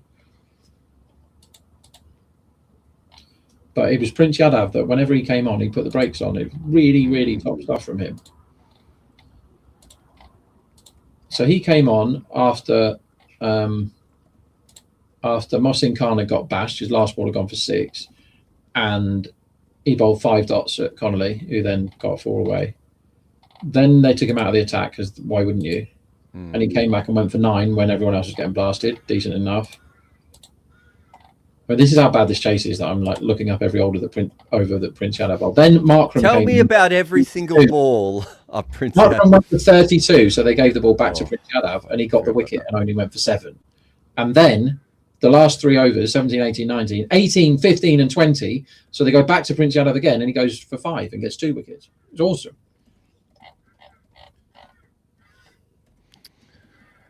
Someone has asked us about our note taking. I'll answer that first, and then Rob can come in. Producers. Petrol Sniffing Doofus says, curious, what is your note taking system? I've actually changed this year. In fact, for the IPL. So I own something like 65 notebooks in my house. And so for years, I've done it on notebooks. Last couple of years, I moved over to an app called Bear, which syncs between my phone and my app and my phone and my computer, sorry, and I use for a lot of other projects. But this year I realized that I think I could start to use AI. So I'm now I've got like a template I use in AI to ask me a bunch of questions on games. So it makes it a lot more searchable. Also, the AI can fix it. If I use a player's nickname, it can use the proper name and proper spelling. So when it used to be a problem if I would like search for something, if I put in Bhuvi rather than Bhuveshna and I search for the like little things like that, I would lose notes and everything. So AI now links all that up. And so I now get, before a game, I will say, let's say LSG is bowling and Punjab are batting. I will just say, can you give me notes on LSG's bowling and Punjab's batting? And it just spits out all my notes from earlier in the tournament straight away. Mainly this, just notebooks all over the place. But when it comes to the stats stuff, I'm lucky enough to, when I was full-time running the trading team, I was like, I think you should prepare for games in this way. So when I joined the company 3 or 4 years ago, I was like, well, it's much better if you specialize on a tournament or in a country, for example. So we have the Indian guys doing Indian cricket and we have the Aussies doing Aussie cricket, and all that makes sense, doesn't it, for time zones and everything else. And it's like, but I don't want you to do the first 2 days of a test match and then go and trade a T20, right? So we've got a test match team and a T20 team and a 50 over team and all that. And then it's like, but then we have people that are so much better at keeping stats and knowing how to use all these brilliant resources like Tableau and Excel and everything. As Markram gets underneath one and finally gets a 6, that I ask other clever people to do all the stats work, which is brilliant. But I do keep some rudimentary sheets, which I've kept for every tournament I've ever bet on, I think, that just say stuff like, stuff you can bet on. First over scores. So I know that Lucknow are actually hopeless in the first over. Yeah. Their average so far is less than 5 in the first over with the bat, which is awful. They've only got more than 6 in the first over. You know, you're going on about earlier, Jared, how much the first over goes for now. Well, this one's going to go for a lot because that's a knee-high full toss and Markram's hit it for 6 off Bartlett. Poor bowling here, really. Yeah, rubbish. So their first over Lucknow, for example, they've only got more than 6 once. And when people are putting lines up like 8.5 all the time for their first over, you know what to do. Yeah. And then you get a team like SRH, right? I shouldn't be giving all this away. So if you're watching the stream, you're getting absolute gold here. SRH are always huge favourites to have the highest first over score. Do you know why? Because they've got Abhishek and Travis Head opening the batting. Actually, over a long sample size, they don't smack the first over. They have a look. Abhishek has a look in the first over. Occasionally he whacks it and everyone remembers it, but more often than not, they have a look. So bearing in mind, as Markram goes for a 3rd in a row and is caught for... Oh no, did that just go along the floor? I wonder what you were calling then. I was like, am I looking at a different ball? He just drilled that on the ground and mid-on. Cut out, and then it went to the fielder who was jogging in, so I assumed he just caught him. So he must have hit it along the floor. Anyway, never mind about that. So SRH, for example, are favourites to have the highest first over in every single one of their games, right? And so far this season, bearing in mind that Rajasthan, for example, their first over has gone, they started off 18, 10, 22 and 9. SRH 7, 6, 1, 9, 2, 4. And against 9, 25. I know I'm just reading numbers out here, but basically they've scored 29 runs in their first over so far across 6 innings. Yeah. They're averaging 4.8 in their first over, and conceding, they're averaging 11.67. Now, it's a very small sample size, But when they're big favourites to have the highest score in the first over, just because they've got a guy called Abhishek opening the batting, these are the sort of numbers that help. And then you look at things like power play scores, keep a hold of them, sixes, opening partnerships, fours, for and against, all the dismissal methods. How lots of people bet on stuff in the first over, wickets, sixes, fours, runs, and all that. Keep all the stats, who faces, who bowls it, what the numbers are, and patterns emerge, particularly and the IPL is the one where you have a massive, great big long tournament, right? Yeah. 4 games. So by the time you're on game 60, you know that Gujarat always win the most fours, or you know that Rajasthan always win the first over, or whatever, and the bookies still think it's 50-50 random, and it's like, well, they've won 10 out of 12, so I'll happily back evens or whatever. Some people would sit there and argue, mathematicians probably would go, you're saying a sample size of 10 is what you're having, you're putting your money down on. That's nonsense. So, well, when Mitch Owen was getting 20 off the first over every single time in the Big Bash, I was quite happy to ride the wave. Yeah. No, that, I mean, that, you don't have a choice with, it's the same. I've had people say, I can't believe you analysts will look at 50 balls of data. And I'm like, well, if I only have 50 balls of data and I'm working for a team, like, what am I supposed to say? I can't give you anything. And mostly the patterns hold up, right? Over at 200 balls if it's over 50 balls. But you have to say to people, there's not a lot of data here. I'm just guessing. And it would be the same with betting. I'm going on a hunch based on, I can see a pattern forming, and I have the knowledge, hopefully, from the 20 years we've been doing it to be able to work this out. So I keep notes on each innings. I keep notes on all the players that I'm interested in a game. I've got a section more on like tactical stuff. I've got a section that potentially, if there's a future piece idea that might have come out of here. I've got another section down here for analytics as well and everything else. And then that's basically what I do. And then it sorts it all out. It spits it out for me. That's good. And then, so I think I would probably have, how many games have we had? This is the 29th game? Yeah, it is. I'd have to check my notes, but I probably have somewhere around 20,000 words of notes probably then. No, maybe, about 15 to 20,000 words of notes, which now I can search and get stuff on at any time. That's cool. So I don't know any of that. Like most of my notes on players is in my head. That's one thing I can remember really well. Oh no, I'm really good at that too. It's just that I just wanted to get to a point where sometimes I miss my I've been asking the AI to be like, what are the themes I keep noticing? Sometimes I just miss. Do you know what I mean? I might have said the same thing 3 times. So I know the Heinrich Klaassen one, right? That you and I have been obsessed over. But there was another player that I hadn't noticed, and I kept writing the same note over. Right. Well, that's a potential piece. Like, why would I miss that out? Yeah. Like, okay. And so am I going to remember, as Mukul Chowdhury whips this away over long on for 6? He's got some talent, this kid, hasn't he? Yeah. Am I going to remember that Badoni came on for the 7th over today? Probably. I think I will remember that because it's annoyed me, right? Will I remember that Markram came on for the 12th over as well? Maybe not. I might not remember both of those things. So it's just keeping those so that I have them available to me.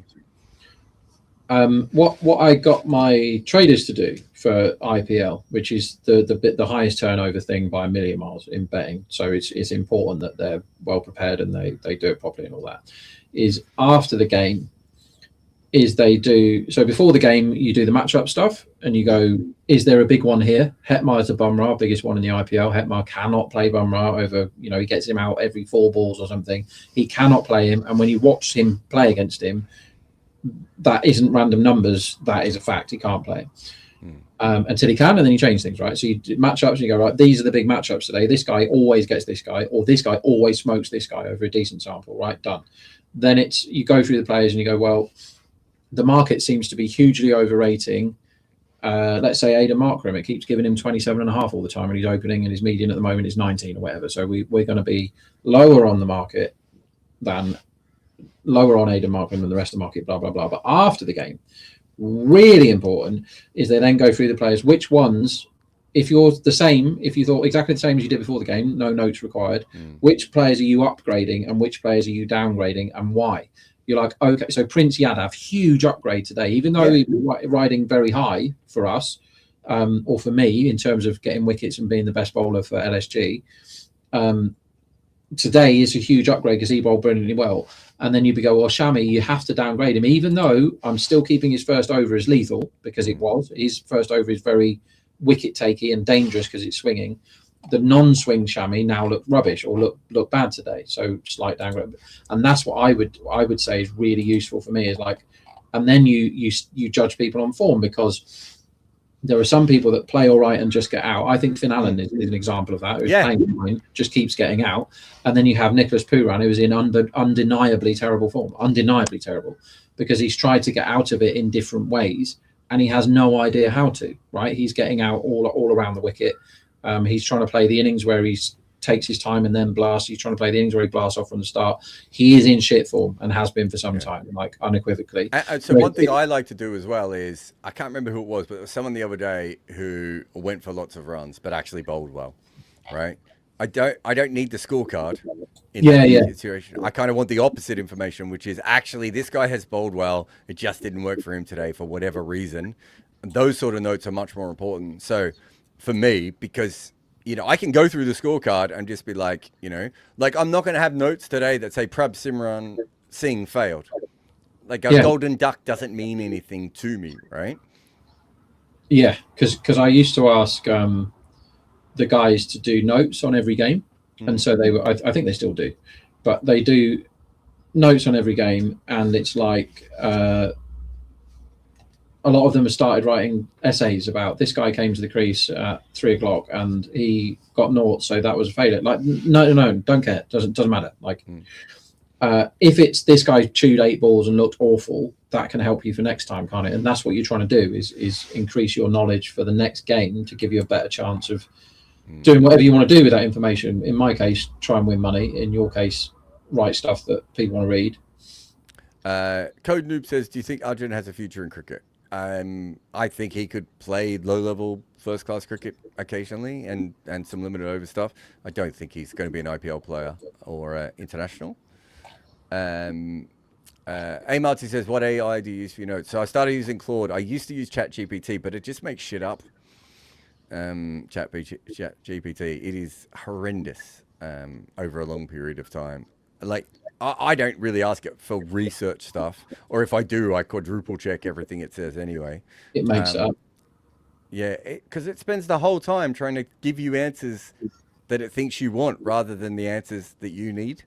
Does that make sense? I did one where, we were doing quizzes, me and my mates, because we're losers, and we're doing quizzes, and I'm like, okay, and I just wanted to check a couple of things. I was like, whatever it was, and I went, that's not true to ChatGPT. I went, that's not true, and he went, oh, you're dead right. It's actually, he never played for whoever it was, Italy. He never represented Italy at cricket. I'm like, yeah, I know, but I'm asking you, right? You're the fountain of all knowledge. You're supposed to bloody tell me. And it's like, I don't want your best guess whether he played for Italy or not. I need a fact. And he goes, well, according to Wikipedia, don't give a shit what Wikipedia says. That's so one of the things that's really interesting, Rob, is you ask it to give. So there was a particular story I was trying to get, which is for my book on Kohli, which is why, if MRF have ever talked about publicly how the fact that they basically bought small bat manufacturer so they could make Sachin's bats, because you couldn't have a non-cricket bat logo on a bat, remember? Yes. Okay. And then suddenly we had this, and I've been trying to trace down when they, because we know they've been involved in cricket for a long time, like when they made the decision, which bat company did they just buy like a bat company around the corner and there's like a kid making one bat? Do you know what I mean? Like what did they do? And I couldn't find anything on it. And I know I've been told it by people in the know, and I've tracked down some people that I'll hopefully be able to talk to about it and everything. And it's fine. I actually found that they weren't the first non-bat manufacturer to get involved with bat making. The first one was Puma. Wow. And Puma essentially bought Miller Champion Hall, right, to be able to partner with Miller Champion Hall so they could sponsor Shane Warne, who then signed a contract with Nike. Wowzers trousers.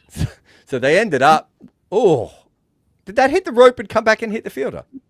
I think it hit the advertising board. I think he's trying to say, I'll watch it on the bigger screen, he's tracked it all the way.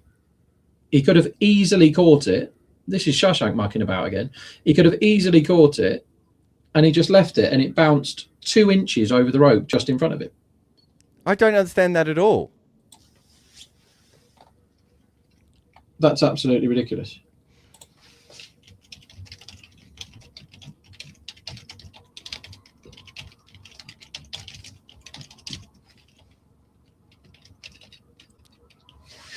I mean, Oh my God, it just landed behind him. He didn't even try and catch it.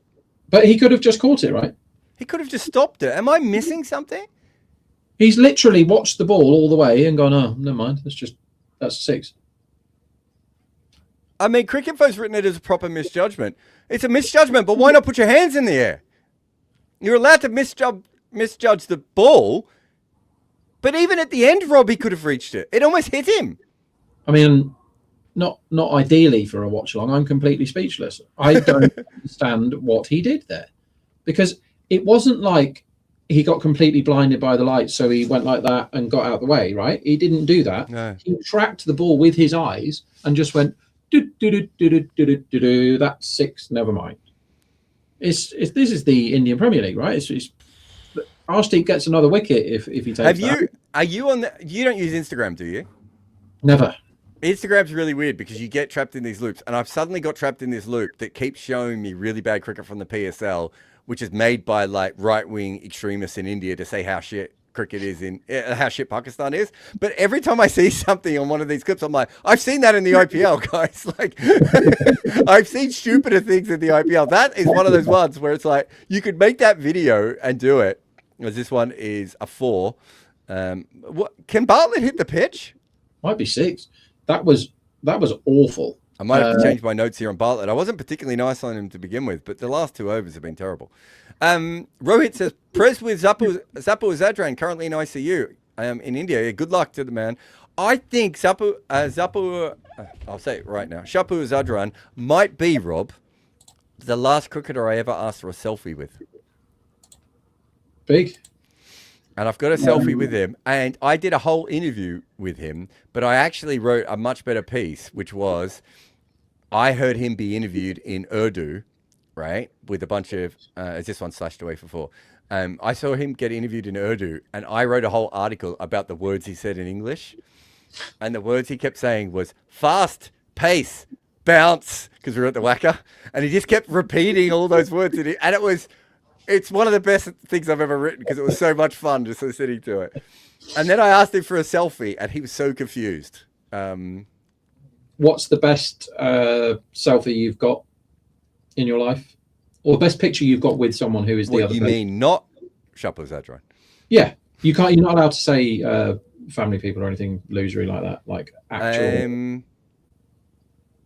Well, that photo of me and David Warner on the bench at St. Lucia is pretty cool. Because I can use that quite a lot, can't I?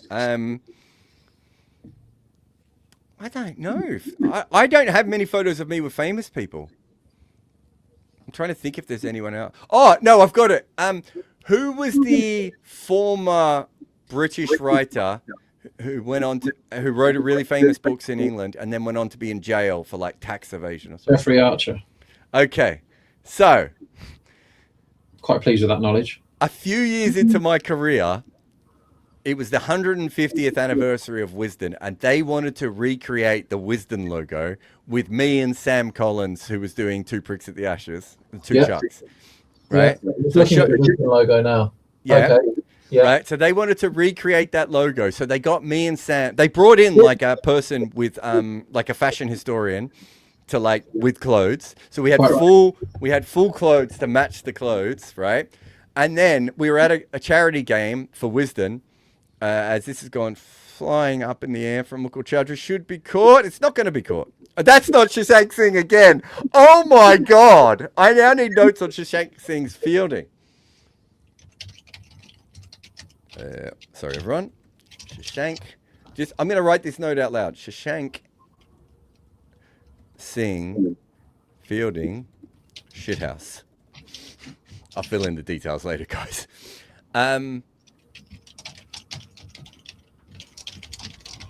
So we created the photos. So you can find them online. I might be able to find them in a minute here.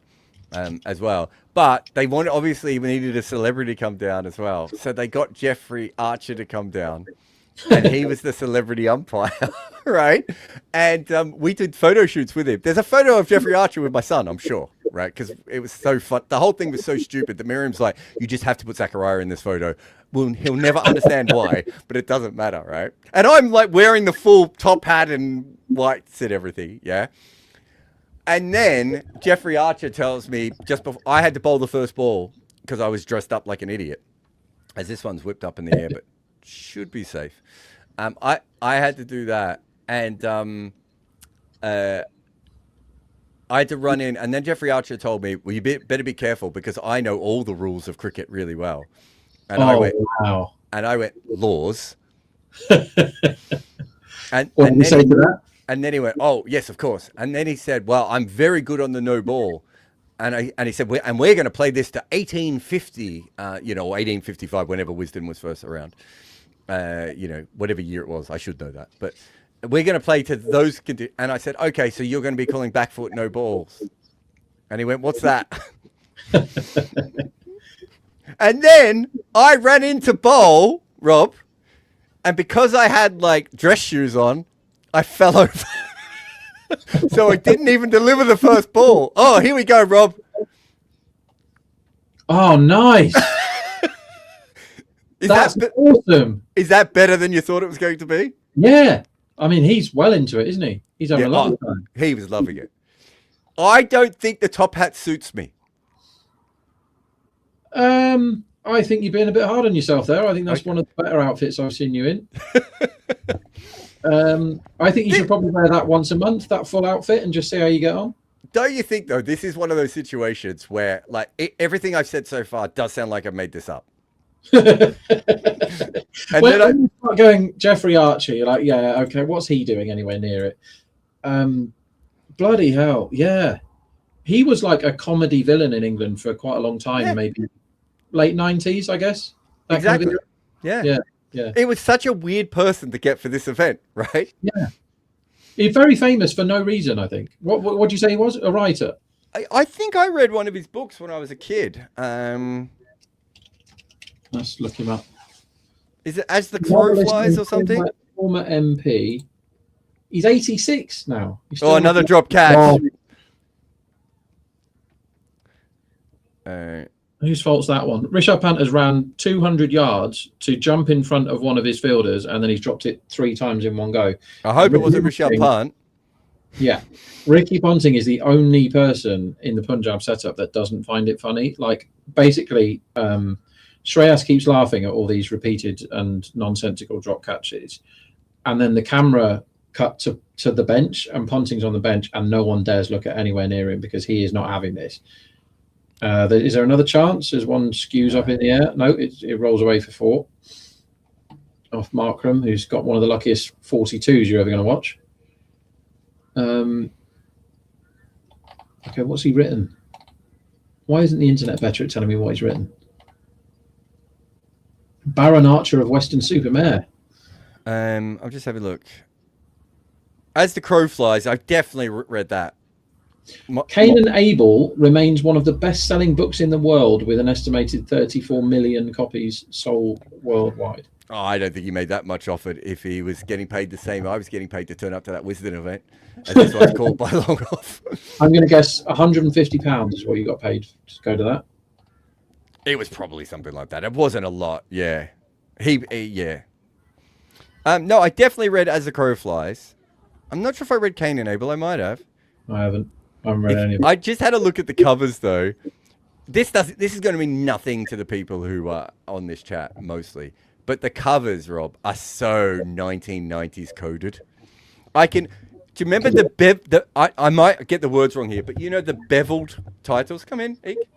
You know the beveled titles where you could touch it and you could feel the covers and you could feel the writing on them? Yeah. Come here. What do you want? Look at Rob. Rob's trying to be a professional and you're coming in. What do you want? Let me say hi. I was just going to ask when you're going to be done. All right, Eek. I want to have my dinner before. I think you should eat your food now. Tell him to say hello to me. Come here. Come here. Robbie can always never. gets his daughter on, and I never get you on because you're not in here. Can you say hi to Rob? Hi, Rob! Okay, maybe don't scream. How you doing, Claire? Okay. You want to go? Is that why you're wriggling? Are you wriggling? Get off me. What are those colour things? That's comfortably the best person. Oh, okay. been on Come here. You can use them. Today. Squeeze it now. Now this one. Impact sub. Him out has come in and been dropped first ball because everybody must be dropped at least once. This is good. This is how me and Rob communicate with each other because we're men. We don't know how to speak, so we make Yeah, these sounds. Here you go.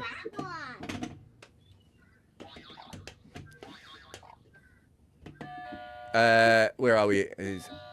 Gaji says run rate 40. Can we all call this a match? No, we must play to the end. It has finished, I think. Can I just say that Himat Singh has been around for a while. He's 29. He's played 63 T20s. This is the 5th time, I think, that he's played in the IPL, and it's the first time he's either bowled a ball or faced a ball. And he faced a ball, got dropped, and got a single. So I'm very happy for him. Well done, you. You can write on the wall if you want. I just have to finish this live. Can I finish this live? Oh, actually, do you want to say, come here. Can you say, thank you, everyone? Thank you, everyone. And now can you say, thanks for watching Combox. Thanks for watching Combos. And now say, go to combox.tv. Go to Combos.tv. And now say, Rob is a poopy pants. Robin We'll see you next time for another watch along. Combox. The game lives on.